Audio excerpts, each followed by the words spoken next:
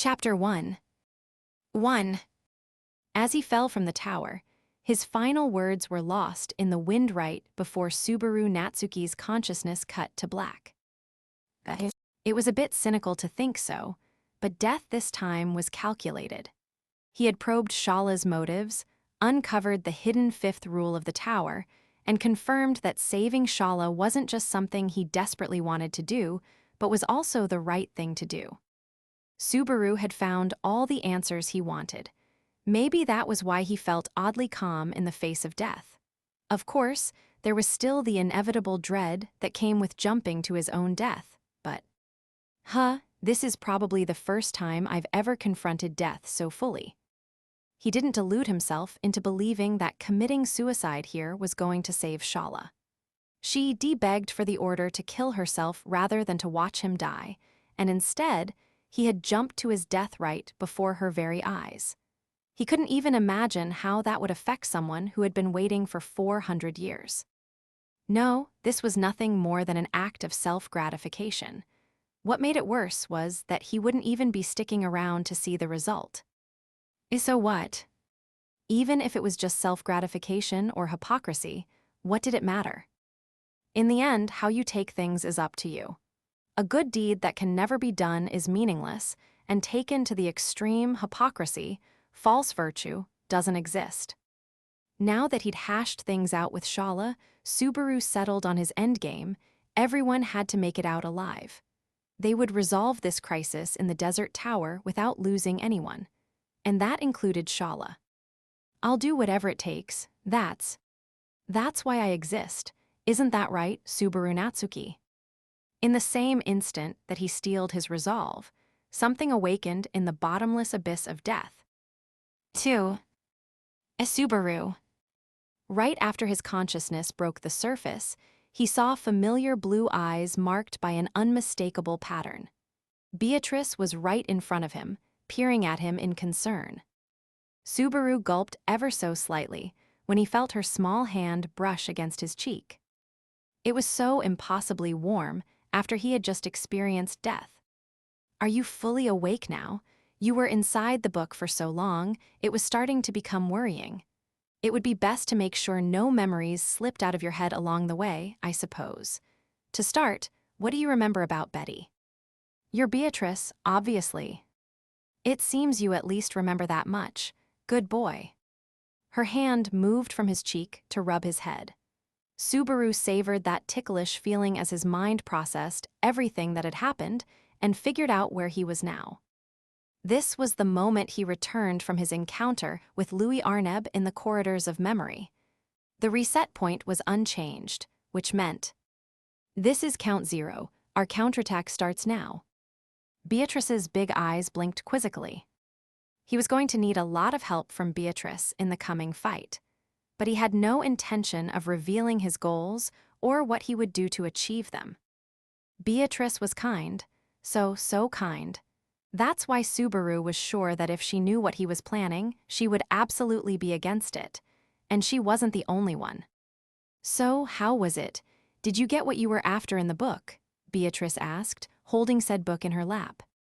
About that. For everyone else, this moment was right after he tested his luck on the Book of the Dead, hoping to find a strategy for defeating Reed Astrea. For complicated reasons, that had failed.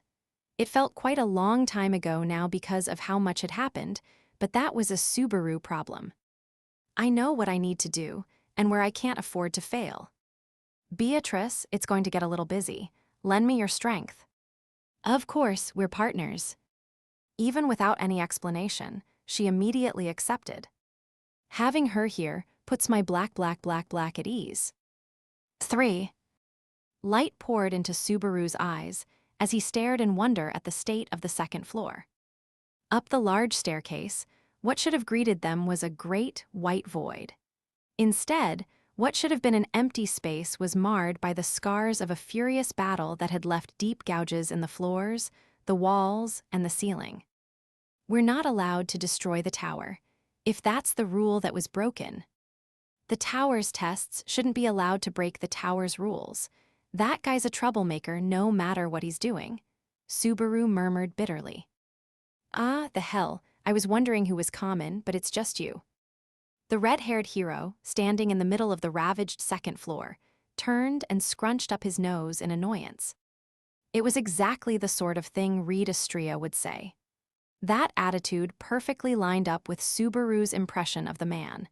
If anything was different, it was the battered boy he was holding aloft with one hand. Kahaha. The boy's eyes looked half dead. Subaru had not met him face to face before, but his face seemed familiar, resembling lie baiting Katos's. This had to be Gluttony, Roy Alfred. It was Subaru who said that. It was Julius, the handsome young man clad in white who raced up the stairs close on Subaru's heels. Right after he woke up, Subaru took Beatrice and headed straight for the second floor, grabbing Julius along the way. The goal had been to stop Reed and Roy from making contact, but even coming straight here still wasn't good enough. This was the fastest he could theoretically reach this point, given when and where he started. It would be impossible to prevent the Sword Saint and the Archbishop of Gluttony from making contact.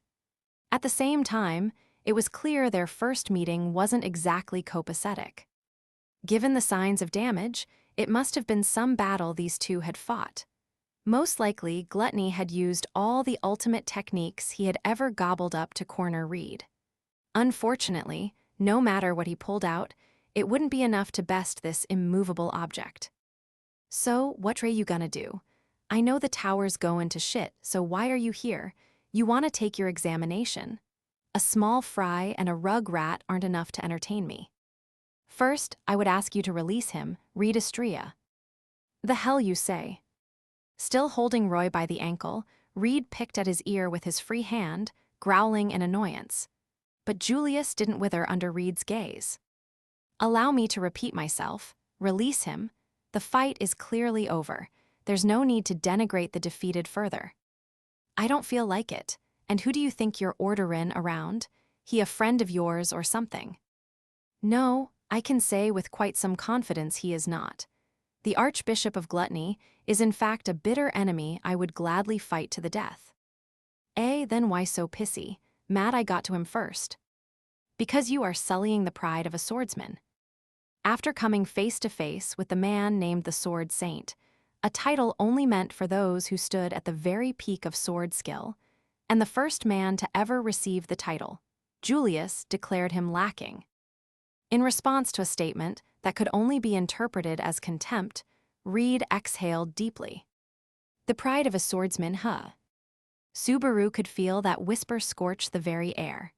Even though it was quiet and sounded almost indifferent, it was a sign that the first sword Saint Reed Astria was about to erupt.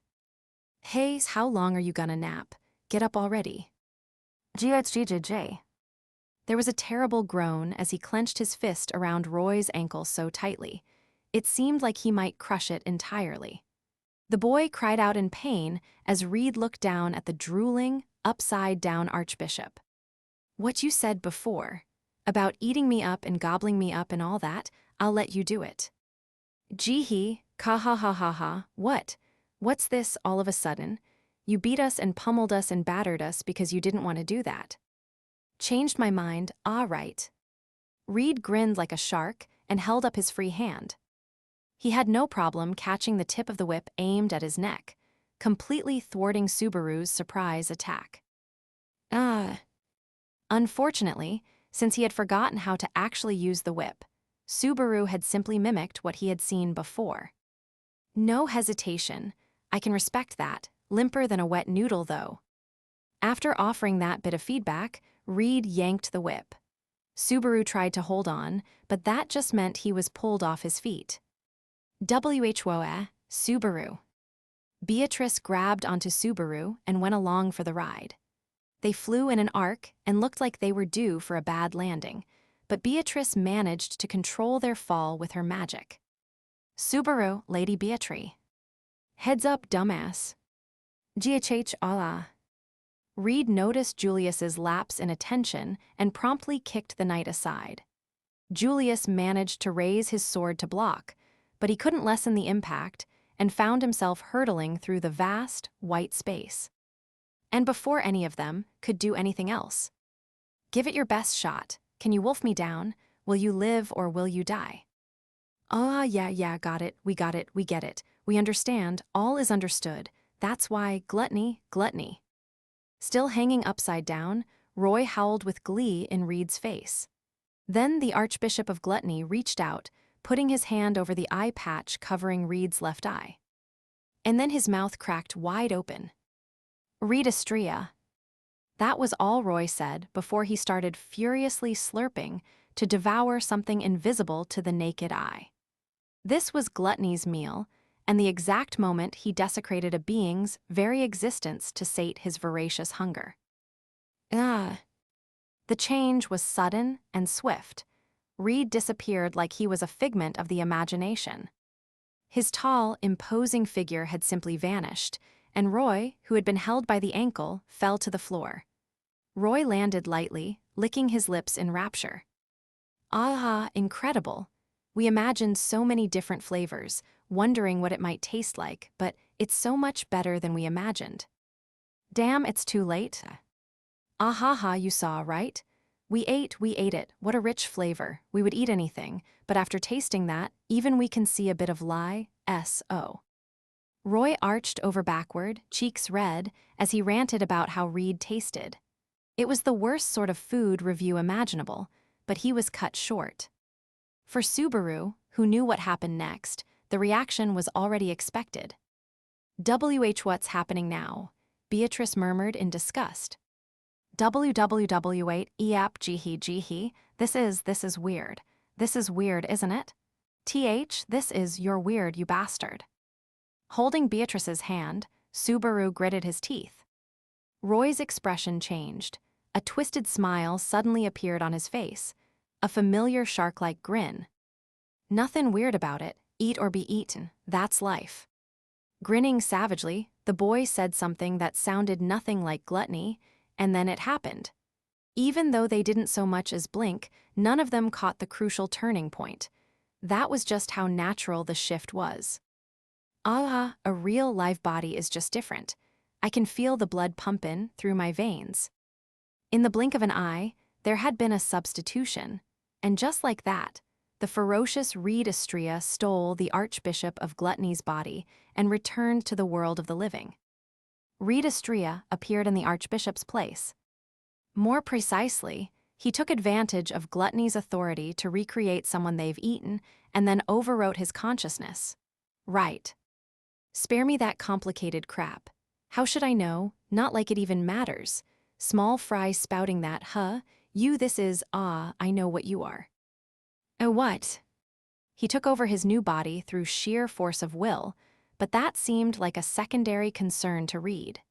He frowned, seemingly reflecting on something for once, and then his blue eyes focused on Subaru. You're disgusting. The next instant, he launched a chopstick at Subaru's face. NGH. Before Subaru could even register that it would punch right through his skull, a smooth flash of steel cut down the projectile. Leaping in at the last moment, Julius saved him. Julius's white cape fluttered as Subaru gasped. Reed, your opponent is. No way you can tangle with me while worrying about that little princess behind you. Julius moved as fast as a hurricane, but Reed closed in even faster. A twisting palm thrust landed square in the center of Julius's chest, hurling him backward while he coughed up blood. He tried to kill the momentum with his long legs, but he just kept flying. And then Reed turned his attention to Subaru, who had lost Julius's protection. You've lost your pathetic prince now, princess. I object to those titles, but it bought me the time I need. Just before the chopstick flashed, Subaru and Beatrice slipped in front of Julius. Clasping both her hands, using all of Subaru's paltry MP, Beatrice activated a big spell to manipulate space itself. Ul Shamak. Right after her incantation finished, a massive black hole appeared. An endless, bottomless black hole evoking a primordial fear attempted to swallow Reed whole and send him to the great beyond. Space twisted, and Beatrice's spell. What is this, a breeze? There's nothing special about a breeze you can find anywhere. You think that'll stop me?" Reed casually silenced the massive spell with a single swing of his chopstick. Dimensions slash, an attack so powerful that anyone else would consider it their ultimate move, and Reed used it incredibly casually. The slash's blast wave raced towards Subaru and Beatrice. He hurried to get Beatrice to safety when Galea. Subaru. A burning sensation accompanied the feeling of his body splitting open. Beatrice and Julius shouted as he fell backward. The blood and pain welling up made Subaru want to cry out, but he desperately held it in. "I'm fine." He shook his head, not wanting them to worry. Of course, it was going to take more than that to convince them. "The wound on my chest is shallow. Okay, it isn't shallow, but it doesn't hurt either. Now I'm definitely lying to myself, but it doesn't hurt so much that I can't take it. Anyway, it's terrible, but it's fine. Beatrice didn't get caught up in it. That's what matters. I can't let this guy out of my sight." Keeping his eyes forward, Subaru watched Reed like a hawk. "You think you can reach me like that?" Reed watched in exasperation as blood trickled from the corner of Subaru's mouth. Subaru stuck out his arm and held up one finger. "Yeah, I will. Somewhere, someday, I will. Emilia, Beatrice, Rem, Mayli, Echidna, Julius, Shaula, Patlash, everyone I care about. I'll save them all. Every last one. So right now, add one to the counter." He would die as many times as it took to make this counterattack succeed. He would become the true Subaru Natsuki. And as Subaru made that final declaration, Reed's blue eye flashed. Round 1. Reed and Gluttony's battle cannot be prevented. Preventing their merger is virtually impossible. Julius has a chance of winning. Subaru Natsuki has no hope of winning. 4. Tremors raced all around the stone tower's passage. A beautiful dance of ice and snow unfolded as vicious, murderous blades of wind filled the air. They chased the grinning defiler mercilessly, but never quite managed to finish the job. "Ha ha ha ha ha, not bad, not bad, not bad. You're really something, truly merciless, which is all the more reason. Gluttony, gluttony. You still have time to play about. That is quite the composure you have." Lie Baiting Catos, an archbishop of gluttony, was demonstrating a phantasmagoric, ever-changing style of combat. He kept standing on walls and now the ceiling. Ram was hot on his heels, chasing doggedly even as she strained against her body's poor condition. The slender girl positioned herself perfectly and sent Lie's small body flying backward with a heavy blow. Lying in wait for this exact moment, wind up and bams. Emilia readied the massive ice hammer in her hands and swung for the fences. The hammer was as big as a person's torso and connected with Lie's back. After a sharp crack, Lie started bouncing like a rubber ball. In fact, he was bouncing too much. The archbishop had launched himself off the hammer, acrobatically dispersing the force of the impact and avoiding a deadly blow. Lie had consumed martial arts masters from all over, and he wielded every sort of martial art imaginable. His ability to react was transcendent, and his combat sense was outstanding as well, allowing him to respond with the perfect technique with perfect timing.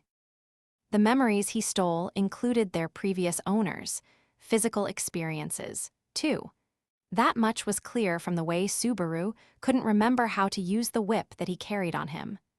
Why had the original Subaru chosen something so difficult to use as his primary weapon? He probably thought a versatile whip would be more useful than something more standard like a sword or spear. I can get on board with that, but it's a real problem at times like this. For times like this, what you need is Betty. She held Subaru's hand and reached out with her other arm, summoning dozens of purple gleaming crystals. They were all aimed at Lie, his defenseless back wide open, while he was pinned between Emilia and Ram at the other end of the passage. Alminia. With one wave of her small arm, she shot the purple missiles toward Lie's small body.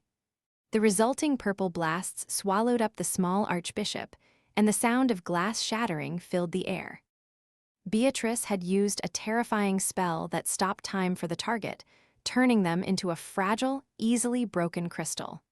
In that state, even a glancing blow would be lethal, and the fusillade had been virtually impossible to avoid in this narrow passage. When the light show died down, Lai was. He's gone. Emilia's eyes widened as she stared at the epicenter of the explosion. Subaru and Beatrice were stunned as well. As their confusion grew, Ram was the first to understand what had happened. Barusu.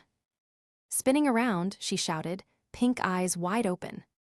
It was an unusually desperate expression for her, and seeing that helped Subaru figure out that the threat was behind him now, and that he wouldn't have a chance to turn and face that enemy.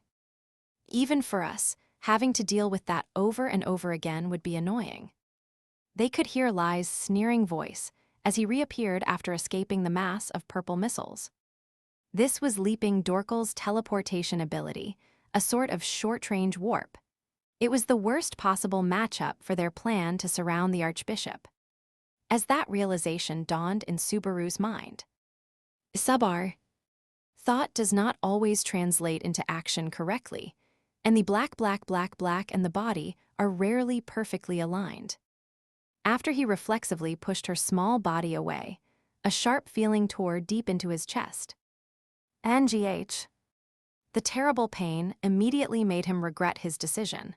Sadly, there weren't any better shields. It terrified him that if he had been any slower, Beatrice would have been cut down. Becoming a meat shield was nothing compared to that possibility. It hurt. It definitely hurt. But the pain was temporary. Not that temporary, but better this than letting his black be wounded. Better than letting his black die. Subaru. A high voice rang out in the hall as Subaru's body slumped to the floor, unable even to crack a joke. He held in the cry that threatened to break free. It wouldn't make this any better. I can't bother anyone else or risk hurting their black. I can't do that. I can't, so just shut up and die, Subaru Natsuki. Nice, mister. Is that how you're planning to go to the next one? I managed to hold it in, but I don't have to stand for this. In a situation where he couldn't move an arm or leg, Subaru put all his remaining strength into a trembling arm and flipped the bird. Die in a fire. With that, his consciousness cut out. Round 2. The attempt to help Emilia and Ram finish lie-baiting Kato's quickly has failed. Subaru's support is unhelpful against Lai's martial arts mastery. Beatrice's surprise attacks don't work well against gluttony. 5. Furious clouds of sand threaten to choke out everything. Shaken by the violent tremors, Subaru was holding on for dear life, desperate not to get thrown off. Right in front of his eyes, braided hair swung left and right. Keep it up, my cute sandworm. Showing her true nature as a demon beast tamer, Meili ordered the slithering beast forward to confront the stampede. On her orders, the massive sandworm that was dozens of feet tall charged the approaching horde of monsters. The monsters were momentarily forced back, but were undeterred, trampling corpses as they continued their relentless pursuit. The stampede was unending. Phew, you're such a cruel taskmaster, mister. She grumbled to Subaru, who had asked her to deal with the battle that showed no signs of stopping. Meili's eyes were bloodshot as she wiped the sweat from her brow. With Subaru's core Leonis active, he could track the status of all his allies by the intensity of their light. He could see Meili was getting exhausted. Her blessing allowed her to control demon beasts, but it couldn't be used indefinitely, and she would hit her limit eventually. After he read her book and experienced her life through his eyes, Subaru knew what it cost her. That only made it painfully obvious that Meili was doing everything she could to clear the tower with them. Mister, if you don't hold on tight, you'll die. Yeah, I know, but I never expected to go for a demon beast ride myself. They were riding on the back of a giant sandworm, desperately clinging to protrusions on its back to avoid getting thrown off. Subaru was still deeply amazed by the bold strategy of fighting a swarm of demon beasts while riding one themselves. The sight of the frenzied monsters made Meili sigh as she watched them get crushed by the sandworm. The beasties really do love you, mister. I can't say the feelings muru gh. Subaru's eyes narrowed as he studied the swarm all around them. He didn't understand why, but one thing was clear. The swarm of monsters surrounding the tower were not interested in the tower at all. They were clearly after Subaru. Looks like it's safe to say the 5 obstacles pretty much all involve me. First was the stampede of monsters. Then there was Gluttony, who was after Subaru's memories, and Shaula transforming before coming after Subaru, plus the pitch-black shadow that swallowed the tower whole. He wanted to lament his own powerlessness, but even more than that, the thought that they were all after him really did make him want to cry. May. Before he could finish, his voice was drowned out by white light raining down from above that blew away his words, along with the sandworm's massive torso. The sandworm let out a death roar as more than 3/4 of its almost 33-foot length was erased. A low, rumbling thunder rolled over them as the rest of the barrage landed all around them. Subaru and Meili were tossed from the shredded torso and into the air. Grrrh. Subaru reached out and pulled Meili's small body into his arms.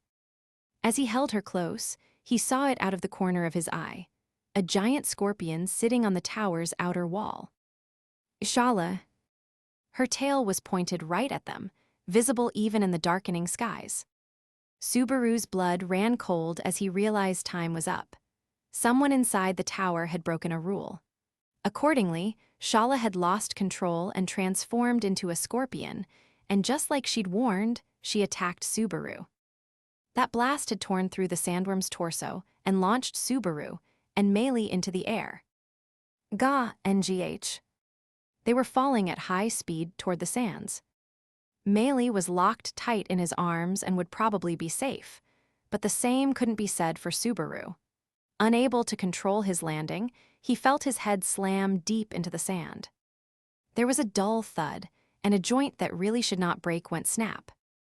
The next instant, the world went dark. It wasn't fully severed, but his spine was undoubtedly torn. Mister. Sound, touch, vision, everything grew distant. But his nose still worked. It was strange. Even though he never really expected much from his sense of smell, for some reason, his nose worked until the very end. It was a sweet smell, the scent of what had been in his arms just moments ago. She's probably not dead. I can still smell. Round 7. Escaping the tower with Meili and drawing out the demon beasts is effective. The demon beasts are after Subaru. Most likely the shadow and the scorpion are after him as well. Subaru Natsuki alone cannot protect Meili. 6. A fixed reset point for his return by death had its upsides and downsides. For one thing, it was incredibly simple to test things by messing with the matchmaking. But even if Subaru activated Corleonis immediately upon waking to pinpoint where his comrades were, there was nothing he could do to stop a fight that had already begun. Shaula was dealing with the stampede, and Emilia was fighting Lai Bait and Katos. It went without saying that Shaula was on a timer, but he couldn't just abandon Emilia's group or Rem in the green room, so there was little he could do. But that didn't mean he had 0 options. Og, you're something. It's impressive for anyone to push me this far. Standing on a frozen floor, Lai Bait and Katos rubbed his bloody forehead. He was bleeding from a shallow cut on his face, and his left arm hung limply due to a broken shoulder. He looked worse than any run Subaru had seen so far. And that made perfect sense. Much like your brother, you possess an impressive level of skill. However, you are outnumbered, you have no chance of victory. Flourishing his knight sword, Julius faced off against the bloodied Lai. This wasn't the first time Subaru brought Julius to reinforce Emilia. However, there was a key difference from his last defeat. Are you well, Lady Emilia? That was dangerous. I am glad we were able to make it in time. Subaru Julius, thanks for coming, that really helped. This time, they reached Emilia before Gluttony stole her name away. Thanks to that, Julius was able to coordinate precisely with Emilia, and they managed to successfully corner Lie. With Emilia, Julius, and Ram all in play, even Gluttony could see the writing on the wall. It wouldn't be long before he'd be ready to throw in the towel. Lie was already on the verge of death, but Subaru knew that wouldn't be enough to get back the names and memories he had consumed. He wanted to capture the Archbishop alive, if possible. Ideally, they'd force him to surrender. If you spill the secret behind your power and immediately return everything you've devoured, we'll spare your life. Not a bad deal, right? Heh, that's surprisingly lenient. You're right, it isn't bad. As far as we're concerned, it isn't a terrible proposal, but...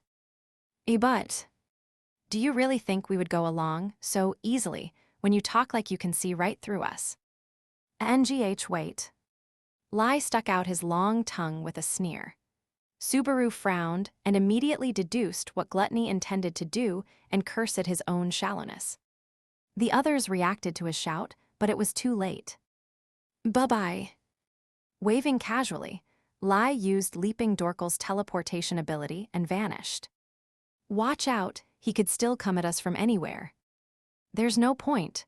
Once they've decided to escape, he and his ilk simply flee as fast as they can.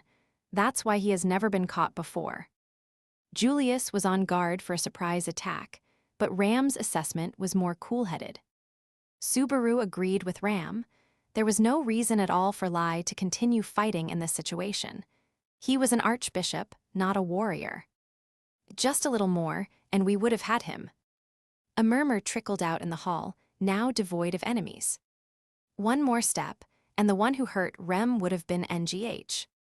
Ram was kneeling, her voice ragged. She pressed her fist against the floor, trembling with rage because they'd let Lie escape. Ram. Emilia leaned close to Ram, touching her slender shoulder. As he watched her console Ram, Subaru bit his lip. Does that mean we managed to drive off Lie? They had forced Lie to retreat by fighting him 3-on-1, but it was unclear whether he had completely fled the tower. Of course, given his title of Gluttony, it was safe to assume he was more fixated on his prey than the average person. Wasn't it more dangerous to leave him loose in the tower? The problem is, devoting people to chase him down puts us right back where we started. But if we leave him alone, then... You shouldn't bother worrying about your opponents. You just gotta move without overthinking it. Every hair on Subaru's body stood on end. Everyone in the passage turned around, seeing the red-haired man approach with the shuffle of sandals. He had a ferocious, shark-like grin as he shamelessly appeared before them. Why should I have to care about other people when I'm talkin'? A stroll in my own damn backyard. Reed Estrella had descended to the 4th floor. Subaru knew that his appearance was a bad development. He had put Reed on the back burner to focus on dealing with Lie as fast as possible, but now Reed was moving about freely, and they had let Lie escape. Since when has this been your backyard? Asked Emilia. Oi, don't get the wrong idea, babe. When I say that, I don't mean this gloomy tower. The whole world's my backyard. When I hear that coming from a person who became a legend with a single swing of his sword, I cannot bring myself to laugh even if it is a joke, Julia said. Reed wasn't supposed to be able to leave the 2nd floor, so Emilia and Julius were obviously on guard when they saw him appear without warning. And behind them, Ram slowly looked up, despite her current state. I thought you couldn't leave that floor. Why have you come down here, examiner? I ain't interested in talkin' to a girl so winded she has to take a knee. If you want an answer, try askin' nicely. I don't hate strong-willed women. Don't hate weak-willed ones either, though. I see, churl. Ram stood, scornfully replying to Reed's comment. The 3 of them prepared to fight against an unavoidable enemy. Subaru had some hope that they might be able to challenge Reed if it was the 3 of them, just like they had overwhelmed Lie, but... Why did you come straight here? Those eyes are the reason, obviously. Also, partly to spend time with that hottie, but your eyes are disgusting. I'm going to erase them. Reed's blue eyes looked past the three standing around him, piercing Subaru. The hostility he directed at Subaru now was identical to how he'd acted moments after fusing with Roy in other loops. The cause had to be the knowledge he'd gained from merging with Gluttony. And his will was far more unyielding than the Archbishop of Gluttony. There would be no changing his mind. I won't let you. Oh. Beatrice stood in front of Subaru, lips pursed. Hey, brat, Reed shrugged. You don't have to go rushing to your death. Sorry, but I suppose I'm not interested in living like I'm dead anymore. Huh, you don't say. Guess that's how it's gotta be. No great and worthy hero would raise a hand against a little girl. But the light in Reed's eye was unwavering, putting to rest any naive thoughts like that. It didn't matter who stood before him, child or not. Emilia, Julius, Ram, and Beatrice. If they included Subaru and his cunning, then they had 5 people. 5 against Reed. Despite those odds, the terror-filling Subaru refused to go away. Cloying sweat trickled down his back. The others surely felt it, too. Their faces were tense as they steeled themselves for the impending fight. Then, Volminia. Countless purple missiles filled the passage, completely blocking Reed's escape. Beatrice clearly had no intention of holding back. This spell was fatal if it so much as grazed its target, and even though Reed undoubtedly realized that in an instant, he simply grinned fearlessly. Beatrice, Subaru Natsuki's great spirit. Not bad, I'm Reed Estrella, the stick swinger. The tension in the air was palpable as they announced themselves. For a brief moment, all was still. Then purple bolts flew, signaling the start of a battle of utter devastation. Emilia and the others boldly leaped into the fray without hesitation. Opening his eyes, Subaru gripped his whip and got ready to do everything he could. I don't know what I can do, but I won't look away. He refused to avert his eyes from the results of his choices. He would face it head-on and... Round 15. Gluttony will run when obviously outmatched. If left alone, Reed will always come to kill Subaru in the end. Never let anyone else die before you again. 7. Baru, Subaru, get a hold of yourself. The moment of losing consciousness and waking up was like changing the channel on a TV. Reeling from the sudden change, Subaru was slow to react as the girl peered into his soul with her unmistakable blue eyes. Beatrice. That's right, it's Betty. Say if you're still yourself. She pressed him for an answer as she gripped his face between her hands. They were in the Tegeta archive on the 3rd floor, and this was their 17th reunion. Subaru. No, it's nothing, I remember. You're Beatrice, I'm Subaru Natsuki. We're partners and I'll be counting on you more than ever. This is fine. .jpg. D.jpg.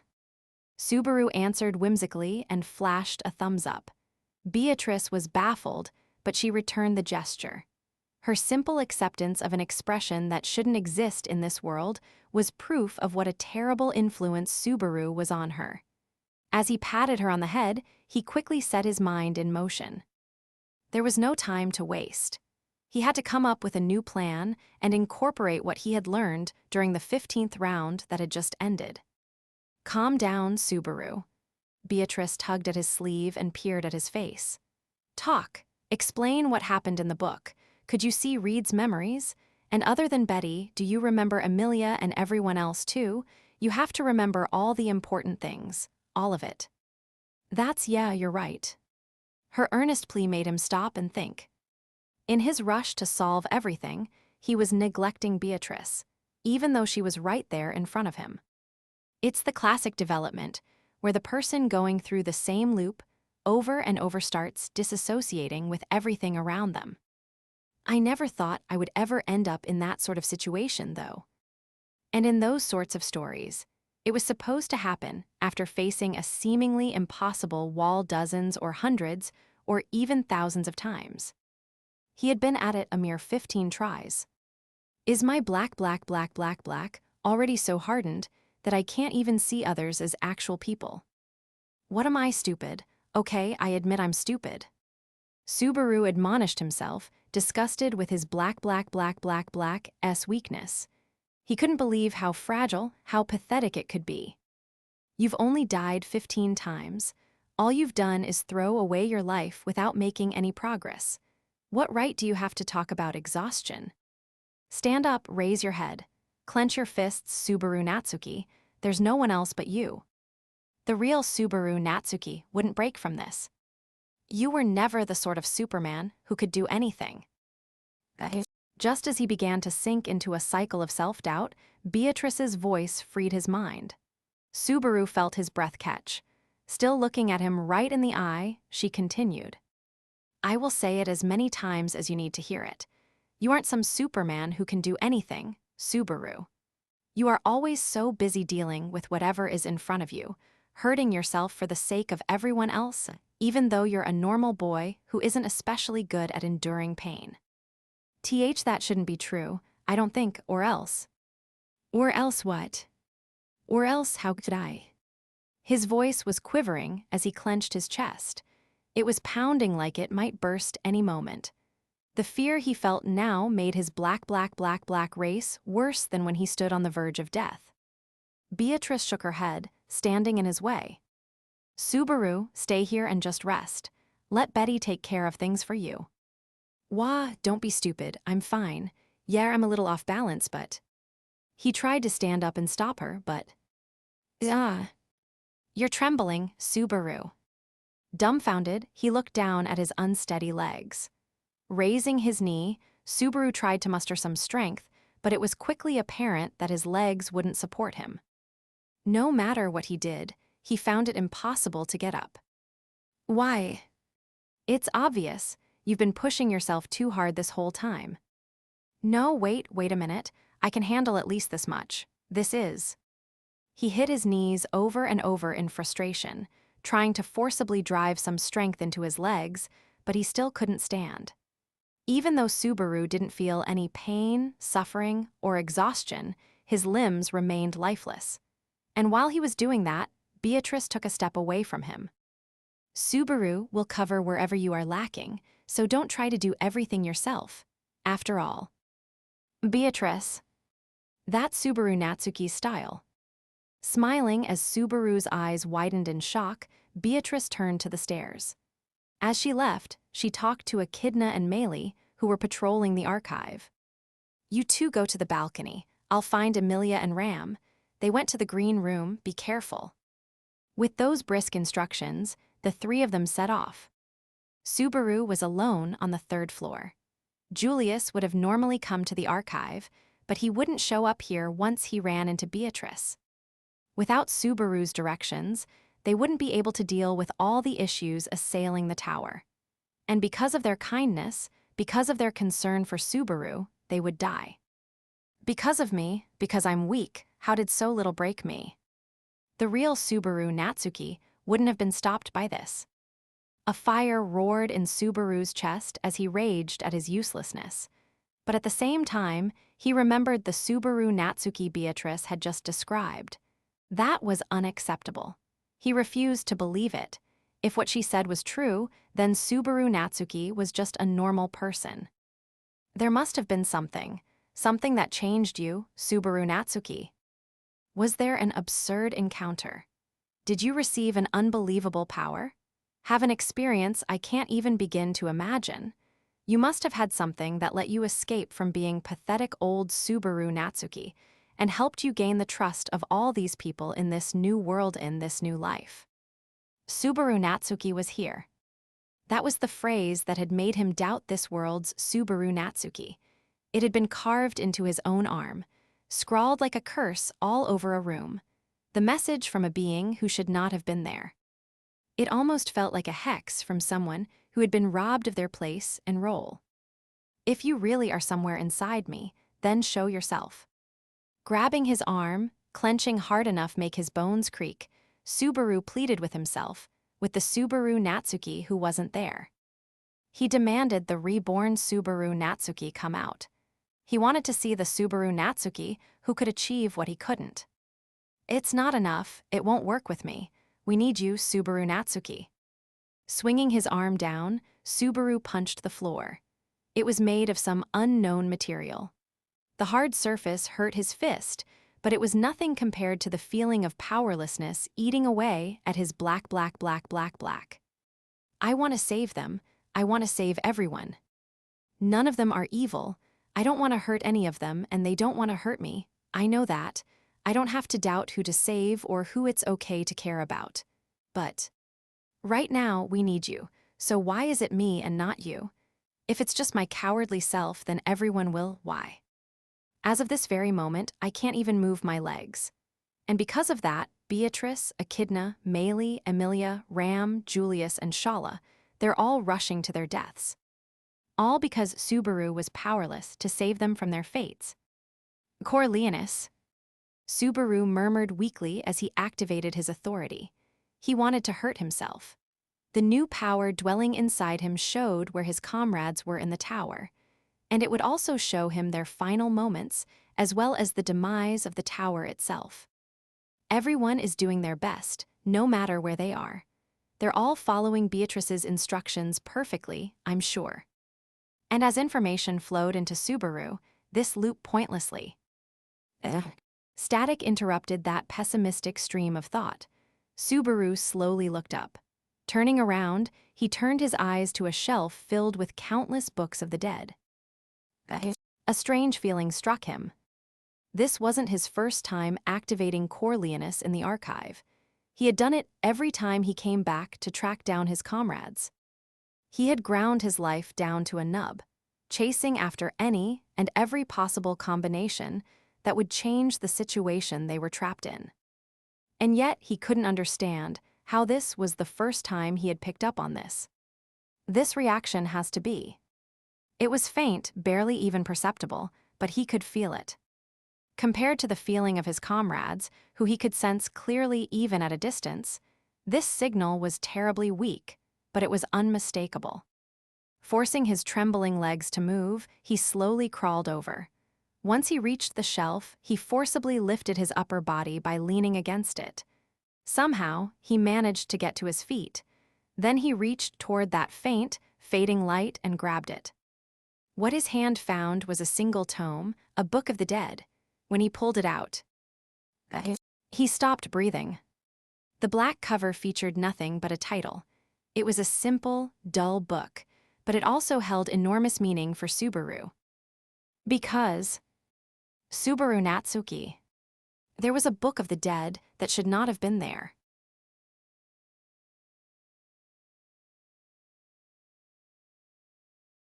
Chapter 2. Subru Natsuki. 1. His black eyes widened in disbelief as he felt his throat tighten. He had discovered a deadly poison, clearly meant for him, that was harmless to everyone else. Subaru Natsuki's Book of the Dead. This was a serious discovery. Why?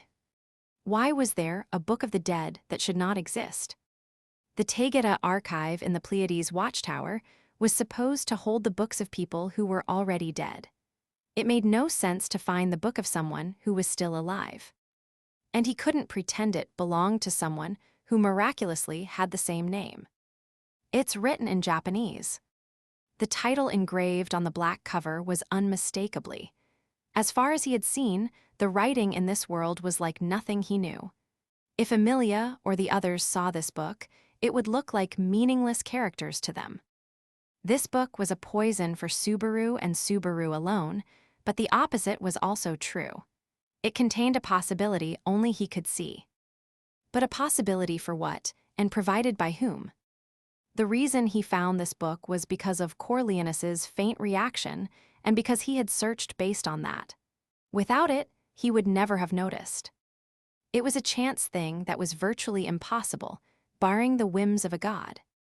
And if not a god, then someone was behind this. Subaru was sure of that.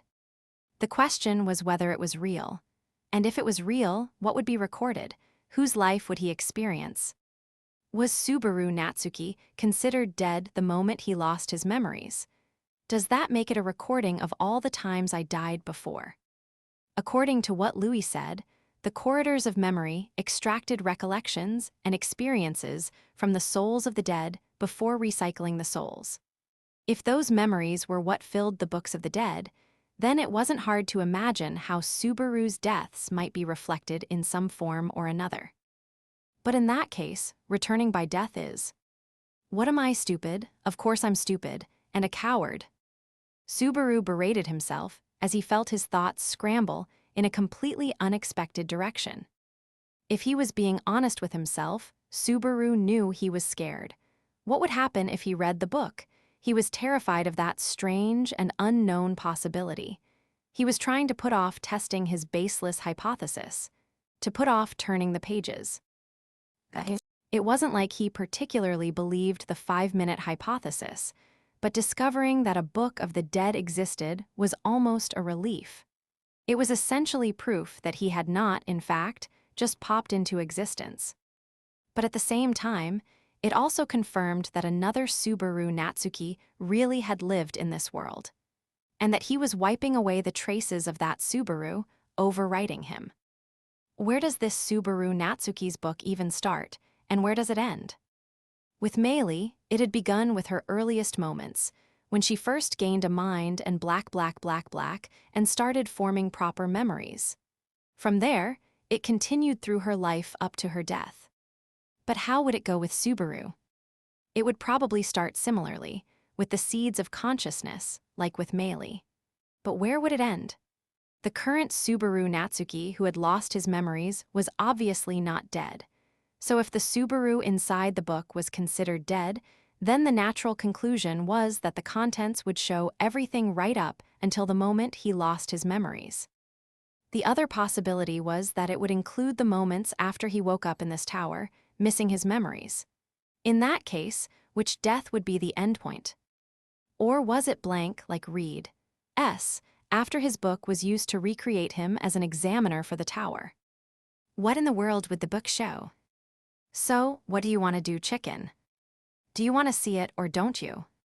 Dismayed by the fact that he couldn't easily answer his own question, Subaru denounced his weak and sighed. After coming this far, there was no way he could bear not to look. Even if it had occurred to him, he couldn't imagine actually making that choice. So. Then. NGH.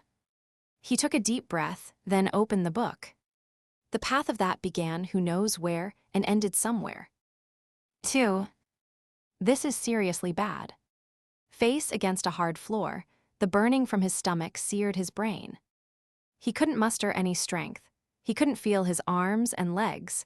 There was only the heat filling his whole body. His mind desperately tried to understand what had happened, desperately pleading to do something. It all twisted and blended, and merged with a cry of pain. But the thought that he had to do something was pointless. Hut. With a cough, the source of life spilled from his mouth. Bubbles of blood formed at the edge of his mouth. The world was fading, and the ground was turning a bright red. Wait, is this all my blood? It felt like all the blood in his body had spilled out as he reached out a trembling hand, searching for the source of the heat searing his body. When his fingers reached the tear in his stomach, there was a moment of comprehension. Of course it felt hot. He had mistaken pain for heat. A sharp cut tore through his torso so deeply that there was barely anything left to hold his body together. Meaning I'm staring down one of those dead ends in life.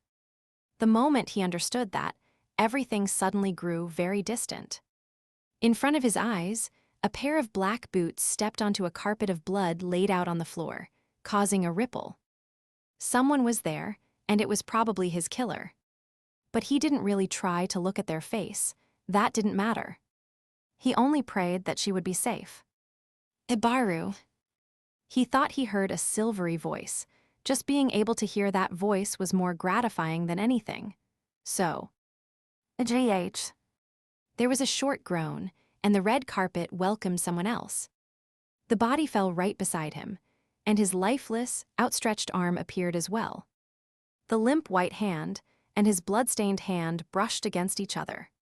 As their fingers touched, he thought he felt something squeeze his hand weakly. Oh, wait. He wrestled with his fading consciousness, forcing himself to hold on and buy just a little more time. I swear, I will save you. The next instant, he, the current Subaru Natsuki, the old Subaru Natsuki, and died. 3. The moment the connection severed, Subaru felt a sharp pain in the back of his head. This is. It wasn't some cold, dark, dirty building. He was in the Tegeta archive. He had hit the back of his head when he slumped to the floor. Realizing that was the source of his pain, Subaru slowly sat up and then checked his stomach in a panic. There was a life-threatening injury, or at least there should have been.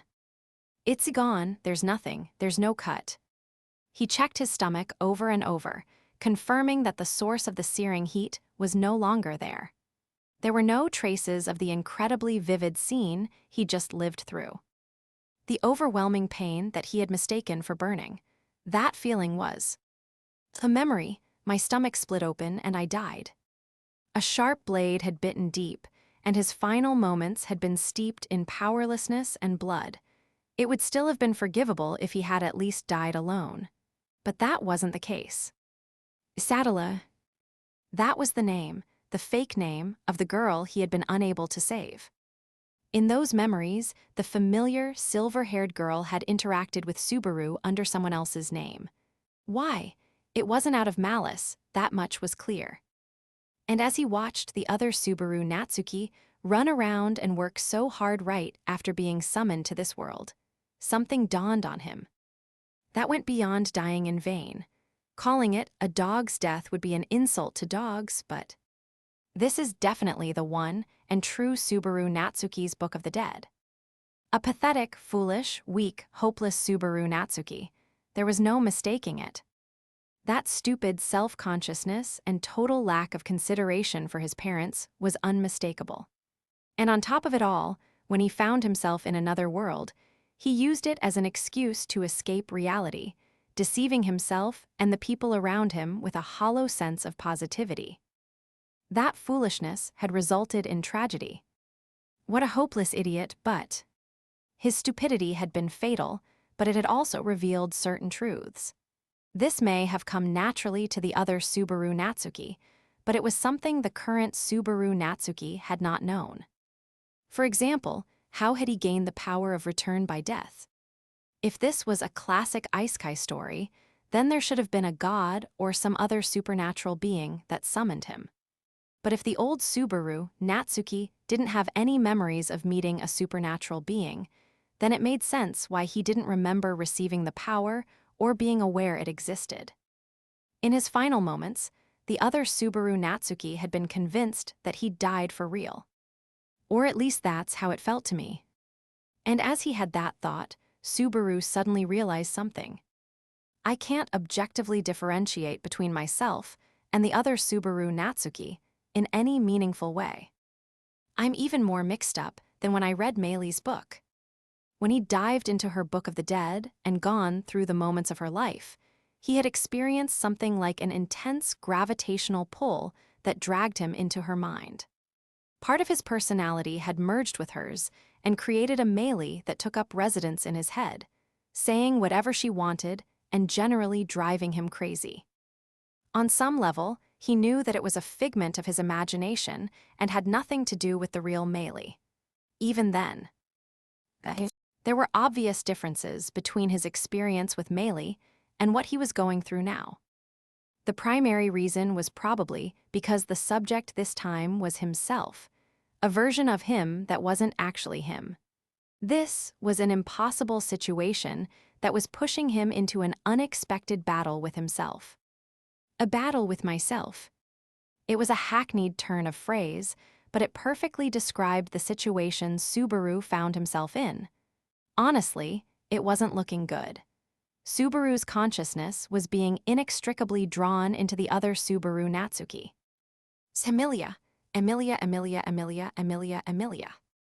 Subaru could feel himself being blotted out, so he chanted her name like it was a powerful spell. The reason for that was simple. The Subaru Natsuki in the Book of the Dead didn't know her as Emilia. He had played the fool until the very end, never doubting the fake name he had been given. That was a difference between the current Subaru and his other self. Still terrified by the feeling of being whittled away, he gritted his teeth and looked down at his feet. The book that he had dropped was lying there. He had watched the old Subaru Natsuki die once. It was odd to think back on it, as the book had started with the moment he first came to this world, the moment he had shouted like a moron about how the world was so different. With Meili's book, it had started with her first memories, not that it changed much. The issue is what comes next. It was the same for you, right, Subaru Natsuki? That Subaru Natsuki must have used the same return by death power, too. He must have been even better at using it than the current Subaru. Or maybe he didn't have to rely on the limited effects of return by death, and he could freely turn back time. Honestly, that would make way more sense. A power like that would go a long way to explaining why he was so trusted and relied upon by Emilia, Beatrice, Ram, Echidna, Julius, Meili, Shaula, Patlash, and all the other people he had met. In which case the answer is somewhere past this moment.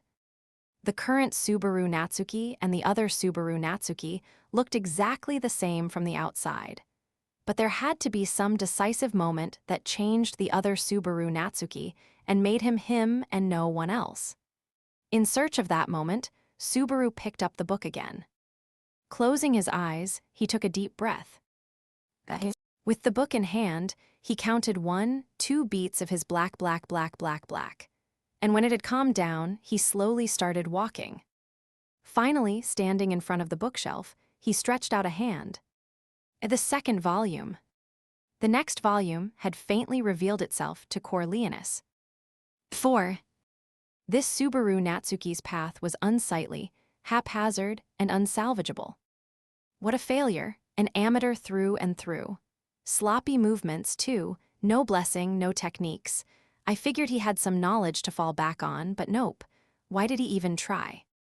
Tormented by a powerful enemy, the boy had been cut down without managing to mount any sort of real counterattack, and around him lay the bloody bodies of an old man and a blonde girl. He had failed to save either of them. He couldn't so much as lift a finger. Slowly losing warmth, growing ever colder. Finally, his stomach was cut open and his eyes were cut out. He wasn't long for this world, and he spent his dying moments blind and clinging to fear. Right up until the end, he was cowering, trembling, terrified, pathetic. Hey, did you stab him? What else was I supposed to do? What if he ran away? It'd be a huge pain in the ass. Stop it, dumbass. This is no good, that's a deep cut. He's gonna die. What an easygoing conversation to have over the body of someone who's collapsed.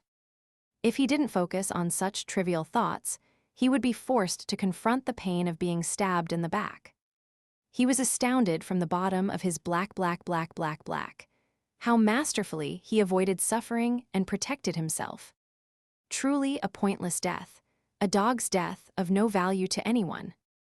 A fitting ending, though. Why can't you just pour all of yourself into every second of your life? Whatever. This world is over. I already knew that. I knew I would see death ever since I came here, so if there isn't anything decisive here, then this world is over. This one's done. Just move on to the next one. Move along. Next. If you don't, the pain, the unbearable pain, there has to be something to carry into the next one. Dying in your sleep.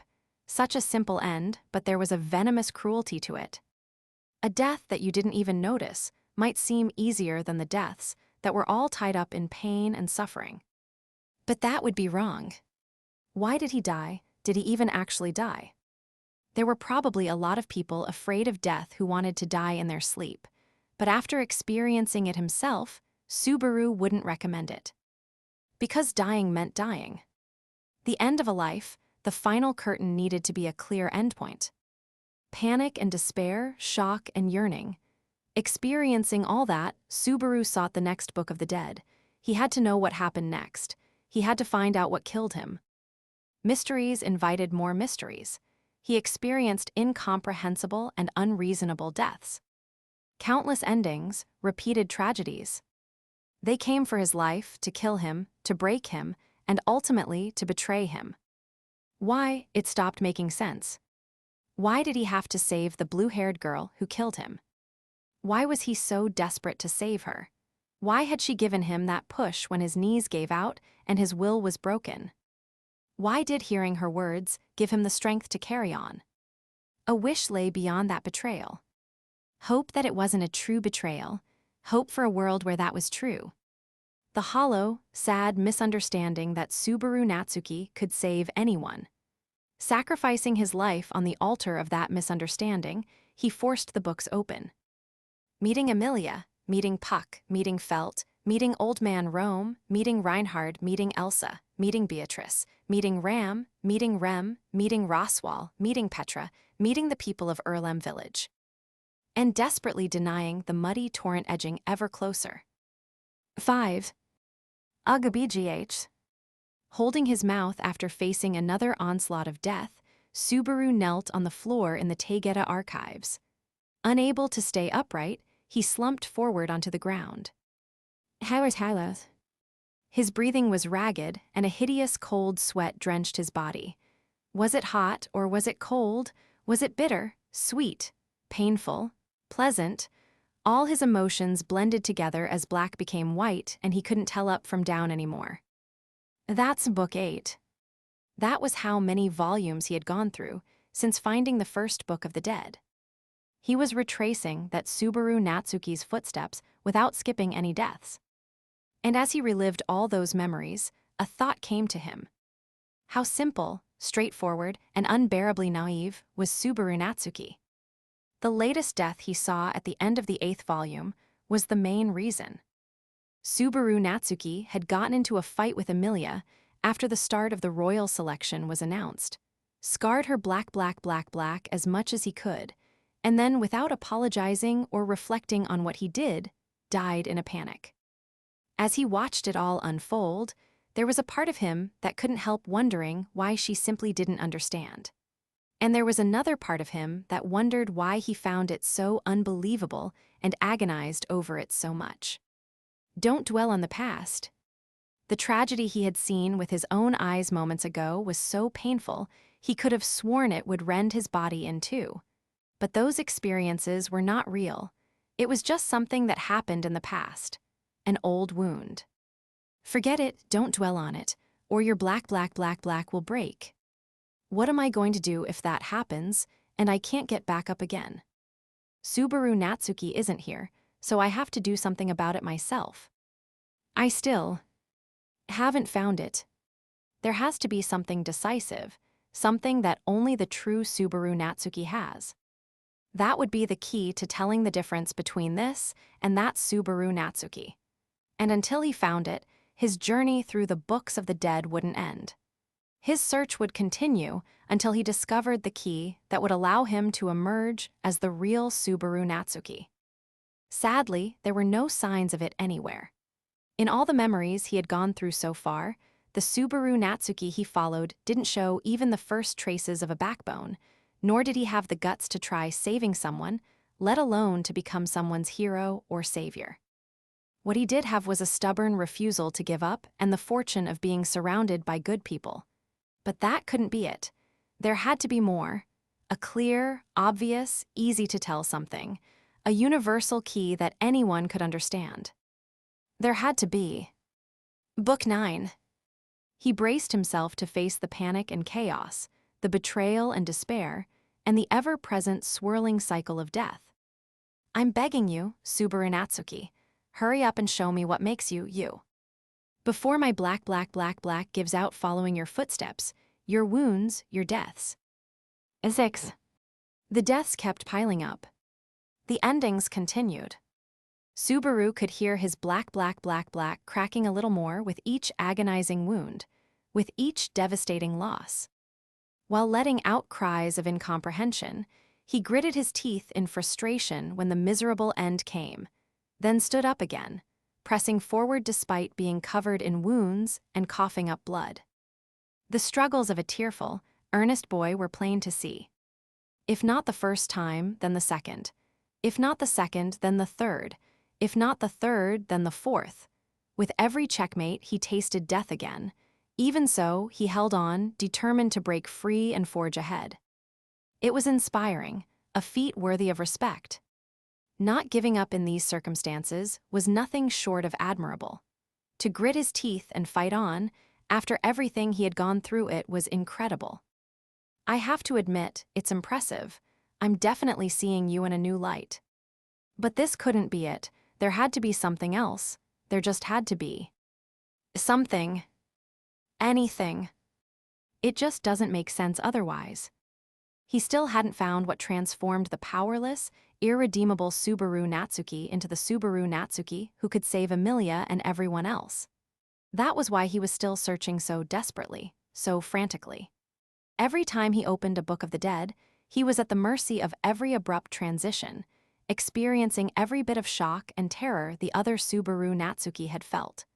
Braving the excruciating agony of death, he searched with increasing desperation. But he couldn't find a single clue. He slammed his head against the floor. It had been fine while he was watching it, but the moment he came back, shame gripped his black. Dad's mom. There was a Subaru Natsuki who spoke to his parents and apologized to them. That Subaru Natsuki said his farewells to them without a care. He said he loved them for his own satisfaction, despite knowing how much his disappearance would hurt them. He threw up and he wept. What was so painful, so distressful, was that he understood Subaru Natsuki's feelings painfully well, and he also knew that his parents would forgive him. Don't forgive me, curse me. It would have been easier if they just yelled at me for being a terrible son. But they didn't. His father and mother didn't do what he expected. For his own sake, he wanted them to treat him like a failure of a son, but they would never do such a thing. Subaru's father, Kenichi, and his mother, Nahoko, were the best parents. A part of him was unbelievably happy. A part of him completely agreed with Subaru Natsuki's decision. And there was a part of him who wanted to be saved, even though he had no right. It was tying his black into knots. Is this it? Is this the crux of it all? Is this how you became the best Subaru Natsuki could be?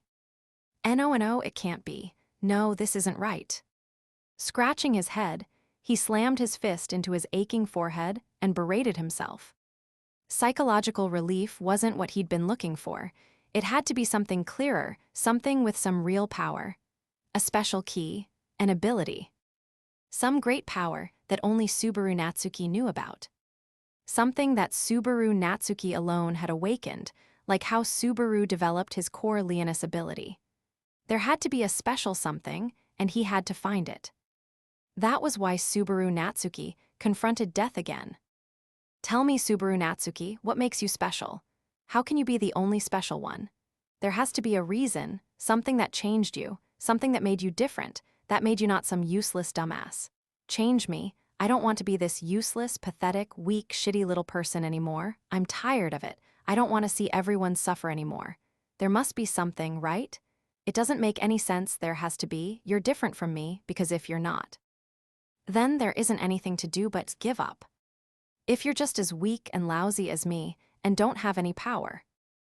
After he'd been pushed to the brink so many times, someone was always there to give him a push. He wanted to return the favor, to repay the people who were so good to him. I'm begging you, Subaru Natsuki, please stop this. It would have been so much simpler if you were a Superman. If you only looked like me, but were totally different on the inside, and had nothing in common with my weak body and black. That would have made it so much easier to understand why you can do things I never could. But he tore books off the shelves and rushed headfirst into more deaths, wearing down his black with each one. His dogged determination was undeniable, but he was burning at both ends. Even so, he pushed on, refusing to give up hope on finding what he was searching for. Subaru opened the next book. He braced himself. It might scramble his brain, or crush his black, or defile his soul.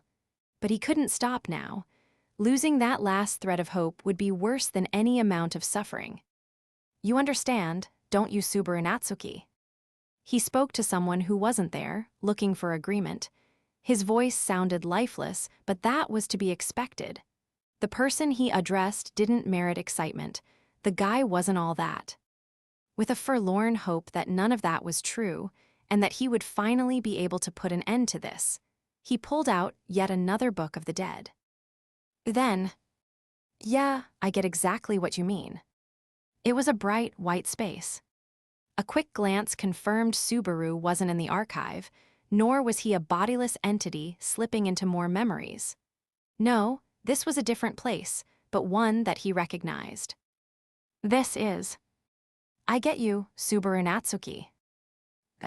I mean, of course I do, you're me. Standing there in that all-white world was Subaru Natsuki, waiting with those intimidating eyes he knew so well. 7. Short black hair, long torso, stumpy legs, and suspicious eyes that made him look like a murderer. An all-too-familiar face stared down at Subaru Natsuki, who had crumpled to the white floor.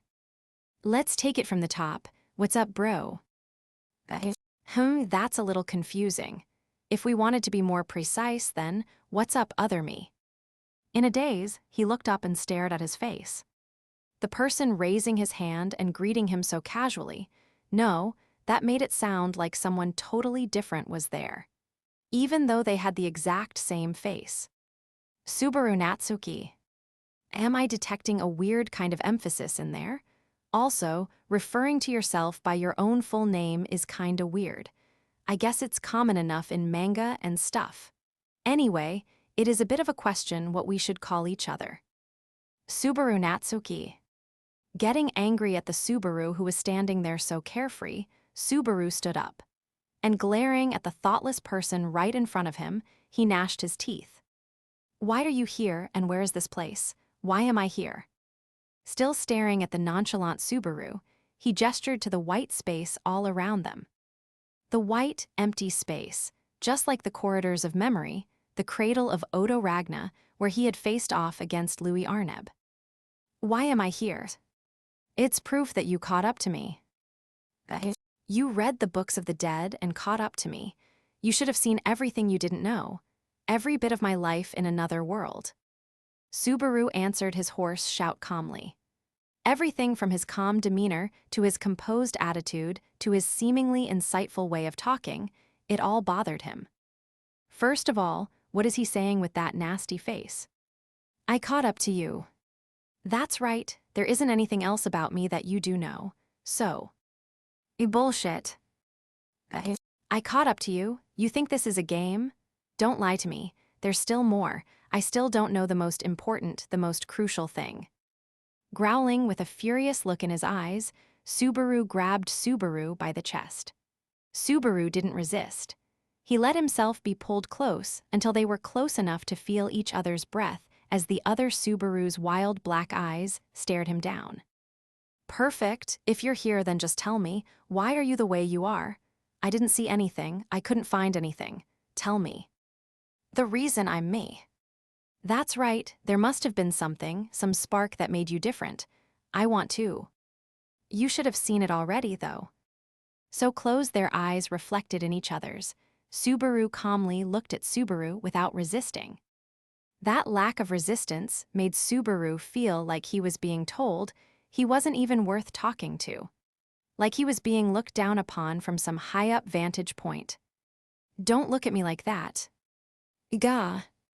Subaru slammed his fist into the face he couldn't bear to look at anymore. There was a hard impact, and the other Subaru got knocked back. And nothing happened to the Subaru who had thrown the punch. The pain the other Subaru felt was his own. He was clearly his own being, separate from Subaru Natsuki. The way you keep talking like you know everything, I see, I get it. Subaru studied the Subaru, who was kneeling after taking that punch, and he finally understood something. If this was the corridors of memory, then there was only one possible person behind this unnatural situation. So you're Louis, the Archbishop of Gluttony, again. When he had met her in this white realm the last time, she had used every trick in the book to separate Subaru from the identity of Subaru Natsuki, to devour his being completely. He had just barely escaped her evil clutches, but there was no archbishop who would give up so easily. Beetlejuice, Regulus, Sirius, Capella, they were all the worst possible broken people. Lai, Roy, and Louis were no different. It wouldn't be a surprise for her to lie in wait here for Subaru as he passed bullheadedly through all those books of the dead. That's what this really is, isn't it, Louis Arneb? You can change what you look like, so you're just trying to mess with my head.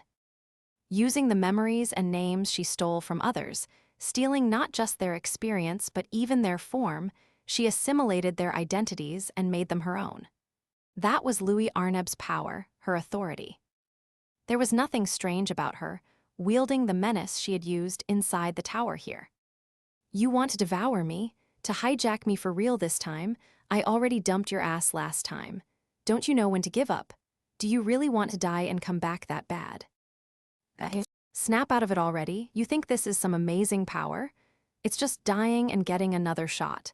Dying, retrying, and even then the outcome is always shit, since the guy using me is shit. That's why. That's why I couldn't save anyone. That's why everyone dies. Because I'm weak, everyone gets hurt. Right now, and however many times I repeat it, it feels like I can't save anyone. Return by death isn't worth anything. It really is a shitty, useless ability. It would be better not to need something like this. There was a witch who said it was some wonderful thing, but I can't agree. Even if you give an ant a cannon, it still won't be able to use it. It's pointless. How many times do I have to be tricked, to have my hope shattered? How many more times does my black need to break before I'll learn? Why do I keep standing up even after being tricked, see my hope shattered, and have my black broken time after time after time? I'll show you a fate that makes you want to tear your eyes away from the insanity of it all. So why? Because you love everyone, Subaru said to him, still kneeling. Those quiet words pierced Subaru's black. Because you love everyone, that's why you can't stop. Rubbing the red spot on his cheek where he was punched, Subaru said it again. The boy who had the same clothes, the same face, the same name, and yet somehow seemed decisively different, looked directly into Subaru Natsuki's eyes as he continued. Honestly, just imagining how painful the situation you are in is enough to make me sick. Starting at the 6th stage at level 1 with no pickups. I hear you on all those complaints. It's the same pain I've felt so many times before. His face was etched by the countless experiences of powerlessness and ignorance. Subaru could tell because he had lived through them as well. Subaru knew all the defeats, all the pain, all the cries of death that the other Subaru had experienced. He had seen them with his own eyes. He had experienced them all with his own body, his own black. And precisely because he had experienced them, because he knew that none of it was a lie, he refused to accept what the Subaru in front of him was saying. He didn't want to accept it. If I was stronger, if I was smarter, if I was more everything, it's enough to drive you crazy, right? As if you'd understand, what do you know? I know, and you should know why I know. Grrr. There was no force behind his rebuttal. That was only natural, because that would entail rejecting someone's opinion, to brush it aside or crush it and declare they were wrong. But Subaru couldn't muster that in response, because he knew. In every sense, he knew everything there was to know about Subaru Natsuki. I shouldn't have looked at your memories. You don't get to complain about that after poking around in someone else's diary. I should never have looked at your memories. Clenching his fists, Subaru railed against Subaru's cheeky quip. But that was all the resistance he could muster. I wanted to find some hope. If you were some amazing guy, and I could just figure out what made you so amazing, then maybe I could do the same thing. But he knew, he had seen it all. The Subaru Natsuki standing over there was no different from him at all. He was just a weak nobody. Just a mediocre guy who had lived a life that Subaru didn't know before, who had met people Subaru didn't know before, who had made it through stories Subaru didn't know before, who had experienced moments Subaru didn't know before. I wish I could say you're wrong, but I can't, because I know exactly how you feel, since you are me. He had seen the world the other Subaru Natsuki had seen and experienced. He had seen it all. How Subaru Natsuki had come to love this world, the people in it, Emilia, and everyone. And he had seen all the wounds Subaru Natsuki had suffered to be able to keep loving it all. Subaru Natsuki wasn't some Superman. That illusion had already been shattered. Yeah, I know, I knew it. You just can't give up no matter how many times you die. That's all it is. The Subaru standing across from him had slammed into impossible walls over and over, just like him. And when it happened, he died over and over and over again, changing the situation, the way the encounters happened, the way things connected, until he was able to make it through. That was all. The only reason you never give up is because you love everyone, you piece of shit. Why aren't you a Superman? Why are you still just a stupid kid? He took as long as he had to, even if it meant enduring unspeakable agony. That was all. Subaru Natsuki was just a regular person. He didn't have any extra tricks up his sleeve beyond what the current Subaru had, and he was terrible at playing the cards he did have. On top of it all, he had terrible, terrible luck. If there was at least something. He murmured weakly, having lost all steam. He clenched his fist, wishing for something even though he knew it was impossible. Why did you disappear? Huh? Why were you gone? Do you know how much I've suffered because you up and vanished? The unsolvable question that had started all of this. Why had the original Subaru Natsuki disappeared? Why was the current Subaru Natsuki born? What happened to the original Subaru Natsuki when his memories vanished like smoke? Why did you disappear? That was me screwing up. I went into Tegeta to search for a solution to Reed. And luckily, I managed to find his book, but Reed's book was empty when you read it. I bumped into Gluttony there, the rest you already know.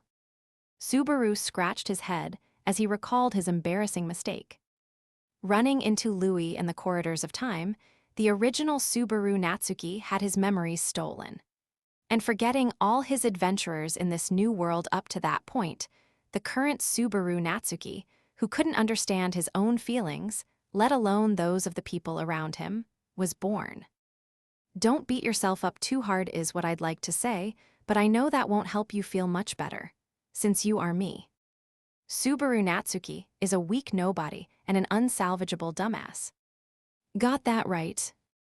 But the other Subaru started to laugh as he agreed, but that last word made him raise his eyebrows. Subaru gave his other self a good long look before he finally finished his thought.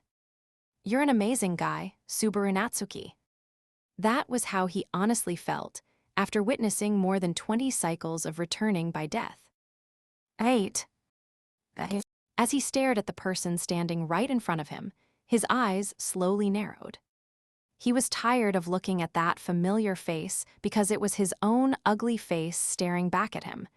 It was him, but it wasn't him. It was him, even if it didn't feel like him. When he finally got a reaction out of him, it felt good. This was the first time something had actually gotten through. The most familiar stranger, huh? There were not many people who could like themselves from the bottom of their black. Subaru hated himself in that sense, and Subaru Natsuki was probably no different. The new Subaru and the old Subaru both hated themselves. But from the position of the most familiar stranger, when the current Subaru Natsuki looked at the other Subaru Natsuki, even if it was embarrassing, his first thought was he's cool. Weak, pathetic, can't do anything. But even so, you keep struggling, I respect that. That's the you they all care about, so. That was the whole point of reading your Book of the Dead. It wasn't just to complain in the mirror about his own powerlessness and regrets. And it wasn't to trace the roots of the Superman, Subaru Natsuki, and fulfill some delusion of unlimited power, either.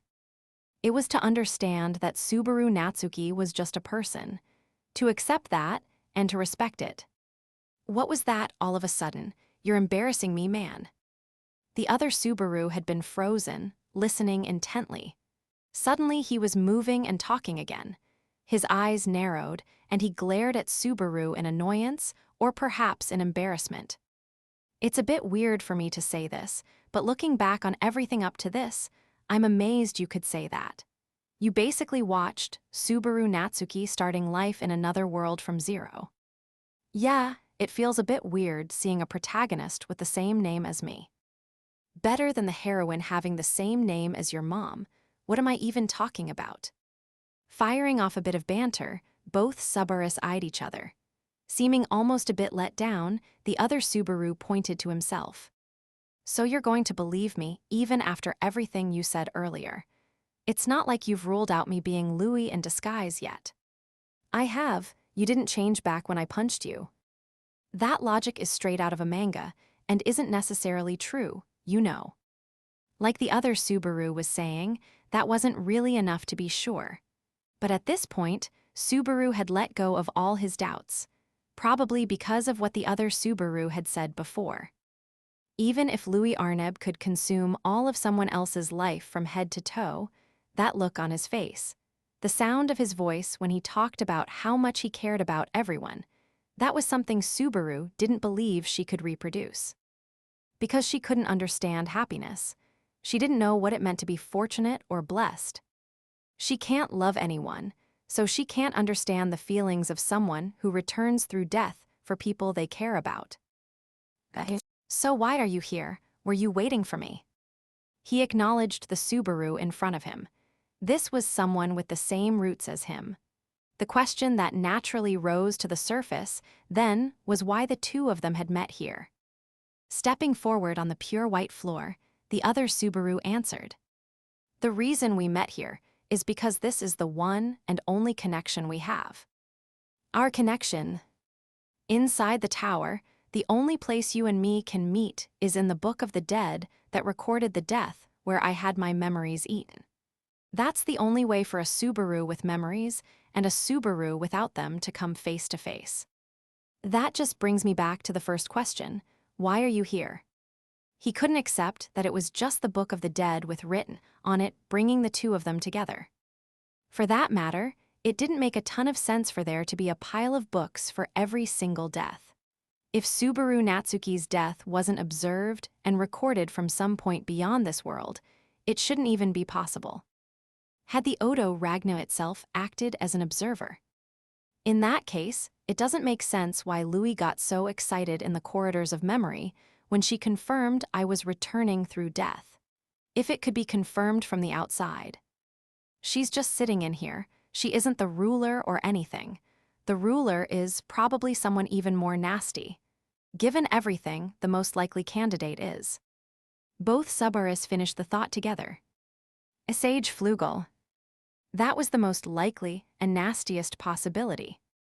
The person who was involved with the construction of the Pleiades Watchtower, who set the examination that forced them to face Reed, and who had sentenced Shaula to 400 years of isolation that could have easily lasted even longer.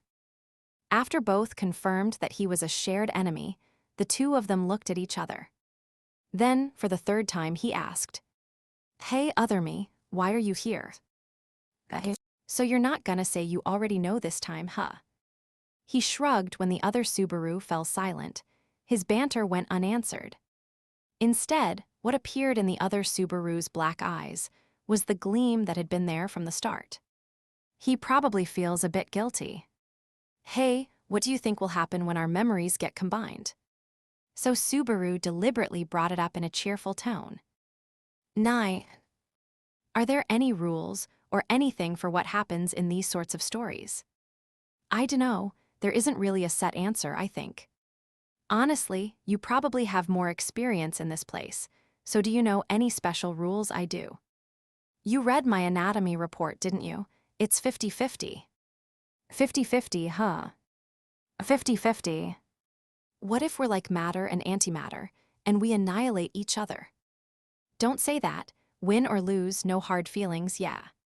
No, I'm definitely gonna have hard feelings. And if I would, that means you would too.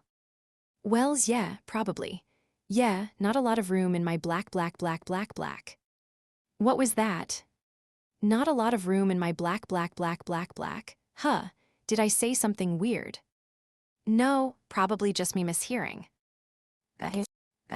Ah, right. Just in case, since you never know, there are a couple things I want to say. You mind? We've already come this far, so might as well. You know more about the basics of this world, though that advantage is gone now that I've read the books of the dead. But something else changed, too, right? It changed. After losing our memories, I talked with everyone, got to know them. A volume of Subaru Natsuki starting life in another world from zero that you haven't seen. First of all, Meili. She's a bit of a landmine, but you can understand her if you talk to her, so make sure you do that. I'm definitely a big fan of Captain Meili right now. All right, got it. Also, there's a giant scorpion roaming around the tower, but that's actually Shaula. She's pretty damn dangerous, but it's not because she wanted to be that way. Save her too. All right, got it. Oh, right, and I forgot to say, but when I met Louis, Rem gave me a kick in the ass.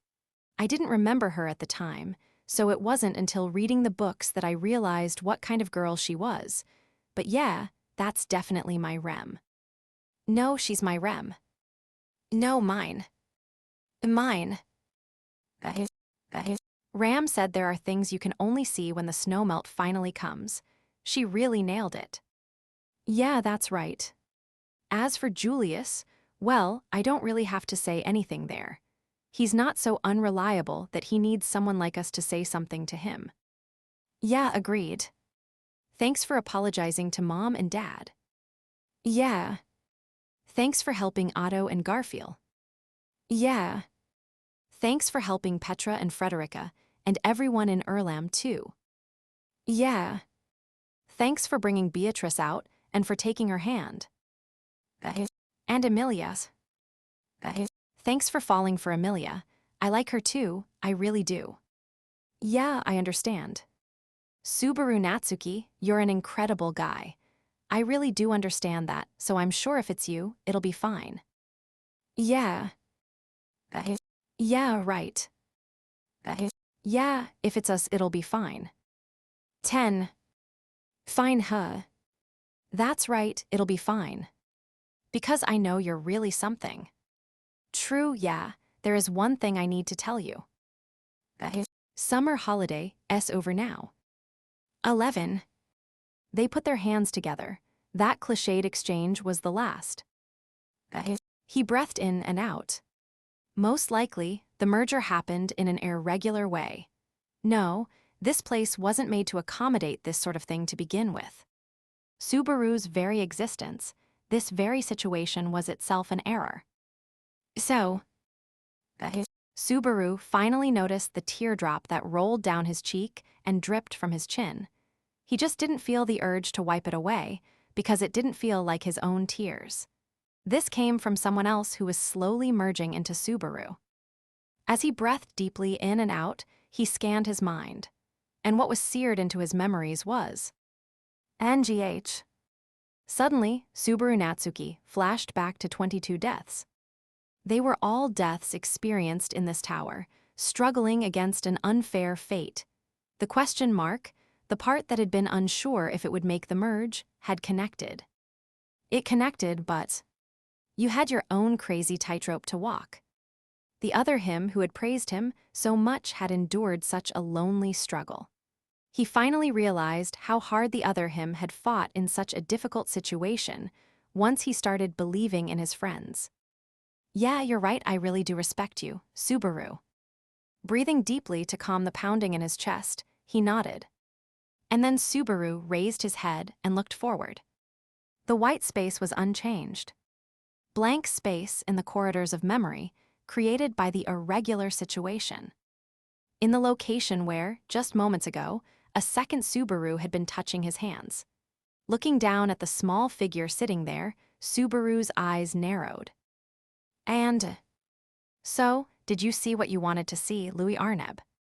Subaru quietly asked the Subaru Natsuki, who had reached him after reading through all those books of the dead and then vanished.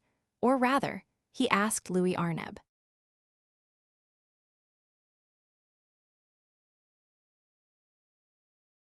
Chapter 3. Louis Arneb. 1. We want to be happy. Whether a life was good or bad was determined by a massive roll of the dice in the form of where and how you were born. That was Louis Arneb's theory after having devoured and pored over the lives of countless people. Louis was the youngest sister of the 3 siblings who bore the title of Archbishop of Gluttony.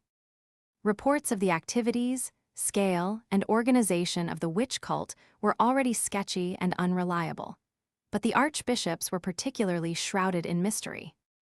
The most well-known archbishops in the past tense were sloth and greed. Beyond them, it was known that wrath, lust, and gluttony existed too, but their identities had long been enigmas. And Louis Arneb, the youngest sister of the gluttony siblings, was the best-kept secret of them all. Not because we especially wanted it that way, though. Louis muttered to herself in the blank white space she had inhabited since she was born. Due to her circumstances, she couldn't leave this place and couldn't contact anyone. She couldn't wield the authority of gluttony except in the most limited of situations, either, so her abilities didn't do her much good. The one silver lining was that she never lacked for meals, thanks to her brother's leftovers. The plates they brought her were brimming with individuality. Lai, the gourmet, loved a life seasoned with the richest of spices, be they good or bad. Roy, who ate any garbage he found, prioritized quantity above all else, dreaming of filling his stomach with whatever odd flavors he could find. Louis snacked on the meals her brothers brought her while developing her own school of thought.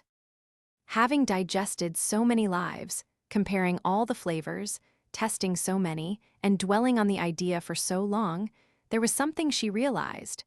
There was a quantifiable level of fortune in everyone's life.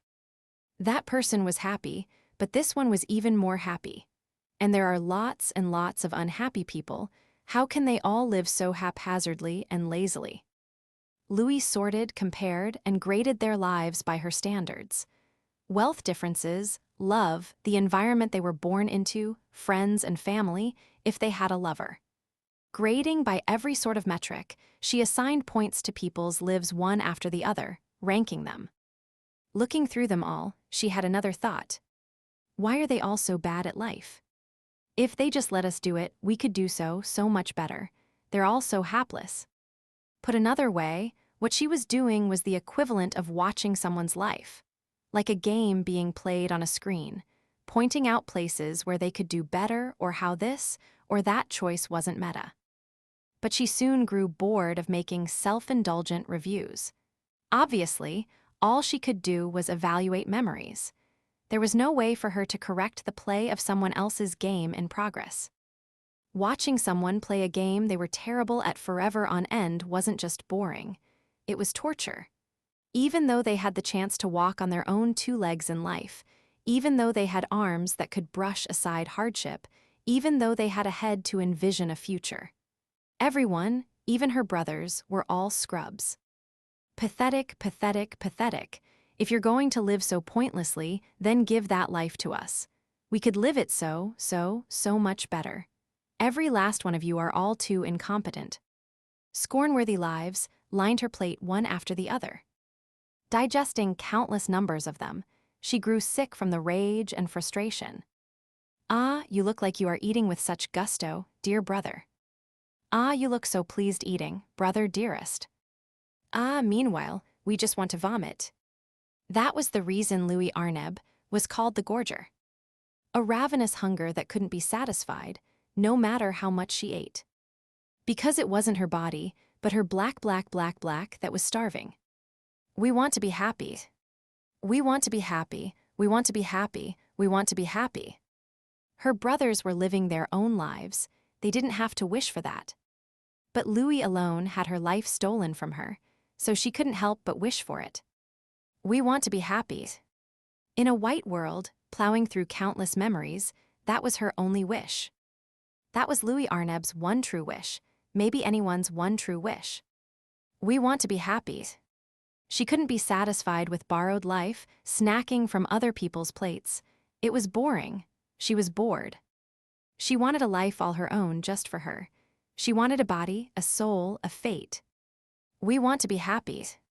Louis was unhappy. The start of Louis's unhappiness was that she didn't have her own life to live. We want to be happy. But at the same time, she understood herself completely. Easily bored and quick to give up, even if she happened to suddenly get her hands on a life, there was no way she would be satisfied with it, because she understood. There were countless lives in this world, but there was an unbridgeable difference in the absolute amount of fortune, and that was decided by the completely random gamble of birth. Louis didn't want to be inferior. She wanted to be blessed. She didn't want to be looked down upon. We want to be happy. We want to be happy. We want to be happy. We want to be happy. We want to be happy. We want to be happy. We want to be happy. We want to be happy. We want to be happy. We want to be happy.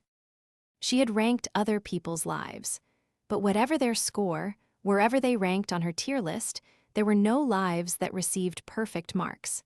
And even a life that could earn top marks wouldn't be satisfying at all for her. We want to be happy. There was a way. Gluttony's authority, eclipse, made it possible. Gluttony's power stole other people's names and memories. Eclipse was a power that used those stolen goods to recreate a person. With that, Louis Arneb could begin her life. No one could control how they were born. She was sure that was the root of everyone's unhappiness, but Louis was different. Louis had the right and the power to choose her birth, to choose her life. By stealing others' memories and recreating them using Eclipse, she could make them her own. She could choose her life and make every correct choice. A happy family, kind parents, an affluent lifestyle, a blessed environment, good friends, and a soulmate. They were all nothing more than the same sort of happiness she had seen elsewhere. That wasn't what she wanted. She was searching for the ultimate life. Louis Arneb hungered for the ultimate life. That was what she sought. So when she learned about Subaru Natsuki, she was ecstatic. Hearing a voice she should not have been able to hear. What did you just do to me, Louis Arneb? Hey. She faced Subaru Natsuki for the first time. A trespasser in the corridors of memory, on her turf. That alone was already surprising enough, but what lit her chest alight was the ache of the memories she had eaten. Somewhere in the memories her brother had eaten was someone who felt very strongly about him.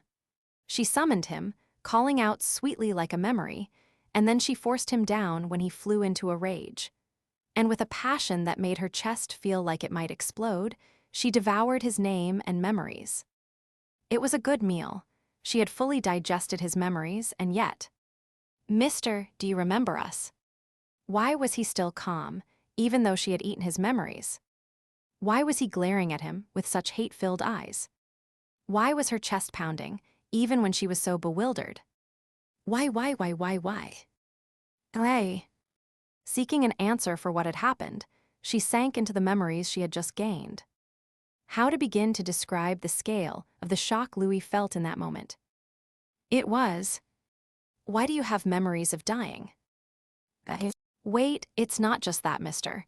It's weird enough you have memories of dying, more than weird, but it doesn't make any sense, since we don't remember ever killing you, even though you have a memory of being killed in one of the memories we've eaten. It was strange, a paradox that shouldn't be possible. Was it the influence of Subaru Natsuki's memories? Her repertoire was expanding, including a vocabulary she should not possibly have known. It was a paradox. An emergency caused by a paradox. Schrödinger's Maxwell's Einstein was Nikola Tesla. What is this? What is all this? Memories aren't delusions. The dregs of a soul aren't something you can just warp at will. So, this is the world you saw, mister. This is your history, a story all your own. Louis ran her fingers through her long, long blonde hair as something inside her exploded.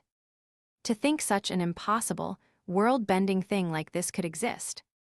Mister, are you an archbishop like us? See, Beetlejuice is saying it in your memories, too. The factor is here. Your pride, and isn't that my seat? Tapping her temple with her finger, Louis devoured the memories to the bone.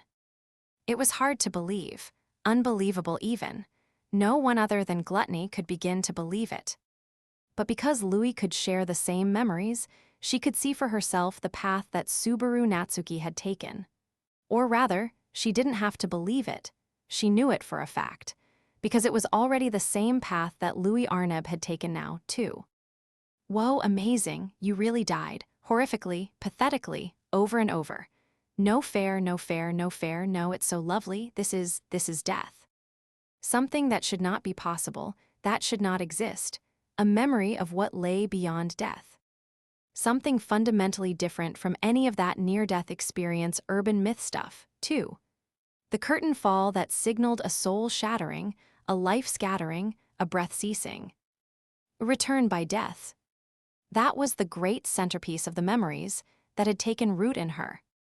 Accumulating the experience of countless deaths, carving them all into a soul that should only have been able to experience one, Subaru Natsuki was brimming with sediment.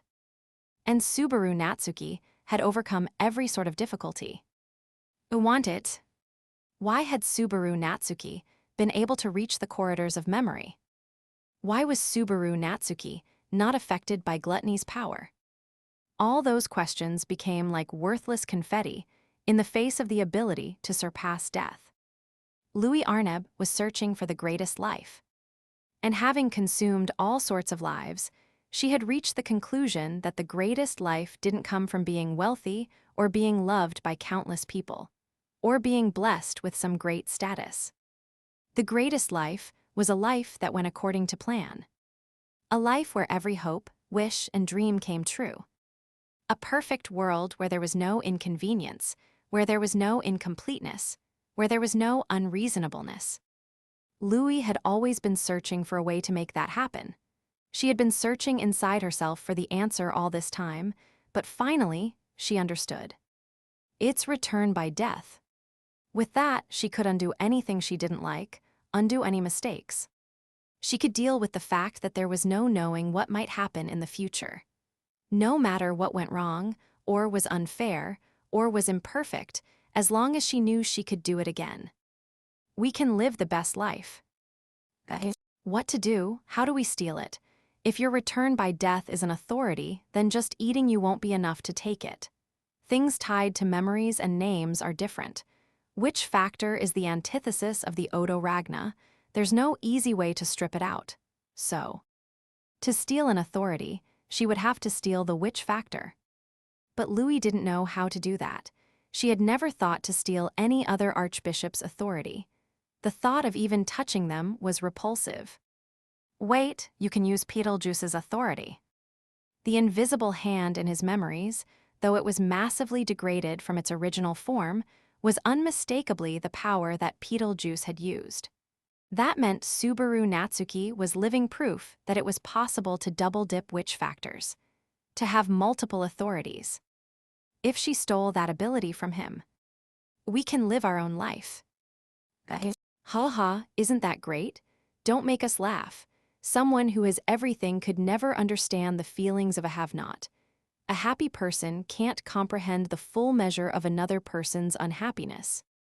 She was sick and tired of annoying arguments forced on her by others. No matter what pretty arguments Subaru might make, the truth was he had used his return by death to get here. There was no reason for her to tolerate any double standards. What she needed was to figure out how to steal his authority. No, that's not it. That's not our way. Hitting her fist on her palm, Louis welcomed this revelation. Somewhere along the way she had confused her ends with her means. That was a terrible mistake. She wanted to gain his authority to return by death. She wanted to live the best, most enjoyable life using it, but stealing it wasn't the goal. After living so long as an archbishop, she had come to think about everything in terms of violence, which clouded her mind. It was simple, if she just needed to get access to it instead of stealing it. We can just become you. We can just become you if we just consume you with gluttony's authority. We can merge with you, witch factor and all. Saying that, Louis pinched her cheek and pulled violently. It wasn't to be cute, but to injure. Why? To rend her flesh and spill her blood, splitting off a part of herself. The three great demon beasts. Those monsters were made the previous owner of our witch factor long, long ago. We can do something similar. We just never did is all, since there wasn't much reason to. But if we put our mind to it, we can do anything. It was a monster of possibility. The infinite possibility of a creature before it was born. A creature fated to live the ultimate life before long. That is our existence. Louis' slowly spun words overlapped. The same voice resonated in stereo, and it was not the sort of thing that was just a trick of the mind. This was exactly what it sounded like. The same voice, in the same tone, spoken by the same person, but from two sources. I was surprised by your memories, mister. I didn't know Arneb is a rabbit constellation, and it was shocking to find out you were the ones who destroyed the great rabbits. But in that case, it shouldn't be too surprising, right? Are you happy to see another cute little Louis? Or not? Not right. You aren't the type to crave little kids. I see. Seeing him open his eyes in shock, Louis wrapped her arms around someone with the exact same face as her, around Louis. Because this was the corridors of memory, a place removed from reality. Louis was just a soul attached to a witch factor without any body. That was the only reason this could work. She could peel off a bit of her soul, break herself into two, and create another being. It was probably not something that Lai or Roy could do, since they lost themselves when using solar eclipse. Making a copy of herself was the sort of wild feat that only Louis, with her weak sense of self, could pull off. And Louis, who alone could manage that, was the only one capable of reaching out to claim the ability of return by death. The boy, who was a receptacle for a witch factor, was saying something. When she looked at him, a loving feeling welled up inside Louis, a desire for something apart from the allure of his power. It was vexing, so she relinquished the memories causing that feeling. Peeling it from her soul, she cast it aside as if it was no longer needed. No, not as if. It truly was no longer needed. All those memories were nothing more than a snack to allow her to hold on until she achieved the ultimate life. But Louis Arneb had finally found her full course. We can do anything we put our mind to. To do that, Louis Arneb would eat away at Subaru Natsuki from the inside. And once she was done, she would consume him entirely from the outside and gain Subaru Natsuki for herself. Black black black black black black black black black black black black black black black it. To the very end, the receptacle said something, refusing to go down smoothly. She ignored that and licked up every last dreg attached to his soul, completely inheriting his memories. She attuned herself with the now empty shell, devoid of memories, and readied herself to steal the memories of someone she had already eaten once before, in search of the greatest, the ultimate experience. Louis waited impatiently for the ultimate main dish that would grant her happiness to arrive. 2. So, did you see what you wanted to see, Louis Arneb? Huh. Louis's eyes opened wide when she suddenly realized she was being addressed. Blinking repeatedly, she confirmed where she had woken up. A white world, a white floor, and a white sky. Standing upright in that pure white space, Louis touched her own face in a daze. She patted her face all over to confirm it. There was no mirror here, so she couldn't say for sure, but there was no mistaking that feeling. It was her own face. This wasn't a place where any sort of entertainment could be found, and the only things she could really touch were her own face and body. It only took her an instant to confirm the shape of her own face. This was, without a doubt, Louis's body. In a daze, she slowly checked herself, Right about the time she finished, that question came again. Did you see what you wanted to see? Looking up, Louis saw the shabby boy with short black hair, a long torso and short legs, and menacing eyes. His name was Subaru Natsuki, and until moments ago, Louis had been him too. Blah. And he was the holder of return by death, making him a nightmarish being beyond imagination. I knew it. She screamed. She screamed with all her might, raising her voice with all her being. If she didn't do that, she would be crushed by it, the fear, the dread, the despair. She was trapped in the madness of the constant deaths, repeating over and over and over. No, we don't want to die. No, no, no, no, no, no, no, no, no, no, no, no. Clutching her head, she fell to the ground and pleaded desperately. Once she transformed into that being, Louis had experienced death at last. She had savored its taste. By allowing herself to be taken into a soul that could come back from death, she was able to experience an ability that could even go against the flow of time.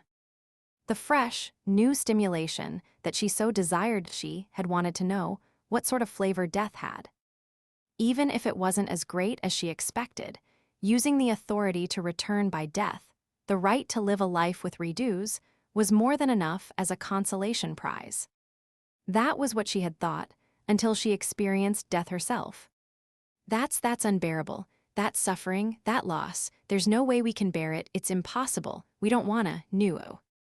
There was no easy way to die. There was no sweetness in death. Not once had she wished for her own death. Those were her experiences through more than 20 loops as Subaru Natsuki. No human could endure that. Monster, you're a monster. No one could, it was impossible. Louis had gorged on countless lives, violating every sort of soul in search of a life for herself. Because she believed that she had the right, the unique privilege to do so. So she had also indulged herself with Subaru Natsuki's soul, and as a result, her naive black shattered. Because a human heart can't endure its own death. We want to be happy. We want to be happy. We want to be happy. We want to be happy. We want to be happy. We want to be happy. We want to be happy. We want to be happy. We want Ed to be happy. We wanted to be happy. That was what Louis Arneb had always pictured, and what she had wished for all this time. She had the right to use her power to trample anything and everything to attain the ultimate life for herself. Because she had believed that without any moral qualms, that was how she had lived to this day. But the foundation of that assumption had crumbled. She had wanted to be happy, but now her wish was different. We don't want to die. We don't want to die. We don't want to die. We don't want to die. We don't want to die. We don't want to die. We don't want to die. We don't want to die. We don't want to die. We don't want to die. We don't want to die. We don't want to die. We don't want to die. We don't want to die. I told you when you tried to eat me. Slumping over and holding her head, Louis desperately tried to protect herself. Someone stood over her, and the same voice from before reached her ears. She didn't want to hear it. She was scared to hear it, but it was horrifying to think what might befall her if she didn't listen. So terrified of dying, Louis had to listen as the voice continued. Like I warned you, you'll definitely regret it. 3. Standing in front of the girl, weeping in terror from experiencing his return by death, Subaru Natsuki looked at the palm of his hand. Not because being called a monster hurt him. He understood why someone might want to call him crazy, saying no normal person could bear it. He was aware himself that experiencing this much death wasn't ordinary. He was just gritting his teeth and bearing it for the people most precious to him. Yeah, I really am incredible, Subaru Natsuki. Clenching his hand, Subaru complimented himself from the bottom of his heart. There had been times when he praised himself in a flippant way that didn't really match up with reality. And he had done it before as a sort of consolation or to pump himself up. But the praises he sang this time were different.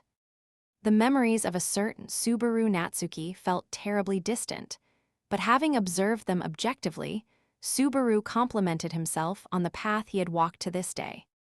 It's weird, turns out I'm really something. And he could say the same for Subaru Natsuki, who lost his memories and had reverted to the original state he was in when he first arrived in this new world, only to come all this way by reading the books of the dead. Starting from a complete blank slate in a new world, he had experienced as many deaths as Subaru had in a year, and he'd finally managed to rendezvous with Subaru here. Meili and Shaula, leave them to me. Meili's future was dark and at risk of closing off entirely because murder had become a habit for her. Shaula wanted her happiness to continue, even after being freed from her 400 years of waiting. Ram and Julius are both pushing themselves, and if the two of them are doing that, then Ram always knew the best choice and practiced a level of discretion that made her more reliable than anyone. Julius had lost his pillar, but still held on to his conviction as he continued to swing his sword. Beatrice and Echidna, too, to think I would just be causing trouble from start to finish. Sheesh, what am I? Beatrice devotedly supported him and noticed his heart's limits before anyone else. Echidna was the most suspicious of the memoryless Subaru, but had still forgiven him in the end. And you, the one I will always be drawn to, no matter how many times I have to repeat things, and even if I lose my memory. That's just how I want it. That's how it has to be. I can't imagine it any other way. That's just how much. EMT. With an expression of love and serenity on his lips, Subaru raised his head. He glanced over at Louis, who was still cradling her head and trembling. Hey, Abe, get a grip already. Subaru scratched his cheek, watching her shudder so dramatically at a single sound. The girl looked young enough to be a little child. Seeing a girl like that tremble in terror, desperately trying to reject the world around her, did make something swell in his heart. The way she naturally stirred people's protective instincts was as effective as it was sinister. It might even have been a pure and natural distillation of that emotion that she was forced to develop, since Louis Arneb, knowing so little of the world, was like a newborn child, in a sense. However, this is your loss, Louis Arneb. Subaru Natsuki wouldn't forgive Louis Arneb, even when she wept like a baby. Louis's eyes widened quietly at his merciless declaration. He watched the terror fill her eyes like ink spilled across a white page, but his heart was still like a calm sea. This wasn't a problem that could be excused just because she didn't know the ways of the world. Louis and her brothers had committed countless inhuman, demonic sins that could never be forgiven. It wasn't as if she had no chance to understand, either.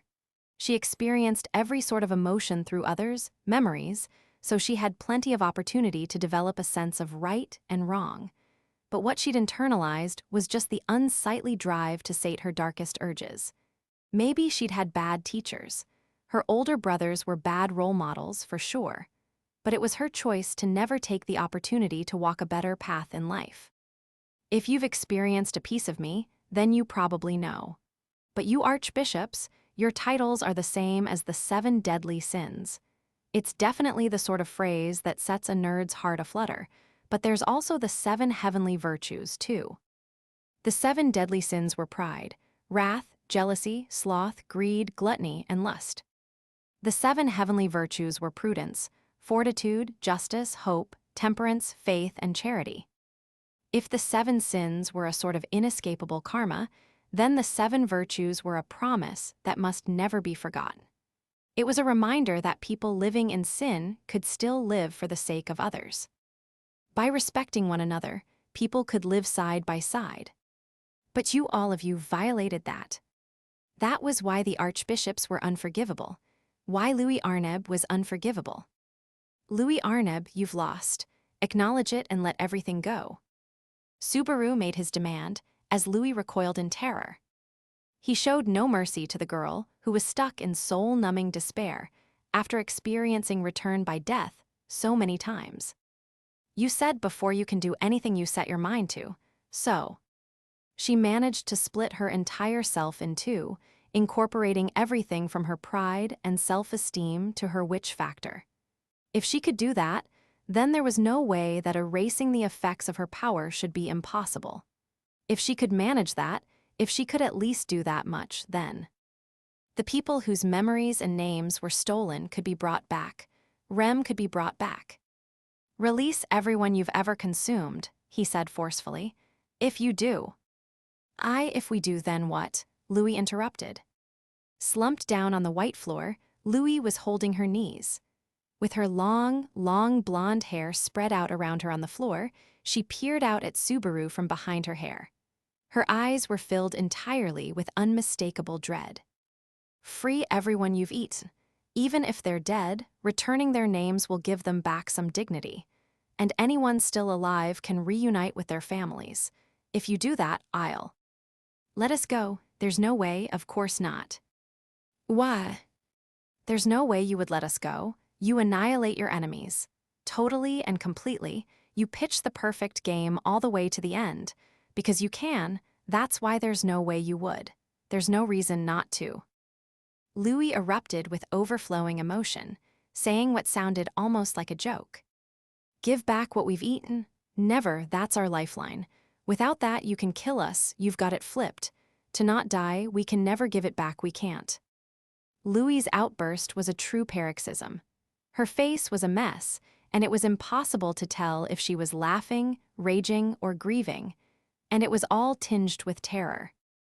Everything flowing from her lips was tied directly to her fear.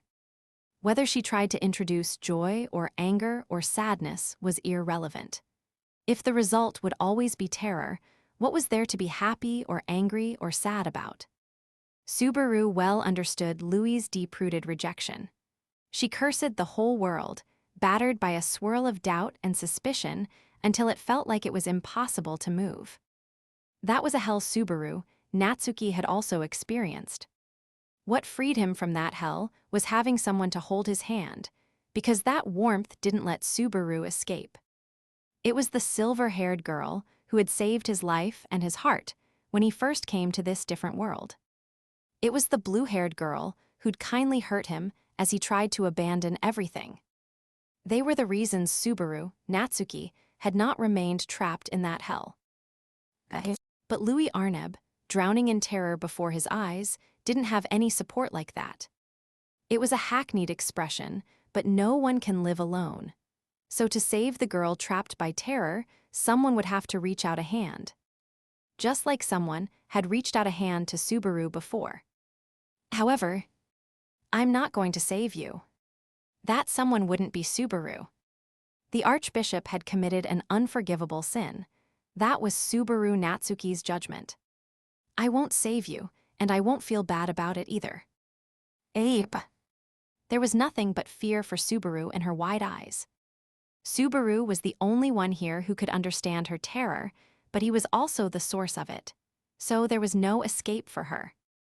When her fear reached its limit, she rejected Subaru with every fiber of her being. It's too much. This is. Slowly, Subaru's vision started to warp, and a change appeared in the corridors of time. As if the world detected the presence of a foreign object and was twisting in order to eliminate it. As a result, Subaru's body began to sway. We don't want to be in the same space as you a second longer. We physically can't bear it. Our essence can't bear it. Our fate can't bear it. So disappear. Dear brother and brother dearest will eat you. Whichever one wants you, we're out though. Her decision, frustrating as it was the best choice available to her. Removing Subaru's presence, erasing him from this world. He had no way to stand his ground, nothing to hold on to, and only a vague sense of ground to stand on. His soul was being peeled away from this white realm. If you don't like me, you can just settle it yourself. We won't take the bait. You can't get us to try to kill you. You just want to come back through death and take it out on us. We won't let you. Our brothers will devour you. That's how we'll win. Louis glared at Subaru with her teeth bared while he simply tried to hold on. Understanding that he could no longer hold out, he took a deep breath. His black eyes pierced her. Elib. If your brothers are your last resort, then fine. I'll crush that hope and then make you pay. Prepare yourself, Louis Arneb. He pointed at the trembling, terrified girl. All the things you don't like, all the painful stuff, you're going to carry that yourself. Don't run away from your memories. Shame and regret were crucial ingredients in the memories that shaped people. They were nourishment for the person that was Subaru Natsuki, and they were building blocks in the Subaru Natsuki who had come here after enduring so many deaths. If Subaru Natsuki was incredible, then it was because his shame and regret made him that way. That said, I don't want to go through that shame again. His vision started going white, and his thoughts grew distant. The corridors of memory unwound. 4. Now that the terrifying being was gone at last from the corridors of memory, Louis Arneb let out a long, trembling breath and confirmed she was still alive. How could he be okay? She couldn't understand it. Her understanding of Subaru Natsuki before and after experiencing death herself was completely different. She couldn't understand him. It was impossible. She couldn't steal everything from that terrifying monster. Why, for example, had she not been able to steal his memories from before he was Isekai summoned, or whatever he called it? Gluttony's power should have consumed all of the target's memories from the moment they were born. And yet, she could only steal a little over a year's worth of memories from that thing. It was as if the Odo Ragna loathed the memories before that point, or else. Hey, this isn't what we talked about. Suddenly, a voice rang out in the corridors of memory where she should have been all alone. Louis spun around in shock, but her surprise quickly dissipated. Standing before her was us. Right, us. We drew the short end of the stick. We've been waiting this whole time with nothing to show for it. Did you set up the ultimate life environment with Mr. like we planned? A mirror image, Louis grinned back at her. Another her in the truest sense, created by splitting a soul that should have been one to create the same, but also different being. And that other Louis had not experienced what she had. This sneering Louis felt almost alien. What is it, us? Why that look? Where is Mr.? Us being here means he entered the Book of the Dead again, right? Hey, you did your job, right? We didn't get him here, but you performed your role, didn't you? Wow, you slipped in neatly. That silly head didn't even notice us inside him. Dancing and clapping, the other Louis reminisced on that forbidden rendezvous. Of course, the original Louis knew about it, too, and didn't need to be told. That was when Subaru connected to the corridors of memory from Reed Estria's Book of the Dead, trying to search for a way to deal with that tyrannical swordsman. That was where the Splinter Louis made contact with the monster that had forgotten everything and tried her luck by consuming it, including Louis, who was hidden as a witch factor. That plan failed due to the resistance of memories that were supposed to have been consumed. However, if they had not gotten in the way then, Louis would have become one with that thing by now. When Louis thought about merging with that thing. Hey, what is it? Talk more, tell us. You saw it, right? You heard it, right? Smelled it, right? Tasted it, right? Subaru Natsuki's authority. Don't say its name. Speaking excitedly, the Splinter Louis reached out her hand. But the moment it touched Louis's shoulder, she erupted, brushing away her other half's arm. Of course, her other half didn't understand why she was being rejected, and her expression clouded. But Louis didn't have the composure to notice Splinter Louis's reaction. Louis clutched the shoulder that a stranger tried to touch and shook her head wildly as she fell back. No, don't touch us, don't get any closer. She was terrified. Terrified of the Splinter Louis, of the person with the same face, the person who had experienced the same things as she had. The being that was the other half of her soul felt like a complete stranger. And there was no telling what a stranger might do. A stranger wouldn't protect Louis. A stranger could kill her, and she didn't want to die. Stay away, stay away, stay away, stay away. Don't get any closer, don't touch us. She hugged her body, unable to do anything more than she had when she faced that thing. Splinter Louis's eyes widened in confusion at seeing Louis push her away. What's that about? Splinter Louis clenched her hand that had been brushed away. And with a terribly strained voice, She looked down at Louis and gnashed her teeth. What's this? What's going on? By what right and whose permission? Yep. This isn't what we planned. What is this? What's this reaction, this attitude? Answer us. Flying into a rage at being rejected, the Splinter advanced on the cowering original. Crouching down in front of the frozen Louis, she grabbed her trembling other half by the hair and hauled her up. Two identical faces were now eye to eye, close enough to feel each other's breath. Strange, isn't it? It's strange. That's right, it's strange. It's too strange. We're saying it's too strange. What about the plan? It went like we planned, didn't it? You slipped into that empty mister and set our nasty plan in motion, didn't you? Good job. He was scared. He believed he was just the closest stranger to Subaru Natsuki. Louis said nothing as Splinter Louis reviewed their plan. It was true that their plan had proceeded smoothly. Louis had experienced the return by death inside Subaru, and using her tricks, she had convinced Subaru to see Subaru Natsuki as a different person. All the while, Splinter Louis had remained in the corridors of memory, ready to eat Subaru when he became a separate entity from Subaru Natsuki to take his authority for herself. They had been one step away. Even if it didn't work, we could have done it again, tens, hundreds of times, even. The plan was to keep going until we stole his authority, wasn't it? It was just a small blunder. We can just steal his memories again and keep trying as many times as we want. We can even trade positions, trying over and over and over again. Any mistakes can just be fixed. The plan was to trade roles and keep going over and over, without end, until they perfectly usurped and stole his power. And yet you're rejecting us. Nuho. Why? Louis shrieked in pain and fear as the hand gripping her hair pulled. And then she pushed Splinter Louis's chest, sending her other half to the ground, where she landed with a painful groan. They stared at each other in disbelief, as an unbearable silence filled the space. And with Louis unable to say anything, Splinter Louis's eyes flared. Were you planning to keep the authority for yourself? Once you had his power to yourself, you were planning to erase him and have all the fun by yourself. You were going to forget about us. And no. Astonished, frozen, the Splinter Louis stumbled upon a disgusting suspicion, even as the original Louis shouted in response. That wasn't it. That wasn't it at all. She didn't have any desire to keep something like this to herself. If she could throw it away, she would. But she couldn't do that, because they were none other than Louis Arneb's own memories. She couldn't erase her own memories. She couldn't steal them. She couldn't lock them away.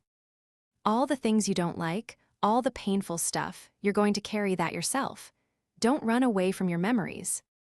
At that very moment, what that thing said earlier crossed her mind. She couldn't forget what she had experienced. She couldn't erase the path she had walked. That was the history of Louis Arneb that had been born inside her. This isn't funny. You think we'll let you? She had wanted to be happy. She had wanted to attain a blessed life all her own. But the life all her own that she had managed to find unexpectedly crushed Louis's black. Louis's heart, into dust, wounding her irreparably. And the Splinter Louis couldn't understand the Louis who was cowering because of the wound to her heart and just sheer exhaustion. You think we'll let you keep our ticket to happiness to yourself? No, you've got it wrong. That's not it at all. Liar, we never would have expected you to betray us, as expected of us. Right, yeah, we understand us. The Splinter hopped to her feet, putting her hands together in front of her chest. And then her lips cracked into a giant grin as she glanced at Louis, who was pleading tearfully. If you happened to be planning a little trick for us, once you got your hands on that power, there would be no way of winning. Amazing. Well thought out. We don't want to die. We don't want to die. What an obvious lie. You don't want to die? Why? If you don't want it, then give it to us. Keeping it to yourself, you don't care about us at all. Splinter Louis rejected the other half of herself. And in doing that, Louis felt something shatter inside her. It felt like she heard something crumbling, though she didn't know what the sound was, shattering inside her. She didn't know, but Subaru Natsuki is ours, you thief. She talked like she was superior, even though she didn't know anything about that thing. Even though she was the only one who really understood that thing. Even though we're the ones who understand. We're the only ones who know Subaru Natsuki, you stupid girl. It was terrifying, repulsive, it was odious. So, let us savor him too. The splinter lunged forward to rob the original of the memories that made her Louis. But handing them over would mean the death of Louis Arneb. It would mean death. It would mean the world that thing had seen. Shout, shout, shout, shout, shout, shout. She kept screaming, screaming and screaming and screaming. We don't want to die.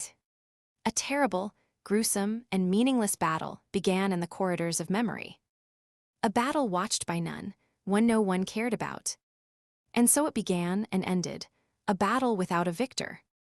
5. Icebrand Arts. The moment she said it, she got a good grip on the object that formed in the palms of her hands and swung hard. A longsword made of ice had appeared, and it was far sharper than any ordinary blade. Emilia had only just begun training with it, but moving her body was her forte. Swinging the blade as an extension of herself, she blocked off her opponent's escape and tried to land a lethal blow. However, not bad, but that's not enough, not even close enough to reach us. Grrr. Her earnest attack was evaded by her opponent, who slid along the ground as his long hair fluttered. The one staring at her with bared canines was the Archbishop of Gluttony, who called himself lie-baiting Catos. Hearing the title Archbishop, Emilia felt a hazy dislike swell in her chest. That was because she had clashed with a bunch of archbishops in Prestella. Some of those fights had been settled for good while some were just beginning. Put simply, there was a lot of serious stuff involved. So many sad and painful things had happened there. They still had not resolved everything that started in Prestella, which was why everyone was working so hard. Why are you like that? Why indeed? Why do you say, why is it? Why? The words he was saying had no trace of seriousness. He wasn't someone who intended to give a proper answer. Sensing that, Emilia hardened her expression. It would be best if he could be reasoned with. But if he wasn't interested in talking, then there was no need to hesitate anymore. Icicle line. Whoa. In time with her incantation, there was a sound of the air crackling behind her readied ice blade. It was the sound of dozens of ice stakes with sharp points forming, and a signal that they were ready to be unleashed. Lai still looked untroubled, but Emilia paid him no mind. She simply trusted in her icy resolve and unleashed her attack. In an instant, almost 100 ice stakes were unleashed. The stone passageway was filled with shards of ice from the ceiling to the floor, as if the air itself was joining her attack. But, sorry, miss, we're tired of seeing that, is maybe overstating it, but we've seen this one already. We're a genius, you see, so once we've seen an attack, it won't ever hit us. Swinging the short swords fastened to both his arms, Lai endured the terrific ice barrage with a sneer. Emilia gasped at his skill and at the fact that he really did manage to endure it without a scratch. But if he withstood it once, then she would do it a second time, and a third, and even more if that wasn't enough. You think you will win if you do it 100 times. Even 1,000 wouldn't be enough. Then I'll do it 10,000 times. I won't let you reach the others. That's a crazy proposition. Talk about outrageous. Lai put a hand to his forehead, a gesture that was equal parts annoyance and exasperation. Watching him, she quietly inhaled and prepared to make good on her word. She had said it in the heat of the moment, but she just had to do it. 100, 1,000, 10,000. She just had to do what the others couldn't. So she prepared to embark on that task. Lai baiting Catos. Behind her, a voice that was neither hers nor Lai's rang out, stopping Emilia in her tracks. Drawn by the voice, she spun around, seeing him turn the corner down the hall. A boy with black hair and a bit of a mean look in his eyes had appeared. He was rushing onto the battlefield with a valiant look on his face after spotting her and Lai battling there in the hall. Immediately she thought, oh no. She had to say something, but for a brief moment, her mind went blank. Too many emotions welled up in her when she saw him. But before any confusion could appear in his eyes, she quickly said what had to be said. It's dangerous, so wait. Well, you probably don't know me, but that guy's the enemy. Leave this place to me, even though you probably don't remember me. Leave this place to me, and please don't think about me too much. For right now, in this moment, if she thought about anything other than fighting, she might cry. She didn't want to cause anyone more trouble by letting that weakness show. And yet, it's okay, Emilia Tan. The boy racing toward her called her name. That was all it took to blow away the unease and sadness that she had just barely managed to keep bottled up inside. Because I'm your knight, Subaru Natsuki. Because something set Emilia's chest aflame.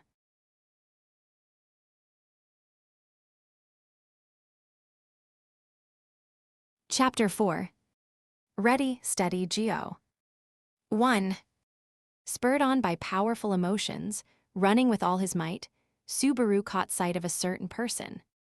When their slender and graceful figure came into view, his heart almost exploded.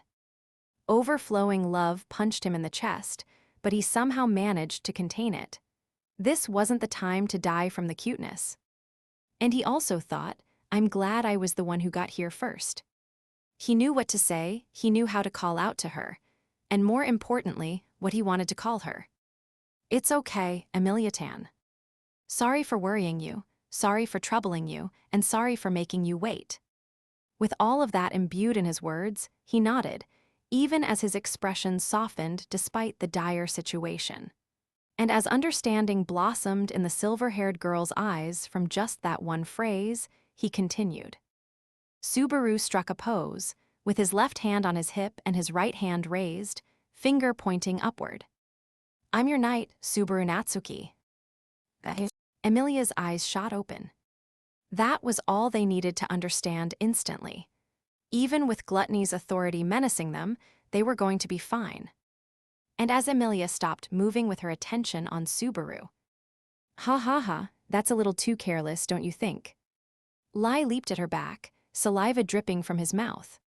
His disheveled, long brown hair flying, Lai took aim at Emilia with both of his blades. Just before they slit her neck, though, her silver hair sank straight down.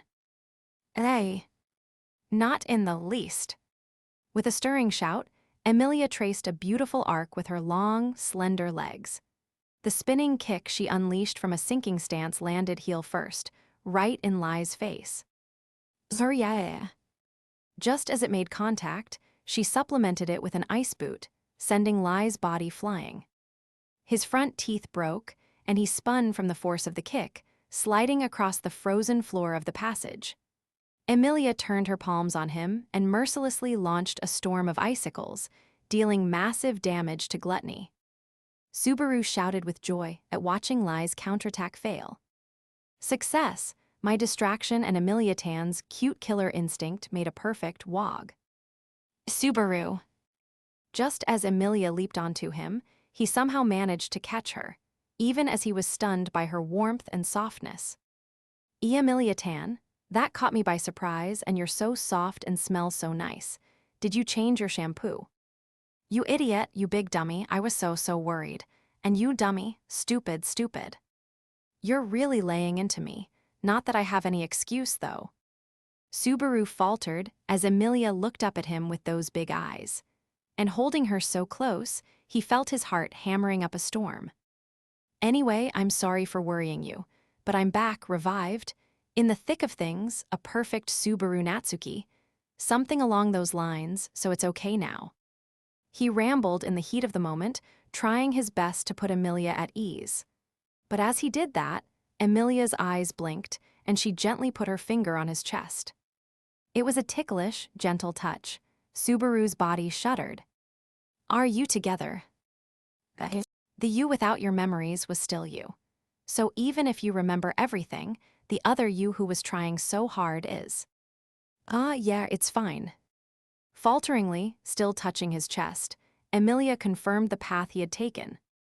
With the merger of their memories, they had become one, and there was a Subaru Natsuki who could be thought of as having disappeared. But that Subaru Natsuki had still been connected with everyone's hearts for a time. He's still there inside me and inside you too, so it's really okay. Emily. So keep your eyes peeled for what perfect Subaru Natsuki can do now. All this pent-up frustration from this torrent of developments is gonna be the craziest nitrox. It's time for us to blast off into a bright future. Sorry, I really don't understand what you're saying. Emilia just shook her head as Subaru grinned and flashed a thumbs up. Even that cool attitude was adorable, and he would really have loved to spend minutes, hours, even days more messing around with Emilia like this. But there are a lot of problems we have to clean up. The 5 obstacles blocking their way in the Watchtower. Even with Subaru Natsuki's identity problem resolved, Subaru's delightful and precious comrades were still in danger. However, there had been a lot of developments. For example, the tidal wave of shadow that swallowed up the entire tower made this whole operation a race against the clock. That was the Witch of Jealousy's calamity, and it had happened before in the sanctuary.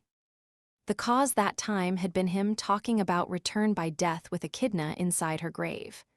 Assuming it was the same reason now, then the shadow would ruin everything again if his secret got out.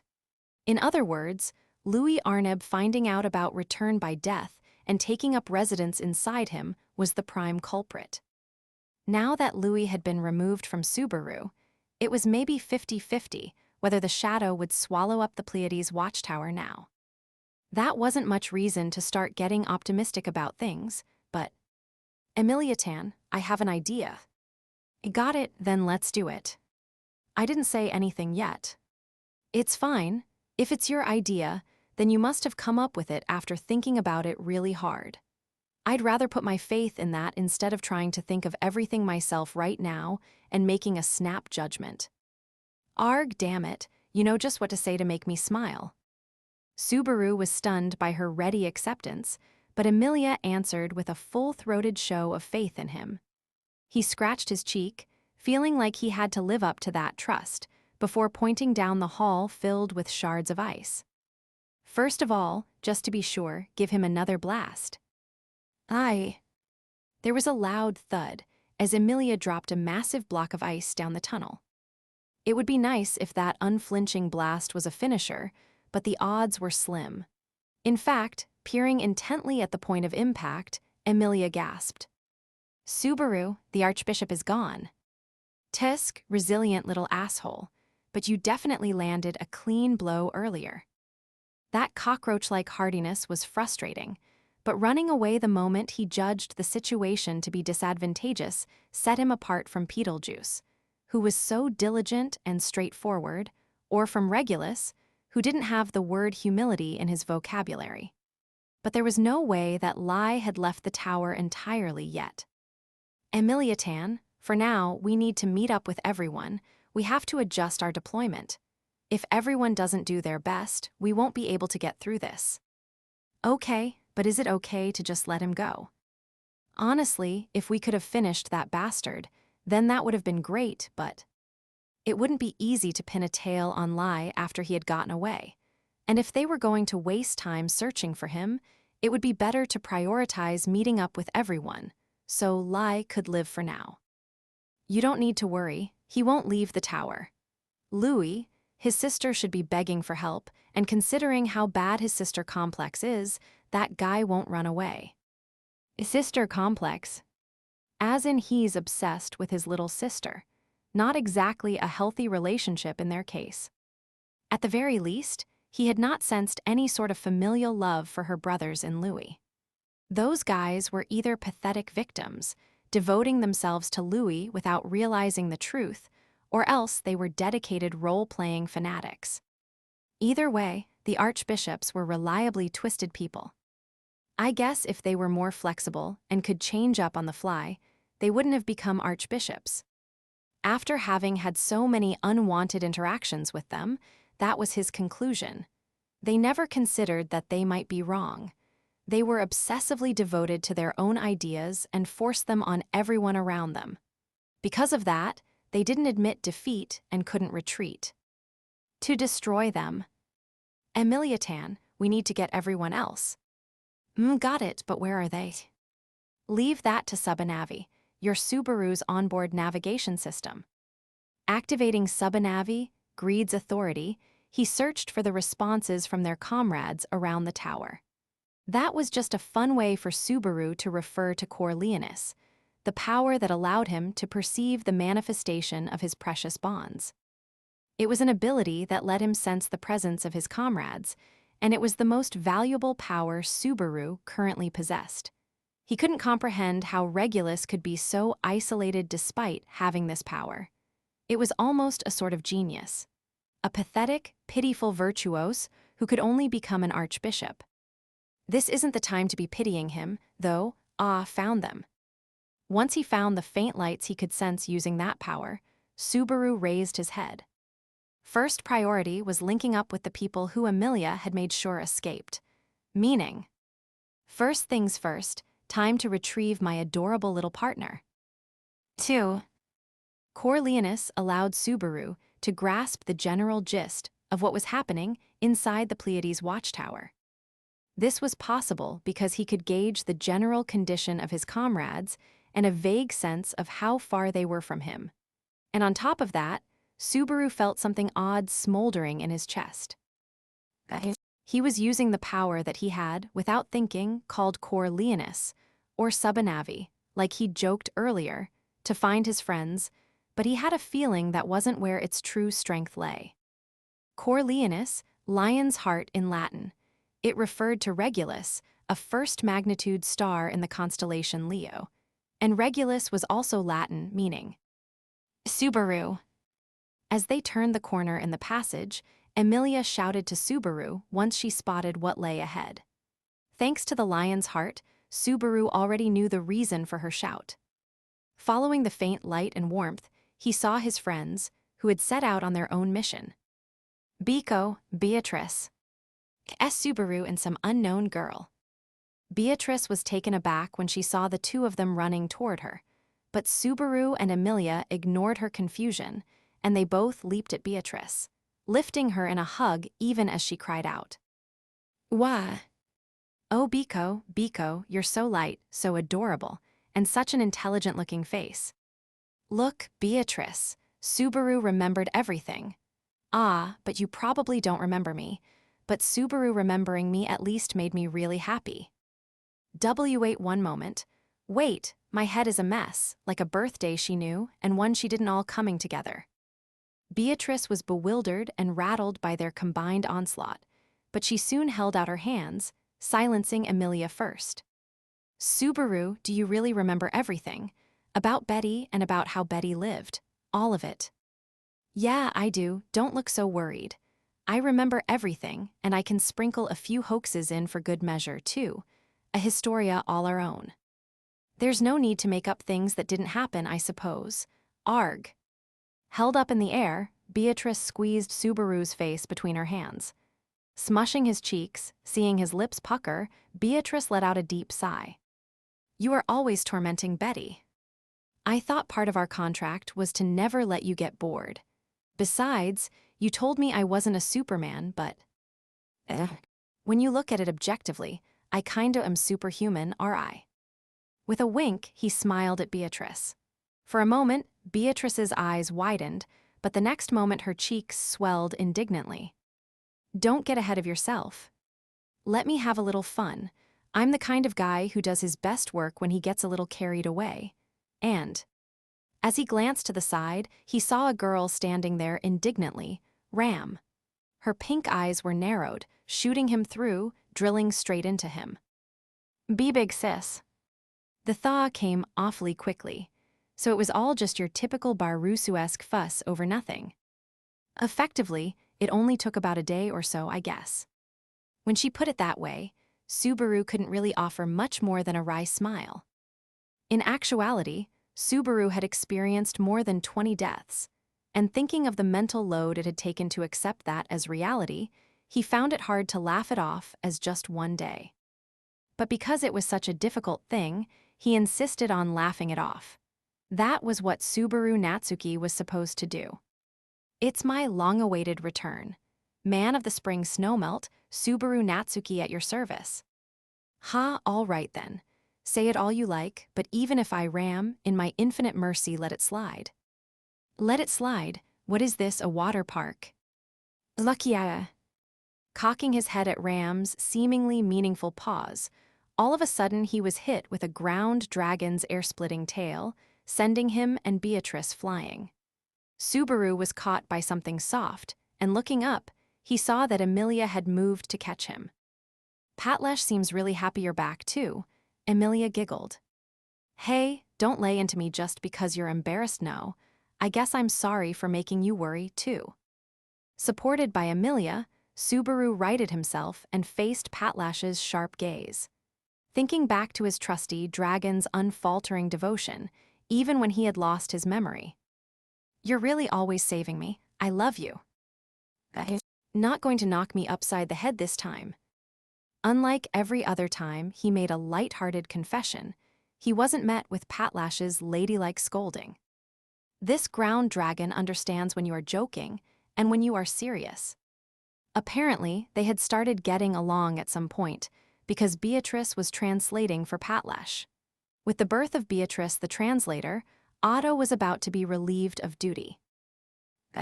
Rem was riding Patlash's back, held in place by the reins. Of course, Subaru couldn't hear a joyous reunion from the sleeping girl's lips. Just seeing her face, there made the fiery, roiling emotions in his breast swell. Were it not for that voice, kicking him in the spine and forcing him to stand tall, he would have been taken in by Louis's sweet nothings in that white space, caught in Gluttony's sinister trick. She wouldn't let him run away, even if he forgot himself, which is why he made it back again, through 40 deaths. But I'll save the wallowing in sentiment for later. Long story short, I've got my memory back. I appreciate everyone wanting to celebrate, but let's settle everything else first. That's quite the high evaluation of yourself. I have quibbles regarding that, but there's something else I want to know. Ah, you mean Mace. Snorting at Subaru, Ram looked instead at Emilia. In her eyes was the usual insolence and an equal measure of discomfort. It was clear from Beatrice's reaction, too, but Gluttony had inflicted the same injury on Emilia as Julius had suffered. If it turned into a festering, open wound that made her shrink back. Right, I'm Emilia, just Emilia. There's a lot I want to say, but I'm family and heading the same way as you and Beatrice. If you can understand that much, then I'm fine for now. Now that I know Subaru remembers me, I'm in really good spirits. Emilia flexed her almost pearlescent arms and smiled bravely. In her case, it didn't seem to be a front either. She really wasn't the least bit worried. It wasn't just Subaru who thought that. Even Beatrice was taken aback by that bold display. Surprisingly, Ram's eyes widened a bit as well. Huh, did I say something strange? Nah, not really strange so much as awesomely cool. Subaru scratched his cheek, and a beat slower, Ram also responded. Indeed, Emilia, you said, it is a strange thing.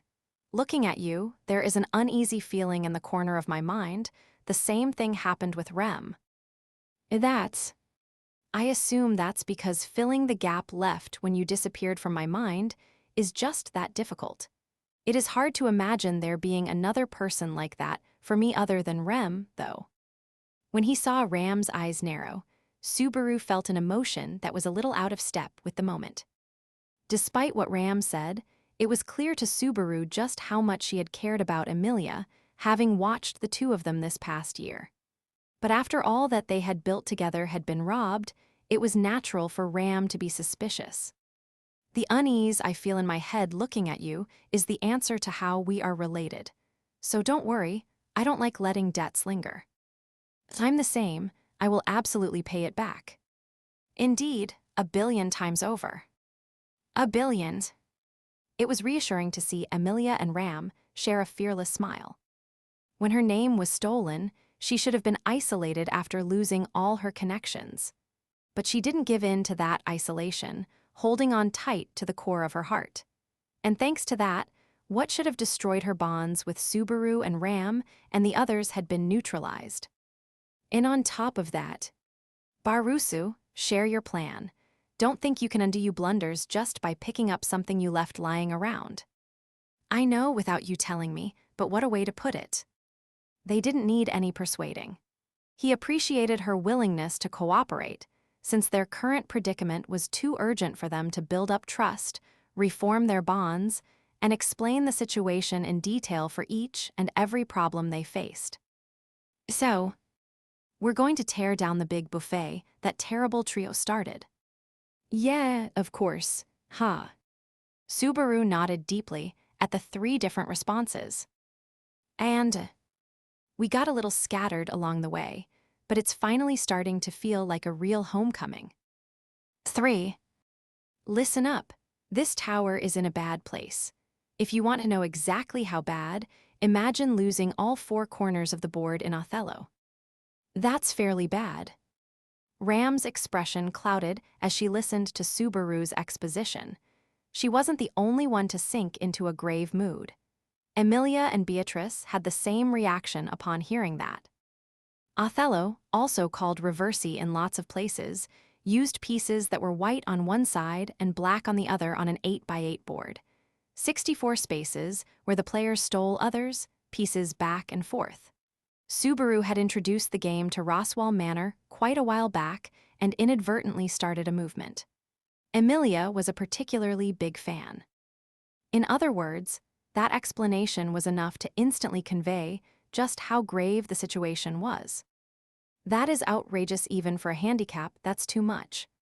With that much of a handicap, even I'd have a chance of winning despite being busy as a beaver these days. Now there's a phrase you don't hear too often anymore. Subaru, say that again.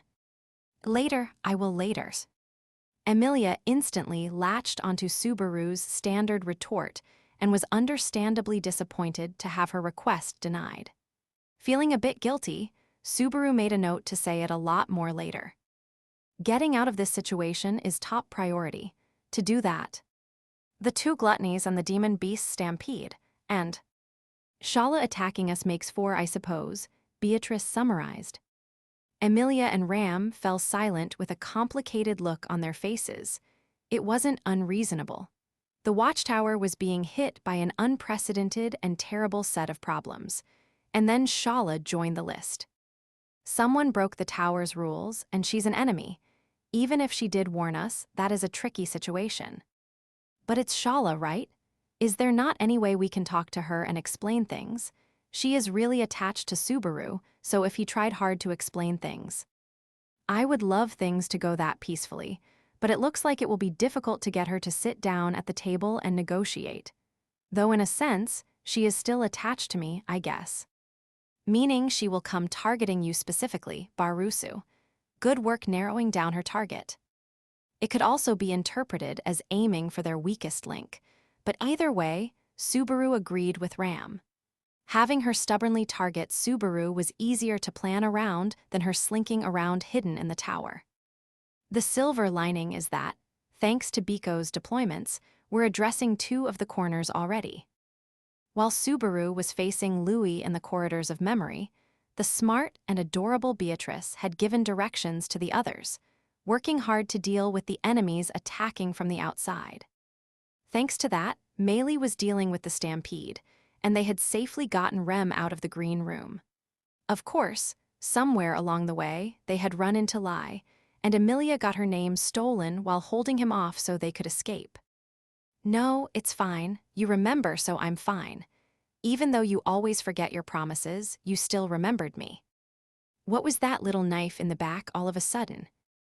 It seems your habits have caught up to you. It appears she understands you well, Subaru, even if not so well as your Betty. Ladies plays. For just a moment, Subaru got to bask in the feeling of being loved. Barusu, Ram cut in. You said 2 corners were dealt with. Melee is holding back the swarm of demon beasts, but what about the second? Julius, he's in the middle of fighting the enemy on the 2nd floor right now. Subaru grabbed his chest and focused on the lion's heart. What Corleonis relayed was a light giving off an intense heat on the 2nd floor. It had already started, Julius and Reed's rematch. In the end, there's no choice but to settle that once and for all. This time, Beatrice had been the one who gave everyone their instructions. But even so, she had reached the same conclusion as Subaru. Julius had to be the one to face Reed Astrea. From his experience, there was something he understood. It's aggravating, but turns out there is such a thing as fate. A steadfast reality that refused to change, no matter what path he took. If that could be called fate, then Subaru, who had repeated the same moments time and time again, had no choice but to believe in its existence. But while fate might exist, it also embodied a sort of hope. If there was no way to avoid pitting Julius against Reed, then. That Reed is an insane product of him taking over gluttony, but we can leave him to Julius. Everything else is gonna be dedicated to dealing with the last 3. And that'll be enough, Barusu. Oh, what is? Subaru cocked his head pretty seriously when Ram said that, but seeing that reaction. Right, Ram murmured quietly. I can accept that Barusu is Barusu. I must have lost my touch if I'm relying on your proposals. I don't really get it, but it's safe to assume you're insulting me. No, not at all. It's a compliment. Ram is really relying on you, Subaru. We'll have to do our best. We are going to have a talk after this, Emilia. Ram fired back indignantly. Okay, Emilia answered a little happily. Despite the situation, Emilia was probably enjoying Ram being informal with her. With their bond of lady and maid lost, Rams treated Emilia more like a friend or a troublesome little sister. The main reason Subaru had noticed this was because of how unnaturally positive Emilia was being. Anyway, that's the situation in the tower. Next is deploying the right people to the right place. That division of forces is Subaru Natsuki's big chance to shine. That's a little too plain. It's plain, but it's an important job. This is the key to a retained, masterful performance. This is a job only I can do, something only I can do. This is my bat, ow. Get on with it already. Because he was taking too long, Ram slapped him upside the head. Taking a bit of damage from that, Subaru looked to the 3 people and the 1 ground dragon. Ready. Starting now, it was going to be an all-out fight in the truest sense. The difference between a person and ground dragon was minimal, and Patlash was usually more help than Subaru anyway. And adding the newly reformed Super Subaru to the mix, the possibilities were limitless. We're going to win without losing anyone, since we came to this tower to get things back, not lose anything more. Emilia snapped her fingers. Exactly. Subaru responded, and then tensing himself. First of all is gluttony. Lie baiting Kato's, I want to leave him to you, Ram. Of course, vengeance for Rem, I'll destroy him. Ram put her hands together and answered Subaru's deployment, but even as she nodded. Wait, Emilia raised her hand. Lie is the boy from before, right? It would be dangerous for Ram alone, since she's a Hornless has her own way of fighting. I'm not going to face him without a plan. Really? Then how? By adapting on the fly, while maintaining a high degree of flexibility. That's exactly what someone without a plan would say. Don't worry, I have a proper idea too. Whether that was Ram's actual plan or not, Subaru wasn't going to send her out empty-handed. As the other 3 turned to look at him, he closed his eyes and Corleonis. He called upon the lion's heart again. It was the odd twinge he had felt while trying to meet up with Beatrice and them, and while he was racing toward Emilia, too, reaching his hand out toward a closed door. Corleonis meant lion's heart in Latin, and Regulus meant a little king. In that moment, a new power awakened in the authority that originated in the witch factor of greed. There was a warm pulse as he selected Ram right next to him. And then he reached his consciousness out toward the faint, warm light gleaming inside her. Using a power that should have been impossible, he vowed to support Ram in her fight. And then something changed. 4. Barusu. Yuag. Now that their meeting was over, they were all headed to their designated locations. Or at least that's what Subaru was doing until someone grabbed him by the collar. Fortunately, there wasn't too much force involved, so he only got strangled just a little. Wow, that's unusual, big sis. You held back to make sure you didn't break me. What's up? It's hard work not to use too much strength when observing an insect in the palm of your hand. This is basically the same, not that I would let an insect sit in my hand on purpose. What a repulsive thought. You're the one who brought it up. Subaru shrugged at the roundabout statement that was business as usual for Ram.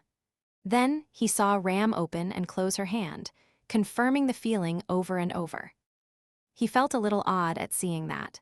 It was a strange sight for him, since Ram was always so detached and composed.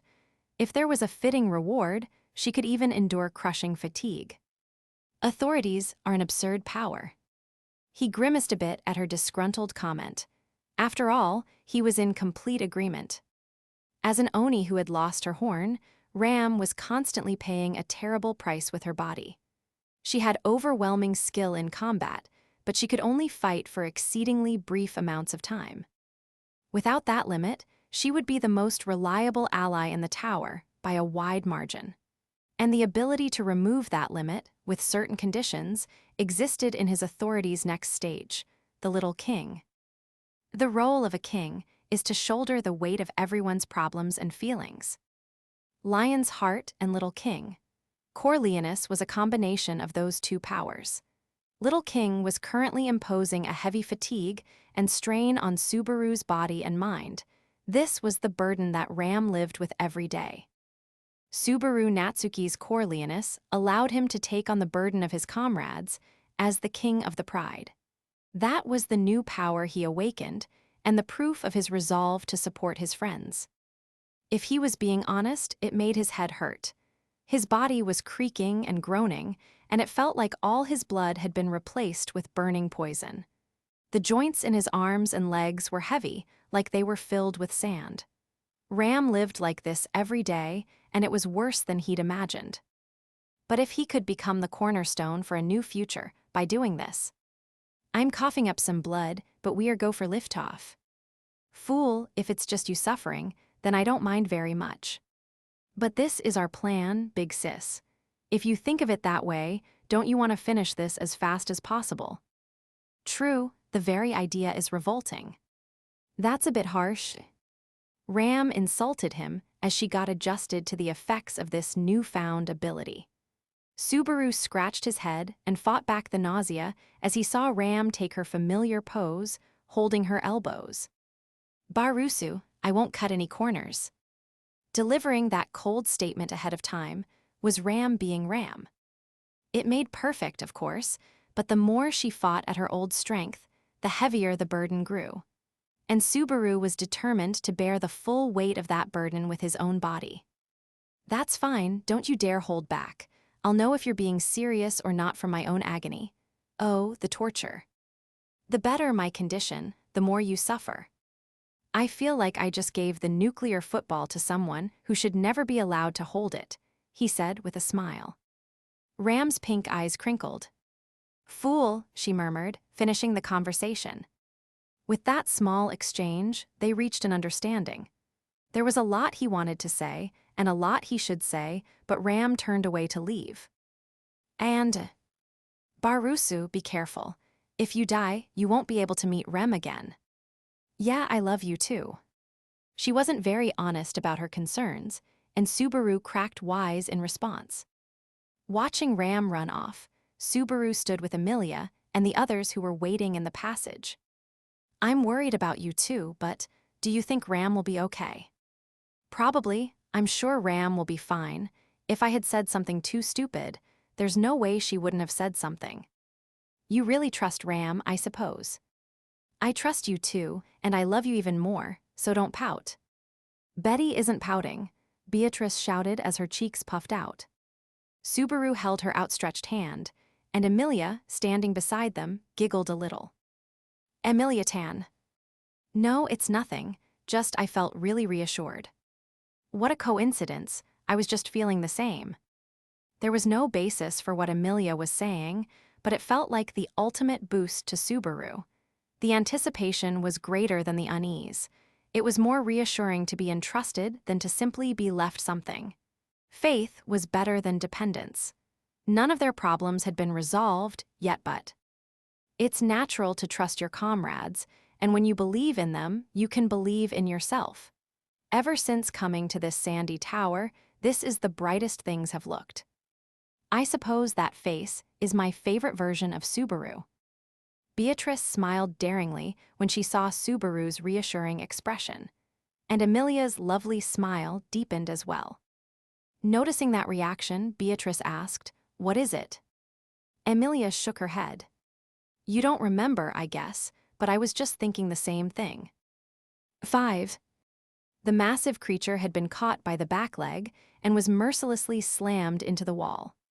Brute force made possible by a monstrous strength beyond human comprehension caused the large creature to let out a hideous cry. A discordant shriek like countless babies crying split the air. Gei. The massive, hideous demon beast was knocked away, but the half-human, half-horse Gabiao, the ravenous horse lord of the desert, immediately leaped to its feet on the tower's balcony, flames erupting from its mane. The next instant, a white flash pierced the torso of the raging Gabiao, causing it to swell from the inside. The white light transformed into a torrent of blades, shredding it to pieces. No matter how monstrous a creature's vitality, it couldn't avoid death when every last one of its internal organs was destroyed at the same time. That ravenous horse beast was no exception, and it fell gruesomely before the light. And the woman who did it, Shaula, didn't stop there. Shaula's battle with the demon beasts was playing out on the 4th floor of the Pleiades Watchtower. The balcony on the outer wall was several hundred yards up in the air, but some of the monsters had wings, and there were many that could easily climb the walls. As the invaders scaling the wall were swatted down one after the other, the balcony transformed into a sea of blood. Despite the scale of the slaughter, Shaula wasn't even out of breath. The thought of trying to count the number of monsters storming the tower was enough to drive anyone crazy. But the fact that they were not barreling into the tower already was due to her overwhelming strength. But the dangerous equilibrium that Shaula was maintaining. Shaula. Ghhh uoga. A high-pitched voice called her name, but she couldn't respond. She just grimaced and brushed aside the line of flying beasts with her white light. Red flowers bloomed in midair, and the monsters stopped their follow-up attack. But Shaula was unchanged after driving them back. She cradled her face and stomped the ground. As she was doing that, peeking through the gap between her fingers, her black eye split, and a red pulse began. A compound eye was developing. A change was happening in Shaula's body. Someone broke the rules. Covering her face with her hands, she groaned painfully. While that was happening, she still shot down the onrushing demon beasts one after the other, but her movements were growing rougher, losing refinement. Not good, she's at her limit. Melee can. As you can see, my hands are full dealing with the flying beasties. If the half-naked lady can't fight anymore, we're going to be really short-handed. I figured this is pretty rough. Watching Shaula struggle, Echidna, still borrowing Anastasia's body, had a grim look on her face. Melee, who was busy using her blessing to defend the tower, was much the same. The three of them were holding the tower, though unlike Melee, with her blessing that allowed her to control demon beasts, or Shaula, who brought the real firepower. Echidna couldn't do much herself and was largely on the sidelines. But it's getting harder and harder to let it just stay that way. Going through what few cards they had to play, she gritted her teeth, watching their lifeline, Shaula. The change overcoming Shaula was probably caused by something rooted deep inside her. Something she couldn't resist, some sort of limiter. Echidna could recognize it from being in a similar sort of situation as an artificial spirit herself. It wasn't something that determination could change. If what she had said was true, then someone somewhere inside the Pleiades Watchtower had broken a rule. To correct that, she had to act as the guardian of the tower. Talk about ironic. Because she had remained the tower's guardian all this time, she'd managed to reunite with the person she wanted to see most. But because she remained the guardian of the tower, she couldn't disobey the order to hurt the person she wanted to see. The tragedy of a created being. Echidna had the thought that she and perhaps Beatrice, as fellow created beings, were the only ones who could understand Shaula in the realist sense. So, Duriaza. When she saw a figure rush through the passage, leading to the balcony with a forceful shout, Echidna gasped as her eyes shot open. Six. The moment he burst onto the balcony, he was stunned by how different it looked, but at the same time, he understood just how intense the fighting here must have been. There were dozens of monster corpses, and the balcony was awash in blood. The reason this vantage point above the sea of sand was stained with blood was because the stampede had not stopped its quixotic charge against the tower. If left alone, they would pour inside, heightening the chaos. And the one who had done the most to prevent that terrible possibility was Shaula. Master. When Shaula heard his voice, she spun around with wide-open eyes that had split apart, 3 on each side, for a total of 6 compound eyes. It was a transformation Subaru had seen once before. It meant one of the rules of the tower had been broken, and she was switching over to perform her role as guardian of the tower. As a result, she was turning into a giant scorpion against her will, and would soon move to eliminate those challenging the tower, in other words, Subaru and his friends. Before that, Master, give me the order. Someone broke the rules. At this rate, before that, if you don't, I'll master. Shaula clawed at her body as she pleaded with Subaru. She had somehow lost the ability to kill herself. What she was asking for was the final push she needed to do it, an order from Subaru. Subaru looked into her compound eyes and nodded vigorously. How many times do I have to tell you? I don't know what I did to make you call me master. NGH. Despair filled Shaula's compound eyes. Rejected by the person she had waited 400 long years for, and her final plea kicked aside, Shaula cowered like a child. Watching her through that, Subaru inhaled and exhaled. But we can save whether you get to call me that for a later date. I'm not going to tell you to kill yourself. I'm not going to leave you crying there. And this isn't how I'm going to end your 400-year wait. When he gathered up all the memories he'd lost, Subaru realized something. The people in this world were all too patient. No one should wait faithfully for 400 years. Someone had to grab them by the scruff of their necks and drag them out. And I'll do it too. I'm not gonna be someone else's puppet. Subaru raised his fist. Bring it on, fate. Shaula was speechless. Inside her, something exploded, and she knew she wouldn't be able to hold it back any longer.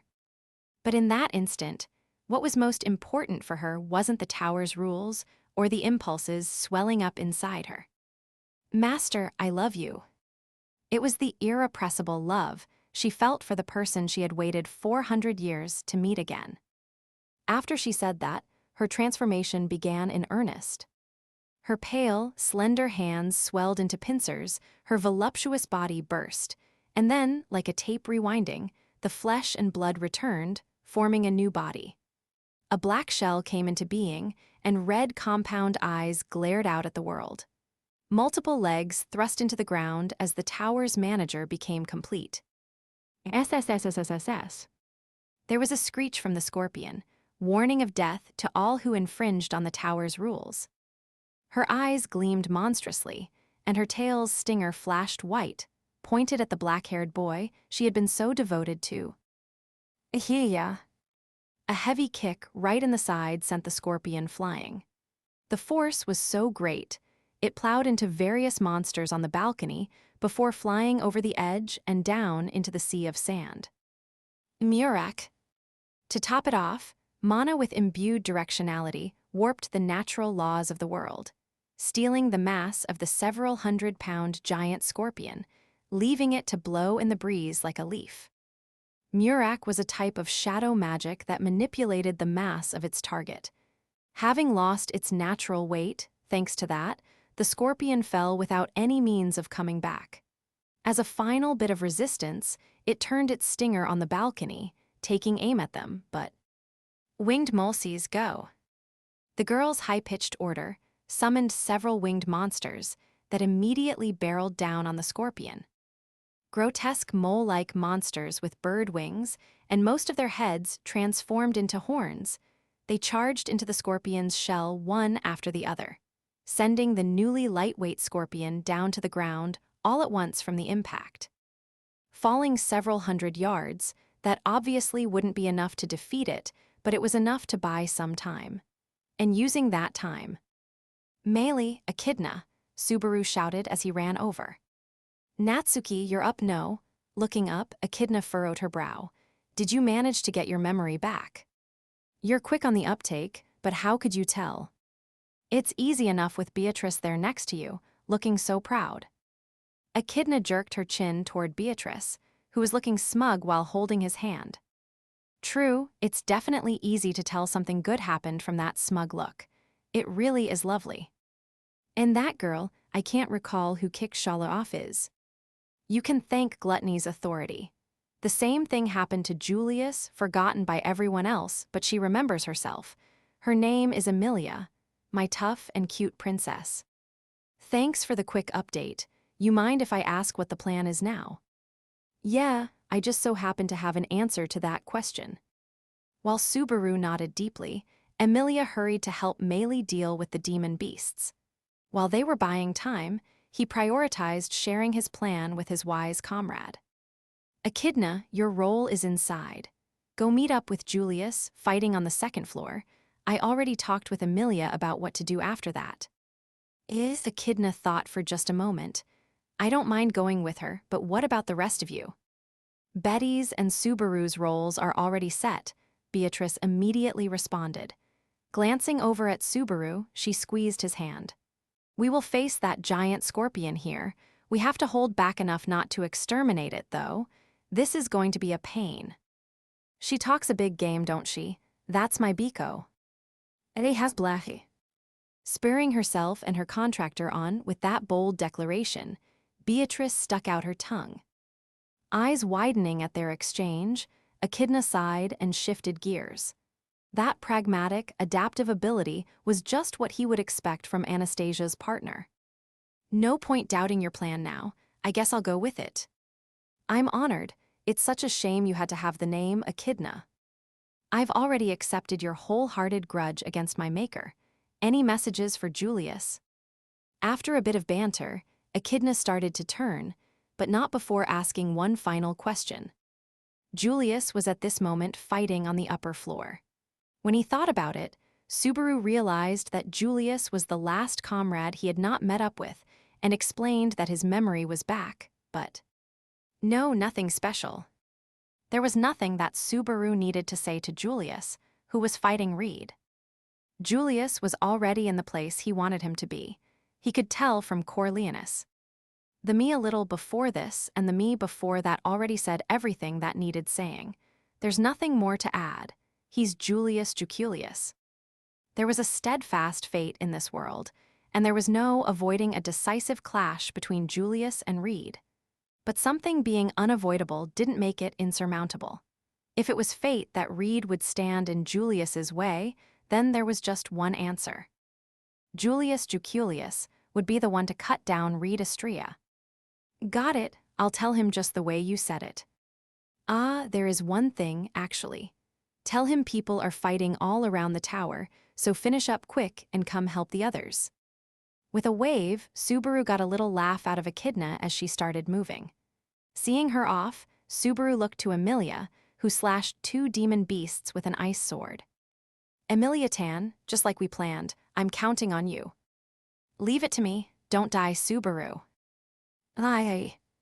Subaru raised his fist with a bit more actual feeling than usual at her natural warning. He didn't want to die. That fundamental principle was unchanged, but there was even more meaning in it, too. Dying and returning in this situation would be unimaginably dangerous. If the restart point was unchanged, then he would go back to before he had peeled Louis out of himself. It was impossible to guess what sort of problems might happen then. Would the Louis inside him be gone or not? The corridors of memory was sort of a lawless gray zone, but how would it interact with return by death? There was no obvious answer. In other words, let's settle it this time. On his cue, Emilia followed Echidna off the balcony. Them to their battlefield, and us to ours. So, that was a bunch of gibberish instead of an explanation. Do you plan on giving me a real one eventually, or what? Meili had restrained herself and not interrupted, but she ran over as Emilia and Echidna left. Subaru flashed her a thumbs up. Sorry, but roll with me, Meili. You, me, and Biko are going to take care of two corners. The demon beast stampede and the giant scorpion. That isn't an explanation at all. It's coming. Meili's hair swayed and she pouted, but there was no time to give her a more detailed explanation. The next moment, as if responding to Beatrice's voice, something massive leaped onto the balcony from the tower's wall. A creature sporting a black shell, lethal pincers, and red compound eyes. A 400-year shut-in. His breath rising a bit, Subaru lifted Beatrice in his arms, and, standing next to Meili, he faced off with the giant scorpion. It's a battle of the shut-ins. In that corner is a person with 400 years experience, and in our corner are two people with 401 years experience. Don't you mean 3 people with 402 years experience? In other words, we're the winners. Beyond the word winner, I have to wonder what you're talking about. Beatrice roared at the two of them from within Subaru's arms. Slightly more relaxed after that bit of banter, Subaru stared at the scorpion and exhaled. With this, all the matchups are perfect. All that's left is... I'm begging you here, Emilia Tan. You're the key to everything. The battle of the four corners, enveloping the entire Pleiades Watchtower, was beginning in earnest. 7. The giant scorpion was the one to fire the first shot of the chaotic struggle. Its red compound eyes blazed, and a white flash erupted from its tail that swung upward the next moment. Subaru had a lot of bad memories involving that deadly flash. Without putting too fine a point on it, he remembered that around half of the 15 repeated attempts he had gone through in the tower had ended because of it. But after getting killed that many times, he had learned a couple things. For one, the sign of an attack and its velocity. The compound eyes and the tail, their light increased just slightly the moment the scorpion attacked. It was so minute as to seem like imagination. But Subaru had staked his life several times and had painstakingly won that knowledge and that slenderest of lifelines through trial and error. Sorry I couldn't live up to your expectations. He apologized to the other him who wanted an all-powerful Subaru Natsuki when all he could manage was this crude style of fighting. But in his arms, Beatrice, who was facing the same deadly challenge with him, snorted. What are you saying? You've never failed to live up to my expectations. Beatrice said the nicest things, and at the same time, she raised her tiny hand that wasn't holding on to Subaru's and cast a spell. Murak. Freed from the yoke of gravity, the two of them soared above the point where the white light passed through, floating up above the balcony. Meili. I know. Subaru floated higher in a burst, blown by the explosion of the flash. Beside him, weightless from the spell, too, Meili whistled on her fingers. Just above them, the winged moles latched on to their prey, as if to kidnap them up into the sky. With a sudden acceleration, the three of them leaped out into the air over the sands. This was another thing he had learned in those 15 deaths. The scorpion wasn't to be faced in a cramped space. Whether fighting or fleeing, it was suicide to face it outside of a wide-open area.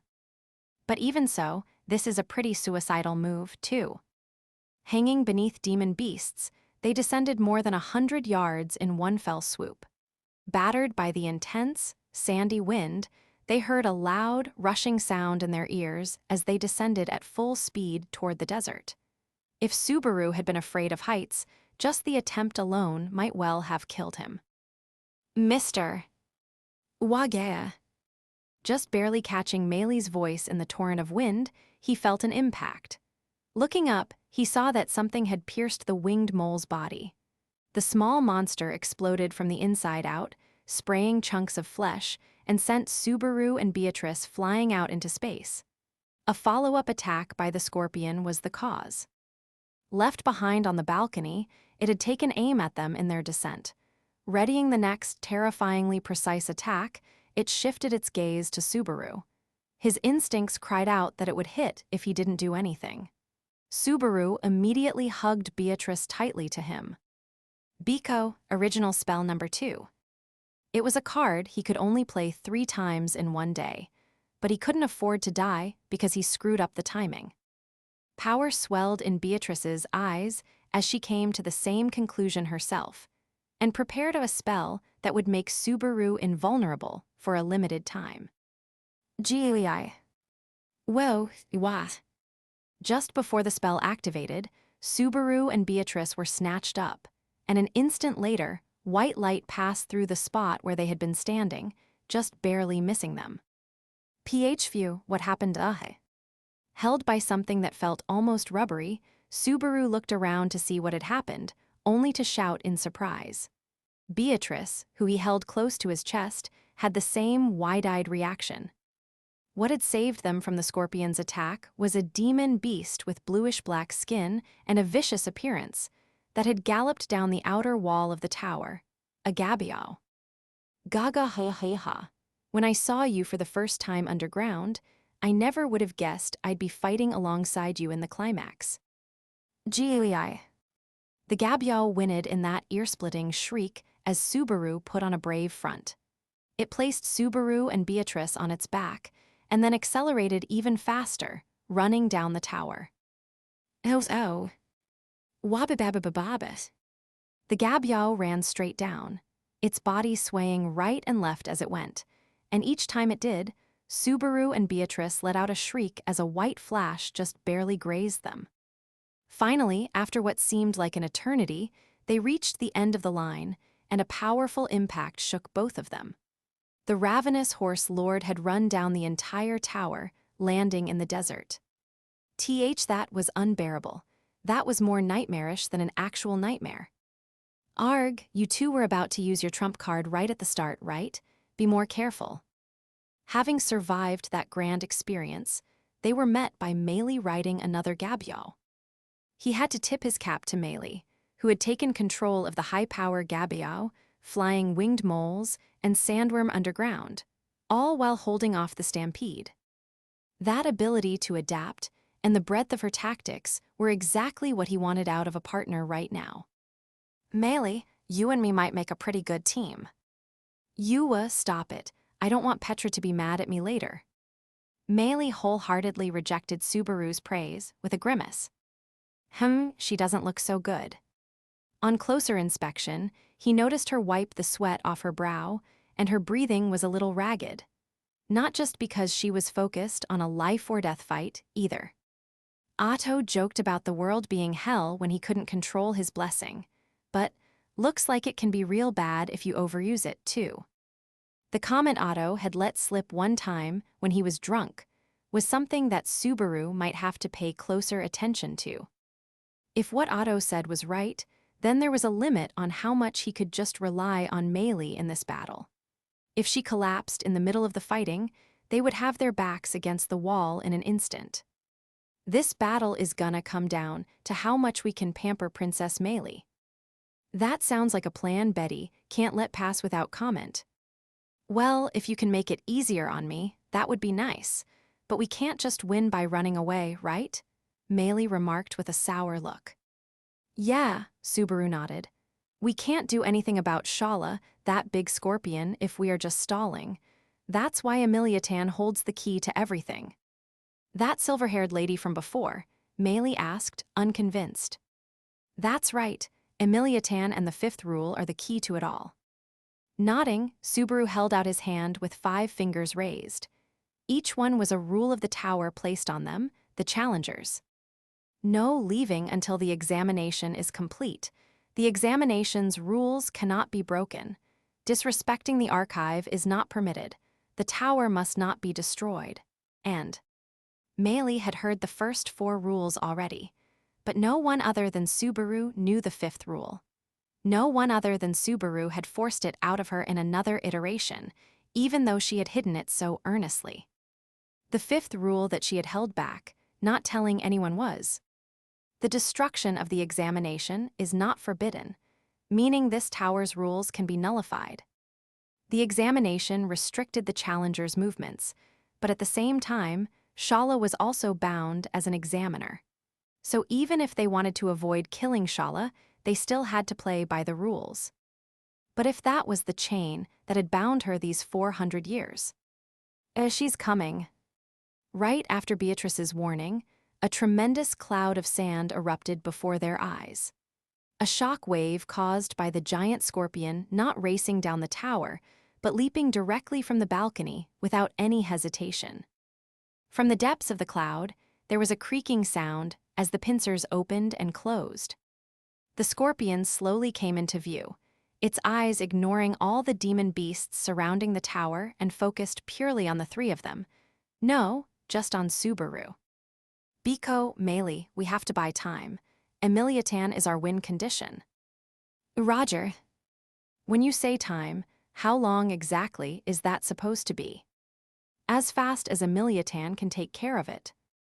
Emilia was always earnest and serious, so there was no way she would hold back or compromise.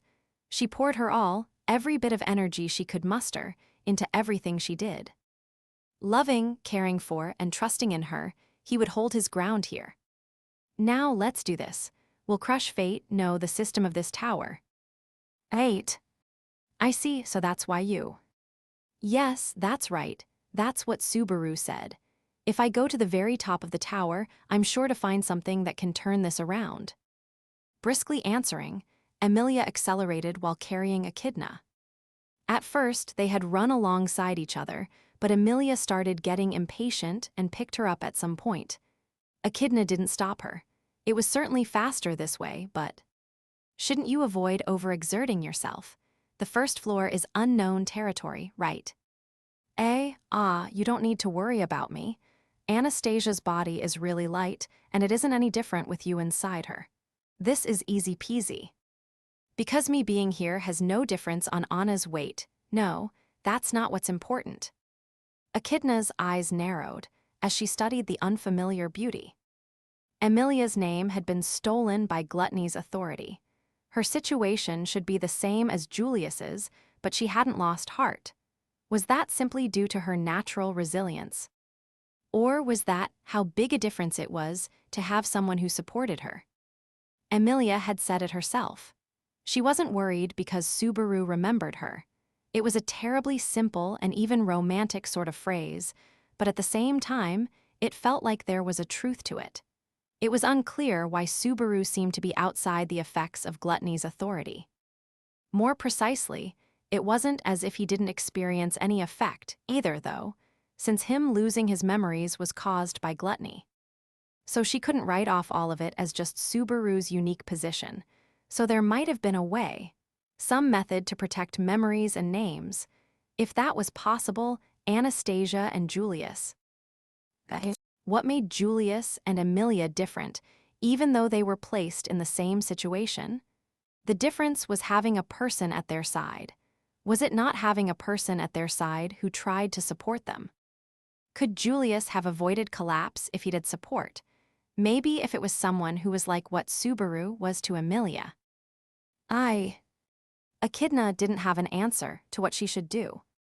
It was enough to make her wonder. If this was the most she had ever racked her brain in her entire life, as a hollow artificial spirit. Echidna.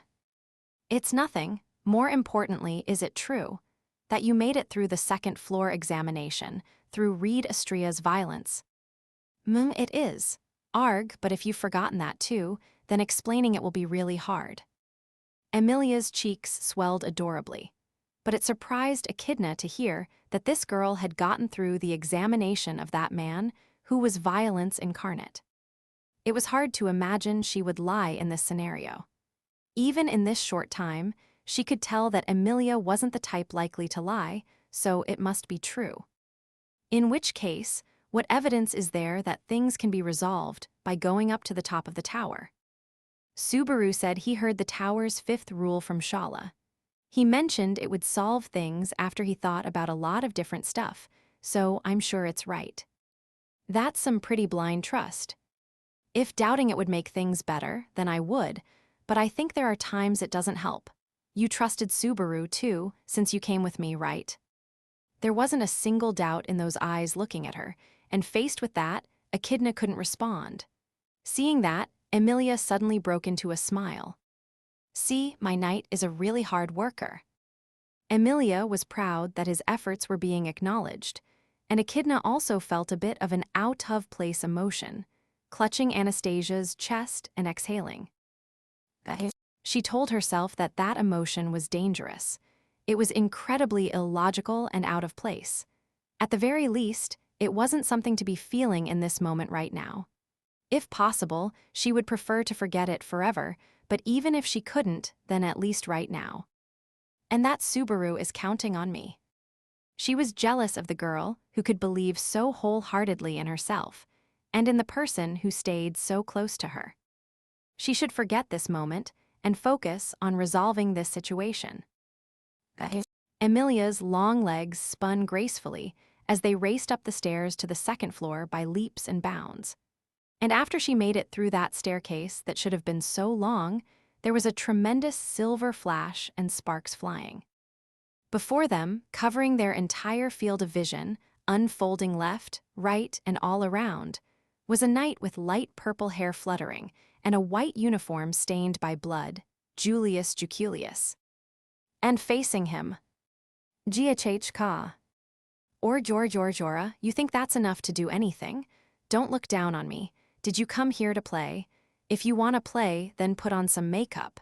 Do that and I'll bully you as much as you want.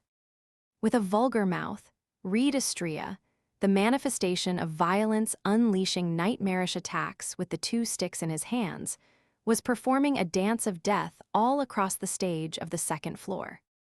It was a struggle beyond normal human comprehension, but sadly, even to an amateur, it was clear at a glance that Julius was in the worst position. That's enough. What interrupted the two swordsmen was a clear, mellifluous voice, but in contrast to the voice, the way she burst into the fight was stirring and heroic. Echidna was speechless at that incredible scene. Reed looked overhead with a dubious sneer, and Julius's eyes widened in silence. The object that unfolded over their heads was a massive icicle large enough to cover the whole ceiling. That mass of destruction that could splinter even a dragon cart in an instant crashed down at the two of them. In an instant, Reed and Julius had completely opposite reactions. Julius leaped aside to avoid the oncoming hunk of ice, and Reed just grinned. With a feral grin, he thrust a single chopstick at the falling hunk of ice. It stalled for just an instant. The chopstick bent, and just before it broke, Reed stepped down firmly against the floor. Transmitting the force of that through the chopstick into the ice, both the chopstick and the ice shattered. You've done it now. Shards of ice scattered all around as Reed turned. When his one blue eye was fixed straight at Emilia, who was pointing her palms at him, her cheek tensed.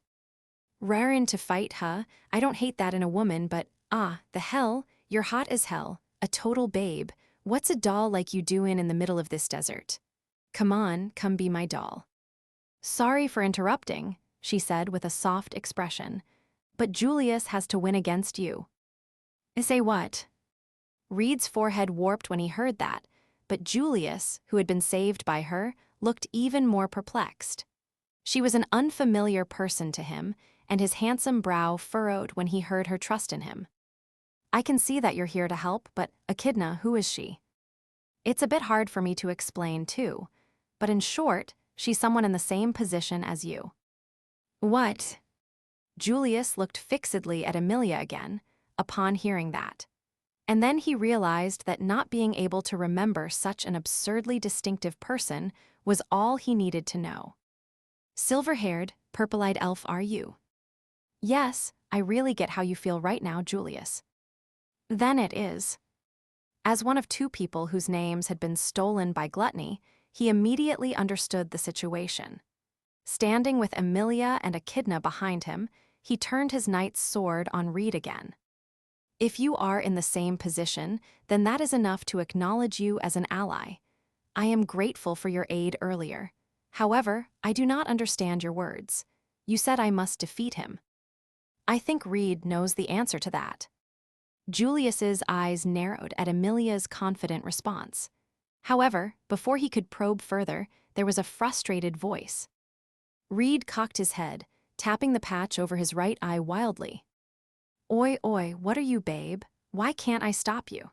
It's not like I suddenly fell head over heels, so did you already clear the damn examination?" "Yes, that's right. You touched my chest with a chopstick and lost." Talk about a satisfying way to lose. Shame I can't remember it." That all he could do was gnash his teeth, a bit was proof that the shackles that bound him no longer restrained Emilia. In other words, there was nothing on the second floor stopping Emilia. "Julius, Go, beautiful lady, who is just like me, whose name I do not know." Unsure of what to say, Emilia faltered a moment, but Julius interrupted her, pointing his knight's blade toward the stairs. Julius smiled gallantly at her quiet, stunned face. "You have your own role, and it is not to aid me. This is enough, be well." "You too." With Julius's encouragement, Emilia nodded and started running. Reed couldn't stop her sprint. She raced to the innermost area of the floor where the stairs leading up continued. Stopping in front of them, she turned around. "My name is Emilia, just Emilia. Let's meet again after all this." Leaving her name with them, Emilia raced gallantly up the stairs. Watching her leave, Echidna let out a long, deep breath. Emilia's job was to continue upward, and Echidna's role was, "You will remain to watch my battle." "If you'll allow it, no, that's not it. I'm staying because I've decided that I should. Not because I can do anything, but because this is what Anna would do if she were here. My place in this tower is untenable, so I at least want to stand behind you of my own volition. Since..."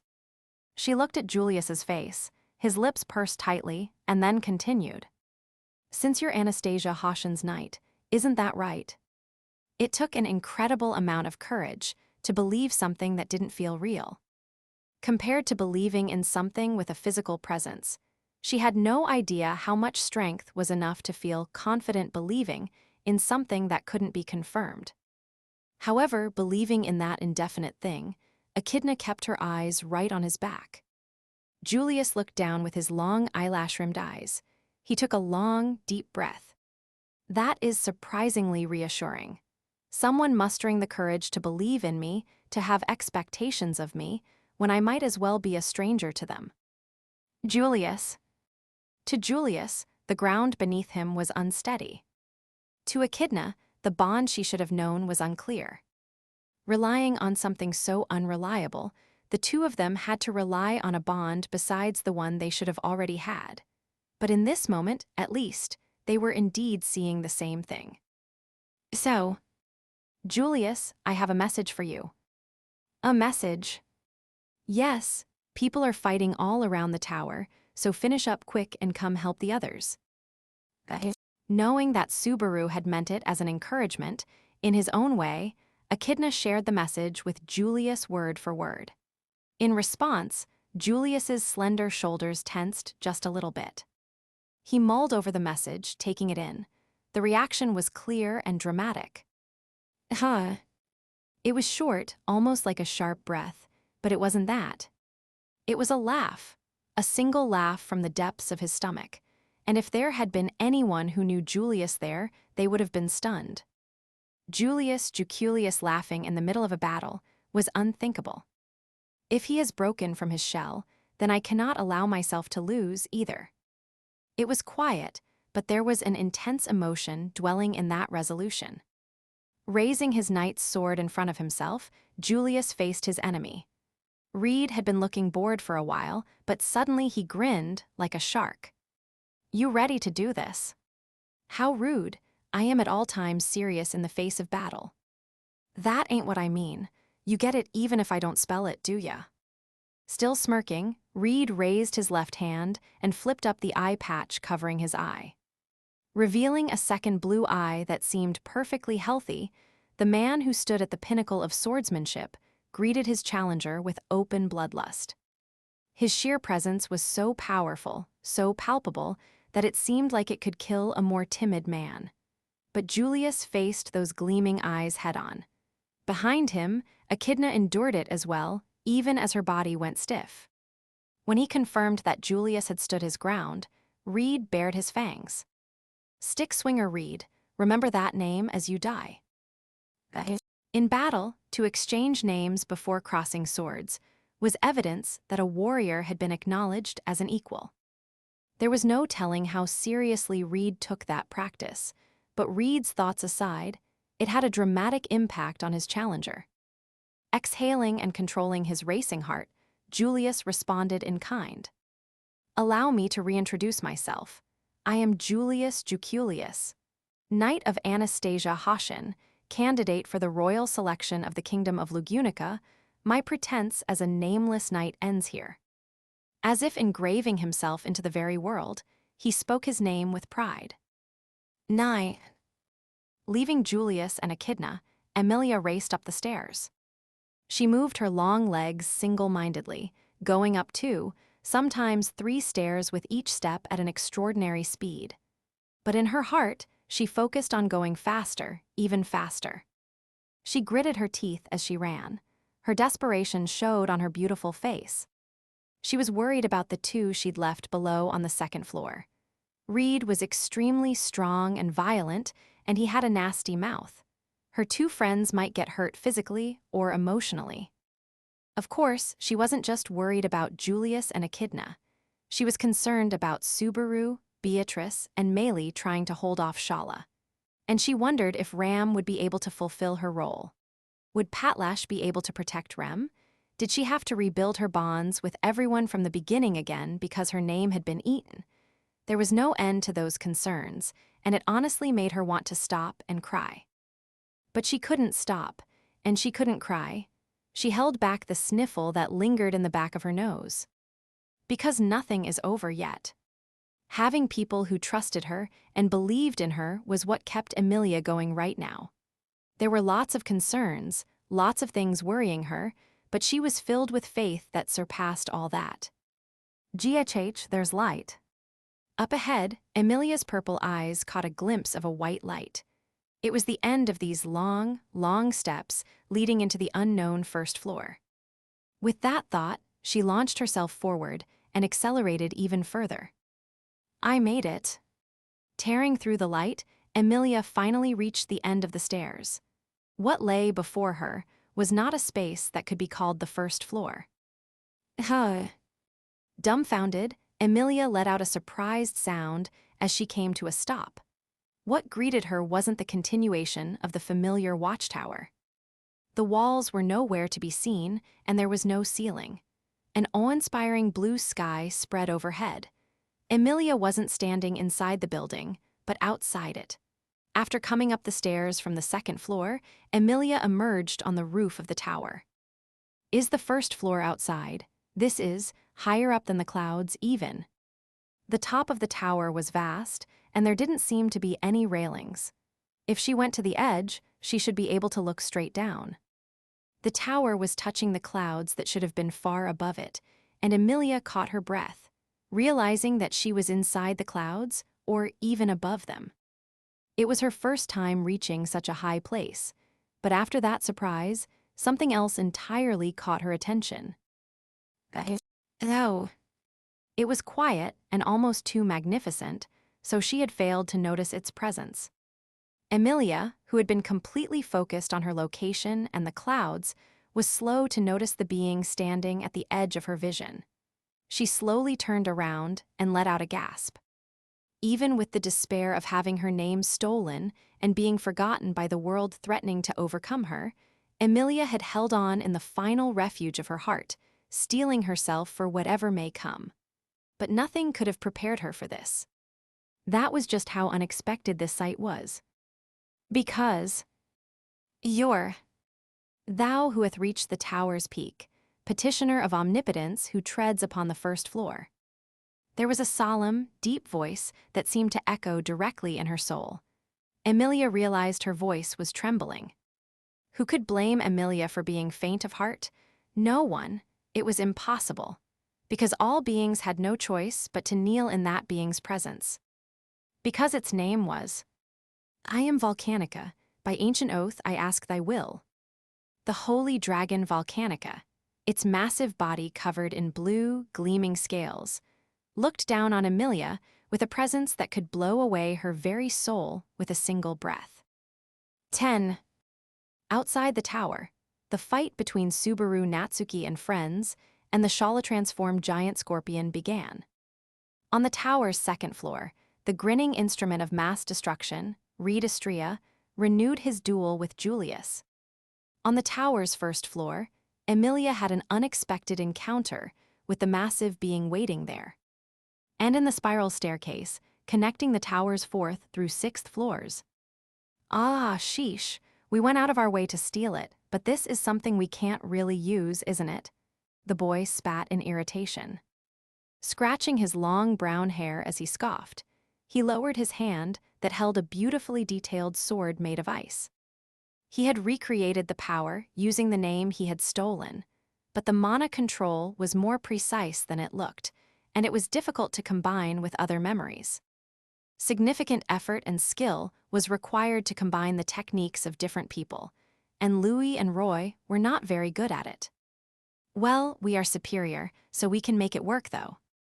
Though all three siblings possessed Gluttony's authority, they all used it in slightly different ways. As a self-styled gourmet, Lai had more than a few choice words about the way his younger siblings comported themselves. Strength was what gave birth to a sense of superiority, not that he was one to give advice. Plus, there's no getting through to cute little Louis or that jerk Roy. Well, that's just how it goes. If they're saying they can't do it, then so be it. We'll lap up every delicious treat in this tower for ourselves. Yes, yes, right, exactly, great, yes, yes. Gluttony, gluttony. He bit clean through the ice sword in his hands, revealing his sharp teeth. Gluttony, lie baiting Kato's, resolved to serve up every last target inside the tower on his dinner plate. Fortunately, he could understand the situation intuitively. All that remained was to decide the order of the courses and which should be the main dish. And you believe you have that right, so carefree. That voice had come from somewhere higher up on the stairs. Lai stopped chewing on the ice and raised his head. Above him, who stood on the stairs spanning the fourth and fifth floors but Ram. She stood on the fourth floor and peered down on him with her pink eyes. The same color as blood or flames, her eyes held a terribly cold intensity, looking pitifully down at Lai's ferocious hunger. From what I've heard, you are the one responsible for sundering my and Rem's sisterly love. Be sure to squeal like a stuck pig as you die.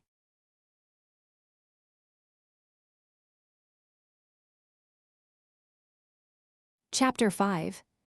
Mental Death. 1. After covering his mouth with cloth to keep out the sand, Subaru took a deep breath. If he was being honest, he would have liked some goggles too, but unfortunately, that was asking too much. He had no choice but to steel himself to the sand flying into his eyes as he kept staring into the center of the dust devil. Biko, Meili, hold on. I know, you're such a hard taskmaster. Cutting through the sand that blurred their vision was a deadly being clad in a pitch-black carapace. If it was allowed to get close, a single strike from its pincers would be lethal. If it was kept at a distance and given enough space to unleash its stinger, it would be lethal. And there were a lot more potentially lethal combinations. There were enough lose conditions to stock a shop, and then some. But don't even think of giving up. There being a wealth of ways to lose is nothing new. Is this the time for that? Arg, go for it, Gabaponi. Listening to Subaru's unreliable shout, Meili gave an order to the demon beasts. The centaur-like monsters let out a shriek like a baby's cry, and the two creatures ran into the desert at full speed, one carrying Meili and the other carrying Subaru and Beatrice. And clinging to their tails, as they furiously kicked off the sand, was the giant scorpion, kicking up a sandstorm with its skittering legs. SSSSSSS. As expected, at long range, it aimed to end their lives with its stinger, and up close, it came swinging with its pincers. Maintaining just the right distance, they continued to deal with its attacks. Compared to the list of lose conditions, their singular win condition was stalling until something changed. They were waiting for Emilia to clear the first floor of the tower and destroy the rules that had been set. In truth, he wasn't even sure it was actually possible, but I suppose if it wasn't, the rules set for the tower wouldn't make any sense. Exactamundo, Bico. Telling us in advance in the rules that it's okay to abuse the system means that the rules are meant to be broken.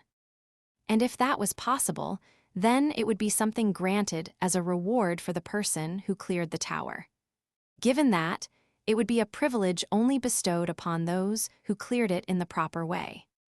It was massively helpful that Emilia had beaten Reed straight up in his test. If she had not, they wouldn't have even a chance of saving Shaula. I'm never forgiving that asshole for what he did to Emiliatan, though.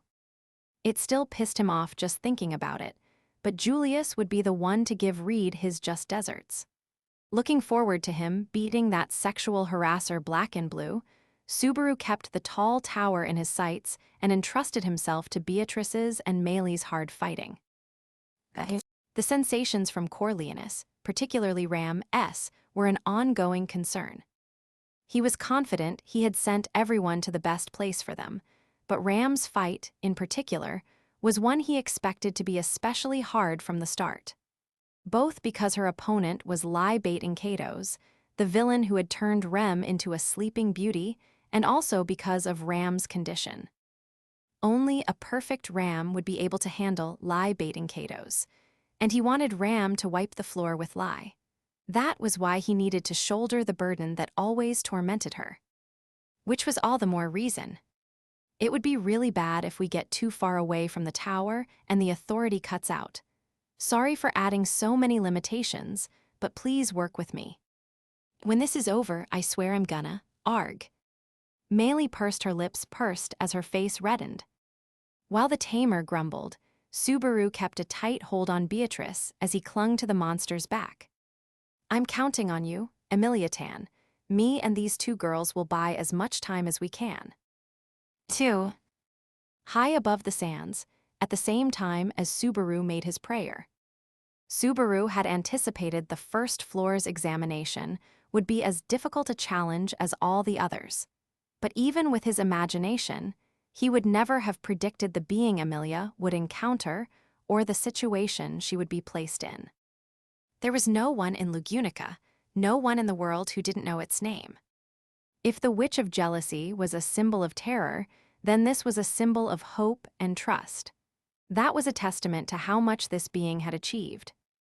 The grand and enormous being's name was Holy Dragon Volcanica. Repeating the name that it had spoken, Emilia felt her body turn suddenly cold. It felt like she couldn't even breathe without permission. That was the force of a true dragon's presence. It held the whole world in its grasp. Inhaling, Emilia looked up at Volcanica's body again. The scales bathed in a deep blue color gleamed like jewels, and each seemed as sharp as a masterwork sword. Its thick front and back legs had black, boulder-like claws, and its face, which resembled a ground dragon, gave the impression of an ancient being. It had golden eyes that had seen an unbelievable length of time. Its head had two large, thick horns that sharply pierced the heavens. The holy dragon's body was maybe 50 feet or so long. It was hard to say for sure because it was hunched over, with its wings and tail furled. However, being that big without standing up, it couldn't be contained inside the building, which made perfect sense.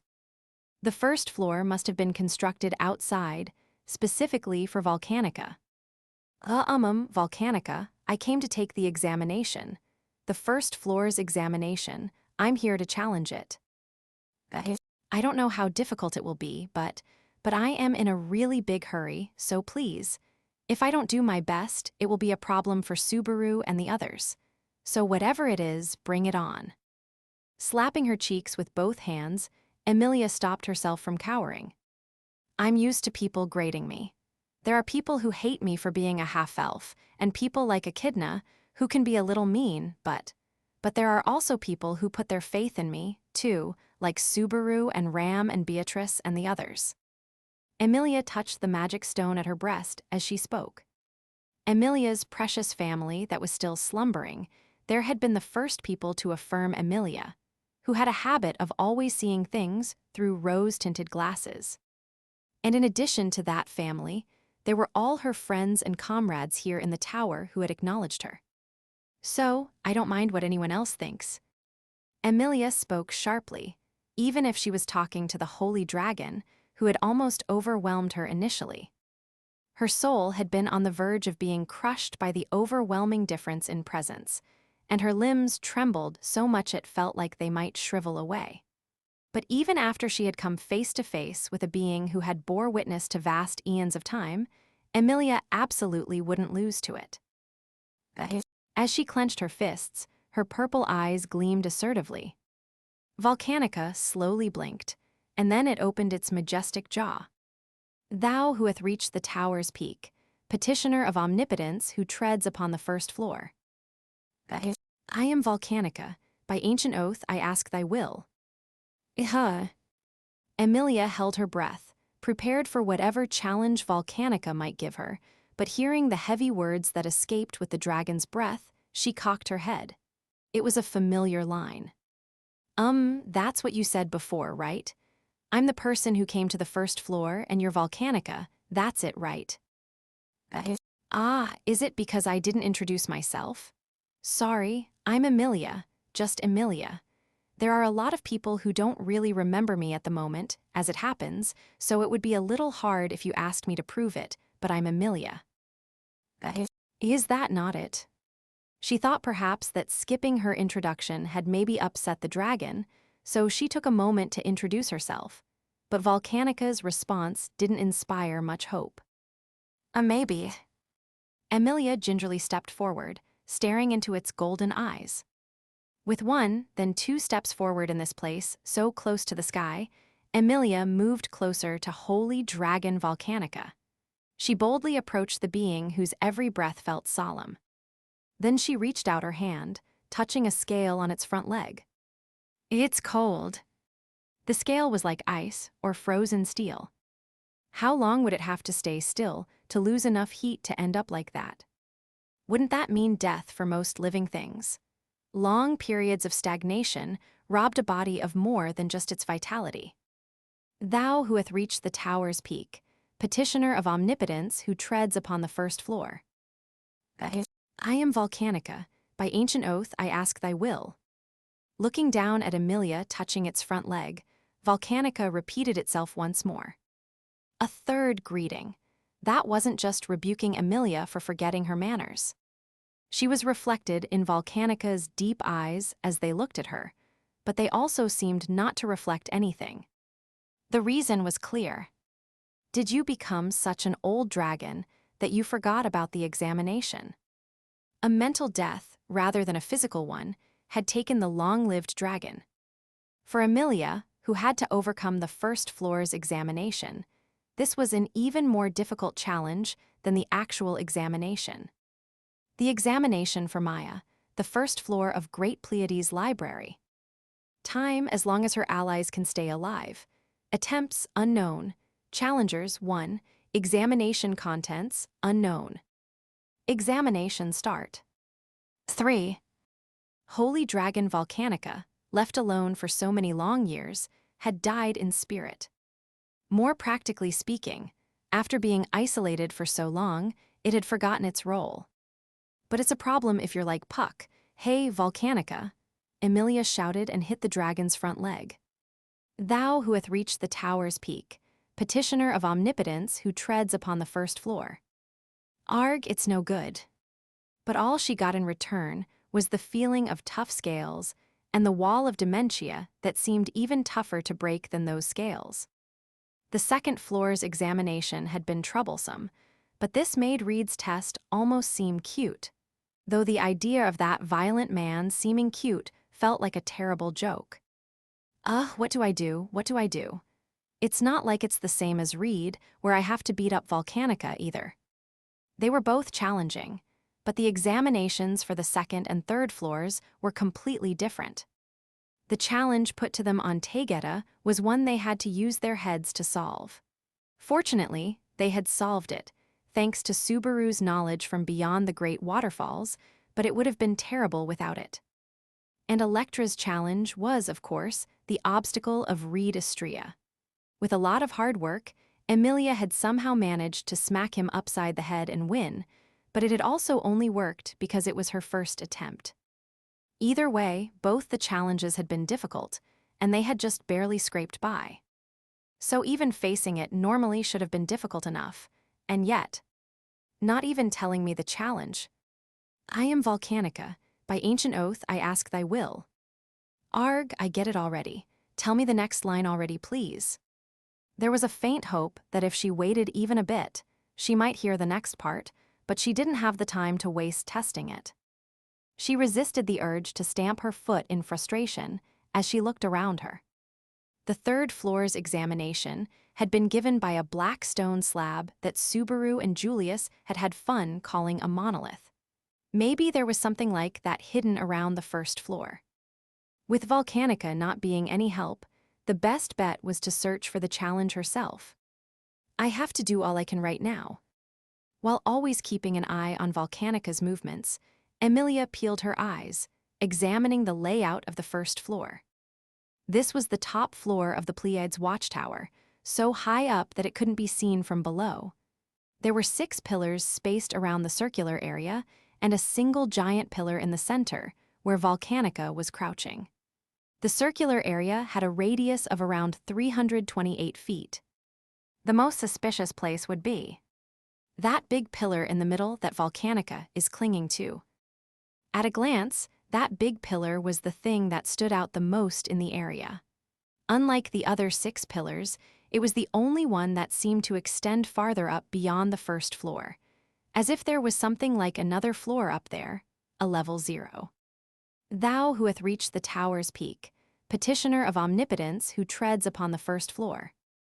Volcanica's response was unchanged. For Emilia, more than feeling despair or disappointment, she felt relieved. If Volcanica's response was unchanged, then it was disinterested, like when she had touched its front leg. Emilia put her faith in that initial finding and moved around behind Volcanica to examine the thick pillar. Hey! The moment she touched it, she heard the sound of wind. Before she could check what it was, she instinctively created an ice barrier over her head. The next instant, the impact hit her through the ice wall, knocking her slender body back. Cog. The impact struck her from chest to back, and she crumpled to the floor with a cough. Putting her hands on the floor to stop herself, she managed to get control of her body again. Wondering just what had happened, Emilia slowly looked up and noticed. The tail of the holy dragon clinging to the pillar gradually sank back to the ground. I got swatted by its tail. Put that way, it was actually a very simple attack. She had seen a different dragon use her tail to express her emotions more than once while watching Subaru interact with Patlash. Whenever Subaru was playing around a little too much, Ram or Patlash would both try to smack him like it was a race. But the blow from Volcanica's tail was incomparable to the love taps that Patlash gave Subaru. It was only because of her instant defense that she had gotten off this easily. If she was a little slower, her neck might have been snapped or her head knocked clean off. With that realization, she felt a cold sweat trickle down the back of her neck. But at the same time, it highlighted a possibility. There must be something with that pillar. You're here for an examination.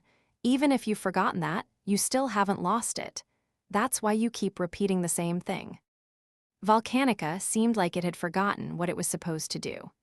But even so, the holy dragon still sitting here was proof of just how unyielding its resolve was to keep the promise it made before its mental death. The sage, the sword saint, and the holy dragon testing their knowledge, strength, and will. In which case, half-hearted commitment isn't enough. I'm going to be serious too. Accepting that Volcanica would block her way, Emilia let it know that she was going to use force. The air around her cracked, and the world slowly began to freeze over. Warriors of ice began to form, like attendants to a queen, the newest possibility that Emilia had developed through her icebrand arts. She had not been able to test it inside the narrow confines of the tower, but in a space like this, with an opponent like this, there was no need to hold back. She had not told Subaru about this one, so he had not given it a name. Meaning Emilia was the one to do it. Mr. Soldiers and Icebrand Arts. She created 7 warriors of ice, humanoid in form, but each with their own weapons. Brave companions who would accompany Emilia in her dangerous battle. I'm coming, sleepyhead. If you can wake up, then hurry up and do it. Emilia raised her own ice weapon and closed in on Volcanica together with her soldiers of ice. With an unreadable gaze, Volcanica opened its mouth. I am Volcanica. By ancient oath, I ask thy will. Its consciousness was still buried in the great beyond. 4. Ram gradually increased the heat of her body, removing the limiters in stages. Her blood boiled, and the muscles in her slender body undulated. It was a girl's body that may have felt soft, fragile, and unreliable to the touch. But the blood that flowed inside her veins and the flesh and bones that made her were those of one of the strongest races in the world. The return of the Oni god, the warrior hailed as greatest masterpiece of all. That's our big sister. Ah, how wonderful, so radiant. The sister Rem could never hope to match, no matter how she tried. Don't drool, it is uncouth, and do not compare me to anyone. Hey, why is that? It should be obvious. I don't need anything more than the title of Rem's big sister. Ram kicked off the stairs, descending in a flash with a preemptive attack, but Lai evaded with a big leap backward. She unleashed a series of ferocious attacks using her arms and legs, any of which would shred skin, break bones, and liquefy internal organs. It wasn't a martial art that relied on just simple physical abilities or techniques. If it was just pure finesse, then Lai would have been able to handle it by recreating some of the countless techniques he had access to from the memories of those he had consumed. However, there was a clear difference between what Ram was doing and something simple like that. She surged forward, freely controlling the acceleration of each and every knee and elbow she threw at the archbishop. Cladding herself in her specialty wind magic, she was subtly weaving deception into the middle of her combat. She was manipulating Lai's perceptions by accelerating or decelerating attacks with wind. And to top it off, she was using the wind to spread her presence in all directions, slipping her attacks into his dead angles with swift motions, unleashing with multiple deadly blows. Can't get enough of this. Just barely dodging her attacks, Lai cheered happily. He was bleeding from his right cheek, and his long, disheveled brown hair danced wildly, but Gluttony was apparently enjoying the comparison of skills. Grudges are a spice we can't get enough of, the bitterness of those shrewd tricks. You are the perfect dish for a gourmet like us, sister. Lai grinned condescendingly as they descended the spiral stairs, constantly changing places. Saliva dripping from his open mouth, he hit Ram's wand with the 2 swords in his hands and opened some space between them. Yes, nice, great, delicious, delectable, more, gluttony, gluttony. The scent of that rage is divine. Someone who hates us specifically this much, what sort of flavor will you have? Clapping his hands, he shuddered in anticipation of an incomprehensible pleasure. Watching that, Ram exhaled a deep breath and confirmed her body's condition. It is still a far cry from my original form, but... She would never let it show, but Ram was genuinely struck with wonder. "I know myself better than anyone" was a pat phrase used by a certain type of person who didn't actually understand themselves. But unlike those fools, Ram really did have a complete grasp of her own self. Ever since she lost her horn, she always felt overwhelmed by a terrible burden. Because of that, she had consciously placed certain limiters on herself. Ordinarily, during the times when she was working as a servant, all those limiters were in place. But there were times when incidents might happen, situations where she would have to use magic to resolve a situation. In those moments, she would release one of the limiters, allowing herself to use the bare minimum amount of magic. And in situations where even that wasn't enough, she would undo the second limiter. In that state, she could wield maybe a fifth of her original abilities, though anything she did would have to be resolved quickly. The battle with Garfield in the sanctuary, a year and a half ago, had been one such instance. That was the full strength Ram could wield as a hornless. She was confident that any more and her body would break, unable to endure the strain.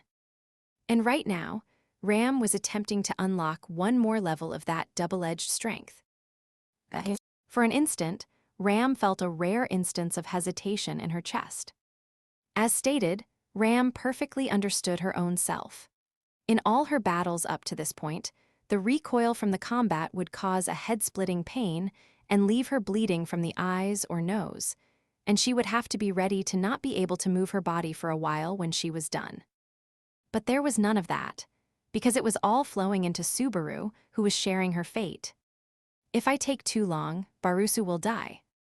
If things were going according to plan, Subaru would be running around, trying to deal with the rampaging Shaula and the onrushing horde of demon beasts. He would have Beatrice and likely Melee with him. Emilia, who made her memories ache, would be heading to the top floor of the tower and fighting on her own there. Mysteriously, she couldn't help concerning herself with the actions of that earnest, silver-haired girl. She was surely someone who had given her plenty of trouble before her name was stolen. Everyone was so unreliable without Ram around. And so, hold on like your life depends on it, Barusu. Don't make Rem cry. With that, Ram released her third limiter for the first time in 10 years. 5. That instant, Corleonis hit Subaru Natsuki with a new level of suffering. One of the faint lights he could sense in the tower suddenly swelled, and an instant later, his body felt the intense blowback. Subaru. Beatrice, who he was cradling in his arms, supported him as he coughed up blood and almost slumped over. Unfortunately, he and Beatrice were not currently riding Patlesh, who he was more used to. Instead, they were astride a ravenous horse lord, a monster that it was hard to imagine letting any living creature ride it. With hardly any experience riding a creature, and no blessing to part the wind, and without a saddle to sit on or stirrups to brace against, he knew that a moment's distraction would send him straight to the ground. The reason it had not happened yet is because he had wrapped his guilty whip around the creature's upper body to use as reins, and because Beatrice was controlling their mass with finely tuned magic. Subaru couldn't let himself ruin that persistent effort. I suppose that was recoil from Ram, Beatrice commented perceptively. Good guess, GHH, sorry. I'll hold on somehow, GHH. Subaru adjusted his grip for a tighter hold on the whip. There was a distinctly metallic taste that accompanied the nausea welling up inside him, and he had no clue where in his body the burden was coming from, but it was proof that Ram had gotten serious. If Ram can deal with that gluttony brother, then. He wouldn't say that things would get a lot easier, because he couldn't be confident that defeating gluttony would mean the return of the names and memories that had been stolen. But it would definitely decrease the burden Subaru was carrying. And if that happens, I can focus on just carrying Meili's burden. Ha ha. Clinging to the Gabiao's upper body, Meili was earnestly giving the demon beasts directions. Meili's grave struggle was crucial to deal with the giant scorpion, furiously wielding its pincers and stinger to take out Subaru. Right now, Emilia's, Ram, S, and Julius's strengths were necessary to break through the 4 obstacles threatening the Pleiades Watchtower. But the person who was the cornerstone allowing them to all continue their fighting was none other than Meili Portrout. Because of that, Subaru had been shifting a bit of the feedback from Meili's blessing onto himself. Winged moles, flower bear together. With a broad view of the battlefield, Meili raised her voice and sent the demon beasts into a field of death. The ache in Subaru's mind and the swollen feeling he was having were signs that she was fighting with her blessing's power fully unleashed. I really do have a double standard. On one hand, he really didn't want to rely on authorities or blessings if he could help it, but on the other, he wouldn't hesitate to use them for all they were worth if push came to shove. It was true that weak people didn't have many options, but he didn't want to become corrupted either. He was being forced to take an immoral path, but he didn't want to forget that fact and just accept it as normal either. Mister, are you paying attention? If you and Beatrice go down, this is all over, you know. I know, Subaru said, enduring the throbbing in his head. Hey, Meili, do you want to be a part of our family when this is all over? GHH, did you not hear me? Focus. Neither of them had any leeway. If their concentration faltered, it would all be over in an instant. But if I have to suffer this much, there better be a great tomorrow waiting for me to make up for it. 6. What is with you? Meili murmured to herself while continuing to fight atop the sands. Of course, that question could refer to a lot of people. Shaula, who had transformed into the giant scorpion in front of them, the cheerful and spirited silver-haired half-elf, Ram and Julius and them fighting their various enemies in the tower, and Subaru and Beatrice fighting alongside her, in particular. But the one that seemed the most off was, what is with me? Meili couldn't understand why she was acting like this. From the point that she had joined them on their trip into the desert, she was already acting out of character. Acting accordingly in the moment, going with the flow of things.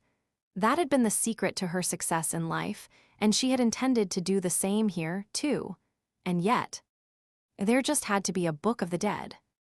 When she heard it was possible to experience the feelings of someone who died, Meili couldn't resist the curiosity that welled up within her. She had no choice but to release the feelings toward Elsa Gramhilda smoldering away inside her all this time, and as a result, she had committed a series of errors that were completely out of character. And of all things, Subaru had questioned her and lectured her about it so high and mightily. Mysteriously, though, for whatever reason, she didn't feel the urge to just snort derisively at his plea. Somehow, she had even progressively promised to help afterward. Arg, I'm going to make him spoil me so much after this. So busy she couldn't even wipe the sweat off her brow. Meili grumbled about Subaru while carefully maintaining just the right distance from the giant scorpion as they kept each other in check. This sort of decisive all-out battle wasn't her preferred way of fighting. Her style depended on careful preparation, positioning demon beasts nearby, setting them up just so, choosing the battlefield beforehand, and then watching everything unfold from afar. That was Meili Portrout's specialty as a demon beast tamer. She had made her living stealing people's lives at the order, direction, and request of someone else. So this was the first time. The first time she had fought to save someone's life, to protect someone. This isn't my style at all.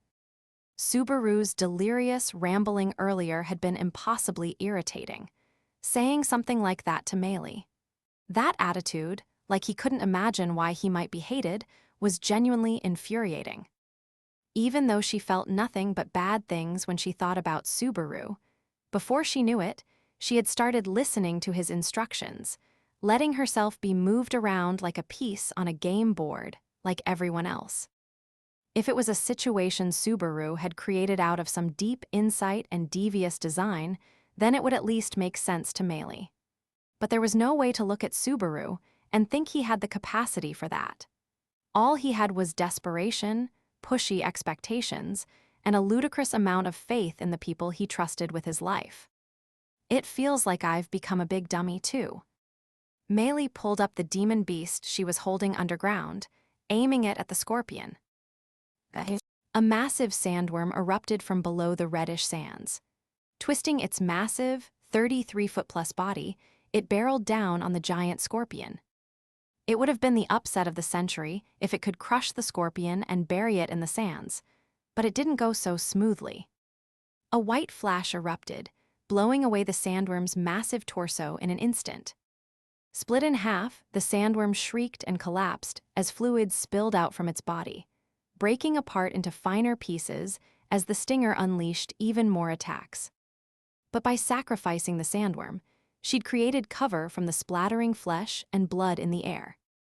The real aim was the 3 gabiao that appeared from where the sandworm had leaped out of the ground. Gii. With a baby's cry, the flaming half-human, half-horse monsters launched a suicide charge on the scorpion. Meili had spotted all sorts of different monsters in the Auguria Dunes, but in terms of pure firepower, the gabiao reigned supreme. I guess I'm in top form. Meili was riding one herself, Subaru and Beatrice were riding another, and she had 3 more prepared for this attack. The burden of controlling all of them at once should have been incredibly heavy. But for some reason, Meili wasn't really feeling the effects of it. There was a possibility it was just the excitement of battle, but either way, she intended to make the most of it. She wasn't trying to finish the scorpion off, but if she could at least hurt it a little, it would make Subaru's goal that much easier to pull off. In a sense, it might be the 3rd time ever that Meili, the girl who had always lived her life by going with the flow, had tried to do something of her own volition. The first was going out at night in search of salvation in the books of the dead. The second was when she had snuck up on Subaru, standing at the top of the spiral stairs, when she had felt trapped. And the third was now, when she sought a better result than was expected of her to buy more time. Meili. There was a bloody shout as the 3 gabiao charged at the scorpion. It came from Subaru, who had blood trickling from his mouth as he shouted. Meili was wary when she realized it wasn't praise, or joy, or wonder. Even though she was going so far above and beyond, why was he so angry? But then, the 3 monsters furiously charged with blazing lances raised.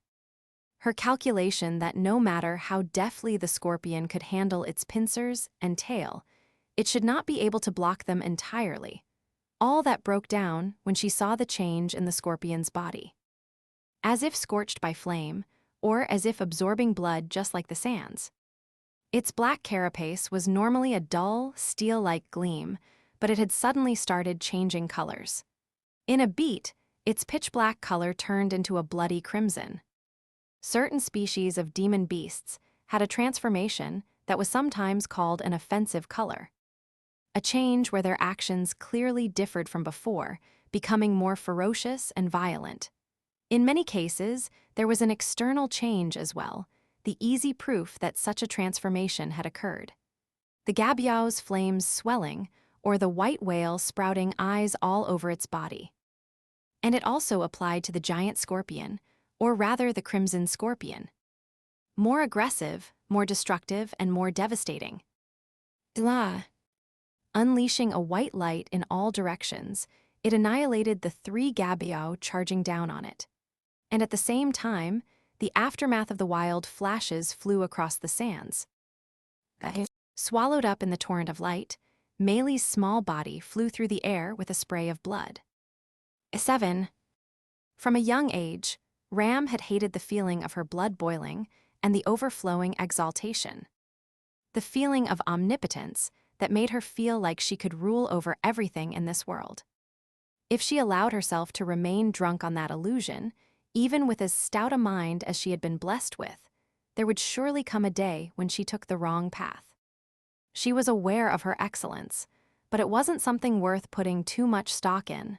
She could make mistakes.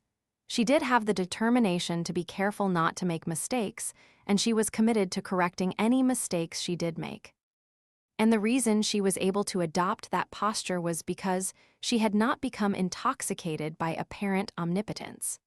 Not mistaking herself as something wonderful, as did those around her who lionized her, she didn't become a puppet of those beings who held to ancient mysticism and withered old customs. And what was the reason she had managed to avoid being crushed by those external things? She knew that it was surely thanks to something that she couldn't remember. Because I'm not just cute, I'm also wise. Singing her own praises, Ram stepped down, breaking the step of the staircase. The next instant, the peach-haired Oni clad in the wind swung her arm, cleanly breaking the arm of her opponent who tried to stop it. Wrist, elbow, shoulder all twisted in the blink of an eye, snapping loudly. Iga! His reaction was too late. As he started to cry out, her fist slammed into the side of his face, and Ram's pale fingers became a barrage. Pummeled all over by countless blows, Lai went flying backward with a cough of blood. Chasing after him, Ram rode the wind she created beneath her feet, leaping high into the air. Hee-hee. Lai swung both legs upward, as if to catch Ram. The next moment, a distortion in space touched Ram's shoulder, leaving a shallow cut on her clothes and skin, an invisible blade in midair, an impudent trap born of wind magic left behind for her. Something like this. You think you can blow it away with a gust of wind? Nope, nope, nope, that's fixed in space right there. Even you can't brush it aside, sister. Too bad. Reading her intent, Lai kicked off the air with a bloody grin on his face. He wasn't actually kicking space, but using the blade that had cut Ram's shoulder to walk through the air, a foothold whose position only he knew.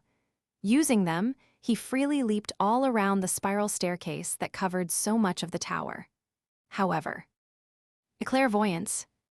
Even if it was impossible to perceive them with her eyes, it was simple enough to deduce their locations using the trapsetter's eyes. And so Ram used the exact same footholds, leaping out overhead even faster than Lai. Ha, are you kidding? Seriously, sister. You sound almost like Barusu. Thank you, that removes any hesitation I had to slap you down. Ram mercilessly brought her heel down on Lai's unpleasant, stunned face. Now, how many times will you taste the sole of my shoes until you fall down? Lai groaned as his nose was crushed and his small body spun in midair. What stopped his ascent was Ram's kick, sending him straight down.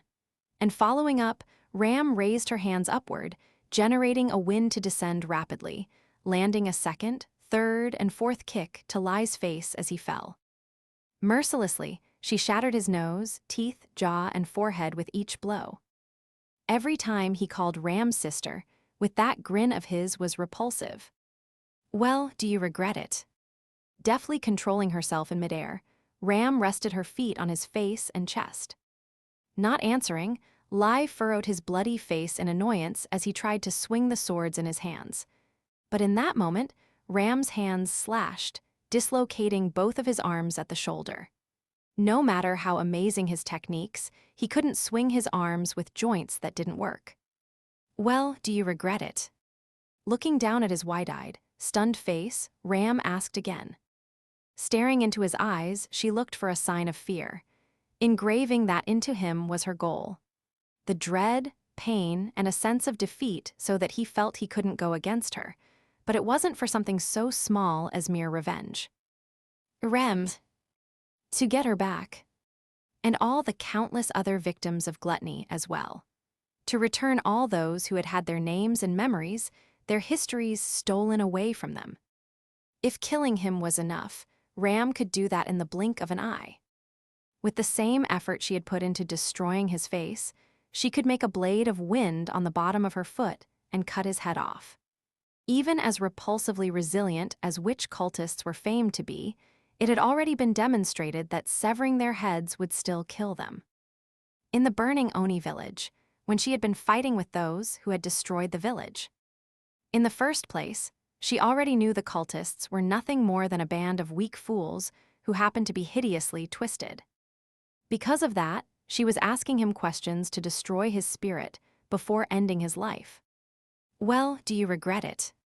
GHH, solar eclipse.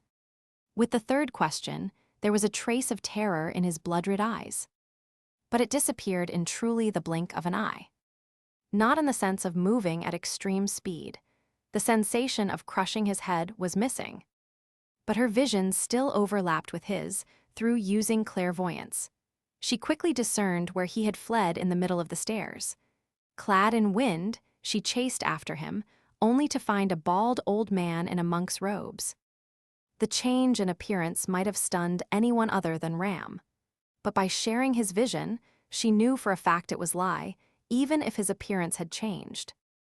I heard that transforming was lust's trick, but I don't have time to indulge you with your games. The fight was overwhelmingly one-sided. But it had been more than a minute since Ram had undone a big limiter. There was a slight burden on her, too, but the vast majority of it was flowing to Subaru. She had told him to limit himself to just modulating it, but as expected, he had gone and decided to just assume all of her burden. Always trying to act cool. That was something he should just save for Rem and the girl he cared about. Return everything you have consumed as gluttony, if you do. If we do, what, young lady, you would let us go? Not at all. If you do, I will kill you quickly. A good deal, don't you think? Even though you have earned thousands of deaths, you will be allowed to die just the once. Et fois.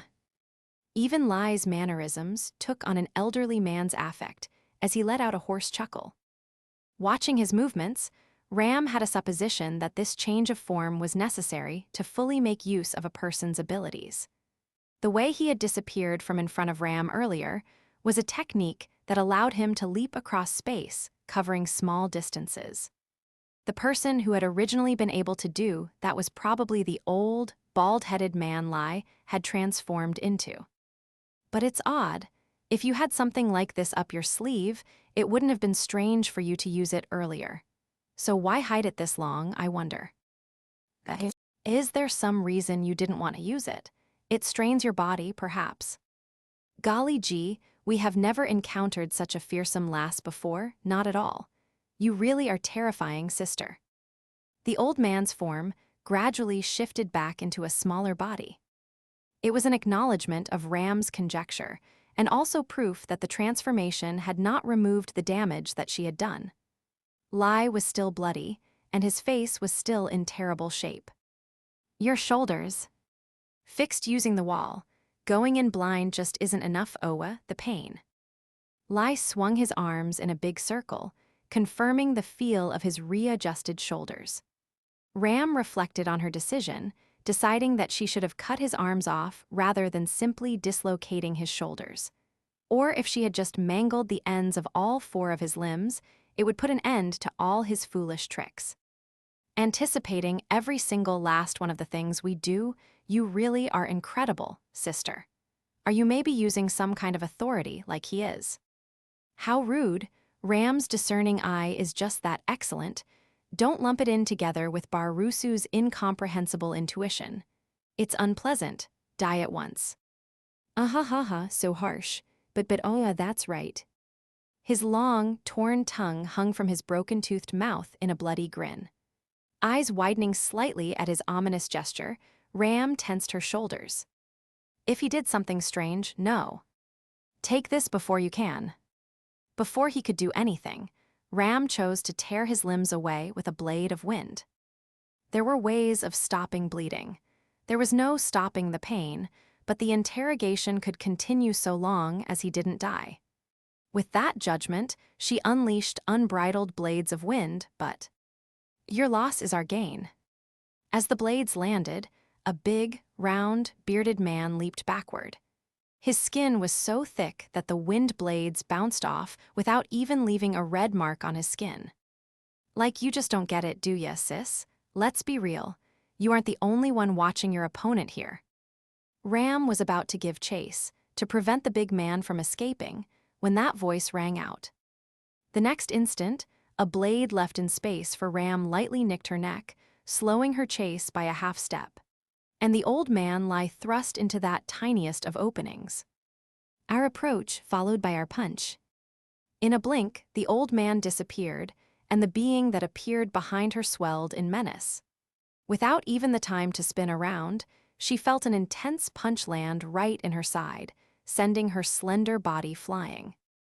Watching her groan was a stout man with a wild air about him. 3 different figures had traded places in an instant, and their unique traits were all perfectly applied. But even so, don't imagine the same trick will work twice. We don't at all. Of course not, we don't already. Lai roared while turning into the old man again and covering one of his eyes with his hand. Worried about that movement, Ram stretched her long legs, kicked off the wall, and quickly tried to adjust her position to leap at him. However, she wasn't fast enough. We know, Rem's big sister can't keep moving like this without some sort of trick. He reached that answer by using Rem's knowledge, not by observing Ram's movements. Seeing Ram's movements that surpassed the limits of a hornless Oni, Lai was sure of his interpretation, and when Ram returned to the stairs, his evil intent was already complete. Sister, we don't particularly care about winning a test of strength with you. With a crafty smirk, he disappeared into the air. Teleportation by distorting space across short distances. By continually doing that, it was easy to flee a battlefield. He had no intention of stopping and fighting to the death. You are quick to decide to flee. No. If he knew about Ram's clairvoyance, then he should not be expecting to simply run away. The reason he took his distance, even knowing about it, was that he realized she was working under a time constraint. And unfortunately, she'd had a not insignificant amount of time stolen away from her. The burden on Subaru was increasing by the second. She needed to find where Lai had fled into the tower as soon as possible. Just as she thought that, though, she noticed.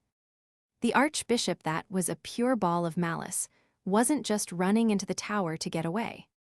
He was thinking carefully about how best to torment Ram to the greatest extent. That was Rem. As she finally connected back to his evil gaze, it reflected in her eyes. The tail of the black ground dragon running, and the sleeping prince on the dragon's back.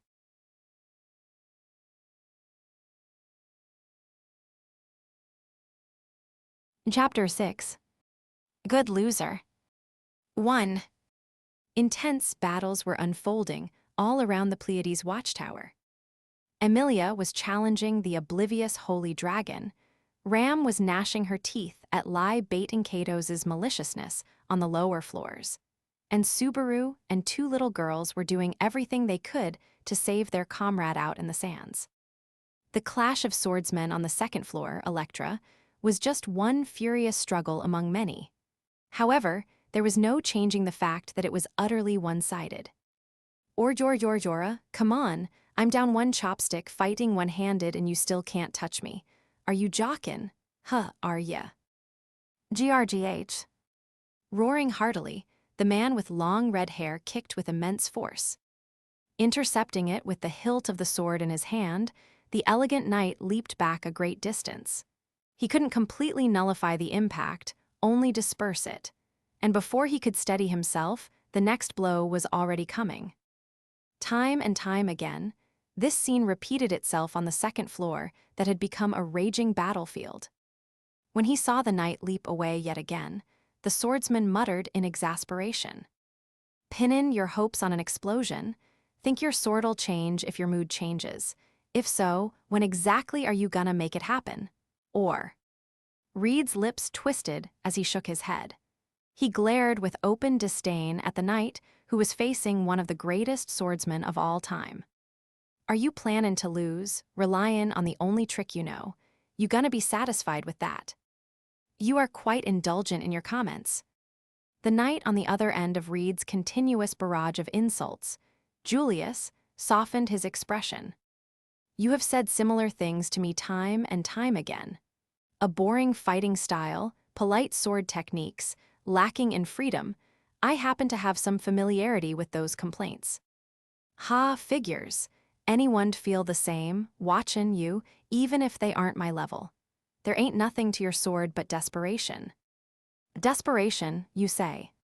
Reed's comments were not derived from any sort of sublime aesthetic. Most likely, he was just saying whatever he felt in the moment. That he grasped Julius's true nature nonetheless was because those blue eyes, even with one intentionally covered, saw through everything. To him, Julius's ideals might look like a shallow facade hiding his true character. A quick glance behind him confirmed the presence of the woman watching over their fight. She was, to Julius, a duplicate of the woman who was the most precious being in the world to him. However, she was a woman who had been occupied by another person. Though it was beyond their control, they had persisted in such a hollow lord and retainer bond ever since the battle in the Water Gate City, nigh 2 months ago. Thinking back on it, you and I should have spoken more frankly. Julius. Had we done so, we might have become good friends, since we both care for and admire the same woman. Julius corrected his collar that had gotten ruffled in the fighting. Even if he had abandoned the pretense of being nameless, he would never cease to be a knight. Reed scoffed in annoyance yet again when he saw how adamant Julius was. You know, I was hoppin' that you would change when that other babe and the broad behind you showed up.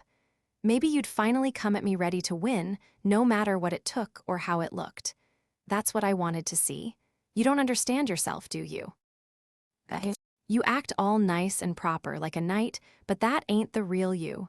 Deep down, you're a stick swinger just like me. All this stuck-up, formal shit just gets in the way. Pointing his chopstick at Julius, Reed wore a bitter look on his face. In response, Julius closed his eyes. After a moment's silence, he finally murmured, I see. I feel like I finally understand. Understand what? Why you are so relentless with me. As annoyed as he was, Reed never stopped talking to Julius. His methods were violent, and he most likely had no conscious intent to do so, but it seemed he was trying to teach Julius. A progenitor guiding those who followed in their footsteps. Julius finally understood why Reed went to such lengths to lead him about by the nose. You saw in me what also exists inside you. The reason he had sneeringly berated Julius's boring fighting style and polite swordsmanship was because he believed there was a slumbering lion underneath. Julius personally believed it was a gross overestimation, but spare me complex crap like that, you scrawny beansprout. I just do what I want, how I want, and my instincts are tellin' me that you'd be more interesting without that mask. That's why I'm tryin' to peel it off. You get it too, right? Stay like that and you'll never reach me. Stay like that and you won't be able to look cool for the broad behind you. Julius smiled bitterly at seeing Reed jerk his chin, gesturing toward Echidna. Reed's eyes really were remarkable. He saw things so clearly. He understood well that Julius Juculius was a simple man who cared a great deal how others saw him. All the more reason I cannot bend my very being. Say what? Reed scowled. You are undoubtedly correct. Much of what you say rings true. It is a forgotten history in this world where everyone has forgotten me, but I am not the legitimate child of the Juculius house, Julius began, loud enough to reach Echidna, who was stout-heartedly facing forward. This was the history of the Julius Juculius forgotten, by all save Subaru Natsuki. I was born to a mother who was a commoner and a father who abandoned his noble birth to be with her. So I am, in origin, a commoner. When my mother and father passed away, my uncle became my adoptive father and took me in. It was he who introduced me to the culture and education of nobility. Thus, my way of life is a manufactured one. A botched sham more like it. It may very well be.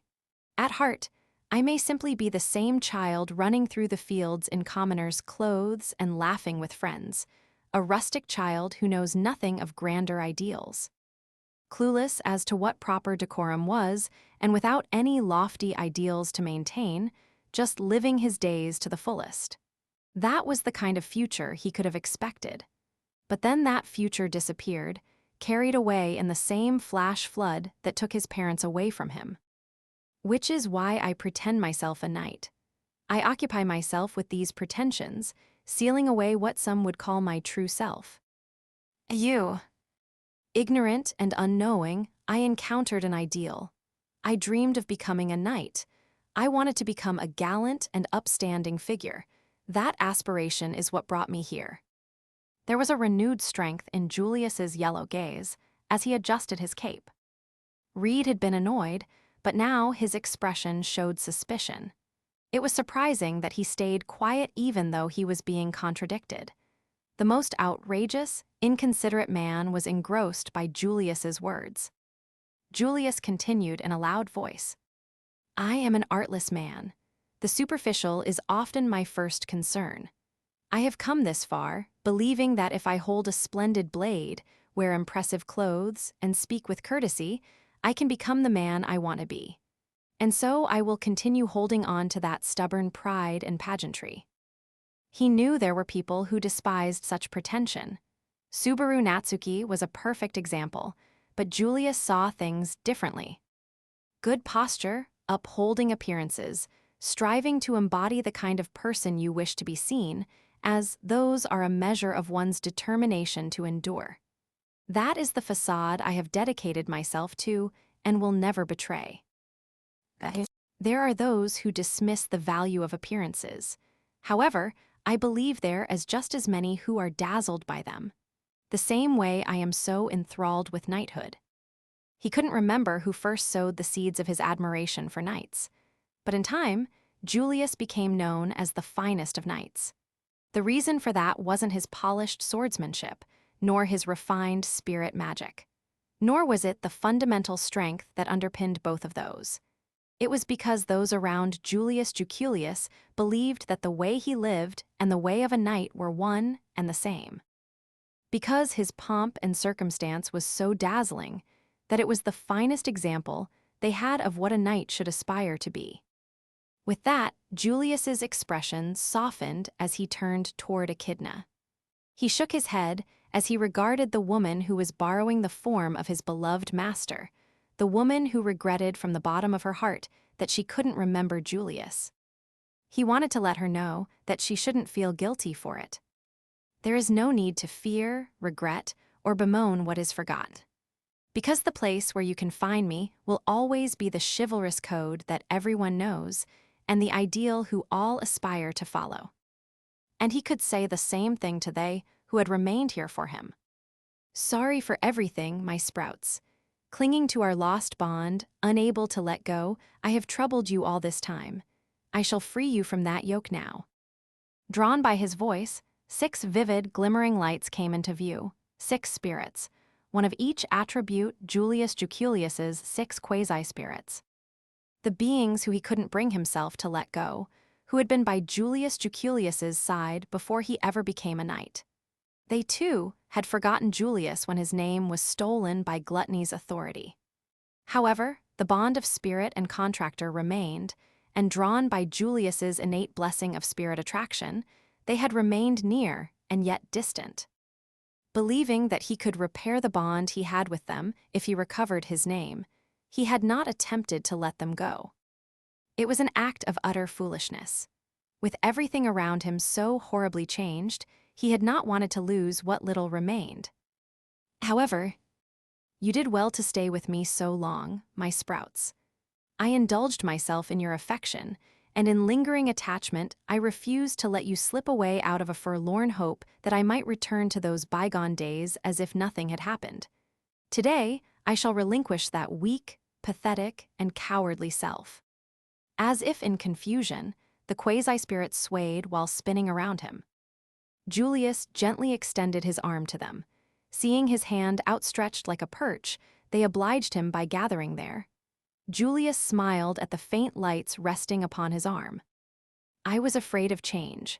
However, there are things that cannot be gained without the resolve to lose something first, such as the seed of love sprouting into full bloom. Perhaps even a future where I might see just what sort of flowers you sprouts might become after spending so much time at my side. They didn't respond. However, it seemed as if they anticipated what would happen next, and Julius did not want to keep them any longer. "My sprouts, I shall free you. Forgive me for clinging so long to a broken bond." With his words, the quasi-spirits flew away from his arm. It seemed as if they had all been struck by something. In truth, something did pierce Julius and the quasi-spirits, a pain that almost felt like a jolt of lightning. The bond that had linked their souls had been severed. Only a spirit mage could understand the pain that came with losing that connection shared with a being that had been bound to their soul. Julius had never experienced it before, but this was the same pain that had once left Emilia curled up and crying. With this final act, Julius had carved a hole in their souls as he bade farewell to the 6 spirits. Feeling a terrible ache tearing at his chest, Julius experienced the detachment of souls. It was pain fundamentally different from when he had been forgotten by his sprouts due to gluttony's authority. It wasn't just Julius this time. The spirits should have felt the same pain. There was a chance they cursed the wound in their souls and regretted making a pact with a human. However, even so, I would call upon you once again. I love you. If you can accept the love of someone as pretentious as myself, then let us be bound once more. Let us forge a new pact. Julius raised his arm to the ceiling with a shout. Hearing his call, the spirits that had scattered flickered quietly for a brief moment. Their hesitation and indecision lasted an instant. A soft light enveloped Julius Juculius's entire body. A gentle warmth soothed the wound in his soul left by their severed pact. There was joy, anger, sadness, love, regret. This swell of emotions encompassed the more than 10 years they had spent together. Clearing the slate, they spun a new future together. He didn't know if that was the correct choice, but he wanted to believe it was. He might make many more mistakes. He wouldn't be able to always pick the correct path, and he would err. But when that happened, he would mold himself. Even if he faltered, he wouldn't be alone. Not anymore. So long as he continued forward, there was an ideal for him that had been built up by his wonderful predecessors. When it seemed his legs might fail him, he would be sustained by the warmth of his sprouts who continued to watch over him. And when he looked back, he saw his lady, the woman he had vowed to serve with the ideals upon which he had forged himself. What could the future hold that Julius Juculius need fear? That's right, my beautiful blossoms. 6 sprouts, or rather, 6 maidens in full bloom answered. There was a light. I shall continue along this path, even as we hurt each other gently and deeply. The pain of the severed pact was soothed by a new bond. As the 6 lights shone with a stronger glow than ever before, Julius Juculius looked forward. Standing there was the man who represented the pinnacle of all those who lived by the sword. However, he was not the object of Julius Juculius's envy. He felt little compunction about cutting down his idol with a streak of rainbow light. I have kept you waiting, Sword Saint Redistria. It is an honor to make your acquaintance. Swinging his knight's sword, Julius grabbed the edge of his cloak and performed an elegant bow. Raising his face, transforming himself completely into one of the most admired symbols in this world, he introduced himself. I am the finest of knights, Julius Juculius. I am the sword of the kingdom that shall cut you down. 2. The finest of knights. It had taken courage for him to call himself that. Knight was a title that reflected one's honor. It took excellence, effort, and constant refinement to be worthy of that name. To be called the finest of all their number demanded that much more diligence and dedication. Had he really put in the work to truly earn that title? Had he given his all and surpassed his limits? Was he at all times polished to perfection? Did others always inspire him to devote himself to his ideals with ever greater conviction? Yes, he could say without a doubt in his mind that Julius Juculius had done just that. I am the finest of knights, Julius Juculius. I am the sword of the kingdom that shall cut you down. Julius grasped the hem of his cape and bowed as the sword saint before him fell silent. Closing his uncovered eye, Reed didn't look at Julius. But as he quietly crossed his thick, burly arms, something seemed to be on his mind. He pondered on this and, "You would have been stronger if you broke out of your shell." Reed's lips curled as he looked at the colorful, gleaming spirits around Julius. Julius raised his eyebrow and then shook his head. "If you say so, then perhaps it was a possibility. As someone who was going to cling to the sword, then he should demonstrate it without concern for appearances." That attitude and that resolve was what he had been looking for in Julius, and it was a path he could have taken himself. "However, I have decided to stay the course. Though you might well be correct that I would have become even stronger were I to break from my shell and completely let loose." Julius was aware that if he hadn't made a deliberate choice not to, there was a good chance he would have naturally drifted toward that route himself. In a situation where he stood on the very boundary of life and death, that part of him might bubble to the surface. However, that was only true if he had not been so painfully aware of it. He would never waver again. Allow me to say with absolute confidence, as a knight, I shall examine myself without reserve. And in doing so, I shall become better in every way than I might have if I had gone down the path you showed me." What makes you so sure?" "That much should be obvious. The knighthood, I believe, is the manifestation of an ideal. It is pure and true and stronger than anything else. As long as I call myself a knight, that is how I must be as well." With that declaration to the pinnacle of the way of the sword, the first-generation sword saint, Julius, felt his body and his heart grow lighter. On further reflection, he realized that ever since he came to the Pleiades Watchtower, ever since his name had been stolen in the Watergate City, he had constantly been in a state of unease. Of course, he had admonished himself, never allowing it to show. Many would interpret that as the feat of a man with a will of steel, but it wasn't anything so admirable. As a result of his need to hide his own poor condition, he had ended up deceiving his comrades and even himself. It was the reason he had suffered a string of losses ever since arriving in this tower, including that truly unsightly defeat.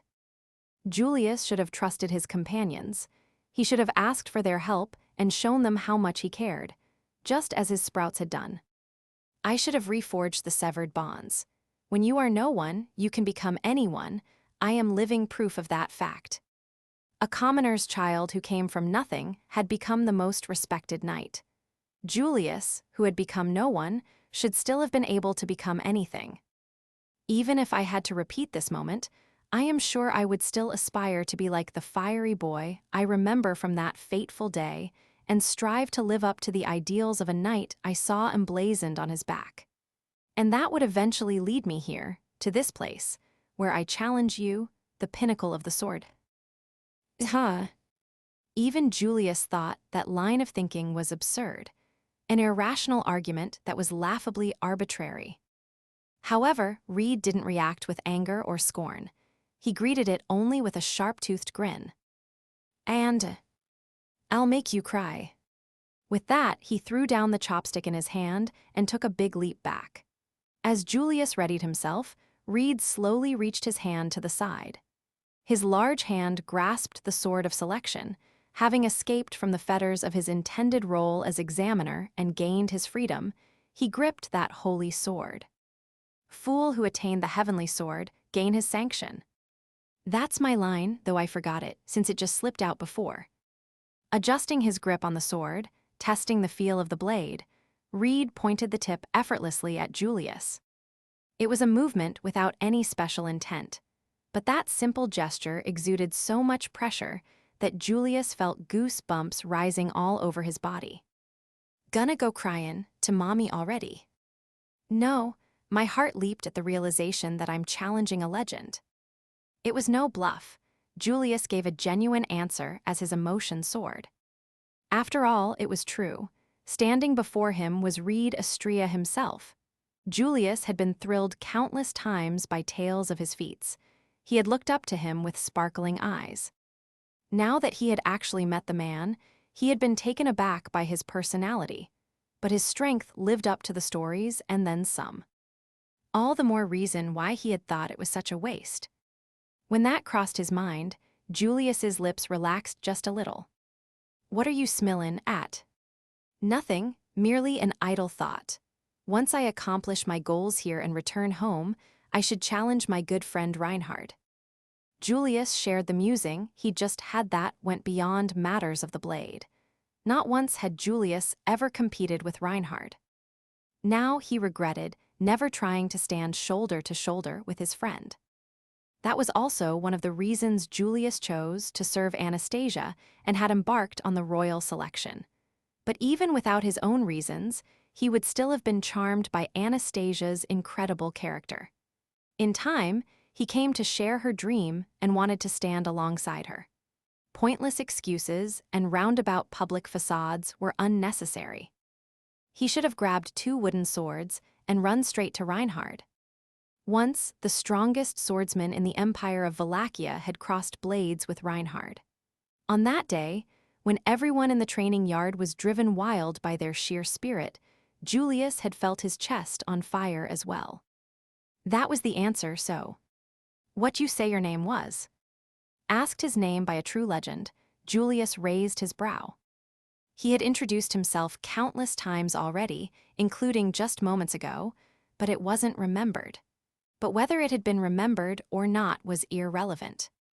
"Julius Juculius. It is a forgettable name, so please do remember it." After cracking a joke he wouldn't have been able to laugh at not so long ago, Julius pointed his blade at Reed.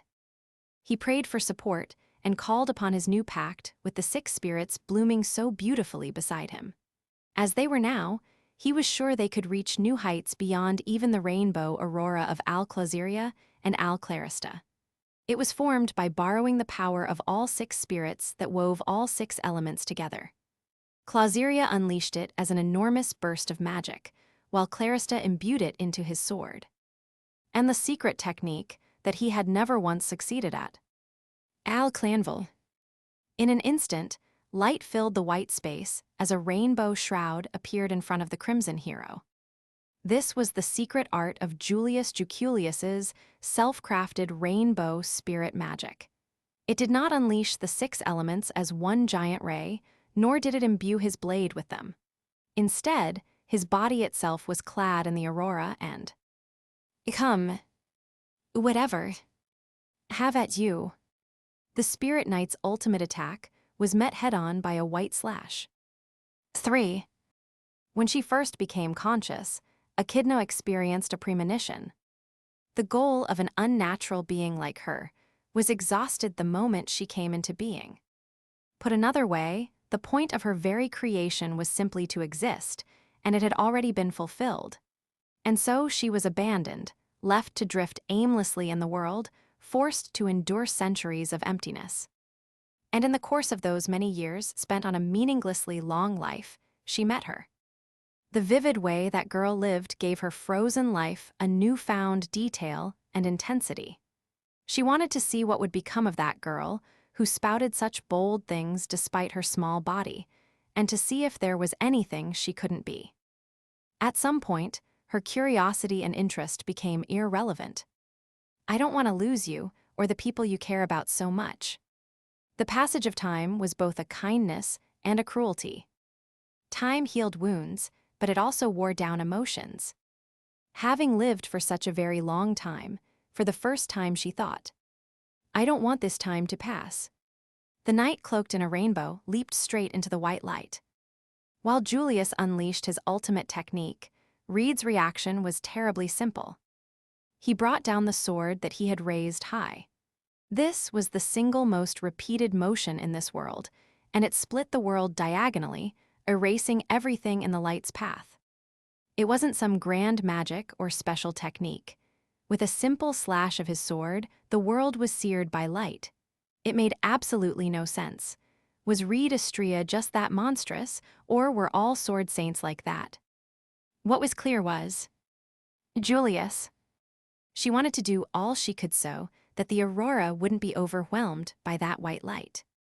However, there was nothing she could do. If there was anyone who could do something for Julius Juculius, it had to be. Touching her breast, she focused on the being sleeping inside her, the original owner of this body. The reason Echidna had come out to this tower in the desert, to find why she remained in such a deep slumber. But that was a lie. Echidna already knew why she wasn't waking up. The girl who boasted of her own greed, who talked boldly about wanting to possess absolutely everything. Once she had gotten her hands on something, she was loath to let it go. She hated the idea of losing anything. So of course, there was only one explanation. When you gave control to me, you slipped into your own Odo and entered a state where the outside world can't affect you. In a way, your Odo is a self-contained world. And she had closed herself off in that place. The reason was obvious. If she came outside, she might be affected. Out here, she was vulnerable to the influence of the Archbishop of Gluttony's fearsome authority. That might force her to forget things she wanted to remember. It could force her to let go of things she wanted to hold on to. Anastasia Hoshin could forget Julius Juculius. After watching him act so desperately as a nameless knight, then seeing his good and bad sides, she was sure. Even if Anastasia forgot, she could tell her. Ah, right. She thought she was simply an artificial spirit who had fulfilled her reason for being the moment she was born. Surprisingly, it had not ended there. A bridge between a precious girl and a precious knight. What could be more important? It was laughable to think she had been born for this, but it was a terribly weighty role. So, not seeing your knight's coolest moment. As stingy as you are, there's no way you would miss something like that, right? 4. The white light pressed forward, threatening to blot out the aurora. Even after pouring out everything he had and borrowing the strength of the 6 spirits, Julius was still being overwhelmed. He had used his greatest trump card, while his opponent had simply swung a sword seriously for the first time in this battle. He was astonished at the absurdity of the situation. At the same time, there was an emotion welling inside his breast that agreed this was how it was meant to be. A sword stroke that could split the world. The ultimate technique of a sword, saint to rival Reinhardt's. In the middle of a life-or-death struggle, Julius had an idle thought. If Reed and Reinhardt fought, who would come out on top? Legend versus legend, sword saint against sword saint. In a battle that could never happen, who would claim victory? Unfortunately, he would never get the chance to find out. In which case, I will have to find out myself with my own body. The only people who would ever have the chance to cross blades with both Reinhard van Istria and Reed Istria were those who had reached this tower. And the only ones to actually do so were Julius and Emilia, who had gone to the upper floor. Julius had no intention of yielding that role to anyone else. All that remained was to win. He had to break through the white light and defeat Reed Istria with his rainbow. For the sake of that, he poured his whole spirit into his sword and took one step forward. If even the tiniest bit of his pride and strength, as the finest of knights, could be infused into the tip of his blade. Julius. It was a voice that should not have been able to reach him, and yet it surely did. Or perhaps it echoed not in his ears, but somewhere deeper, in the depths of his soul. If he had determined to live without breaking from the shell of a knight, then he had no choice but to answer it. Go, my knight. Those words gave him the final push his blade needed. Ire qua ero akini nes. He called out to the spirits who had each become a part of the aurora. The enemy stood before them, just beyond the white light. They had to reach him. The tip of his sword had to break through. With unusual fervor, he let out a bloody roar. Prepared for death, he chose not to prioritize poise, but he reassured himself that this was not the same as abandoning his core tenets wholesale. Julius advanced with absolute confidence in his guiding principles. Reed slash cut through space, severing sound and color alike. Whether it was the sword of selection or a chopstick, it became a manifestation of the very concept of a sword as long as he was holding it. A sword was an object that was meant to cut things. Swordsmanship was the technique of cutting things with a sword. That meant a slash that could cut through everything in this world was both the greatest achievement and the ultimate desire of the sword and swordsmanship itself. Anything cut by this all-powerful slash would never be able to forget that fact for all of eternity. That was why the scar beneath Julius Juculius's left eye would never fade. It was the price of challenging the sword saint's sword head-on. The pressure of the white light increased, and the unwavering gleam of the rainbow aurora only grew in intensity. Two powerful lights crashed violently against each other. That struggle seemed like it might never end, until it suddenly reached an unexpected conclusion. 5. The eye patch covering the sword saint's left eye fluttered down to the white floor. Julius was dumbfounded as a feeble sound escaped his lips. A curtain had come down on their all-out clash.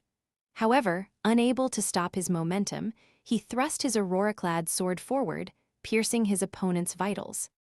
Damn it, what a lame way to end this. Julius was shocked even though he was the one who had done the stabbing. Ironically, Reed was utterly calm. Despite the sword buried in his chest, he showed no sign of pain on his face. He didn't so much as wince. Was it due to his unwavering mental fortitude, or was there a different explanation inside his heroic body? His burly chest sported another wound in addition to the one made by Julius's sword. They were cracks, and more were appearing. They reached his arms, legs, neck, and cheeks. Wounds that looked like cracked glass spread across his whole body.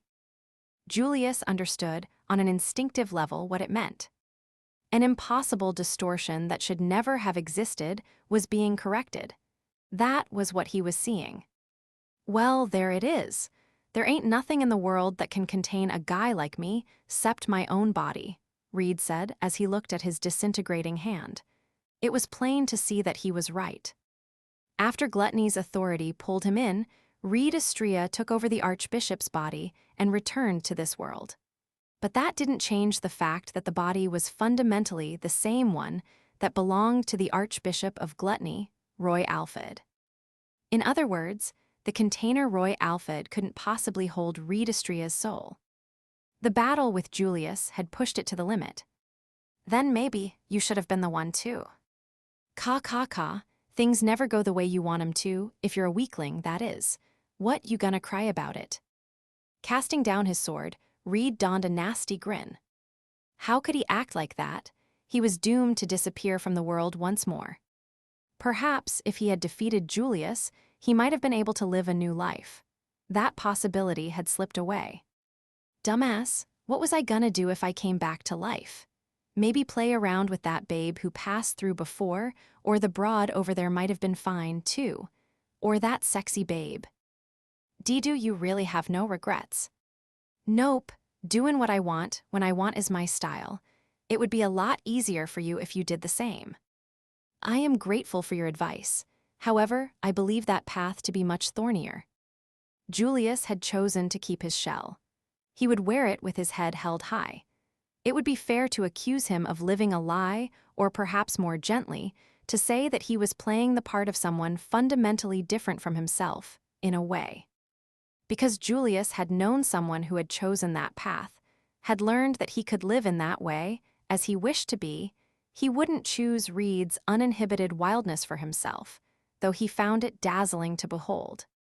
Tracing the scar beneath his left eye that would forever remain, Julius made a vow to the pinnacle of swords. Reed snorted in annoyance at that response. And then he looked at his own chest, pointing to the one mark that wasn't a result of the cracks formed by passing his body's limits. Don't get the wrong idea, you bastard. It was a fluke your sword reached me.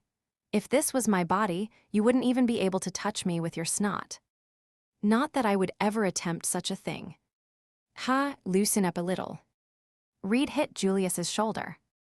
Tensing at the impact, Julius let out a long, deep breath. It wasn't as if he had come to terms with everything or even accepted it.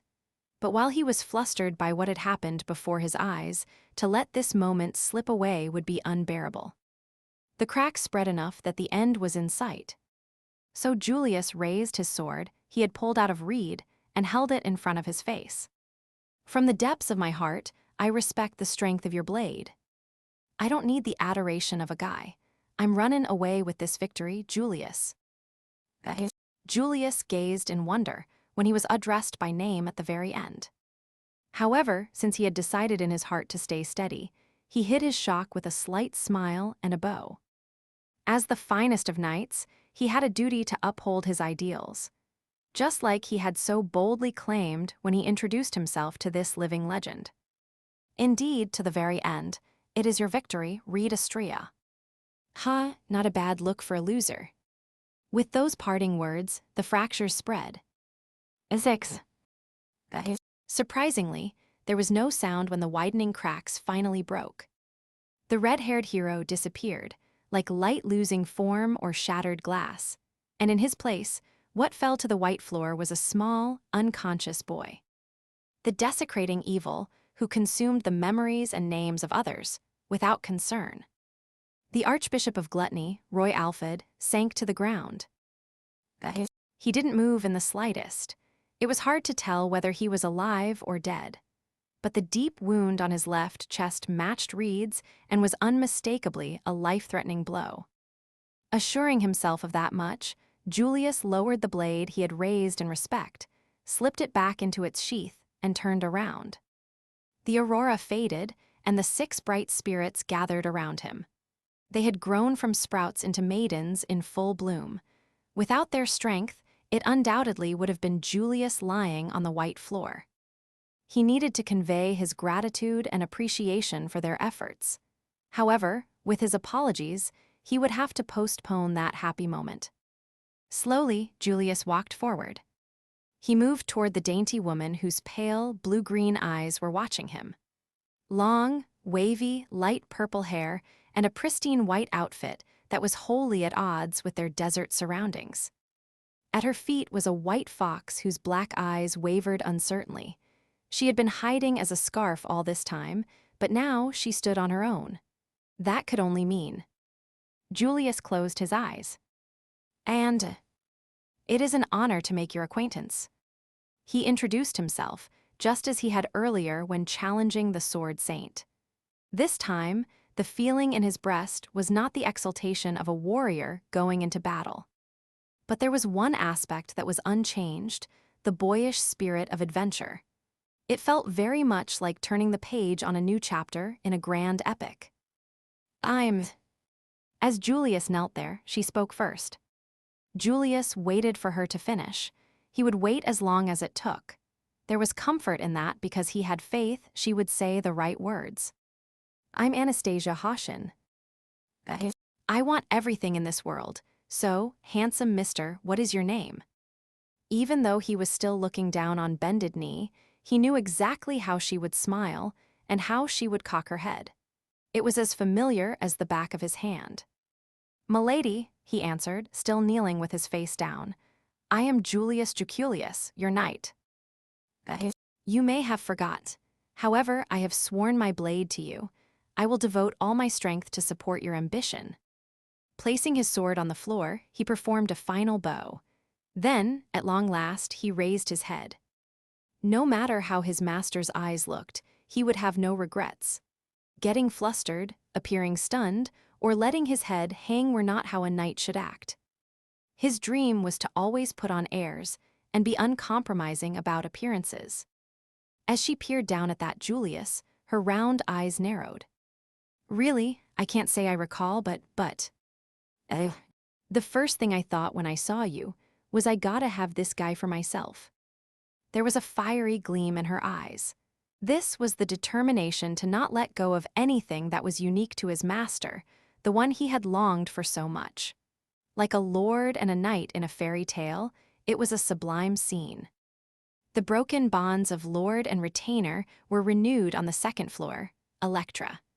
This was the removal of one of the 4 obstacles that Subaru Natsuki had laid out. And so the curtain fell on the second floor examination, of the Grand Pleiades library.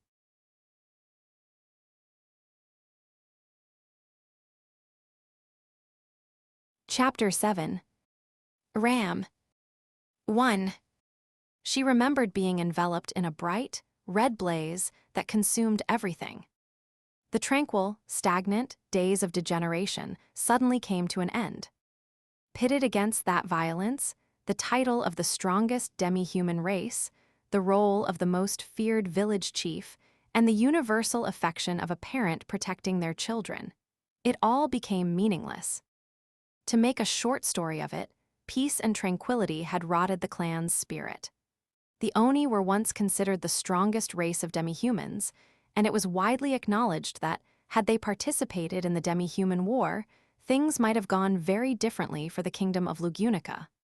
Then again, even if that had happened, the Oni would surely not have achieved any great success.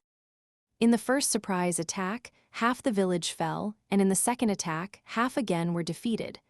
By that point, the battle was over. Ram escaped the encirclement, so long as you live. The elder's 2 enormous horns grew longer, as the muscles all over his body swelled. Then he flew out of the house, carrying the longsword that was his weapon as Ram tore into the common soldiers with her wind. The elder told Ram to live, not out of concern for her, but because he was the one who believed most earnestly of all that Ram carried the hope of a bright future for the Oni tribe. The second coming of the Oni god, the glory of the Oni who left a mark on history in the era of the witch. That was the heartfelt plea of the last elder of the Oni, who had forgotten how to fight. She would have liked to laugh it off. It was absurd. The glory of the Oni, how pointless. The fact that the purest Oni blood flowed through her veins was repulsive. It was true that if Ram had grown healthily, she might have been able to answer the elder's prayers. However, that was not what Ram wanted. She cared little for a future where she played God in such a small, little world. What she wanted was a future worth far more than being worshipped as the second coming of the Oni god and living her life as a symbol of the tribe's long-past glory. Living as black. Focusing on her forehead, she drew the blazing mana in her white horn and channeled it throughout her body. Once her small body was enveloped by wind, Ram ran through the village like a gale. Black. The black of the one person she adored more than anything was on her lips and filled her mind. It wasn't because she was heartless. Her focus had simply changed. Ram's parents had been lost in the first attack and were already beyond saving. She hadn't hated her parents. But for better and for worse, the 2 of them were born in this village, raised in this village, and had chosen to die in this village. And Ram felt that they had unconsciously accepted a quiet end. Because of that, for them to lose their lives on this night was natural, in a way. However, it's meaningless without retribution. Black shadows stood in her way, enemies whose bodies were wrapped in robes. Ram unleashed an unrestrained wind on the beings swinging cross-shaped swords. Either they had misjudged her because she was a child, or they were simply no match for her. Either way, the black shadows stood no chance against her blades of wind and fell one after the other, creating a pitiful pile of corpses. It didn't stop there as Ram continued her annihilation, dancing among the flames, clad in wind. Under different circumstances, it probably would have made for a very beautiful performance. Here, however, each of Ram's swings spilled more blood, and with each foe that fell, a dark thrill filled her. Something inside urged her to kill more, to spill more blood, rend more flesh, break more bones, steal more life.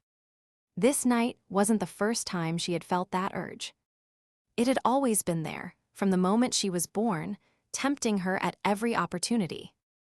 That desire constantly told her to give herself over to the urges she felt. It wanted to awaken, and so it pleaded with her to kill and destroy.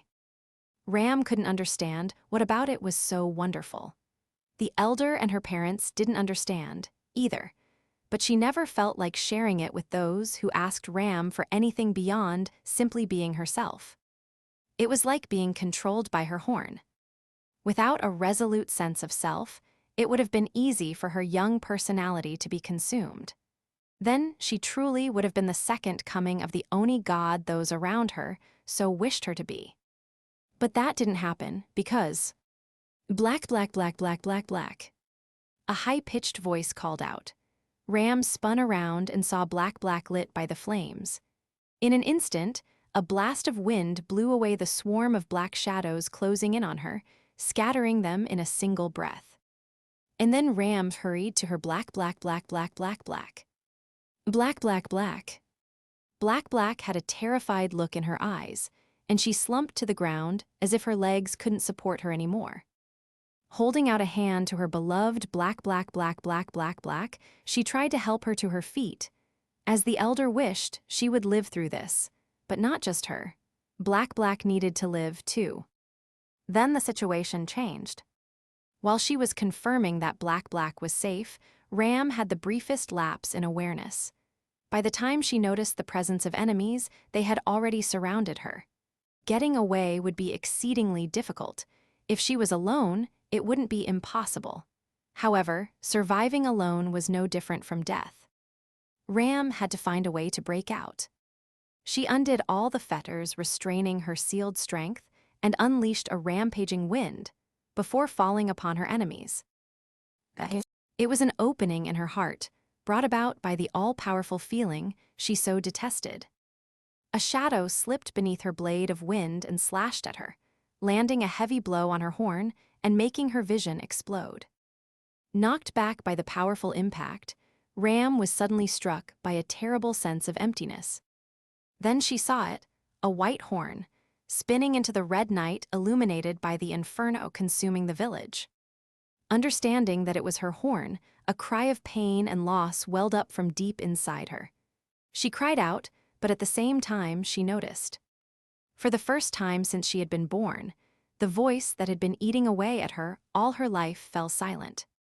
To think it had been so simple, her foolishness was funny to her. As the horn arced through the red night sky, a thought crossed her mind. Someone finally broke it. 2. In the shared vision from her clairvoyance, she saw the black ground dragon running away at top speed. On her back was the girl who should have been Ram's precious other half. The partner she couldn't remember. The child who evoked an empty sense of loss. Ram's heart trembled with rage as she realized what had happened. She was loath to admit it, but the power of Subaru's authority had restored a fragment of her omnipotent power. She had used that to overwhelm lie-baiting Katos and cornered the archbishop. However, that had lit a fire in Lai, inspiring a new level of tenacity to cling to life. As a result, Lai had used his authority to escape from Ram with the intent to seize Rem, her other half. He knew he couldn't win by fighting head-on, so he resorted to whatever underhanded scheme he could think of. She didn't want to admit it, but his plan was an effective one. What a mockery! Clairvoyance made it clear that Lai was toying with the fleeing Patlash. Though he could have cornered her in an instant, he was intentionally indulging in the joy of the hunt. The whole point was to sear this scene into Ram's mind as she watched through her clairvoyance. I won't let you do as you please anymore. The moment she started to give chase, there was a shift in her vision. Her clairvoyance almost came undone. In her right eye, she still saw through Lai's eyes, but in her left, her own vision was blurry. It wasn't just her sight. Incredible exhaustion suddenly sapped her, accompanied by a coursing pain that felt like an invisible hand clawing at her insides. It was unmistakably the burden of a hornless that she normally endured. Did Barusu die? No, that's not it. Judging by the relatively light burden, she could confidently say Subaru had not died a pathetic death somewhere. It had only been a few minutes, but considering how much strength she had drawn out, what she was feeling now would pale in comparison to the expected backlash. That suffering would probably leave her coughing up blood and writhing on the floor. I assume Barusu's power hasn't completely given out. He must have taken on an excessive burden from someone else unexpectedly. Lady Beatrice or Meili. Those were the most likely possibilities. There was little point in dwelling on the cause. The important takeaway was that right now, it would be difficult for her to wield the level of power that had overwhelmed Lai earlier. She could only undo the first limiter. She wouldn't last even 2 seconds if she tried it with the second one. Could she defeat Lai Batenkatos like that? What are you getting cold feet for? Just devise a new plan. The longer she hesitated, the worse their odds of victory became. Steadying herself, Ram rushed up the stairs she had almost slipped on earlier. As she did, she couldn't shake the feeling that she had done this somewhere before, gasping for air as she rushed to her sister, who was in danger. But where there should have been a memory, there was only a void. 3. The black ground dragon raced through the corridor, bleeding where the thrown short sword had cut into its scales. The sensible dragon activated its wind-parting blessing and sprinted at full speed to escape the sinister gluttony, careful not to let the blue-haired girl on her back fall. That was the key to victory here. It was a commendable effort. Lai had nothing but praise for that drive. However, you're a good ground dragon, a hard worker and so faithful to your master. If you were a person, you would surely have been a dish worthy of a gourmand such as ourselves. But, how sad that a ground dragon can't fill our stomach.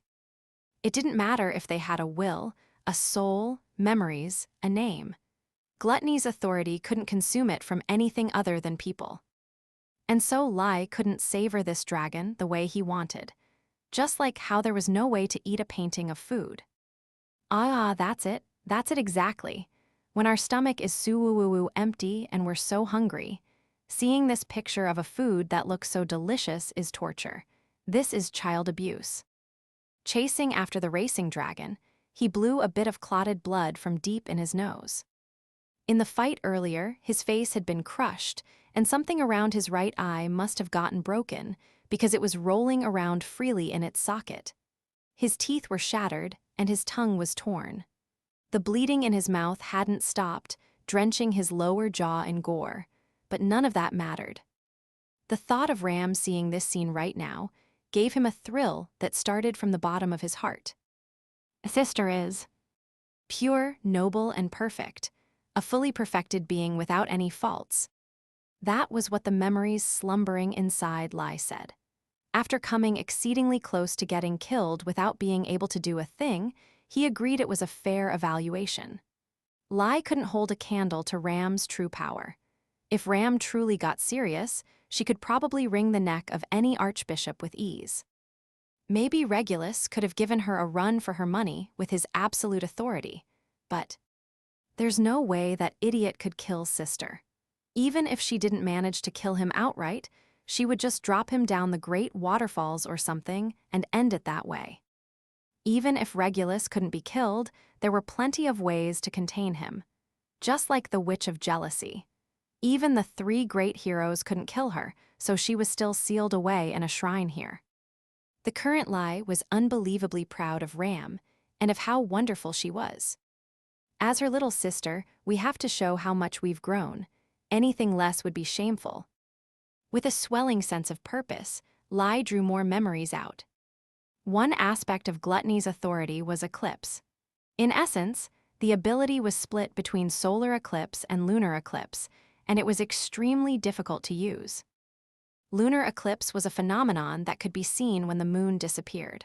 Put another way, it was something performed by pulling out a memory that he had eaten and recreating it using his own body. Ordinarily, Lai was perusing memories of all sorts, combining them into the ultimate mixed martial arts. This could be considered the lunar eclipse's true domain.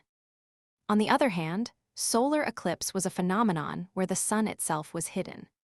Put another way, it was a method for not just recreating someone's memories, but for embodying their very being, allowing him to use their abilities with the same proficiency as the originals. However, when he transformed into another person, there was a risk of his mind changing too much to match the body. And so unless there was a pressing reason, Lai and Roy avoided it. Lai Batenkatos primarily relied on lunar eclipse. Louis Arneb used solar eclipse without concern because she lacked her own body and lacked a solid sense of self to begin with.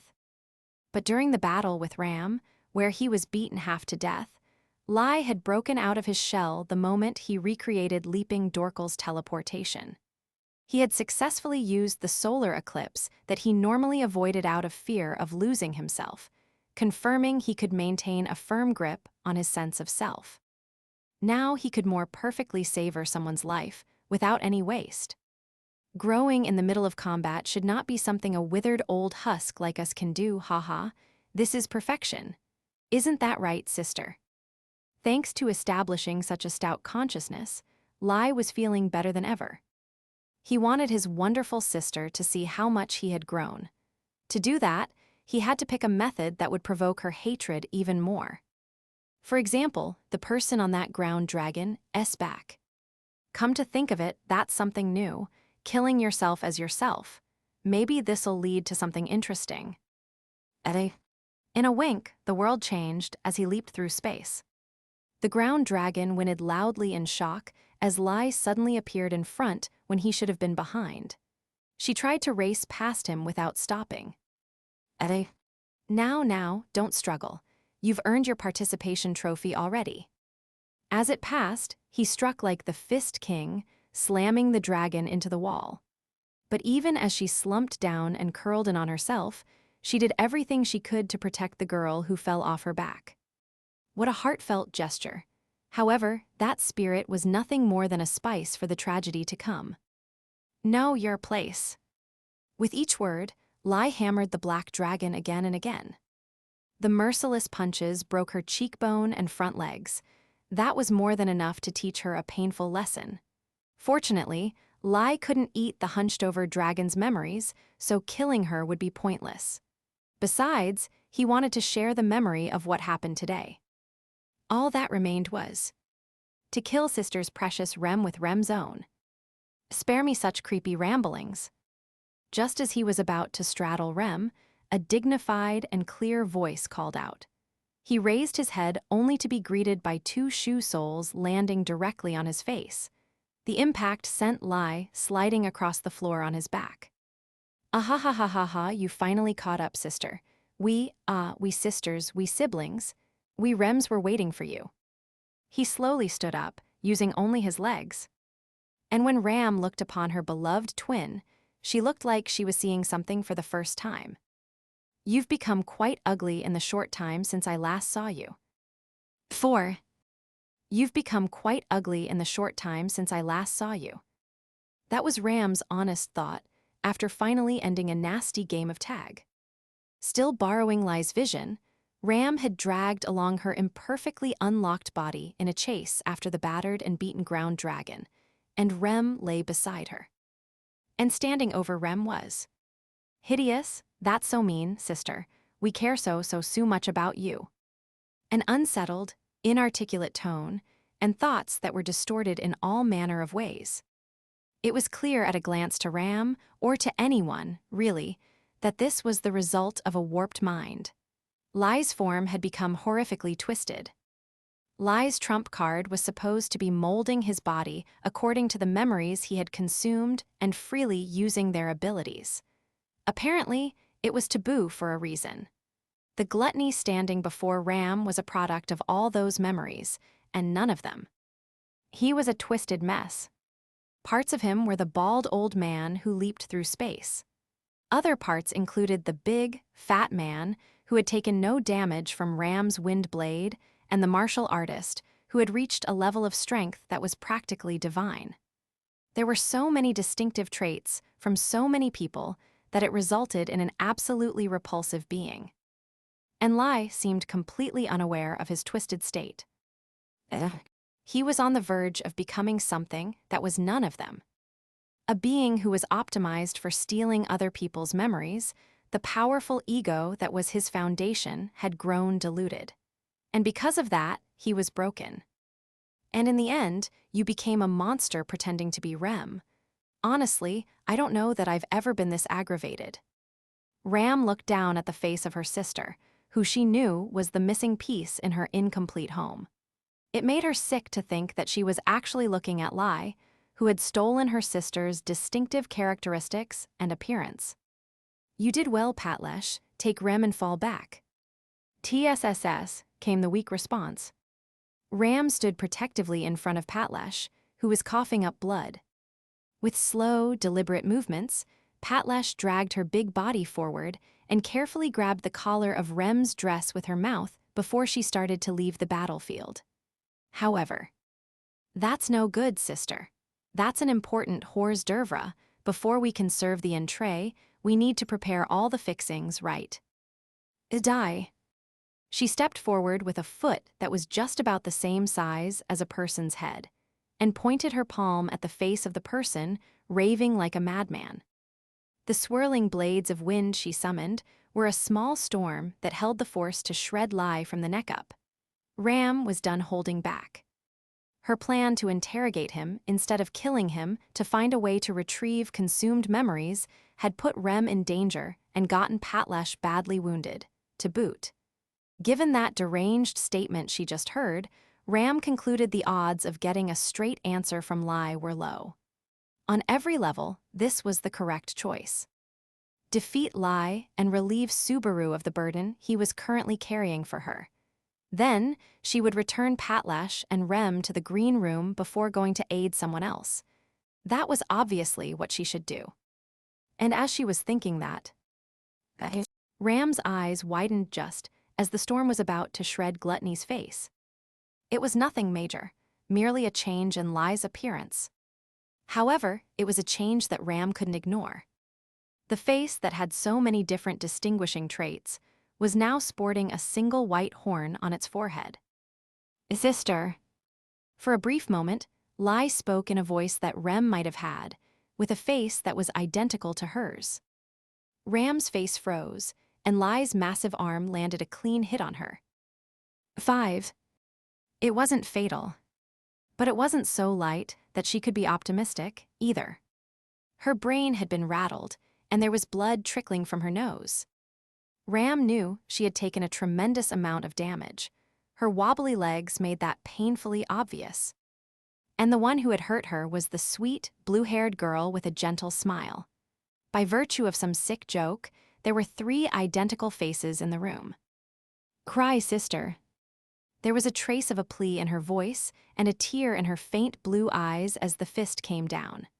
Ram felt every blow in the marrow of her bones, or perhaps it reached somewhere deeper, like her soul. "Rage, sister." When she bent over after a hit to her stomach, Rem was perfectly lined up for the uppercut that landed on her jaw. She managed to not bite her tongue, but then another punch caught her in the stomach. As she reeled from this hit, she caught an elbow to the head. "Laugh, sister." The affection in that voice tore at Ram's heart with every word. The only Rem that Ram knew had always been sleeping. The stolen sister, who should have been by her side her entire life, and yet was nowhere to be found because her memories had been erased. Ram had looked forward to hearing her voice for the first time when she finally woke up. She didn't know if her memories of her younger sister would return when that time came. Whether they had or not, those first words would have been special to her.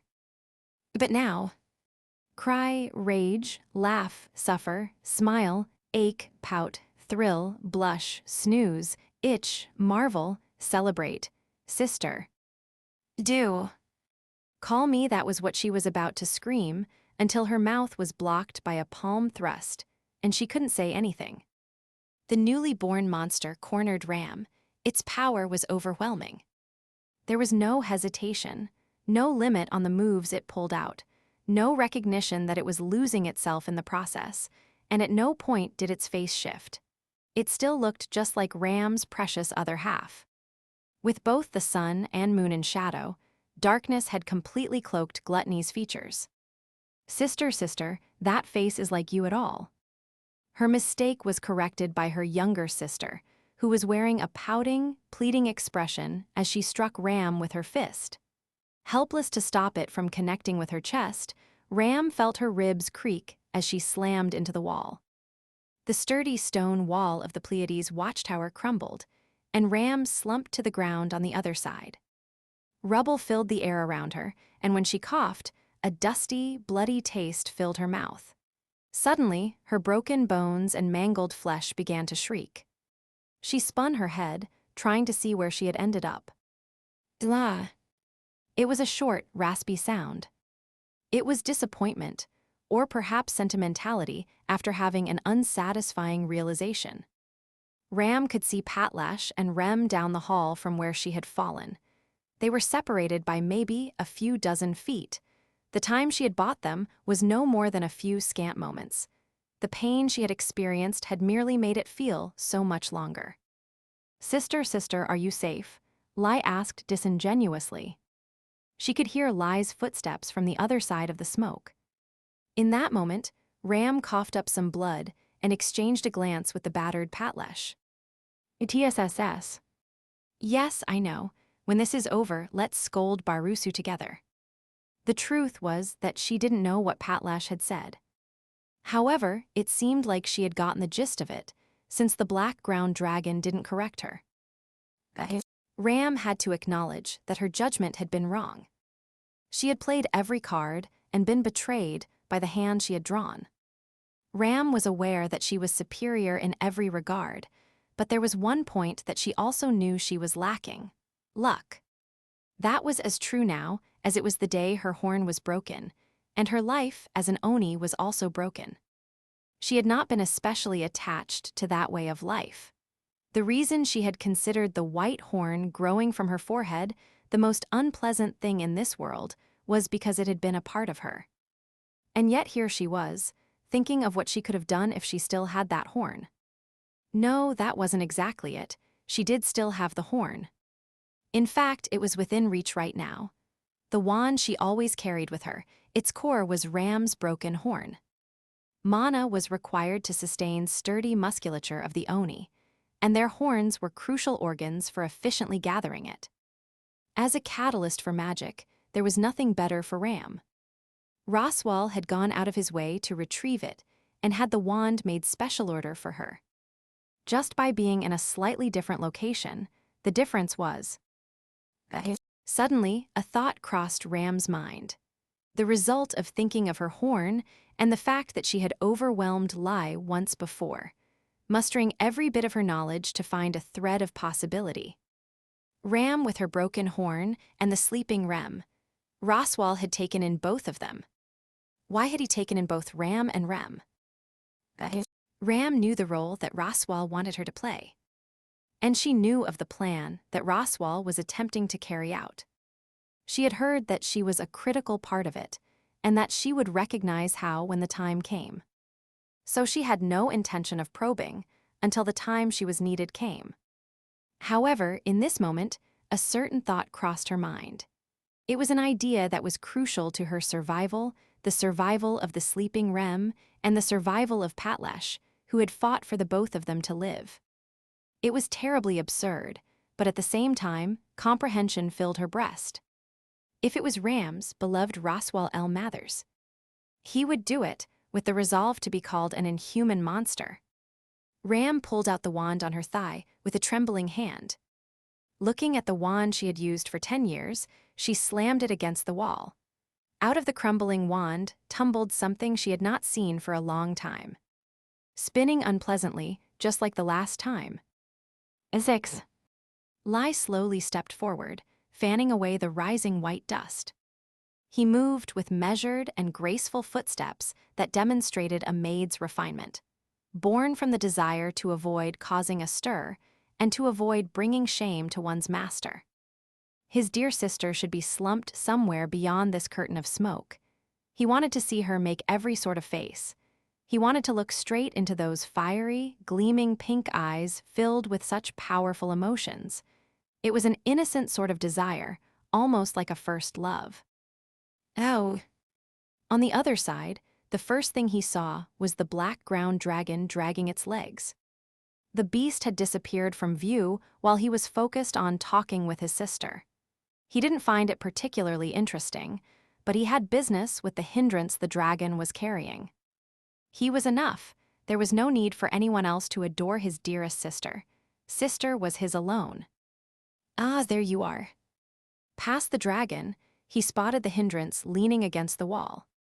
Her body was propped up perfectly, leaving her neck and heart wide open. Time to tidy up that hindrance and move on to the main dish. Closing in, Lai noticed it. There was a faint glow near her blue-haired head. I'll amend my statement. Assist. I thought I had no luck, but I was wrong. He started to call out, but never got a chance to finish. An attack crashed into Lai's face first. He was stunned, and the next moment, the impact sent him flying back down the corridor he had walked through. Unable to dampen the force of the impact, Lai slammed through 2 walls before coming to a stop. The surprise he felt outpaced the pain, and he stood up just once before slumping to his knees again. What had happened? Lai's sweet face filled with shock. It seems even the heavens are driven mad by how cute Rem and I are. As Lai peered through the dust, filling the hole in the wall made by his body, the next moment, a palm grabbed his face with a speed that outstripped sound. Is this a tur? Unfortunately for you, my sister is sleeping inside. I know this for a fact because of our shared consciousness. Shared? That's right, Rem and I are sisters who apparently got along very well. We could share joy and anger, sadness and pain, and more, and the blessing and burdens of our horns as well. He wasn't following, but what Lai saw with his own eyes confirmed what she was saying. Before he had been blown away, he had seen a white horn on the sleeping princess's forehead. The one and only way that Oni girl was more gifted than her older sister. So what if she had that? So what if it was shining and connected? It annoys me that Barusu's plan was a hint, but so be it. What did Subaru? Don't say his name with that face and that voice. Suddenly, Lai's head slammed into the wall with Ram's hand, still gripping his face. His arms and legs twitched and spasmed. Ram opened and closed her other hand, confirming something, and Lai saw a terrible amount of blood flowing from the old wound on her forehead. But Ram was untroubled by it. She smiled, almost as if she welcomed it. Like the blood and pain, was proof of a lost bond being reconnected. Those born in a dark place should return to their holes. If you were born screaming, then you can die that way too. Wiping the blood from her forehead with the back of her hand, she looked down at Lai with her pink eyes. Everything he had planned was so he could see intense emotion in them. What the Archbishop of Gluttony got from Ram was an ice-cold gaze.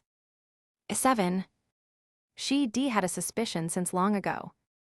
The plan of Roswal L. Mathers, the master she had sworn to serve, required the death of the dragon that protected the kingdom of Lugunica to achieve his final goal. It was more than a decade ago that he had told Ram she was a crucial piece in that plan. Saving Ram and Black in that burning Oni village, Roswal had asked for compensation. And Ram decided to pay that price in exchange for the Oni tribe's retribution. For that sake, she would aid him, whether it was a plan to kill the dragon or whatever else. When the time comes, you'll know. The role that only you and your black can perform. She recalled the fragmentary memory of when her master had told her his plan to kill the dragon. Mysteriously, she had never once thought deeply about it before today. I finally understand what Lord Roswal's aim is. All of Roswal's actions were for the sake of the final goal he had spent his extraordinarily long life pursuing. For its sake, he had positioned himself at the foundation of the kingdom. He had saved Ram and Black. He asserted authority over the sanctuary and its trials. He had tested Subaru Natsuki. She realized now why he had taken in Ram and Black. Black had been adopted as a replacement for Ram's lost horn. Together, Ram and Black were one unit, an Oni that would kill the dragon.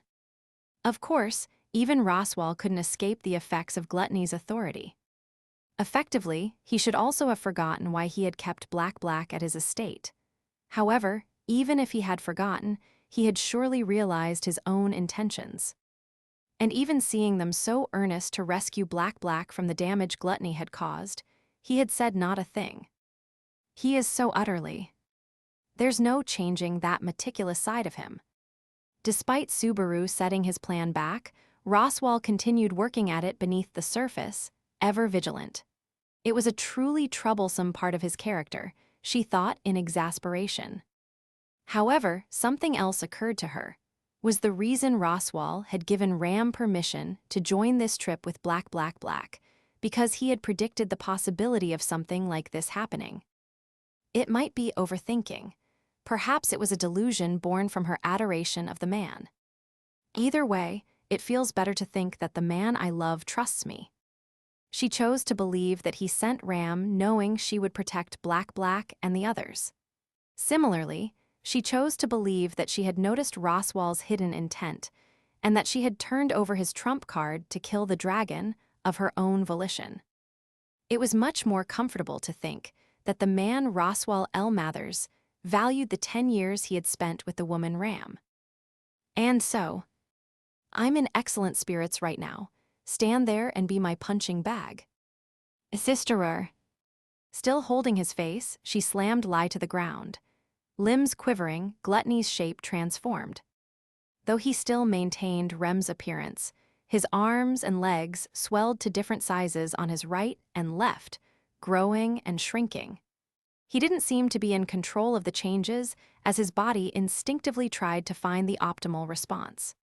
His mind was in shambles, and his sense of self was long gone. He was truly repulsive. Fool. Lying on the floor, Lai moved his large, unbalanced body, forcefully tearing himself from Ram's grasp and leaping to his feet. Ram didn't hesitate to close the distance once more when he swung his log-like arm at her.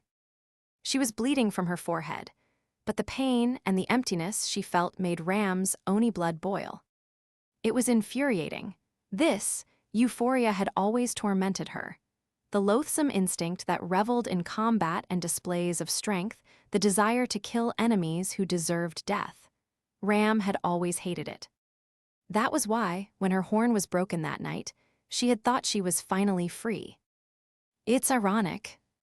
Ram grabbed the log-like arm and threw Lai over her shoulder. Once he slammed into the ground, she kicked his head, sending him farther down the hall.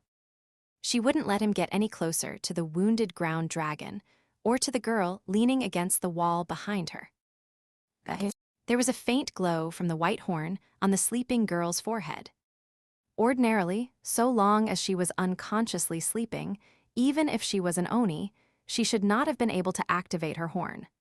It had been forcibly awakened by the connection of shared consciousness. A bond between two beings so closely related by blood that could not be denied even if Ram lost her memory. The reason she had believed her connection to Rem without being able to speak to her this past year was because of that. So it was merely chance that she had noticed how to take advantage of their shared consciousness here. Annoyingly, it had been thanks to Subaru's idea, because he had helped carry a portion of Ram's burden with his odd ability, giving her the strength to fight. That had given her the idea to try something similar. Two beings bound by a shared consciousness also shared powerful emotions, and at times, even wounds and pain. She didn't understand how it worked exactly, but there was a theory in a book that Beatrice had read in the Forbidden Archive once. Shared consciousness was a product of two individuals being linked by Odo. Odo was the fundamental source of all power that existed deep within people. Some would call it a soul. It could also be used to cast magic in place of mana, but fundamentally, Odo was the essence of what made a person who they were. It was a domain where none could trespass, but as two beings born of the same womb, their Odo had become interlinked, naturally creating a shared consciousness. That was the theory, at least. In the end, Beatrice had brushed it off as a folk explanation, but Ram personally liked it. Being connected to someone else like that made for a wonderful story. And if that connection with someone really did exist, I would surely love that child from birth. Even as baby, she wouldn't have hesitated to protect that bond, no matter the cost. She would give everything to protect it, cherish it, shower it with affection, and love it. So, Forgive me for being a bad sister, burdening you at a time like this. Using their shared consciousness, she was sharing her burden with her sleeping sister. All because Subaru's authority had shown her how. Ram could replicate most things, as long as she'd experienced them once before. Subaru's ability was similar. In his case, it probably forcibly linked his Odo and the Odo of others, creating a one-sided sort of shared consciousness. If he wanted, he could have sent the burden he experienced over to her, but Subaru was a fool, so he wouldn't do that. Instead, he one-sidedly took everything upon himself to decrease the burden on his allies. Fool. It was the same thing she had just said to lie. However, the meaning behind that word could not have been more different. Ram recreated the effects of Subaru's authority using the shared consciousness connecting her and Rem. She didn't know what had happened on Subaru's end, but it was probably at least a little better now. And as a bonus, this allowed her to escape from the repulsive situation of staying connected to Subaru for so long. Instead, she poured her burden into Rem, but still sleeping, Rem said nothing. She just dutifully continued supplying mana from her horn into the white horn placed in her hands, Ram's broken horn that had been remade as her wand. There was no way for Ram to know how Rem's body was being affected by the massive amounts of mana she needed to draw out. This needed to be a short, decisive battle. Sister. Lai leaped at Ram with a wild howl. He had used the power of leaping Dorkel's teleportation, a magical art that erased the distance between them in the blink of an eye, but even that phantasmic technique was meaningless. Ram had seen it already. So slow, half-wit, I'll be an old lady by the time you reach me. By peeking at her opponent's vision with clairvoyance, she could preemptively foil any attacks. Grabbing the 5 fingers thrusting toward her, she bent them backward, then drove her elbow into his neck. She topped it all off with a roundhouse kick that sent him hurtling into the wall. Ika. Though even in old age, I would still be cute. She grabbed him by the collar and heaved him up, only to bash his head into the ground. And then she slammed her heel down on his face, smashing his nose. Cleanly evading his outstretched arms, she hammered him with a barrage of wind blades from a distance. Ejia. Such a hideous cry for such a pretty face. As blood spurted from the cuts running up and down his body, Lai backed away. His body kept shifting without settling on any one form, but from start to finish, from the neck up, he wore a familiar face. The sight made Ram want to vomit. That wouldn't be very elegant, though, so she refrained from actually doing it. Bleeding terribly, Lai charged without any particular skill or technique. More precisely, he was probably using some sort of impossibly masterful move. He had probably merged the abilities of various incredible individuals, creating a technique that no one could emulate. Ram crushed those attacks, optimized from so many different angles, with sheer fighting skill that surpassed them all. 100, 1,000 grand techniques, crushed by the strength of a billion. That was what this battle had become. Unlike with Subaru, Ram's connection with Rem was familiar and comfortable. She removed another 2 limiters. She was probably at around 50% of when she was in her prime. Actually, considering how much she had developed since then, she was probably stronger now. And not succumbing to that power was Ram's strength. Breaking my horn turned out to be for the best.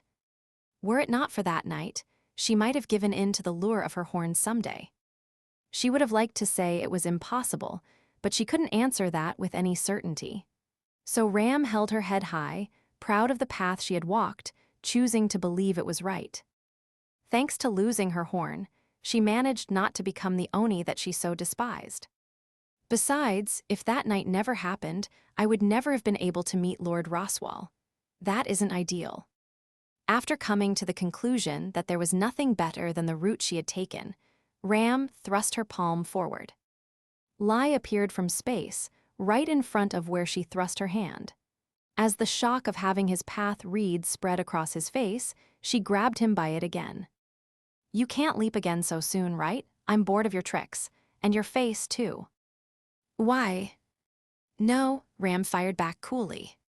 Still holding his face, she generated blades of wind from her palm.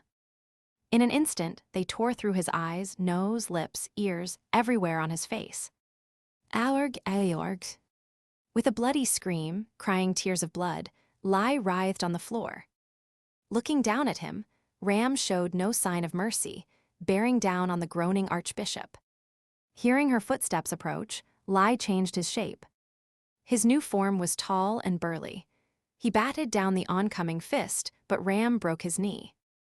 Kicked down, Lai changed to escape Ram. A big, bearded man, strengthening his defenses by curling up. She kicked his body up into the air, slamming him against the ceiling in a barrage of punches, turning him into a slack mass of flesh beneath that tough skin he was so proud of. Lai changed shape once again to kill Ram, who was subjecting him to an endless torture. This time, it was the bald old man with the phantasmic art. His trick had already been revealed, and Ram almost pitied him when she caught him.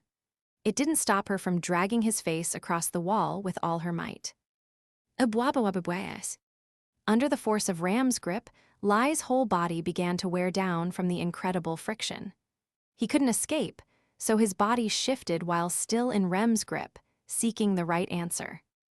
Responding to each and every one of his changes, Ram held a service for the hundreds upon thousands of victims who had been absorbed by gluttony. The techniques they had polished, the paths they had walked, the emotions they had felt, all of it had been violated and defiled. Ram used every bit of strength she had to give them some semblance of peace. Their techniques, paths, and emotions would never be used again by this man. Because none of them worked on Ram. Take responsibility for your own actions. She pulled his arm and threw what was the battered defiler. Rolling through the corridor, Lai shuddered and twitched. His figure slowly began to change. He changed, relying on countless memories. Oh, it's been a while. I wanted to see that face. The third from the top of the list, though. Gaha. Wiping the blood from her forehead, her lips softening, she was looking upon Lai's true face. This was him in the truest sense. Not the short-sighted being who had borrowed the faces and tricks of others, but Lai's original body and face. No matter who he became, no matter who he relied on or clung to, he couldn't escape from himself. Just as Ram couldn't change the fact that she was an Oni, even if her horn was broken. Just as there was no changing the fact that Ram was Rem's sister, even if she lost her memories. Did you want to struggle with your own strength in the end? That reminds me, you said something curious on the stairs. You have a brother and sister. Why not stand tall for your siblings? As Lai slumped over, his painfully ragged breathing suddenly stopped. It wasn't that he had died. Ram's words had elicited this reaction. Brother and sister. When he heard that, his breathing calmed down ever so slightly. Slowly, Lai raised his body. Our sister, don't lay a hand on her. Do you really think you're in a position to say that? Have you ever helped someone who pleaded with you for mercy? Even so. Twisting his bloodied face, Lai pleaded with a tearful voice. Ram's eyes narrowed slightly at hearing that pained request. And then, exhaling, she closed her eyes and said, You're too kind, sister. The moment he escaped her eyes, Lai disappeared, leaving only those words behind. Using Leaping Dorkal's teleportation ability, he disappeared without a trace. The man had fled. 8. With Leaping Dorkal's ability at his fingertips, Lai fled from Ram. The reckless thought of trying to eat Ram had completely left his mind. He chose to run without concern for appearances. It was impossible. He couldn't win against that. That was a being that wouldn't grace a gourmet's plate or a dumpster's plate. Sorry, Louis and Roy, but gourmet food requires the proper preparation. Putting pressure on the wounds covering his entire body, Lai sneered at his siblings, who were after the same prey. Louis had left the battlefield early, and Roy was rampaging somewhere else at the moment. If that Oni could go after the two of them, he would be free to run away without being hounded. Roy, with his willingness to eat anything, didn't know when to pull back, so he might finally die here, but there was no helping that. If anything, he was fed up with Roy's appetite. He devastated their hunting grounds as much as he wanted, and had probably stolen some of the delectable bits that should have been Lai's to enjoy. No, could anything his brother ate at this point truly be considered gourmet? Useless, every last one of them. Og, damn it, damn it, damn it. Something like that existed. It would be better if we had never known. It wasn't the emotion evoked by a younger sister who adored her elder sister. It was a feeling of yearning for an immeasurable, absolute being, a powerful emotion that took form inside Lai, a desire born from the truest depths of his heart. He wanted to consume every bit of her. He wanted to savor her body and soul. As the standard bearer of true gourmands, he had intended to consume only the finest ingredients and sample every sort of emotion. But now that he knew what true gourmet cuisine was, everything else in the world seemed bland in comparison. Everything that Lai Batenkato's, Archbishop of Gluttony, had gathered in the belief of its value crumbled away, turning to dust. The dinner table that had once seemed so vibrant and glimmering had devolved into a sandbox filled with mud balls. We want that. He would cast aside anything and everything for a chance to taste that flavor. He would give up all the things he had built up and not feel any regret. He didn't want to taste anything else. He didn't want to satisfy himself with anything else. Vomit leaked from the corner of his mouth as he ran. It wasn't due to the pain he was suffering. The cause was far more unbearable. Things he had believed to be the finest were not. Now that he had glimpsed the ultimate delicacy, everything that filled him was disgusting in comparison. Why had he ever thought anything less could be wonderful? Why had he praised any of it? How had he been content until now? How could he call himself a gourmet if he was satiated by food besides the truly wonderful? Right, of course it has to be, that's why. Gluttony, gluttony. He cried out with a welling hunger, a satiated hunger, and begged from his heart. He wanted to become one, to merge with her.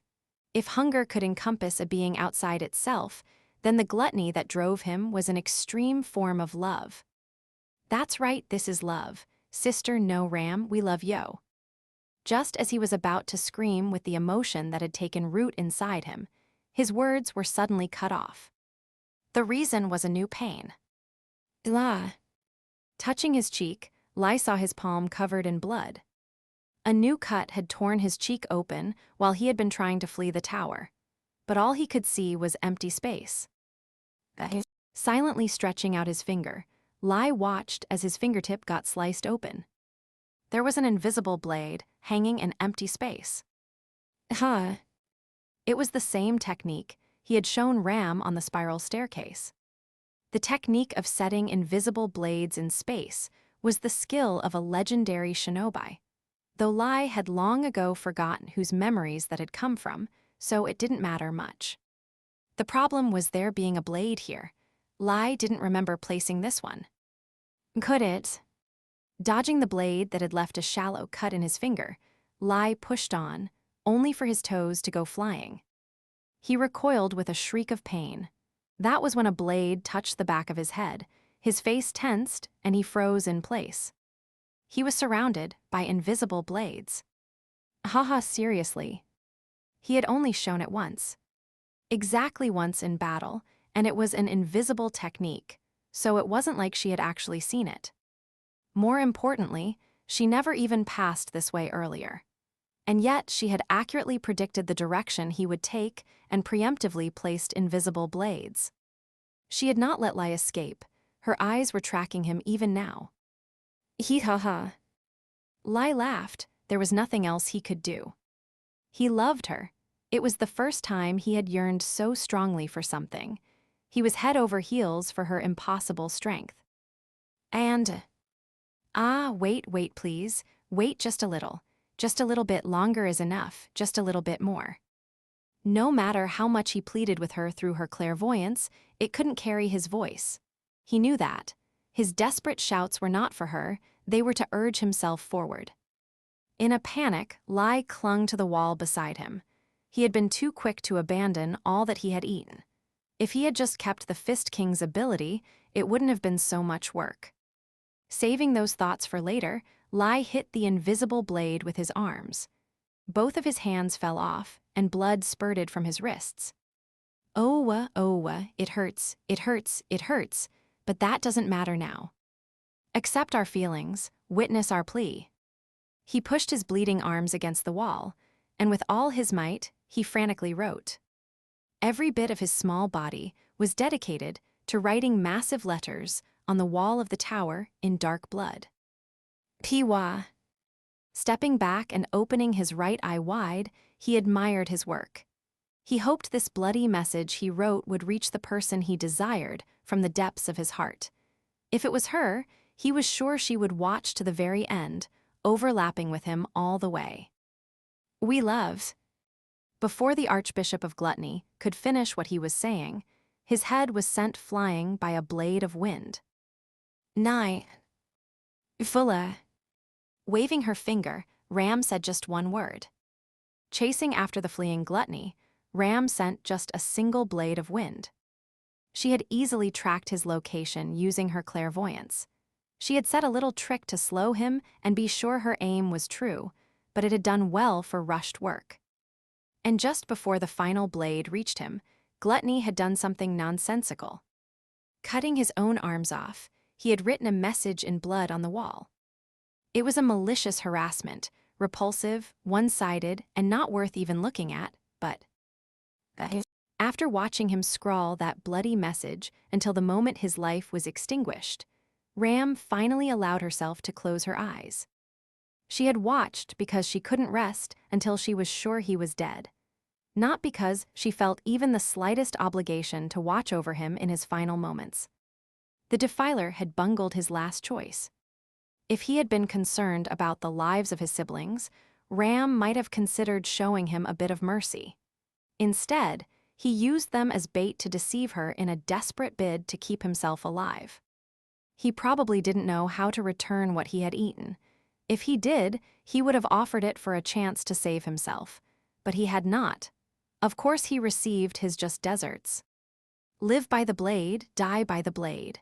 Those who cling to magic will fall to magic. Any who rely on fire will perish by the flames, and Oni always pay their debts. That was the logic of retribution that Ram followed. She finally lowered her arm and took a long breath. Then she turned around and started heading back to the ravaged hallway. She couldn't fight too close to that place, so she had intentionally put distance between it and Lai. Bothered by that sense of distance, Ram naturally hurried her feet. TSSS. When she emerged from the broken wall, Ram was greeted by a ground dragon's high-pitched whinny. The pitch-black dragon was deftly hiding Rem behind her body. She clearly intended to be a shield in the worst case, if Ram had not been the one to return. Even as battered as she was, she still diligently followed Subaru's orders. She really is wasted on Subaru. Or is it that you wanted to protect Rem too? I see, good girl Patlesh. She gently rubbed the ground dragon's neck. Given the severity of her wounds, Patlesh clearly needed to return to the green room. As loyal as she was too badly hurt to force herself anymore. Ram didn't want to ask the impossible from the person, the dragon, who had protected her sister. Praising Patlesh's efforts, Ram moved to Rem, who was hidden behind her. She had already ended the horn resonance that had connected them earlier. The horn on her forehead had receded. However, the effect of her bearing the load of Ram's Oni god strength had surely been a heavy burden.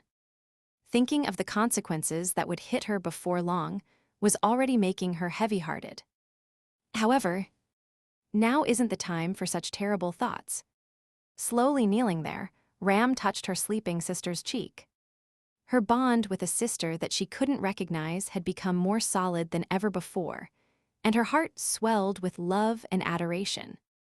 She had lived with her broken horn, losing the strength of the second coming of the Oni god, up until this day.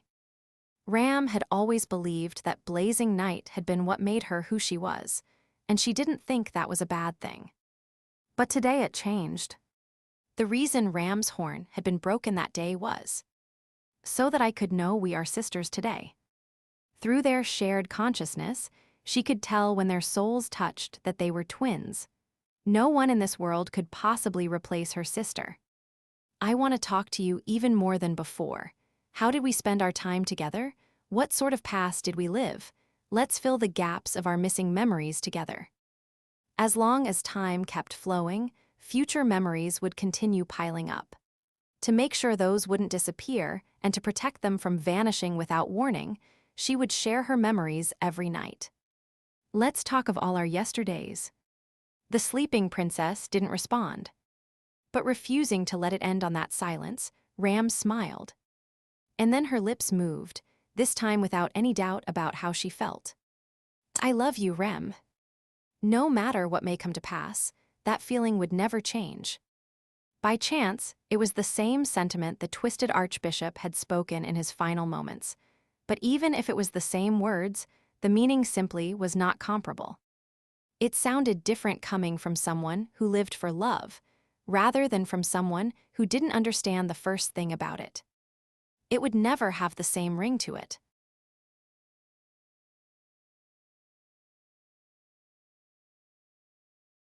Chapter 8. I asked Thy. 1. It was crucial to form a solid mental image to mold the ice into the shape she wanted. When Subaru first suggested ice brand arts to her, Emilia had thought it sounded incredibly useful, but wasn't sure whether she would be able to do it. Don't worry, you'll be fine, I'm sure you can. She remembered how Subaru had smiled and given her a reassuring thumbs up when she mentioned her concern. Thinking back on that now, she realized it had been baseless. No, he had given her a supportive push because he liked her. In the process of learning to create the weapons she imagined, Emilia had practiced drawing a lot. Unlike music, drawing wasn't really her strong suit, but even so, practicing drawing picture after picture together with Subaru, she had noticeably gotten better. Ram was exasperated at seeing Emilia drawing things together with Subaru and Beatrice, while Otto just smiled wearily. Frederica and Petra occasionally joined in, and Garfield would give her advice about ways to improve. Once in a while, Roswell watched from afar while Emilia and Beatrice drew things together. To Emilia, those were precious memories that she couldn't bring herself to let go of. She might have disappeared from everyone's minds, but those were memories that Subaru still had, too. And that thought gave her a nice, warm feeling in her chest. Turn that into courage with a heave. Emilia steeled her resolve and faced the holy dragon Volcanica with ice weapon in hand, accompanied by her 7 ice soldiers. A mental image was absolutely crucial in forming the ice properly. That applied to her weapons, of course, but it was the same for the ice soldiers, too. Naturally, they had taken a shape that was easy for Emilia to visualize, and that was why Emilia was fighting alongside 7 Subaru Natsukis. But they're even stronger than the real Subaru, and more nimble, too. Subaru didn't lose in terms of cheerfulness or mischievousness, but the soldiers made of ice were built differently at a fundamental level.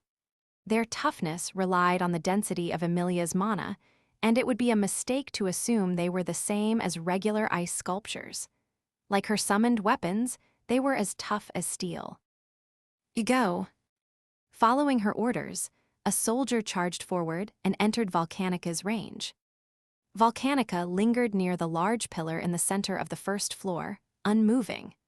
Judging from the tail swipe earlier, the dragon's range was around 20 feet.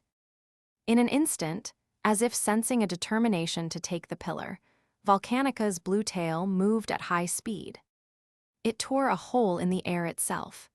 That was the only explanation Emilia could think of to explain the odd noise she heard. An instant later, the lead soldier's upper body shattered, and the head that wore the same mean glare as Subaru went flying. Sorry, but that means it isn't just me being targeted. She felt bad for the soldier that she had used to test her theory, but now she was sure she knew what Volcanica's aim was.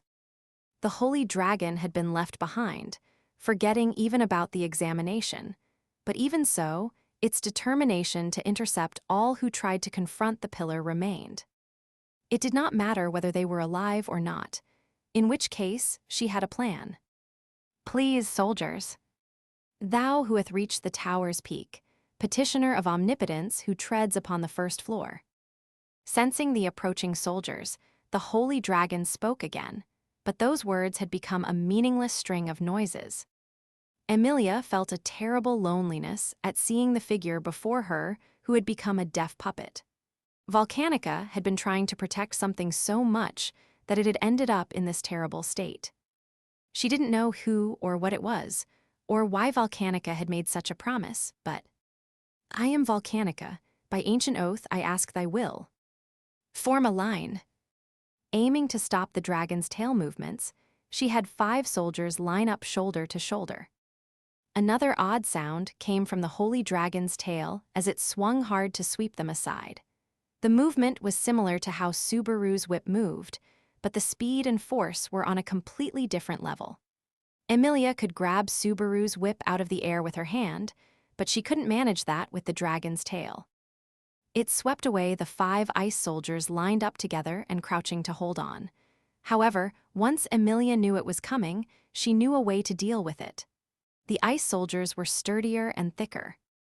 Even as their bodies cracked, the soldiers who resembled Subaru smirked.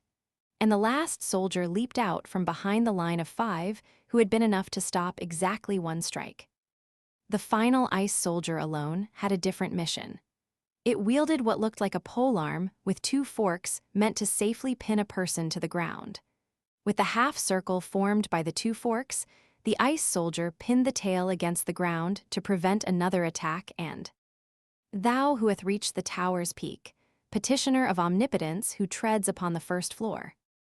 The 6 ice soldiers started celebrating with high fives when a sound rang out and their bodies shattered. Completely erased from the hips up, what was left of the ice soldiers collapsed. They hadn't been defeated by the tail wriggling free, but by Volcanica's claws. As its tail was immobile, Volcanica swung its left front leg instead. The enormous force of the blow was more than enough to kill Emilia if she had been any less careful. If your tail and legs are fine, then arg. Why is your head the only thing empty? I am Volcanica. By ancient oath I ask thy will. I know that already. If it was anyone other than Emilia, that repeated message would probably have made them even more angry. Even as she listened to it again, Emilia had too bold a spirit to break. All that had broken were the ice soldiers, and there was no need to cry over them. As Emilia ran, 7 spears passed overhead as they hurtled toward the holy dragon. They had come from the ice soldiers that had been reformed in their starting positions. Emilia couldn't create more than 7 at once, but she could remake them when they shattered. Her soldiers would keep standing back up so long as Emilia didn't run out of strength, just like the real Subaru Natsuki. Thou who hath reached the tower's peak, petitioner of omnipotence who treads upon the first floor. Kaya. Volcanica swatted down the flying spears with its front leg. The attack seemed almost to tear through space, creating a shock wave that made it look like the tracks of its claws would just continue forever, swallowing Emilia, the ice soldiers, and the entire first floor in a raging storm. Please. Just before being swallowed up by that blast, Emilia stepped closer to the pillar. She was confident in her athletics, but that alone wouldn't be enough to carry her to the pillar from there. Still, this was enough. The first ice soldier that reformed dropped low and pressed its hands together. It acted as a springboard when Emilia stepped onto its hands, giving her a powerful boost when she leaped into the air.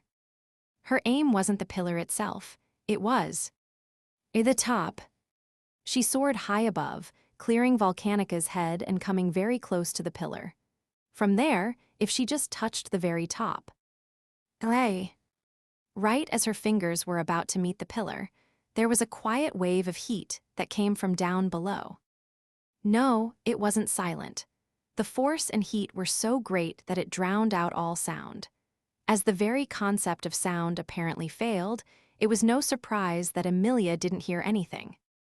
What she did notice was the destruction of all the ice soldiers on the first floor. The one that had boosted her jump, the 4 that had supported her advance by throwing spears of ice, and the 2 racing to add more restraining polearms, they'd all disappeared. They hadn't been vanquished by Volcanica's tail or front legs. "I am Volcanica, by ancient oath I ask thy will." She could hear the very air crackling, even as those words remained as solemn as ever. When that repeated phrase reached her ears yet again, Amelia realized that sound had finally returned to the world. At the same moment, her fingers latched onto the pillar. Somehow managing to steady her grip, Amelia looked down. The floor below her was glowing white. A few spots were still steaming, but there was no other trace of the ice soldiers that should have been standing down there. That showed how intense the heat must have been, never mind the force and destructive power. Holy Dragon Volcanica's breath had incinerated everything. And "I am Volcanica, by ancient oath I ask thy will." Amelia's eyes shot open as she watched Volcanica spread its blue wings and rise. 2. Not good. Realizing the danger, after seeing what had happened below, Amelia frantically reached out for the top of the pillar. While she was doing that, Volcanica rose, freeing its tail from the restraining polearms, and slowly opened its wings with very deliberate movements. The Holy Dragon intended to take flight. Volcanica could obviously fly, but Amelia had never seen a flying dragon, so she couldn't really picture it in her head. Could something that big even stay in the air? "I've never seen anything other than Puck or Roswell flying." It seemed natural to Amelia that Puck could fly, since he was a spirit, and that Roswell could fly, because he was an eccentric mage, of course. She had heard once that in the Valachian Empire to the south, there were flying dragons in addition to the familiar ground dragons and water dragons, but was Volcanica the same sort of flying dragon? Or was it a fundamental mistake to group them together? Heaved ho, heaved ho. Amelia pulled herself up the pillar as fast as she could. Anyone watching from a distance would have been blown away by her sheer speed. But even with her unexpected strength and a head start, Amelia didn't get far enough. "Thou who hath reached the tower's peak, petitioner of omnipotence who treads upon the first floor." It wasn't her imagination that voice sounded much closer than before. It wasn't coming from far down below, but from about the same height. The massive holy dragon was somehow flying in the air with its blue wings. Volcanica rose grandly in the sky above the desert and showed no sign of decline or deficiency. Everything from the pressure it gave off to its piercing gaze, and not to mention the tail, claws, and breath, were proof that this was the ultimate dragon spoken of in legends. The only thing that betrayed that image was, "I am trying to go higher than the first floor. I might not be your enemy. I am Volcanica. By ancient oath I ask thy will." Speaking over her, like it wanted to show it had no interest in listening, Volcanica loomed menacingly over Amelia as she clung to the pillar. Then it swung its tail, threatening to crush Amelia and the pillar along with her. She quickly pulled her body up and escaped a direct hit. Unfortunately, the blow to the pillar made her lose her grip, and a weightless feeling quickly enveloped her body. She fell, wasting all the effort she had put into climbing so high, until she stopped. Kaya. Amelia should have dropped tens of yards, given how far she had climbed. However, her bottom landed on something much sooner than she expected. Reaching down, her hand felt something rugged and hard. "Did. Thou who hath reached the tower's peak, petitioner of omnipotence who treads upon the first floor." Amelia heard the voice from extremely close as the high-altitude breeze whipped at her face, and she felt the surface she was sitting on. Amelia finally realized what had happened. She had fallen onto Holy Dragon Volcanica's back. Gah, this isn't the time to doze off. If I'm here then. She could use Volcanica as a launch pad to grab back onto the pillar. That idea quickly came to Amelia, but just as quickly, she realized that would be easier said than done. Volcanica flapped its wings and began to ascend while simultaneously twisting its body to shake her off. Ugh. Enduring the powerful wind buffeting her, Amelia desperately clung to the dragon's back. It was a gale unlike any she had experienced before. She was clinging to scales that were each large and sturdy, like boulders, but she couldn't hold on long. If I fall, I won't be able to see Subaru and the others again. If she wasn't careful opening her mouth, the rushing wind threatened to tear at her lungs. She put her head down, gritted her teeth, and behind closed eyes, Amelia thought of all the people who were precious to her. It was almost like she was preparing mentally to face death, but that wasn't it. When people were on the verge of crumbling under the pressure of fear or unease, they often closed their eyes. But when she did that, the people Amelia saw internally all faced forward, even and especially in moments like this. In moments like this, they didn't shut themselves off from the world. She had to open her eyes. To reach, to take someone's hand and... Is that weirdo? Up, down, left, right, everything everywhere was blue. The reason for that was partly because she was high up in the sky, above the clouds, but also because the holy dragon she was clinging to had dazzling blue scales. Everything else was moving past so fast that even with Amelia's high visual acuity that could see the seams on a thrown ball, she couldn't track the world passing by her. And so what Amelia's consciousness latched on to wasn't the blue world outside. I am Volcanica, by ancient oath I ask thy will. It was Volcanica, twisting and turning its body as it flew. It seemed that the spot Amelia was clinging to was near the base of one of Volcanica's wings. Strangely, the dragon wasn't moving its wings that much. Birds and insects flapped their wings so much to fly, but the way a dragon flew was apparently very different. It was probably closer to the way that Puck or Roswal flew. In which case, Roswal uses magic, and Puck has some kind of mysterious power. Unfortunately, she had never tested it with Roswal and had never thought to test it before, either.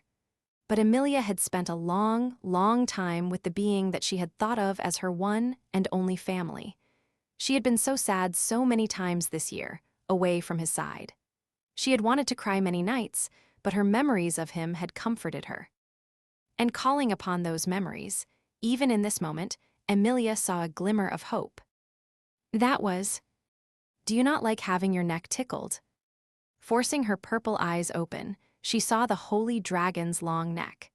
And beneath the grand dragon's chin, amid so many blue scales lined up so neatly, there was a single white scale. She thought back to the days she had spent playing with Puck. Don't do that, Leah. If you tickle me, it'll mess up my focus. Right, Puck.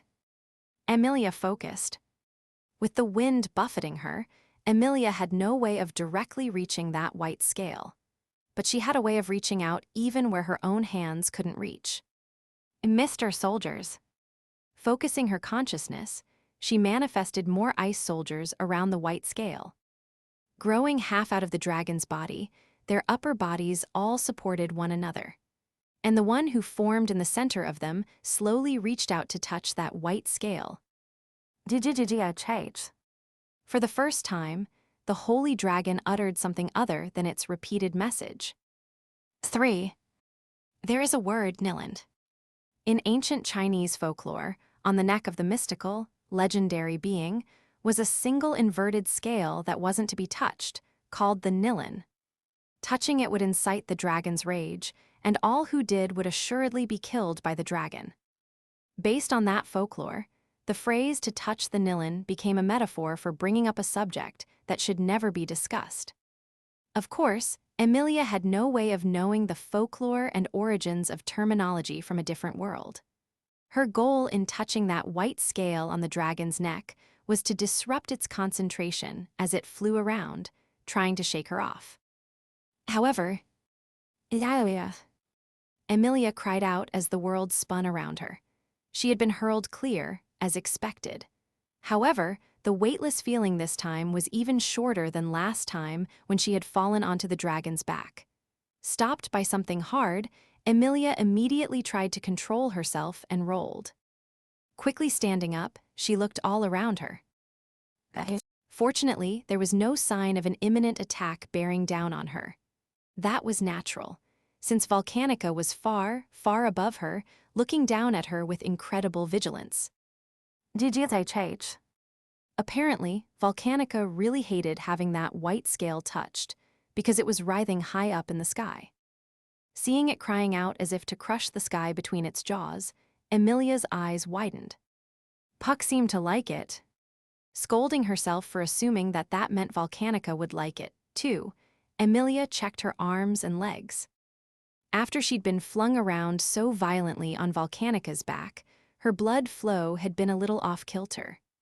At some points, it had felt like it slowed to a crawl, and her eyes almost blacked out as blood stopped reaching her head, but Emilia had just barely managed to hold on. And confirming that, Emilia noticed something. This is. Looking around, she realized she had reached a point even higher than the first floor. The 6 pillars that should have been around her were nowhere to be seen, proof that Emilia had reached somewhere higher. In other words, this was the true top floor. That fall off Volcanica's back had brought her here. The highest floor of the Pleiades Watchtower, a place no one had ever reached before. Hooray, it was worth it. With a humble reaction that didn't seem to match the scale of her achievement, Emilia put her hand on her chest and immediately ran to the center of the highest floor. Volcanica was currently writhing up in the sky, but would undoubtedly return soon. Before that happened, she needed to help Subaru and the others by passing the examination. Please be a problem I can understand. Volcanica forgetting about the examination had been a huge problem, but Emilia meant whether the first floor's examination would be one that she could personally solve or not. Fearful of that, Emilia raced to the center of the highest floor, and reaching the base of a pillar that stretched from there up to the heavens, she gasped. It was there, something different from the 6 pillars down below. On the center pillar on this highest floor, there was a mysterious distinguishing feature. It was someone's handprints. A black monolith stood at the base of the central pillar on the Pleiades Watchtower's highest floor, and on it were unmistakable handprints. 6 handprints of varying shapes and sizes. 4. The burst of light that coincided with the moment the giant scorpion changed color was the largest yet. The swells of white light tore in all directions, obliterating the multiple gabiao aiming at the newly crimson scorpion and splitting the sands as the aftershock spread. It went without saying that Subaru and Beatrice didn't escape the devastation either, but Meili was hit much harder. Leaning forward to direct the demon beasts, she had taken the crimson scorpion's counterattack particularly badly. The silver lining was that she had managed to avoid a direct hit from the stinger that was the true origin of the flash. Her small body would have disappeared without a trace if the stinger had even grazed her. The worst had been avoided, but she had taken the full brunt of the shock wave that emanated from the desert-shattering stinger. That alone was enough to cause terrible injury. Meili. Subaru and Beatrice rushed over to where she lay in the sands. When they lifted her, they saw for the first time the true extent of her wounds. Maybe because she had reflexively curled up, the shock wave had mostly struck her back. Her black cloak was long gone, and shredded skin was visible through the torn clothes. The serious gashes and burns made Subaru's vision go dark for a brief moment. This isn't the time to drift off. What am I here for if not this? Subaru pulled himself together with a smack and began calling upon the power within him. Corleonis had been active the whole time, and now he used its ability to share the burden of his comrades, taking some of the damage Meili had received onto himself. Of course, if he took everything and collapsed, there would be no point. He needed to strike a balance, making sure Meili could survive without knocking himself out. "It's fine, you got this. You can do this, Subaru Natsuki." The incomplete Subaru Natsuki might have panicked, lost control, and showed his pathetic side, but after tracing the path he had walked, Subaru had reevaluated himself. His role was, of course, to do the things that only he could do. NGH. Suddenly, Subaru got a taste of the suffering Meili was feeling. He groaned with a pain, like his insides were burning. If he was being honest, he was already exhausted just carrying Ram's burden. Taking on Meili's near-fatal wound on top of that was practically suicidal. Not good. Even though he talked a big game, it was impossible for him to carry both of their burdens fully. In which case, he had to prioritize Meili since her life depended on it. There was no choice but to take on less of Ram's burden. With her insight, that would probably be enough for Ram to know that something had happened. She's going to give me an earful after this. Huh, after all that talk, look at you now. That's Barusu for you. Imagining an uncannily realistic reaction, Subaru swallowed that bitter thought, along with the taste of blood. Corleonus's ability should be nothing more than shifting a burden.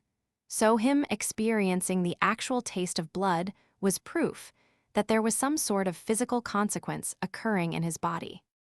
The mind's influence on the body was powerful. Subaru had heard of situations where people who believed hot steel had touched them actually manifested burns on their skin. As he drew damage from Meili's back and internal organs, Subaru's own body was reacting as if it had happened to him. If he wasn't careful, this would lead to 2 fatalities from the exact same cause. This is a little problematic. Spitting out the blood pooling in his mouth, he raised Meili's body. He leaped back, dodging a Gabiao's flaming lance, while Beatrice's purple missiles drove it away. The Gabiao attacking just now was the one that had been letting them ride it for the past few minutes. A betrayal by a shrewd demon beast when the going got rough. That would have made for nice plot development, but the reality was that it had simply reverted to normal, now that Meili's blessing was no longer in effect. Without her directions, demon beasts were enemies of all people, and there were countless of those demon beasts all around them in this sea of sand. Biko, Meili's hurt bad, you need to heal her. That's quite obvious, I suppose, but I'm a little busy for that right this moment. Yeah, I know, it was my mistake pushing Meili too much. I'll cover the tab. Or rather, he had already started making payments, but the interest was piling up fast, and Subaru's balances were getting strained even after cutting down on his financing for Ram. No, this is where I stand my ground. I can't call myself a man if I don't. Fwa, I suppose. Whoa. Subaru held Meili's body with gritted teeth as the effects of his authority hit his entire body. Then Beatrice suddenly leaped onto his back. Suddenly having her on his back was a shock to Subaru. Of course, she was as light as cotton candy, so it didn't slow his flight, but... Stop trying to bear everything alone, Subaru. We're partners, and Meili is one of our comrades, too. You aren't the only one who promised to help. Clutching Subaru's whole head, Beatrice pleaded with him softly. Subaru fell silent, and with a gentle healing magic, Beatrice performed first aid on Meili's wounds. He could feel the warm light healing Meili. That warmth was how much Beatrice cared for everyone. Agii. Behind them, the falling out with the demon beast allies was rapidly developing. Fortunately, even with Meili's blessing out of commission, it wasn't as if the Crimson Scorpion and the Gabiao were suddenly ready to sign a neutrality agreement, and the same seemed true of the other demon beasts, too. The Crimson Scorpion's sweeping pincers and tail took down around half the demon beasts chasing them. Of course, the other half were still coming, so they couldn't just stop and enjoy the sights. Our options are... No, actually nothing, really.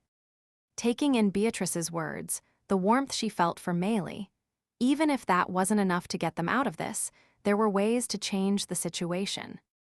However, he had no idea whether he could pull it off without trying first, and the model for it was the worst one possible, so he was hesitant to try.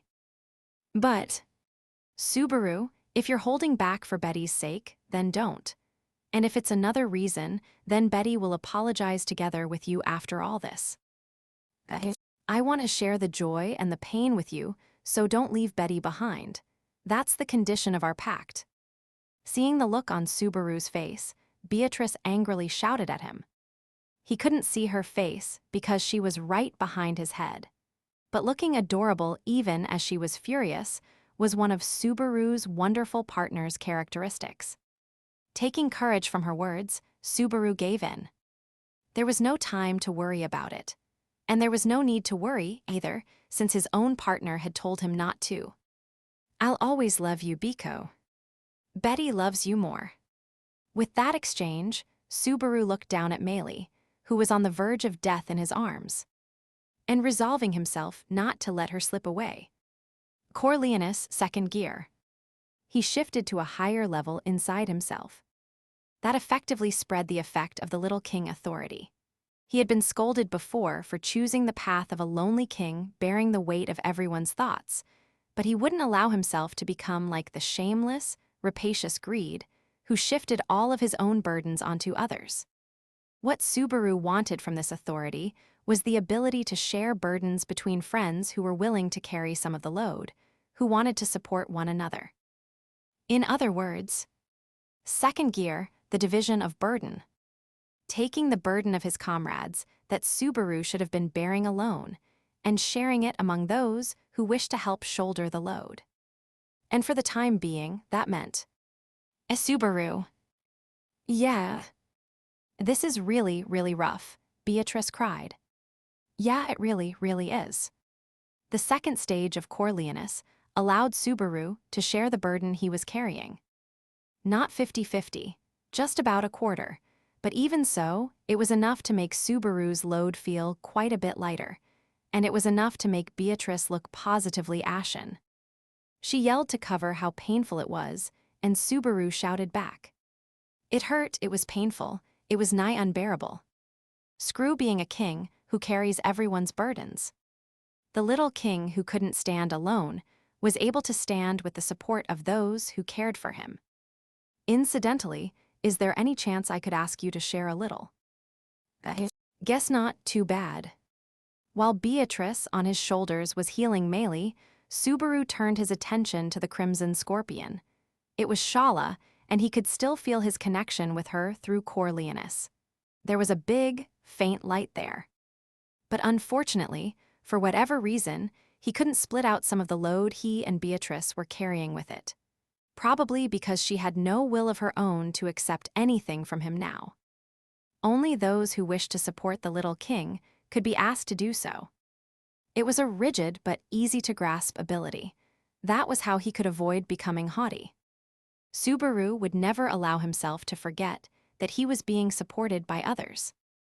Biko, do something different with your head and body. NGH, that's a difficult ask. Asking her to continue healing Meili with her body, he needed her to think of a way out of this situation with him. Because the Crimson Scorpion's glowing tail was being aimed right at them. DMM. As they played their first trump card of perfectly conjured defense magic, the shock wave of the attack swallowed the three of them up. 5.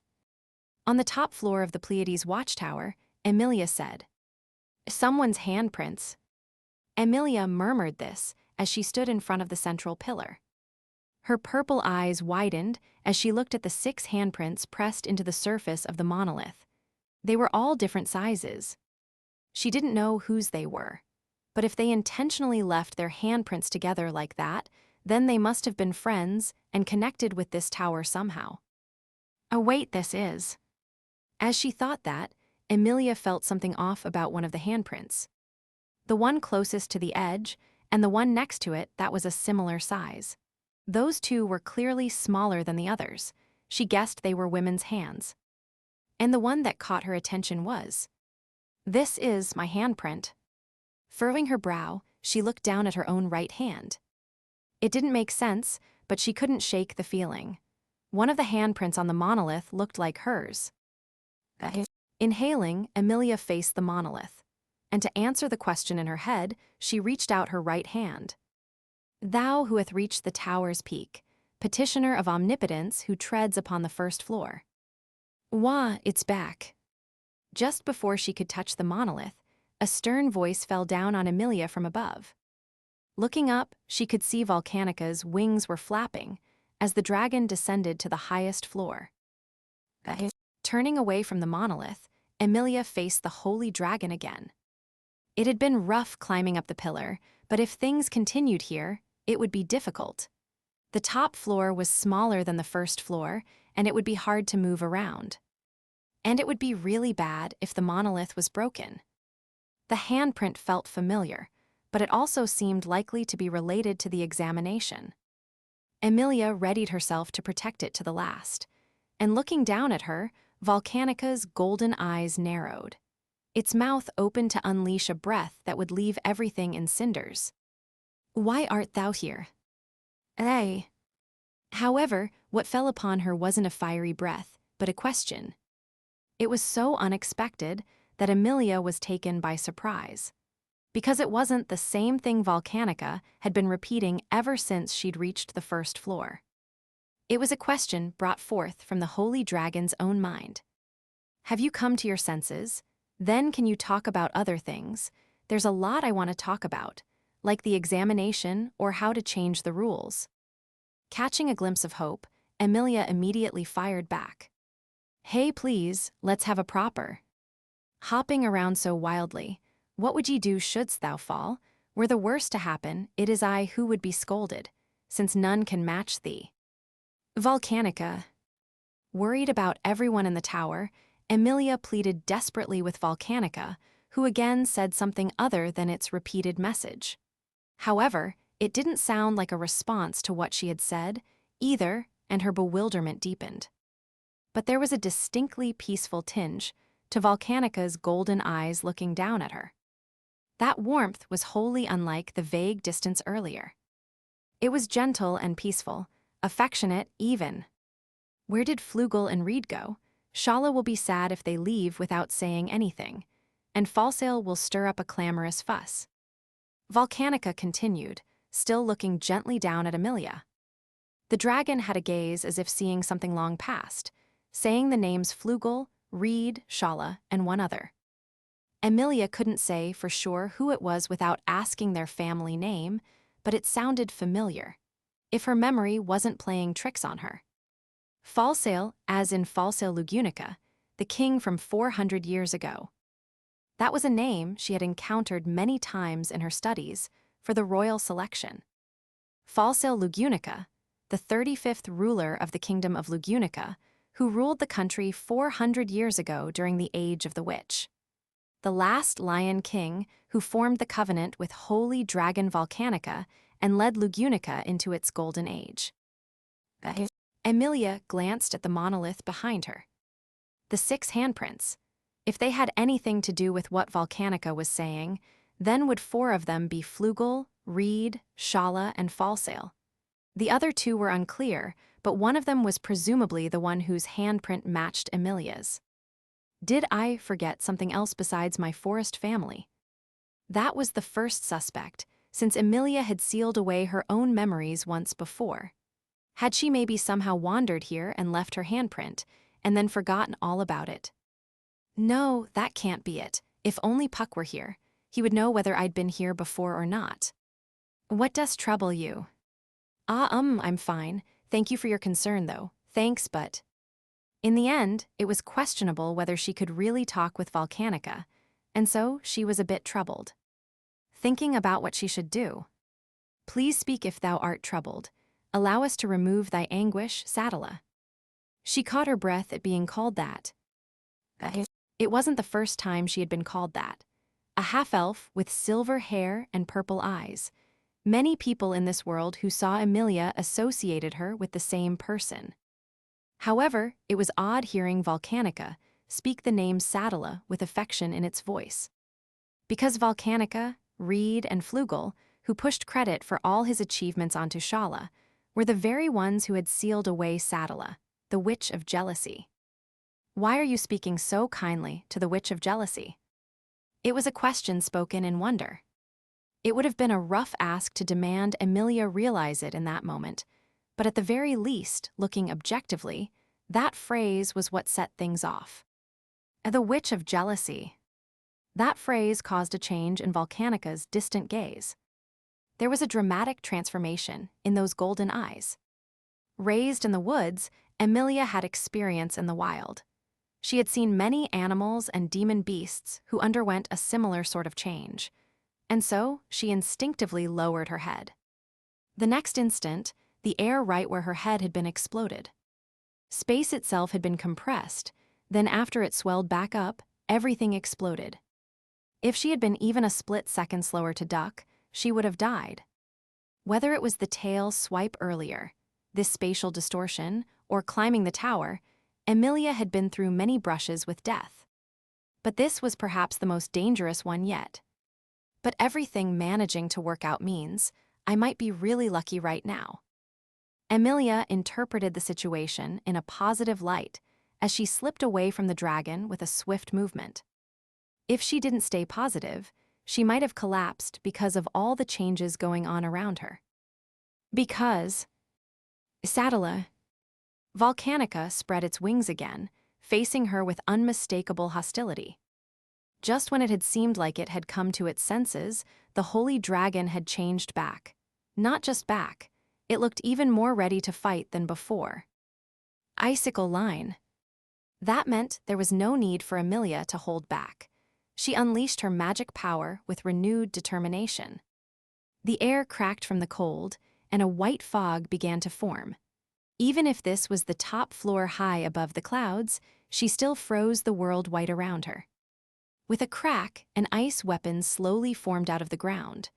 Drawing that spear, Emilia spun it around and thrust it forward. But, looking straight into her opponent's golden eyes, she wanted to believe that Volcanica's response was a misunderstanding and a case of mistaken identity, since Volcanica's eyes were filled with such grief-stricken sorrow. Shaula, right, Shaula, we must stop thou who wert reduced to the witch of jealousy. Were you friends? Had we not hesitated that day, had we not hesitated, no one. It didn't answer her question, but Volcanica's trembling voice sounded like an answer nonetheless. The dragon inhaled deeply, preparing another breath that would scorch the world. Emilia stepped in to hit that white scale before it came. If she couldn't do that, there would be no saving her or anyone else.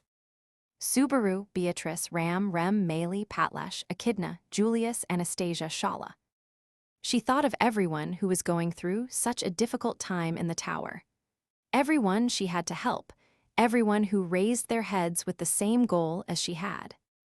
Doing that, a swell of power that she didn't know welled up inside her breast. Witch of jealousy, Shaula. No, you're wrong. I'm Emilia, the freezing witch of the great Elior forest. Emilia poured the new strength all through her body and answered the holy dragon, who was apparently mistaking her for someone who looked similar. The enemy was the holy dragon, but what of it? She had everyone with her. So, if nothing else, please remember that name. The final phase of the battle enveloping the Pleiades Watchtower began with an explosion of light above and below the clouds. 6. A white flash lit up the clouds from above and below at about the same moment. If there was anything capable of simultaneously observing those two battlefields separated by a thick layer of clouds, among many other things, it could only be an observer outside the world. The battles that had developed in the efforts to clear the Pleiades Watchtower were finally reaching their climax. The situation was, Woo-woah.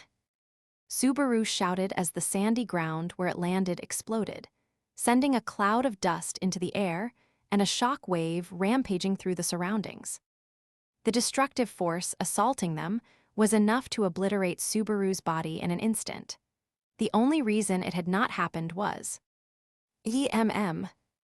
one of the three original magics that Subaru and Beatrice had developed together.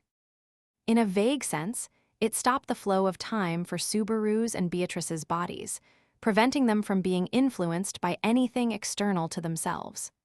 a sort of perfect defense magic. Ugh.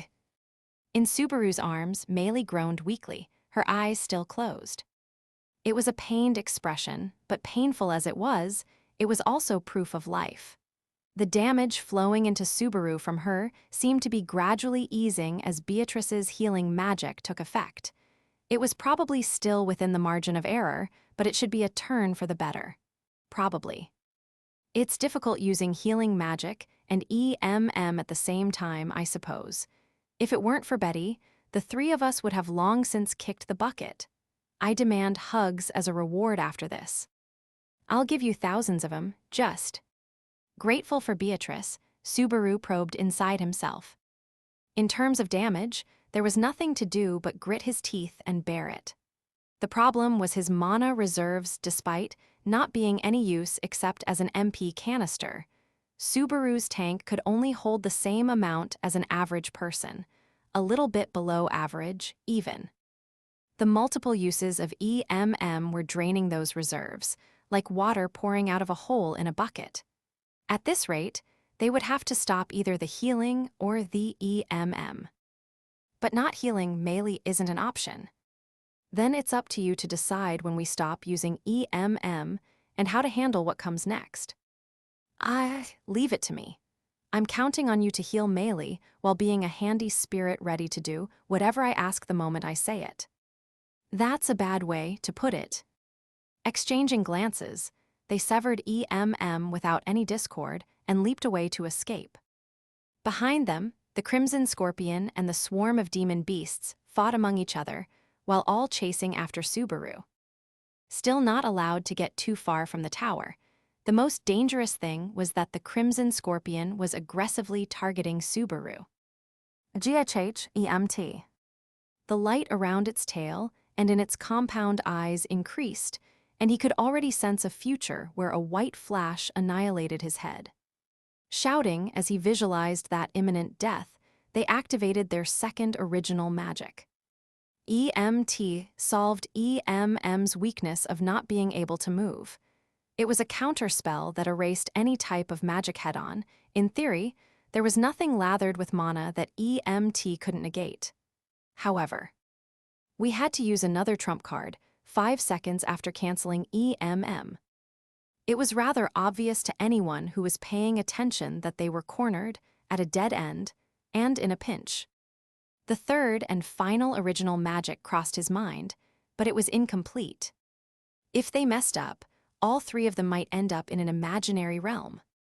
I don't believe in myself enough to go all in on the big stage. Even if he could acknowledge that this Subaru Natsuki guy was kind of impressive, he couldn't just accept that he was some Superman who could get out of any situation. All he had was being bad at giving up. He just stood back up after getting beaten down more often than most people. But that meant he had been beaten down more than most people. This isn't the time to get cold feet. It's a risky gamble, but you'll make it work with stubbornness and vanity. That does sound just like you. Just when Subaru was about to decide, there was no choice but to try. A voice suddenly rang out from overhead, and a figure appeared between them and the onrushing death. It was so dazzling that Subaru had to squint. It was dazzling in every sense of the word. The newcomer was gleaming with a rainbow aura. Al-Clausiria. The next instant, a light erupted to blast away the furious flash charging down on them. A destructive shock wave, blazing flames, and a thrust with all of his life imbued into it. Driven back by a dark light, swallowed up by a swelling wave, deflected by a swirling desert wind. It was as if nature itself was being manipulated, and the source of it was the dignified figure who landed atop the sand and swung his long, slender knight's sword. I hurried as fast as my legs would carry me. Things were looking dangerous here. Joining the fight in the desert was, of course, Julius Juculius. In response to that grand appearance, "Julius," Subaru's voice quivered. My message was for you to help in the other dangerous places once you finished up." "Indeed, I received your message. That's why I came. Apologies, but compared to the others, I judged this would be the most dangerous location." Who asked you? And what's that scratch? What about Reed? I suffered a complete and satisfying defeat. He fled with his victory. Lame, if you're gonna fight, then win. I'm only gonna say it once, but thanks. If you hadn't come, we were gonna die. Julius sported a new white scar under his right eye and gave a dignified chuckle at that mix of gratitude and complaints. It was a pretentious reaction, but apparently he had finished his battle with Reed and gotten something out of it. As proof. Made up with your quasi-spirits. More precisely, my sprouts have bloomed and become full spirits, and made up is not correct either. It isn't as though we had broken up. As Julius smiled, there were 6 bright lights all around him, his quasi-spirits. No spirits. Managing to sign back on with 6 spirits after letting them go, he had to be quite the lady killer. It took everything I had to persuade Biko. You're just goblins, spirits up. Unfortunately, I was the one who got gobbled. That isn't funny, and when did you learn to make jokes like that? Subaru's eyes widened at seeing Julius joke like that about what had happened to him. From what he said, he had settled things with Reed. Reed's body was the body of Roy, so it was natural to assume Julius had also settled things with that gluttony sibling, too. And since Julius didn't mention any danger there, it was safe to assume he had managed to pacify Roy. Julius, you came at the perfect time. Let me borrow qua. Understood. Julius immediately assented to Beatrice's request. One look at Meili in Subaru's arms was enough for him to immediately realize this was a race against time. The blue qua, a water spirit, leaped out from the 6 and poured healing mana into Meili alongside Beatrice's gentle healing magic. It also seems there is a need to stall for time. Yeah, as you can see, Shaula's all red and pissed off now. Can you do it? You just lost to another red guy, right? It would be an affront to a lady's honor to call her a rebound. Julius raised his sword and faced Shaula head-on.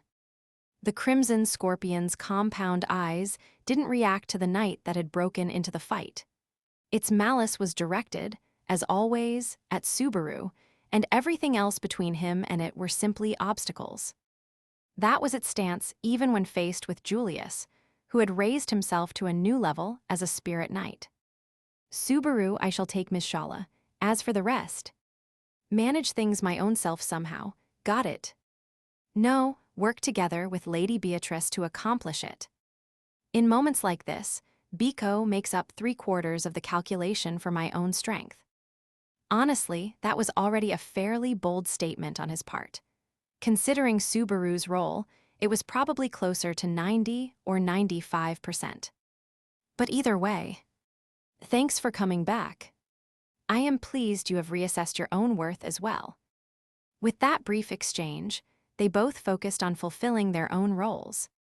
Julius advanced so that the demon beast's attacks couldn't reach the 3 of them, decreasing the damage they could receive by putting himself into the line of fire. Meanwhile, Subaru focused on getting Meili as far from danger from demon beasts as he could while buying time for their win condition. Or so he thought. A shocking sensation made Subaru's head jerk up. The reason was a sudden change inside the Pleiades Watchtower. It was Ram. 7. Volcanica's breath became a blue light that rained down on the highest floor. For an instant, the thought of hiding behind the monolith crossed Emilia's mind. It was sturdy and might not budge from a dragon's breath. But in the worst case, if something did happen to it, she had a feeling that would ruin the examination. And unrelated to the issue of the examination, she had a feeling. If it got destroyed, that would be really sad. The monolith with an oddly familiar handprint. She didn't know how it was related to her. Maybe she was just overthinking things, but she wanted to confirm what that unidentifiable feeling was, so she couldn't lose it. That meant she gathered all the reactive mana that she had channeled into her icicle line and concentrated it into a single point. Emilia possessed a level of mana that surprised even her, but she couldn't just control that massive amount of mana all at once. No matter how much mana she stored up, The limit for how much could be released at the same time was her gait. Emilia boasted an output more than 10 times that of an average magic caster, but the strength of her long experience as a spirit mage increased her possibilities even further. A mage interacted with the world using mana stored up inside themselves by manipulating their gait. A spirit mage borrowed the strength of spirits, using the mana in the air around them to interact with the world. So there was a certain option available to Emilia, who had a firm grounding in both those traditions. There was a limit on how much water could come out of a faucet, but by storing it in a barrel, it was possible to use even more water. Emilia manifested that concept using her own body and the world around her. Storing the mana overflowing from her outside herself, she could react with a massive amount of magic that ignored the limits of her gait. Absolute zero. That was what Subaru had called it. It was a theory, an idea that they had decided would be difficult to actually perform. Ironically, at the same time that Subaru was shouting about not being able to trust himself in a one-shot match on the highest stage, Emilia was testing her luck with something she had never once succeeded at, either. And she would have to make it succeed.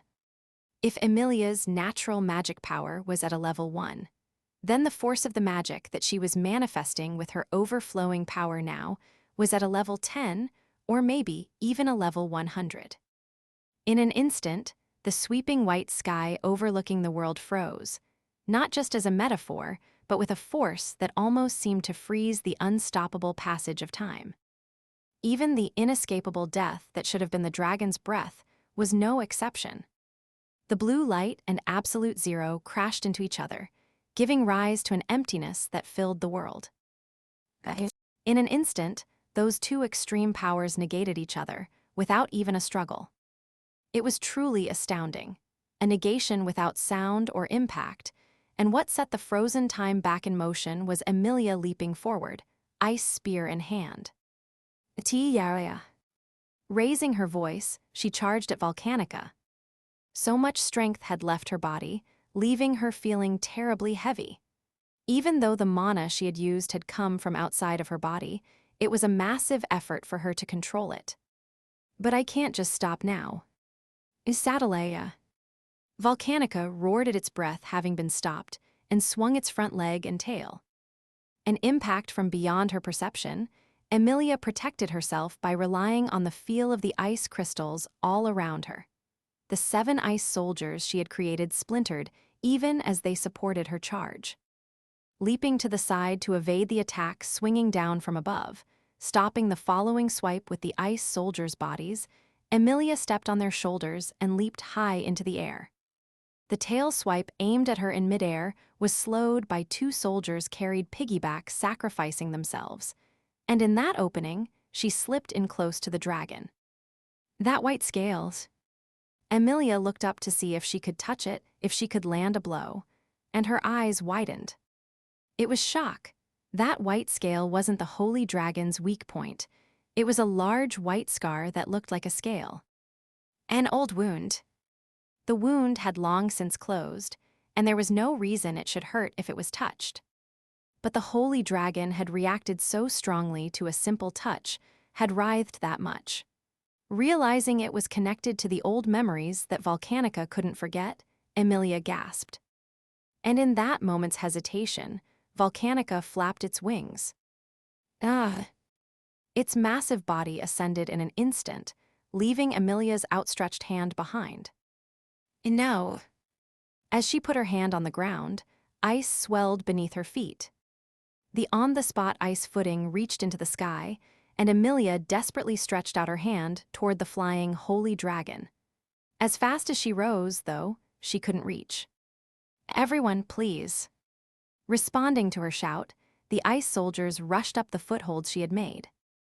Running up, first one leaped from the top, then another leaped off the first, and on this went until Emilia leaped off the back of the last one.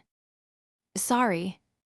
The ice soldiers' backs crumpled as she firmly planted a foot on them, but all 7 of them smiled and gave a thumbs up as they fell. With their support, Emilia reached her hand toward Volcanica's tail. Foolish. The tail was withdrawn, leaving Emilia's fingers grasping air. And as her eyes widened, the withdrawn tail returned at high speed. There was no escape in the middle of the air. Even if she tried to make a shield of ice, the force of the impact, even through that, would still be enough to kill her immediately. Thoughts of failure and concern about what to do all swirled in Emilia's mind. Feeling time seemed to slow around her, she desperately searched for a way out, using every bit of her mind and body to discover something. Giving up was the only thing she couldn't do. Because all of the people she cared so much for, none of them had ever chosen to give up. So, I won't give up either. But there was no salvation in just finding new resolve. And as if intending to point out her inadequacy, the ancient holy dragon's tail hurtled toward Emilia. Lady Emilia. In that moment, a powerful wind blew up straight from below, giving Emilia just a little bit of a boost in her ascent. The holy dragon's tail was aimed at her head. Because she had accelerated, the tail's target was shifted from her head to her torso. Understanding that at an instinctive level, Emilia raised her knees. She made herself as small as possible to evade the attack. That allowed the tail to brush past, just barely grazing her toes, though the incredible force did send her spinning at high speed. Emilia's body flew upward, still holding her knees. Overwhelmed by a feeling that threatened to make her insides spill out, Emilia clenched her teeth and created an ice platform in the sky, forcibly stopping herself. There was a loud thud, and Emilia looked down with watery eyes. She felt that impact with her entire body. She used the ceiling of ice in the sky as a foothold and as a vantage point to scan the upside-down world. Emilia saw Volcanica's head and also a figure that had emerged from the stairs onto the first floor far down below. Or rather, not a figure, a person and a ground dragon. Ram's outstretched hand was what had summoned the gust of wind that had aided Emilia's ascent. Even at this distance, she was obviously exhausted and battered. Emilia couldn't hide her amazement that she came running in her condition, but thanks to her help, Emilia had avoided dying from a tail to the head. Emilia poured her strength into her legs once again. She would use the ice ceiling to charge at Volcanica again in one fell swoop, but in response, Volcanica behaved strangely. Its tail still in the follow-through from its swing, Volcanica was looking not at Emilia, but down below. The ancient holy dragon was looking at Ramno, not at her, but... Patlesh. He-ass. Emilia screamed, firing off through the sky. A split second later, Volcanica looked up, smashing the ceiling of ice overhead, but it was too late. Emilia was no longer there. Leaping with all her might, she was closing in on the dragon's throat. Chea. With a beautiful kick, like a shooting star, Emilia dodged the swipe and approached Volcanica's white scar. She got closer and closer, until she finally reached it. Volcanica let out another cry, as Emilia's white shoe landed on its throat. Emilia shouted and covered her ears as a sky-splitting sound resounded, falling in the rebound from the kick. Falling and falling and... Kaya wa thank you. As she fell, the ice soldiers that had served as her footholds caught her. Saved by a soft landing, Emilia stood up. And then she confirmed she had landed on the highest floor, while Volcanica was still writhing in the sky above. She ran to the monolith at the center of the pillar and searched for a familiar handprint. It is.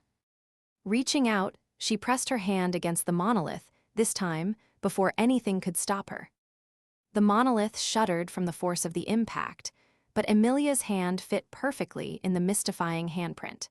She didn't know how many people there were in the world with perfectly matching hands, but at the very least, the person who left this handprint in the monolith matched her.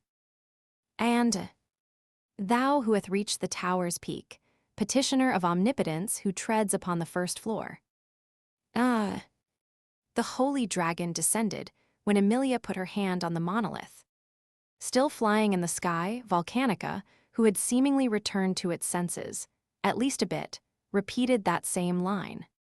But the words felt different from before, when it sounded like it had forgotten everything. It felt like Volcanica was actually asking a question this time. I am Volcanica. By ancient oath I ask thy will. They were the same words she had heard so many times. Ask the will of thou who hath reached the peak. In other words, it wanted to know the thoughts of the person who had made it to the top. What was their wish, their hope? Why had they come here? Emilia had a lot of answers to that question. What she wanted to do, what she hoped, what she came here for, there were a lot of things. However, in this moment, in a huge rush, what Emilia wanted was, I ask thy will. Hearing the repeated question, Emilia opened her eyes, and in a loud voice she said, I want everyone to get along. 8. An instant later, a massive gale consumed the desert. Whoa! What is that? Subaru shouted as he dodged furious demon beast attacks, and Beatrice raised her voice in surprise, too, even as she continued healing Melee. And of course, Julius reacted the same while putting on a masterful, superhuman performance against Shaula. No, his surprise might have been even greater. Because even though he leaped back, sensing danger in the terrible sandstorm clouding his vision, there was no follow-up attack.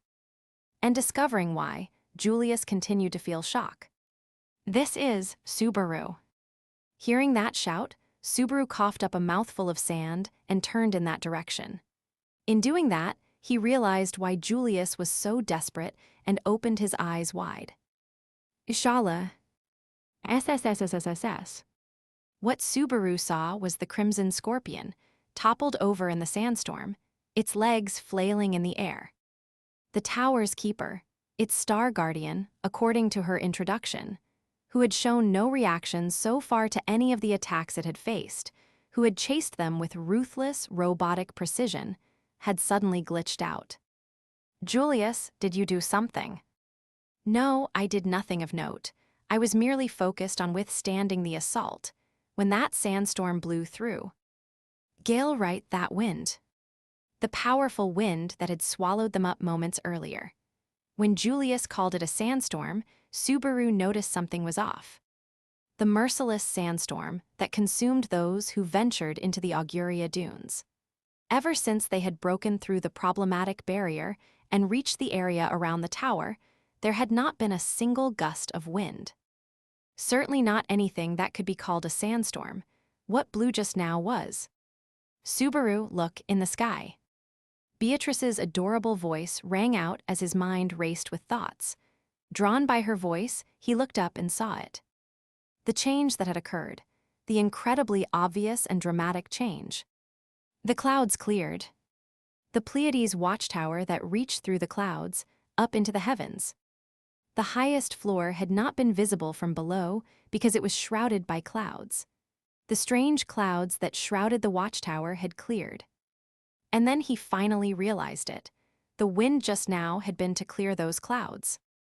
With the clouds gone, they could see the very top of the tower. And in Subaru's optimistic analysis, that could only mean one thing. Emilia did it. Murmuring to himself, he sensed the locations of his comrades in the tower through Corleonis, Emilia at the very summit, and Ram and Patlash near her.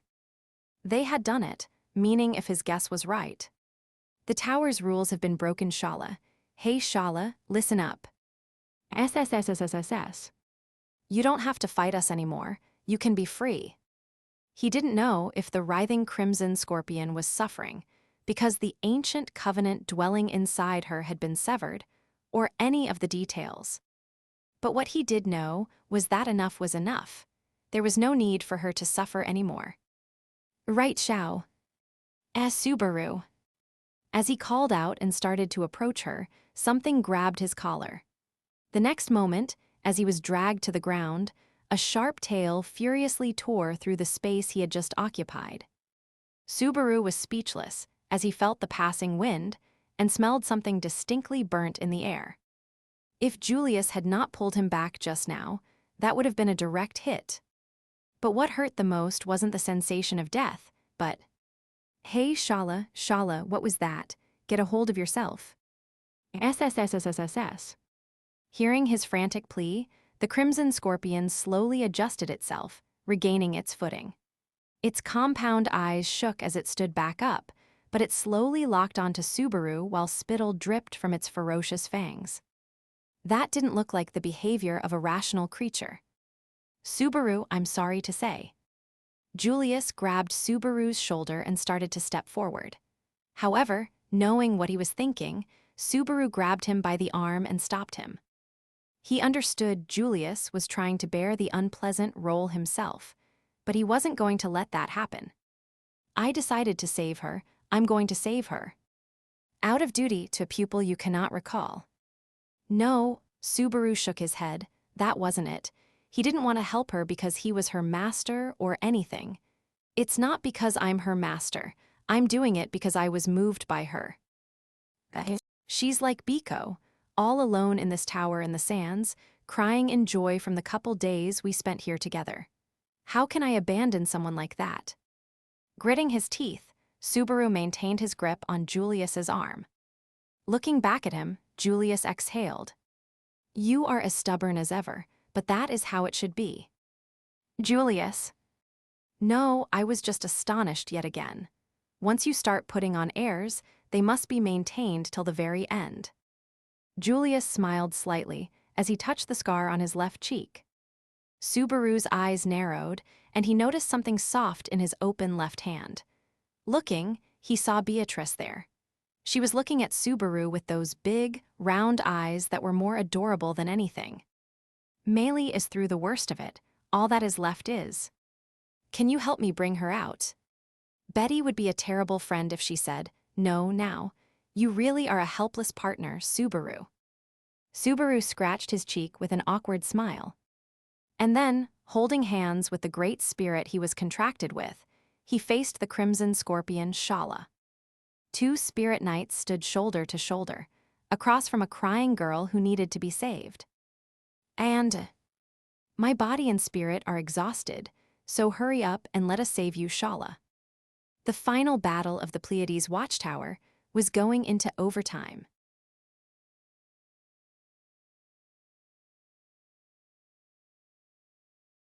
Chapter 9. Shaula. 1. Crumbling away. Peeling away. Fading. Everything gleaming in the distance. Outside the tower, the stampede of demon beasts had been cleared by the hardworking demon beast tamer. On the second floor, Redistria, who had taken over the body of Roy Alphaed, had been obliterated.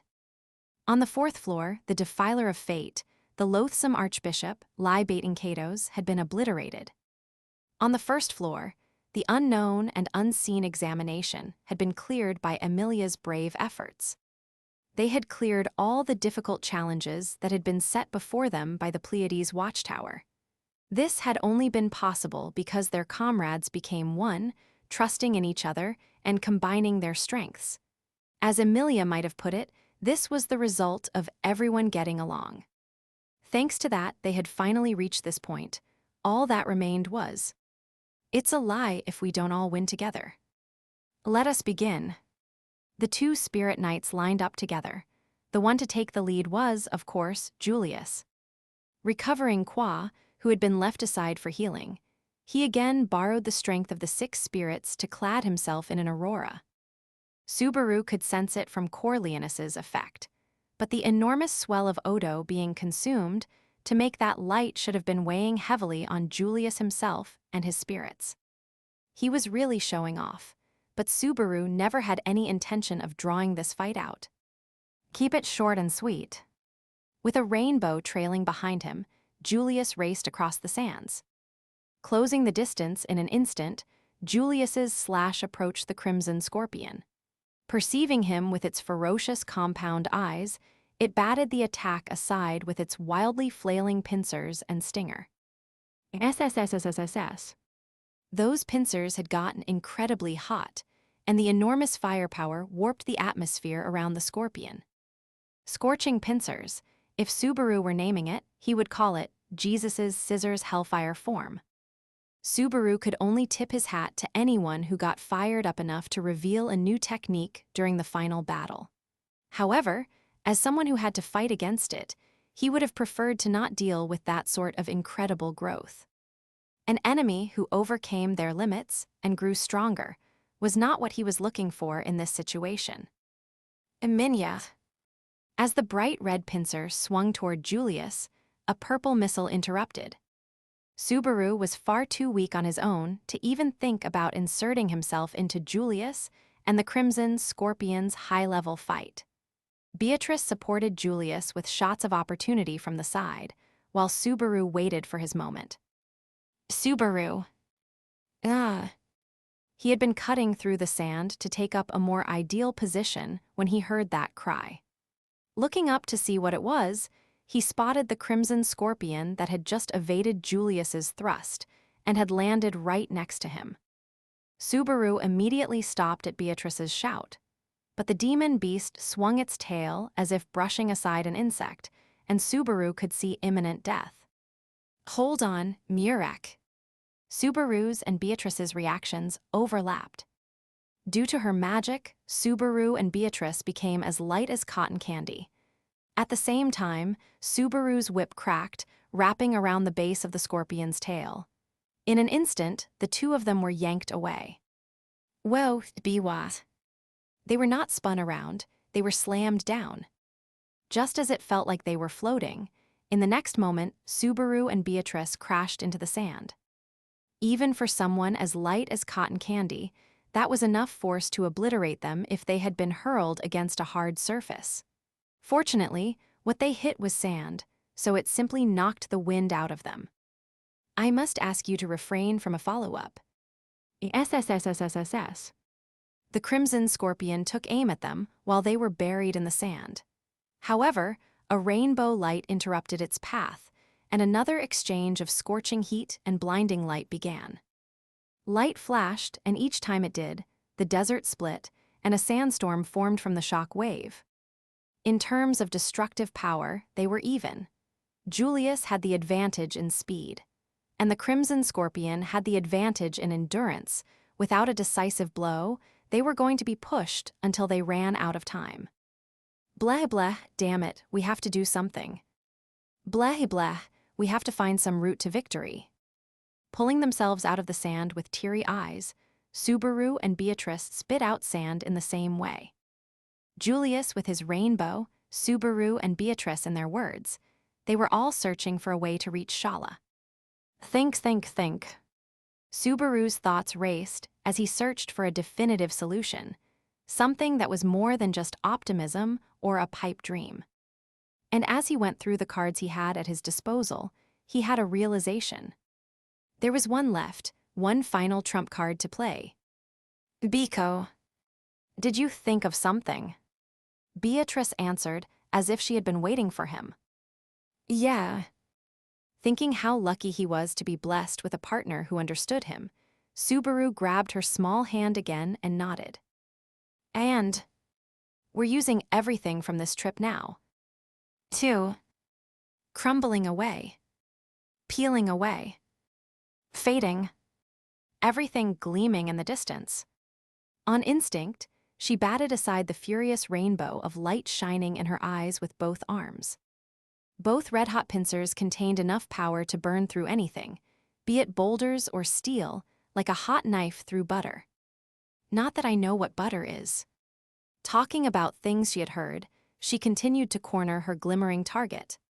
However, they were on top of a wide-open field of sand with no obstacles around, so she couldn't quite finish the job.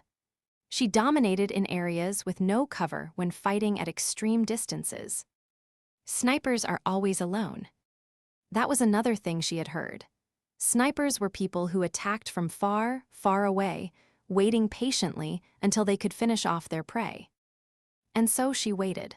She continued waiting with pride in her heart because she was a sniper, watching in the distance, day in and day out, waiting for anyone who came to the tower.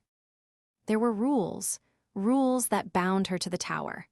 They were annoying, but as forgetful as she was, she also had a feeling she would forget a lot of things without them. That they had walked together, talked together, the days they spent together, and the memories they had shared together. Aya, I don't want to forget that. She had been left behind by everything.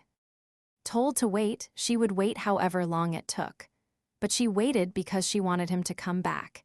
If he would just come back, she would wait however long it took. So, I was so glad when you came back, Master. Because everyone left. She had started feeling unsure if she should still believe that he would come back. She didn't know whether she was waiting because she believed or if it was just force of habit. She didn't think about it, either, because there was nothing to think about. He had kept his promise before she rotted away. I'm so happy, Master. That was why she didn't want him to go. He could just stay there forever. She wasn't alone anymore, so she could graduate from being a sniper. And she deserved a suitable reward for that graduation, as far as she was concerned. I don't want to be left behind again, Master. I want to be loved too. Because everyone and everything had left her behind. This time, she wanted to be with him, wherever, whenever. So, please love me, Master. 3. The crimson scorpion shuddered, and the light from its carapace grew even more intense. It could have been simply shifting to an even more aggressive color, but it looked different to Subaru. That bright, vivid red looked like an expression of Shaula's cries. 400 years she spent with her emotions bottled up, holed up in this tower, doing what she had been told, and now her very being was glowing as all those overflowing emotions surged outward. Red was the color of passion, red was the color of rage, and red was the color of irrepressible love. The crimson scorpion glowed red because it wanted to love and to be loved. Horoscopes do say Scorpios are supposed to be super passionate. Shouting as he kicked off the sand, Subaru swung his shoulder and let his whip fly. His aim was the fickle crimson scorpion, turning its back on him and dueling with Julius. He'd make his presence known with the whip. Sorry to bother you when you're busy, but the master you're so passionate about is right here. The attention was so annoying, and I was cruel about it before, but as a man, it does kinda bother me, seeing you so preoccupied with another guy's. You, of all people, shouldn't be complaining about that.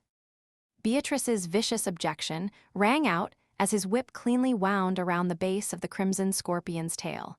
His aim was true. However, it was no different from moments ago, when they had been swung down into the sand. And the crimson scorpion, perhaps because of that underwhelming tug-of-war, stayed focused on Julius, leaving Subaru and Beatrice to be dealt with later. They were weak. Subaru was more than happy to take advantage of that preconception. Elvita. Igulu. Beatrice cast a spell, and as it took effect on Subaru's body, his feet sank into the sand under tremendous weight. As the opposite of Murak, instead of decreasing an object's mass, Vita increased it, bumping up his weight class from a sumo wrestler's Makishita tier to a Yokozuna tier. With that new mass, he fought the scorpion's tail.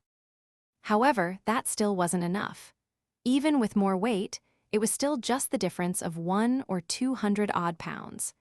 That was no match for the absurd strength Shaula demonstrated when she carried the dragon carriage so easily over her head. Holding on tight, his feet sinking into the ground, Subaru shouted, "Here's the climax, go for it." The next instant, Subaru's body, which was on the verge of being uprooted, suddenly steadied. The reason was clear. The forces pulling at the whip were evenly matched. The Crimson Scorpion versus Subaru, or rather, Subaru and everyone else. GUI. Leaping in front of Subaru, a grotesque, dark figure grabbed the taut whip and burst into the tug-of-war. A gabiao. And the gabiao wasn't the only creature joining the fray. A bear with flowers all over its body, a mole with wings, a twin-headed snake all joined, too. The demon beasts that should have been his mortal enemies were aiding Subaru. And the cause was, of course, "You really are a cruel taskmaster." Subaru heard a girl's annoyed, languid voice. The source stood atop the sands with a pale face and ragged breathing, Meili. Her sweet face was tensed, and she let out a deep, long sigh. Clapping her hands loudly, she said, "Come on now, everyone in. No point watching from the sidelines." A beat later, the desert trembled. It was the footsteps of the charging demon beasts, their cries, and the power of the demon beast tamer. No, the mother of the demon beasts, who ruled over this demonic realm known as the Auguria Dunes. In this battle, she used the stampede to turn it into a total war, demonstrating the true extent of her abilities. Meili grimaced in pain, but she was still standing. There was a trick to how she had recovered enough to be able to make it in time for this final battle. Subaru had taken on the damage she had received using Corleonus, of course, and he had parted it out. That was where the last card he had came into play. It wasn't Emilia, Beatrice, or Ram. It was Julius, Echidna, Patlash, Meili, or the sleeping Rem either. The final ally who was supporting them in their attempt to clear the Auguria Dunes. "Sorry for getting you caught up in this, Joseph. Please help us."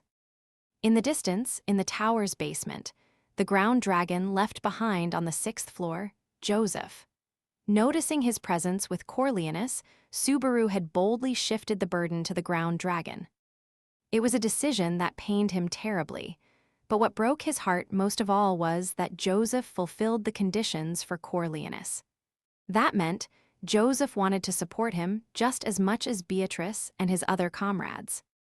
With Joseph's saint-like agreement, Subaru shifted the bulk of Meili's burden over to the ground dragon. That was what allowed Meili to stand back up. That was also the reason why the Crimson Scorpion was suddenly deeply disadvantaged in this contest of strength. And that's why you're going to lose, Shaula. With the full force of their crew, even borrowing the strength of demon beasts and a ground dragon, they managed to pull the Crimson Scorpion off the ground. The finest of knights wouldn't let that opportunity slip through his fingers. The rainbow slash severed the Crimson Scorpion's tail at the base. The severed tail exploded in a blast radius just like when it severed its body parts before, but the rainbow flash didn't allow it. Interrupted, having its trump card sealed, the Crimson Scorpion swung its pincers down furiously at Julius's back. Shhhh. But the arcing slash cleanly severed the pincer at its weakest joint.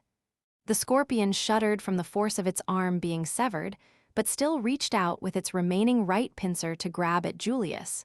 But Al Clanville.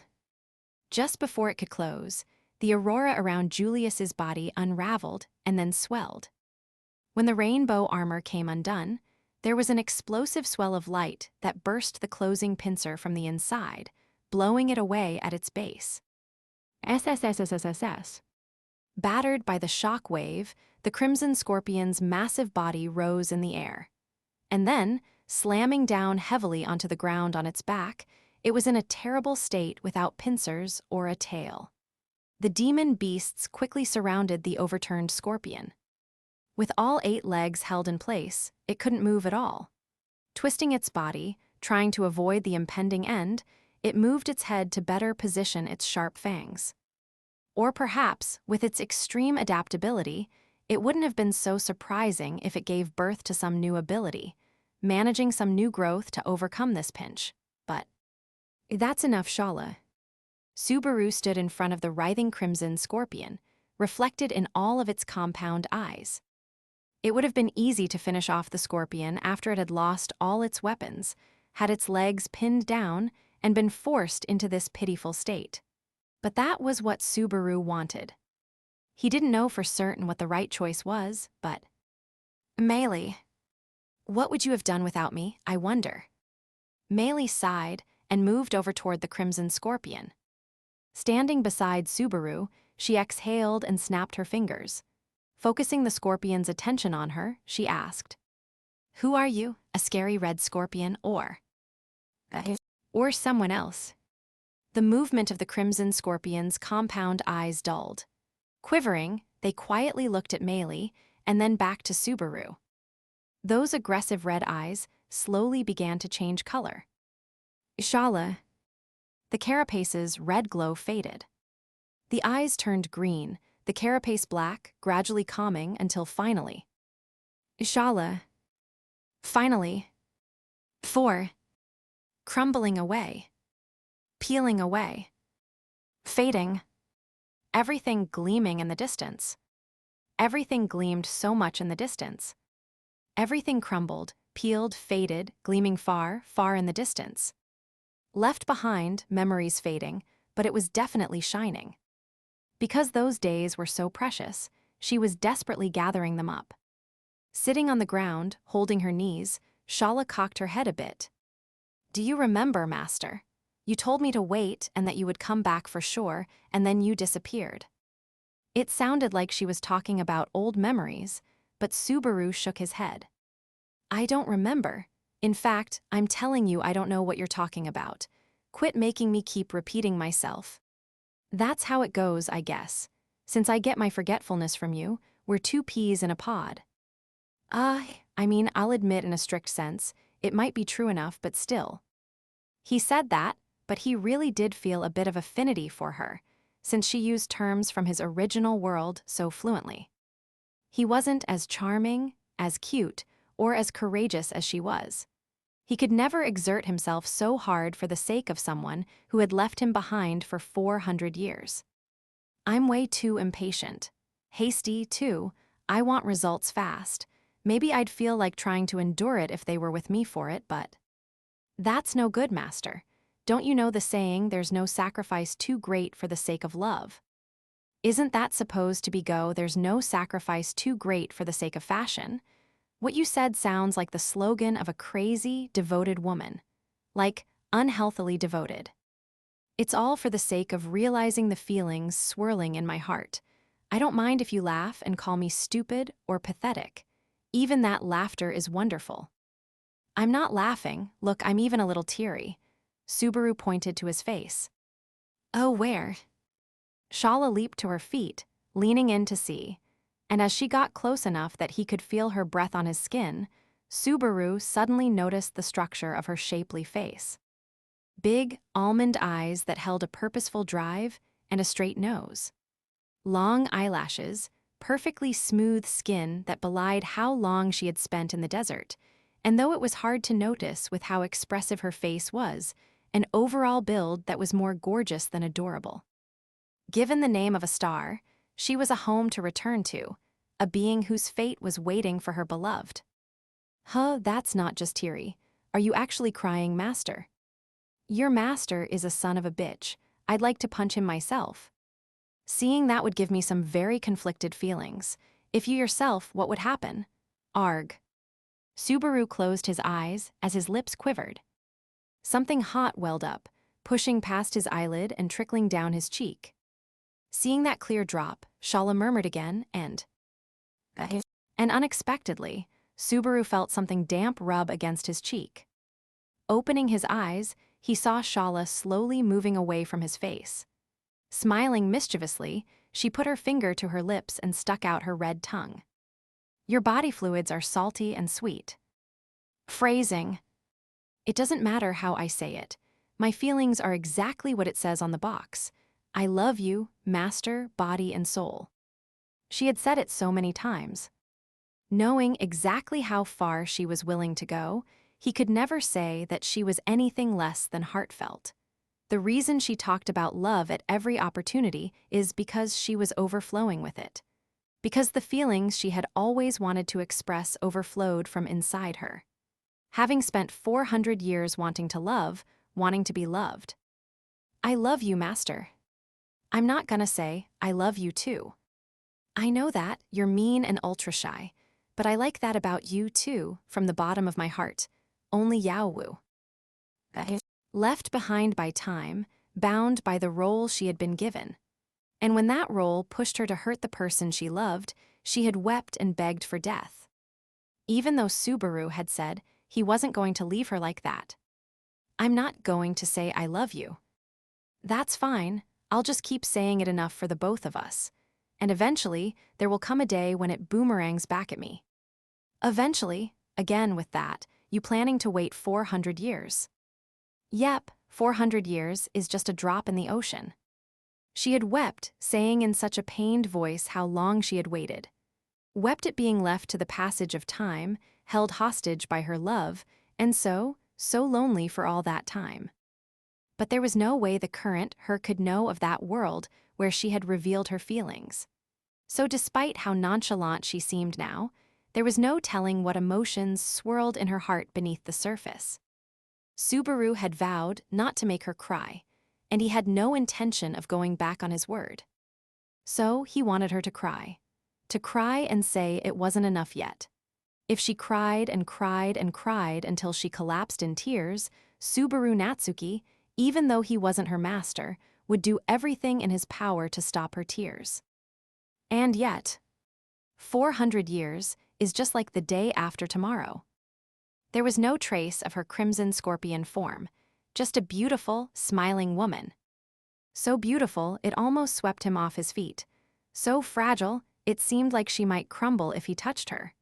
Shaula's pale cheeks reddened slightly, and like a maiden in love, she continued.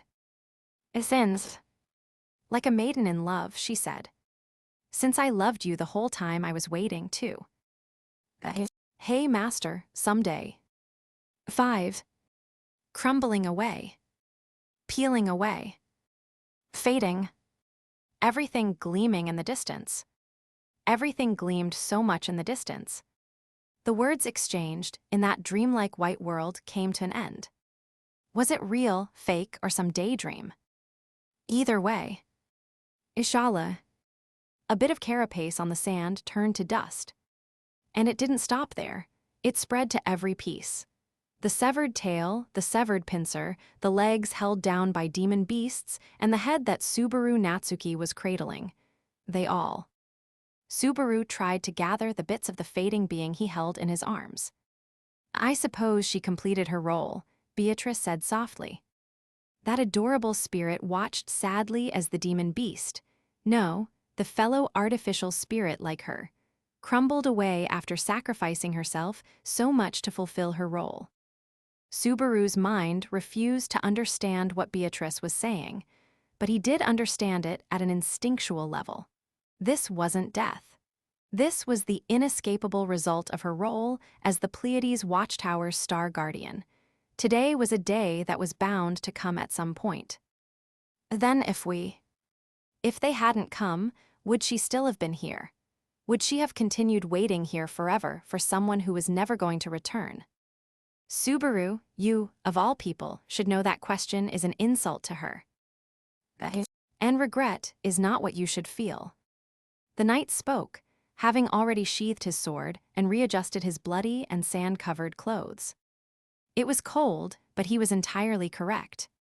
Gritting his teeth, hiding how much he hated how right Julius was, Subaru sighed deeply. And he hugged the woman who had been all alone for so long even harder. The woman who had been left behind, who had lived so long without anyone around. At her side, seeing her off. Subaru, Beatrice, Julius, Meili were there as the woman who had been alone passed among friends. But I would have been just as happy even if it was only you, master. Tears welled in his eyes and spilled over as she made that charmless remark. The demon beast's fangs gently traced the drops trickling slowly down his cheek. Those fangs that were sharp and looked like they could break anything, moved so gently, so as not to hurt Subaru, who was easier to hurt than anyone there. Endearingly, gently, kindly. And the feeling from inside his arms disappeared. The scorpion's carapace became undone, crumbling away, turning to dust. The black dust scattered across the sands.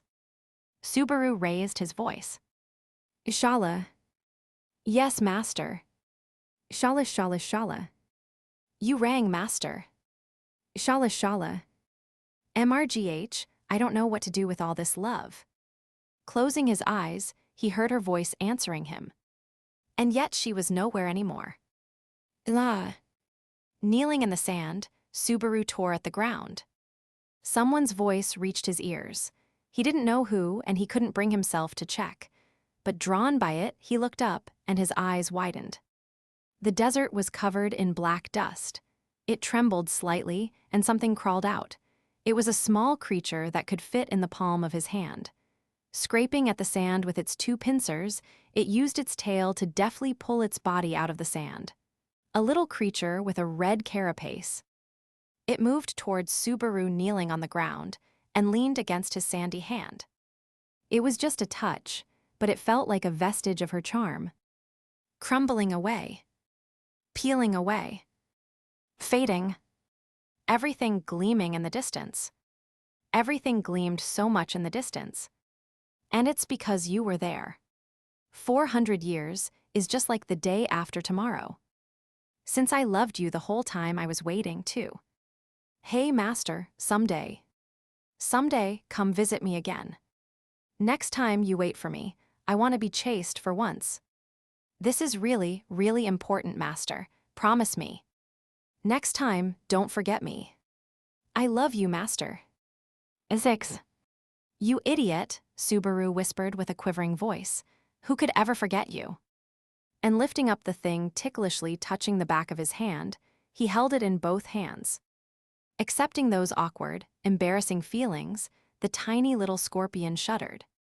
Its carapace was red, and its eyes were a vivid scarlet. The color of a love that didn't fade even after 400 years.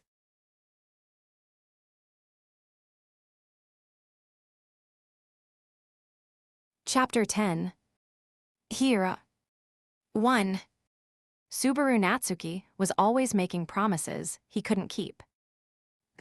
No one said anything to Subaru as he knelt quietly on the sand. Not Beatrice behind him, nor Julius or Meili behind him. They couldn't find the words. But as if consoling him in his silent tears, the scorpion crawled up his arm, onto his shoulder, and leaned against his neck. Subaru didn't know what this tiny scorpion was. Appearing from the mound of dust from the crimson scorpion's massive body, did it actually have some connection to Shaula? Or was it actually her? No, that's not it. Shaula was gone, though it saddened him, he was sure of that. That carefree smile, that annoying touchiness, that affection that seemed so misplaced, it was all gone. If Shaula had wept and pleaded not to disappear, Subaru would have searched with all his might for a way to stop it, giving as many lives as he had to save her. But that wasn't what she wished for. With a smile, she just asked that they meet again sometime, and then disappeared. He didn't know how, he didn't know if it was possible, but I got it, someday somehow I will meet you again, so. To answer the request of that woman, who said she loved him with such a cheerful smile. For that sake. So farewell for now, Shaula. The desert wind carried away the dust of her feelings and body. As he watched on, Subaru breathed deeply. And glancing at his shoulder, he saw the scorpion, as if telling him to cheer up, reach out and pinch his ear. Oh. There was a sharp pain, and he could almost sense someone telling him not to lose heart. His eyes teared up at the pain as he nodded. I got it, he said as he grabbed the scorpion to pull it off his ear. Oh, I said I got it, you can let me go already, oh. Hey, I'm bleeding, you little. Are you serious? What are you doing, mister? The tiny red scorpion was still holding on tightly, and he couldn't pull it away. With a look of exasperation, Meili grabbed it. It might be tiny, but it's still a beastie. Get it too close to your face, and it might eat your eye or nose. This isn't that half-naked lady, you know. Saying that, she placed the scorpion on top of her head. Unlike with Subaru, it didn't try anything with her.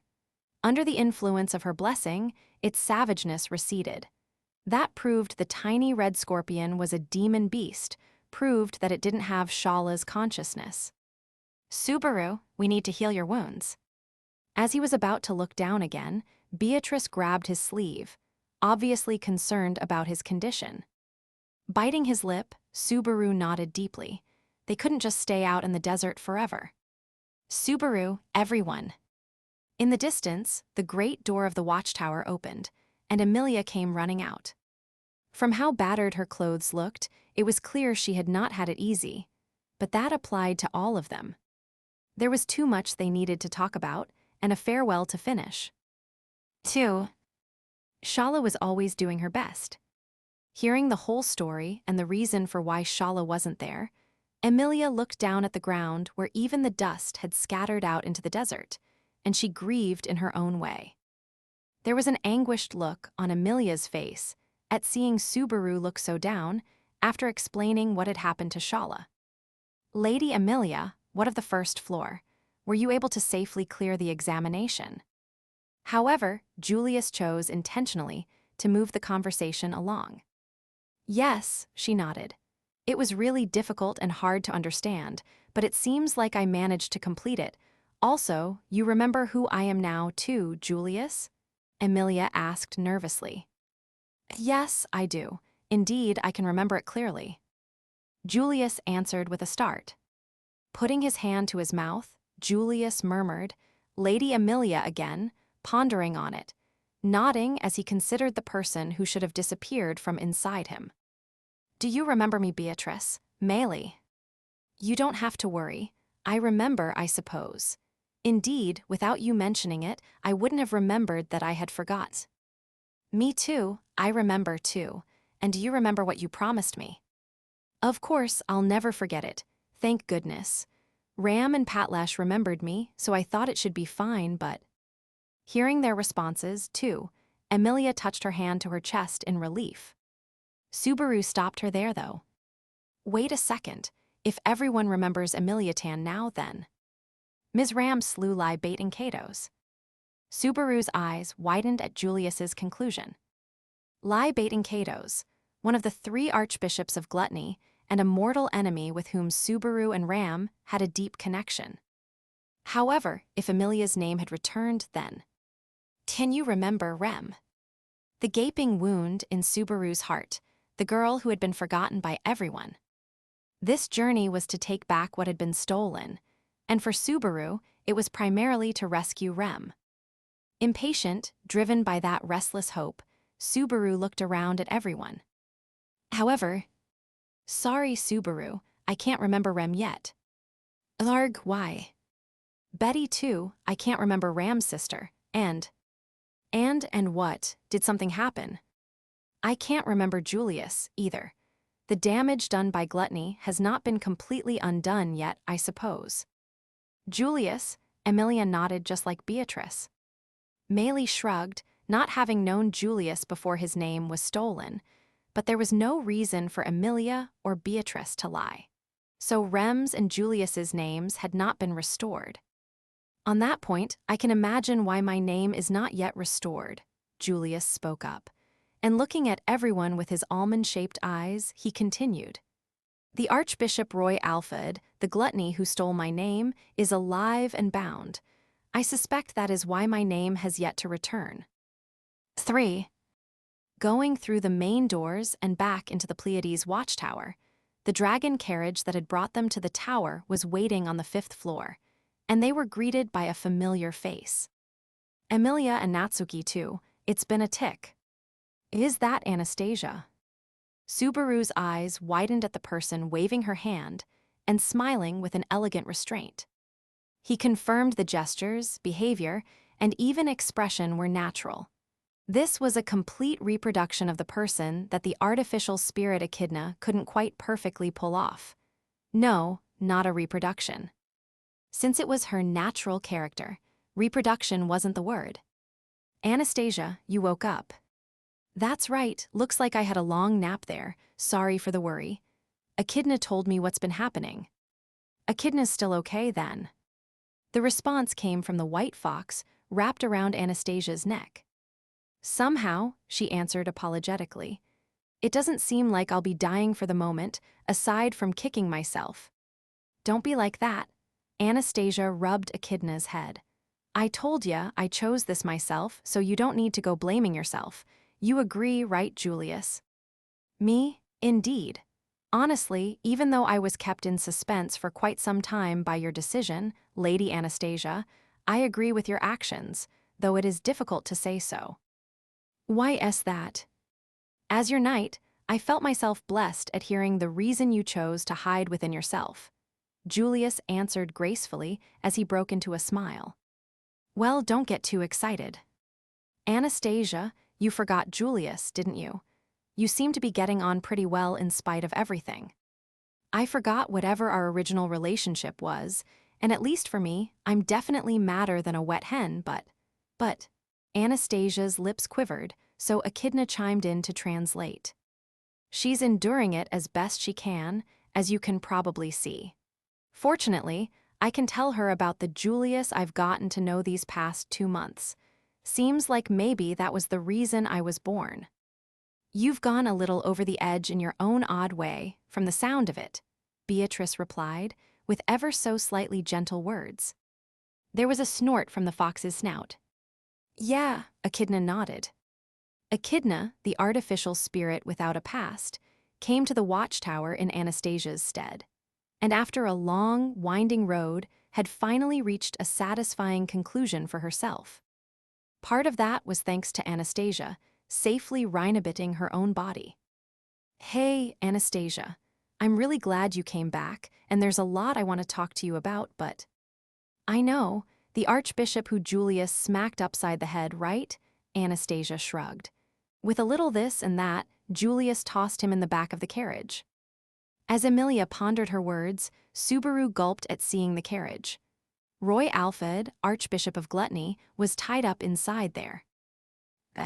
Before moving to the door of the carriage, he gave the harnessed ground dragon Joseph a pat on the neck. The Gila's ground dragon, with his 4 thick legs, had been the final protagonist in the battle with Shaula. They had not managed to achieve the best outcome, but that didn't make Joseph's thoughtfulness any less meaningful. You were a huge help. Give me a hand in the future, too, in case anything happens. Joseph snorted, as if to say that was a lot to ask. As Subaru awkwardly smiled just a little, his face soon became serious before he stepped toward the carriage's passenger compartment. With a nod from everyone, he peered inside. This is... His nerves were tingling as he looked in, but what he saw made his eyes widen. Roy was indeed inside. However, the way he was tied up was a bit different from how Subaru had imagined. Roy Alfred's whole body was covered in what looked like a black crystal, and he was still unconscious, or rather, sealed. It is an application of shadow magic, I suppose. Using Shamak to render him unconscious and freezing him like that, this is quite the nasty method. So then that black stuff is like a big wad of Shamak. Startled, Subaru looked at the seal again after hearing Beatrice's explanation. It was safe to say that Shamak was the magic he had relied on the most before his pact with Beatrice. He was stunned by Julius's ability to use it as a seal. Do not misunderstand, please. This is not a method I created myself. It follows the same theory as the most well-known seal in this world, though the difference in scale is incomparable. The most famous, you do mean. The Witch of Jealousy, Emilia said, looking at the locked-up archbishop. Indeed, Julius nodded deeply. Roy's seal was the same as the one used to seal the Witch of Jealousy in a land farther still to the east, keeping her in slumber these past 400 years. Why did you leave him alive, Julius? When the other one, when Libate and Catos died, Emilia's name returned. So then... There was no proof. That was the greatest reason I chose not to execute him. It is true that Ms. Ram has slain Bate and Catos. However, do we know if that is the sole reason Lady Emilia's name was returned?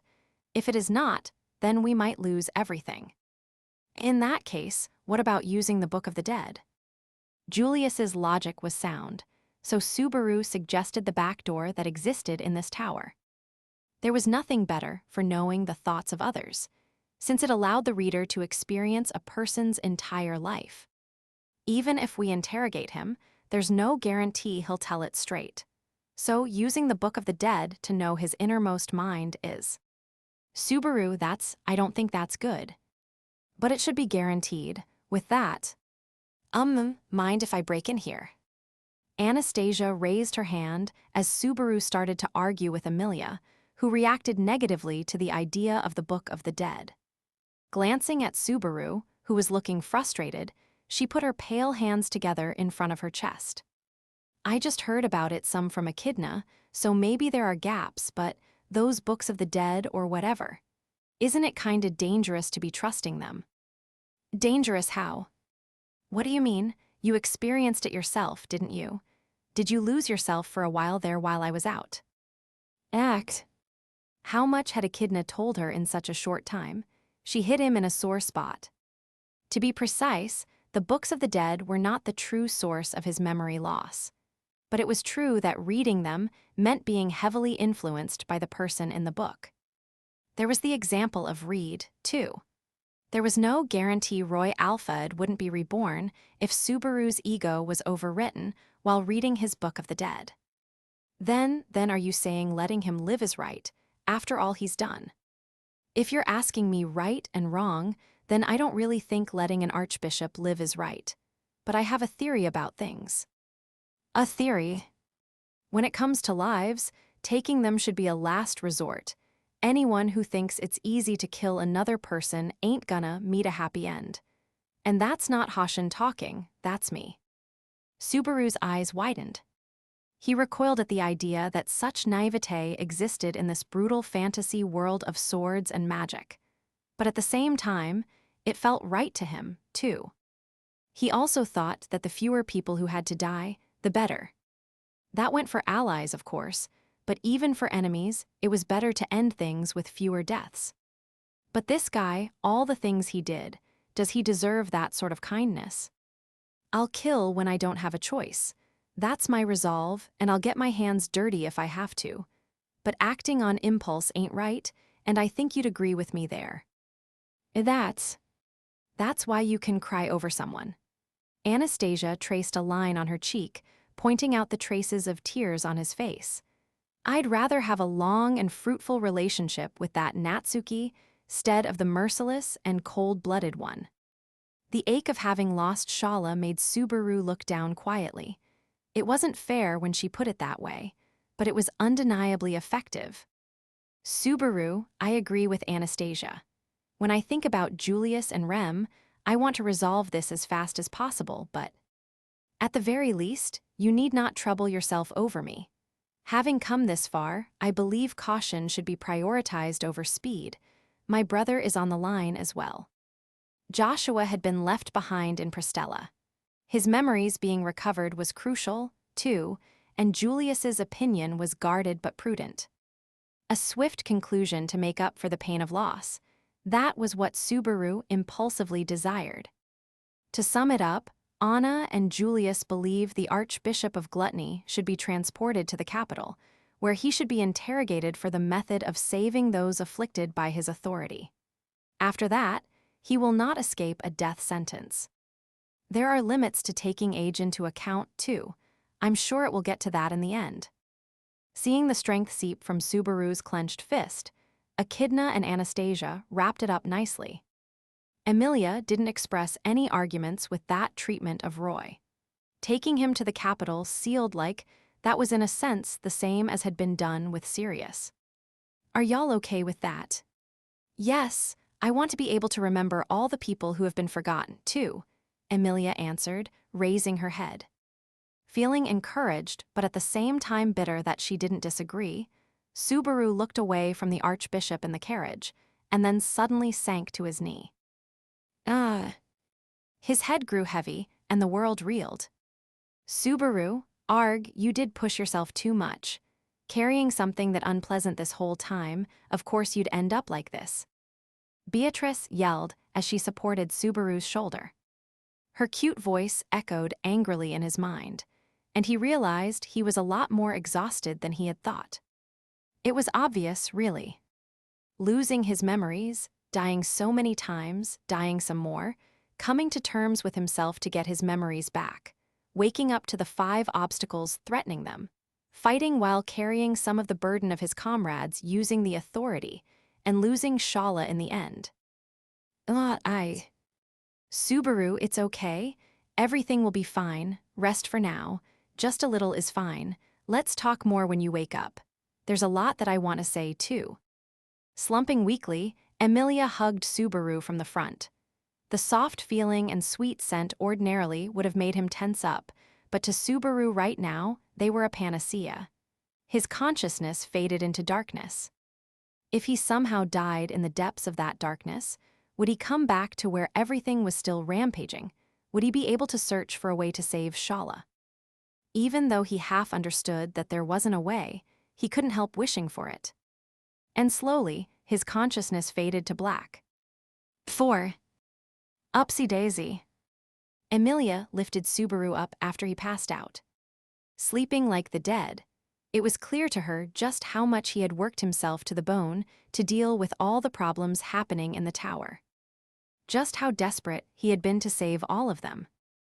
Even though it must have been so difficult for him after losing his memories, Emilia had been so happy when she saw him run to her when baiting Katos had stolen her name and she was forgotten by everyone. She wanted to tell him properly, so that Subaru, who worked so hard, wouldn't blame himself too much. What happened to Shaula was all their faults, and also, her master Flugel is a terrible person. The man who had foisted the title of Sage on Shaula and left her in the Pleiades Watchtower with her new role. Even if he was one of the 3 great heroes who saved the world, he was on Emilia's list of villains after making Shaula so lonely and making Subaru cry. From the look of it, his exhaustion is terrible, but it is not dangerous. He will recover so long as he rests. Shall we take him to the green room? Yes, Ram and them are there, too. You looked after Rem when Ram came to help me, didn't you, Anastasia? It's nothing too special. After getting myself back, I just saw Julius off going to help Subaru and Ram and Patlesh going to help you, is all. Unfortunately, there wasn't any change in Rem. I see, Emilia's brow furrowed. Defeating lie-baiting Katos was in a sense getting revenge for Rem, but what mattered most was her waking up. Compared to that, revenge was just a trivial bonus. At the very least, that was what Ram would say without hesitation. Rem's revival was the most important thing. Let's hope we can get the answer to that out of Roy Alfred. Also, there are too many gaps to fill about this tower, no? The Great Pleiades Library. A grand library where you can learn anything, that was what Shaula said. She was a bit haphazard, but all the more reason she was unlikely to spin a tale, I suppose. And it is certainly true that this is a grand library. They would have to find out whether that only meant the books of the dead, or if there was something more to it. Because of that, there was something that Emilia had to tell them. After we move Subaru to the green room to rest, there's a place I would like you all to see, and someone I want you to meet. Is that related to the first floor? Emilia had cleared the final examination after going up to the first floor. Beatrice and the others knew that much already. The issue was she had not explained anything else beyond that. What was there, who she had met, what she had done.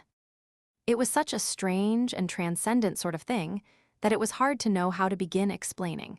So, it is that long of a story, but it is a bit complicated, so do you mind just coming to see for yourself? Emilia pointed high above her head, toward the very top of the tower. 5.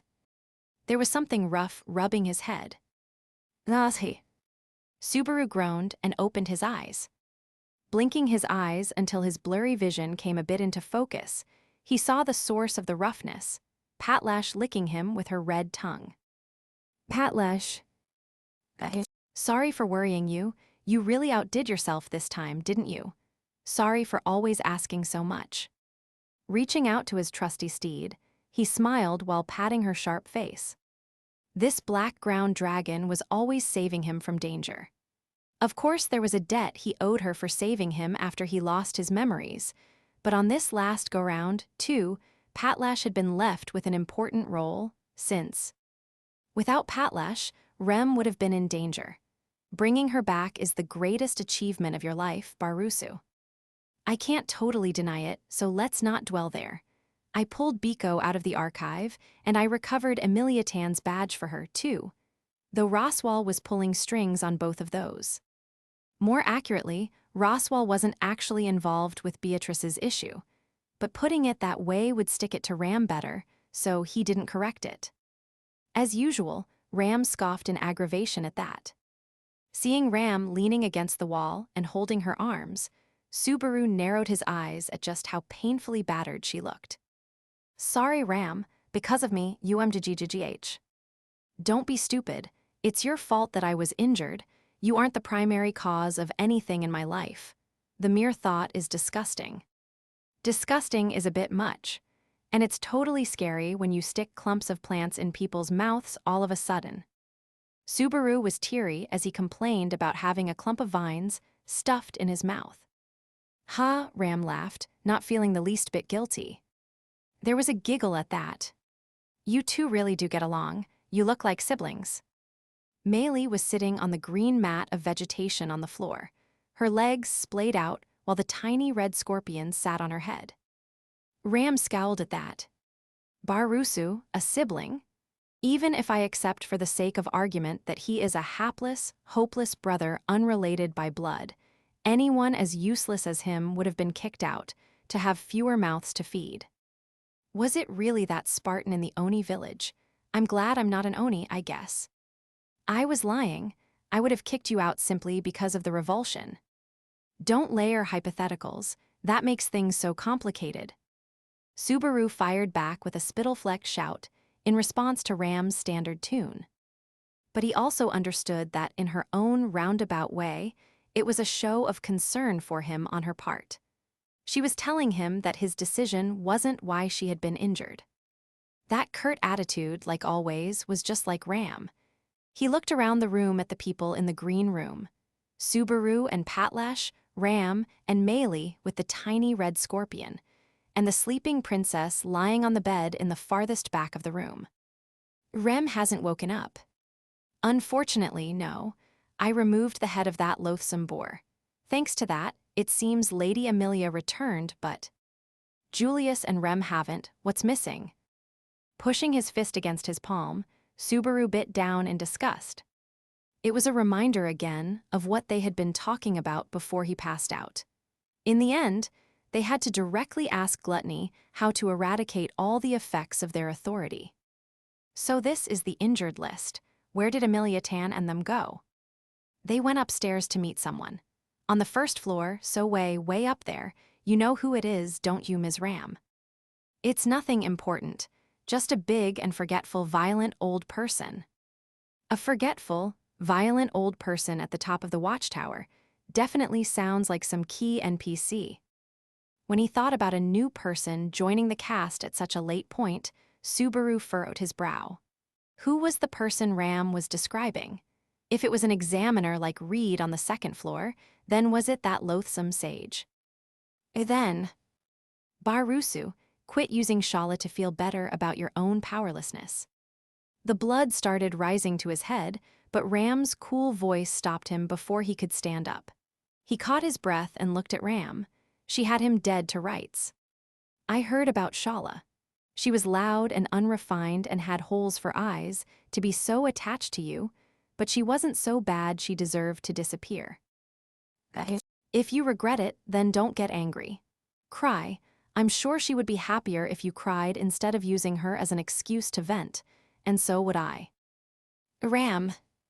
Though I still think she was wrong about the person she cared so much about. Ram flicked his forehead with that last bit. Knocked back down by it, even though it didn't hurt, Subaru touched his forehead. Sorry. Besides, if it were Flugel on the first floor, Lady Amelia, and I would have beaten him half to death before you could do anything. I don't know about Amelia Tan, but I could definitely see you doing that. Considering what happened to Shaula, it was natural to think everyone in the tower would have some anger to spare for Flugel. But then, who is the old guy on the first floor? Just leave it for now. Even if they are of some use, it would be in asking about the victims of the Archbishop of Lust, not Gluttony. That sounds like a big development, but okay. Ram already had a clear priority order when it came to those things, and her ability to say so without hesitation was one of her strong points. And Subaru felt much the same.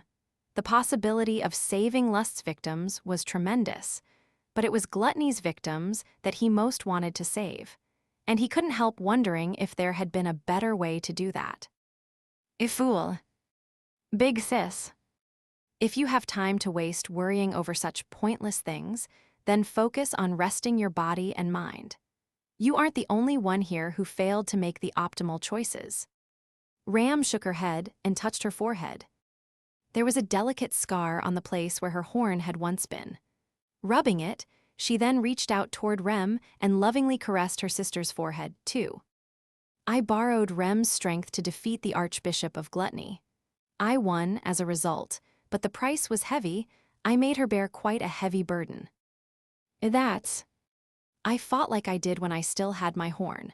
If you had been carrying the burden then, your insides would have burst. Subaru knew all too well that she wasn't exaggerating. Ram experienced hell just going about her day, breathing and acting normal. If she became serious, he couldn't begin to imagine how bad the feedback would be. Rem might resent it when she wakes up, but I don't regret it. I'm her big sister. Even if she hates me or holds a grudge, nothing will change.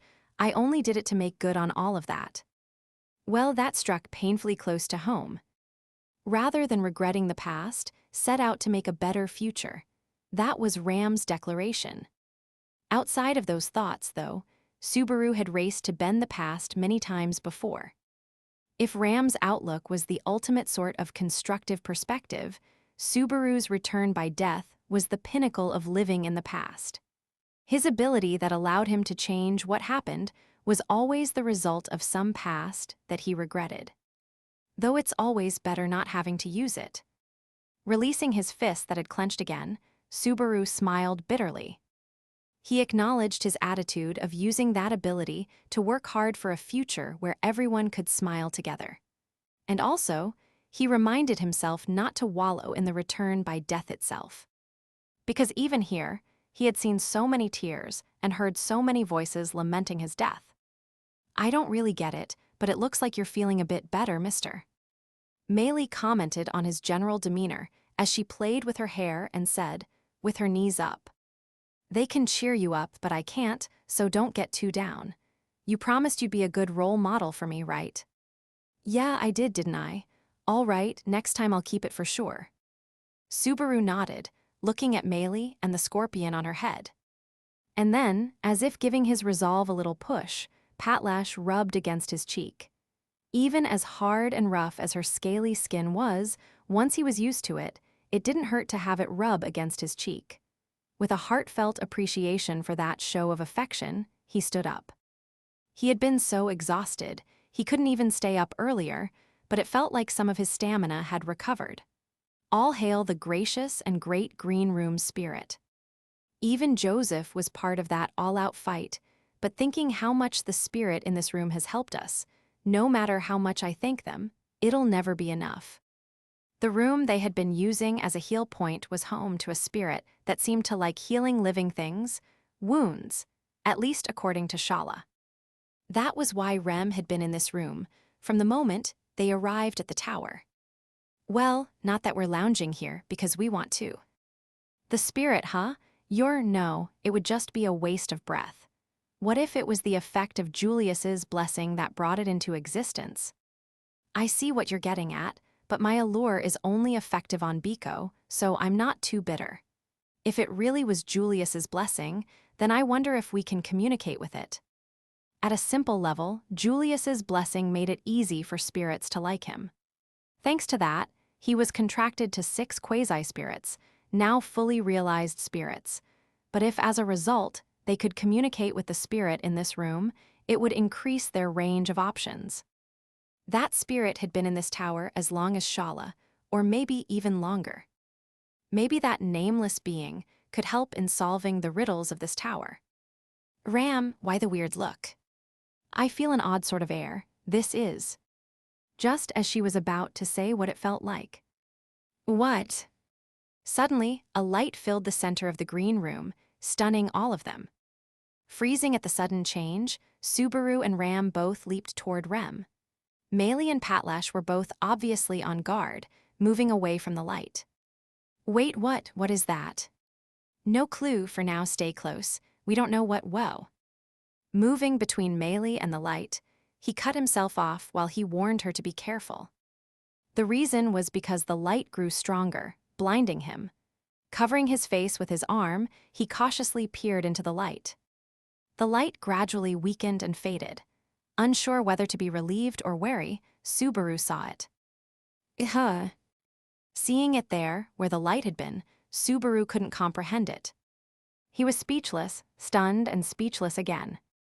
The girl. Beside him, Ram was wary at seeing the same thing. She was correct. She and Subaru were seeing the same thing. However, Subaru's perception of that girl was completely different from hers. Subaru knew her name. Because the girl lying on the floor of the green room was Louis Arneb. Louis Arneb had appeared in the center of the green room in a burst of light. The youngest sister of the 3 gluttony siblings, the gorger who should have been inhabiting the corridors of memory. Subaru was speechless to see her outside like this. But Ram didn't let that name pass.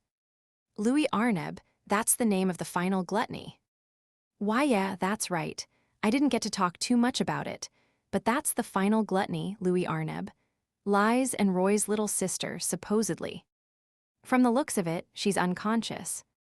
Looking closer, Subaru agreed with Ram's cold observation. Louis was sleeping. Sleeping, he couldn't say the situation for sure. And why had she appeared here at all? As terrified as she was of Subaru and as broken by return by death as she had been, it was hard to imagine her recovering enough in these couple hours to try again. That was just how deep a scar death left on a person's heart. She's not supposed to have a real body in the first place. Damn it, this doesn't make any sense. Meili, go get Amelia Tan and the others. Ram and I'll watch her. MRGH, you're such a harsh taskmaster. Don't go dying now, all right. Edging backward, Meili moved to the room's entrance. Subaru flashed a thumbs up at her reminder. On top of her head, the little red scorpion raised its pincer, as if copying him, and she turned around and headed to the first floor to get the others. Left behind in the room, Subaru and Ram. Let's not jump to conclusions for now. We should wait for Lady Amelia and Lady Beatrice to return, once they're back. Then we can discuss how to deal with Louis was probably what she would have said, but she didn't finish saying it. Before she could, black destruction crashed over the Pleiades Watchtower. There was a thud, as if a big explosion had happened down below, and their bodies floated up into the air. The next moment, slamming into the ceiling and wall, Subaru shouted in pain. Looking around to see what had happened, he noticed something. The gruesome presence approaching gave him goosebumps all over. No way. Shaking off the feeling that this should not be happening, he stood back up. But the cold chill just grew stronger, turning into something far more concrete than his disbelief. It was the obstacle that he had most wanted not to come, one that until this moment should not have been possible, and yet it was wreaking a terrible destruction on the tower anyway. Patlesh, get Ram. TSSS. Lifting up Ram, who was kneeling on the ground, unable to get up, he tossed her over to Patlesh.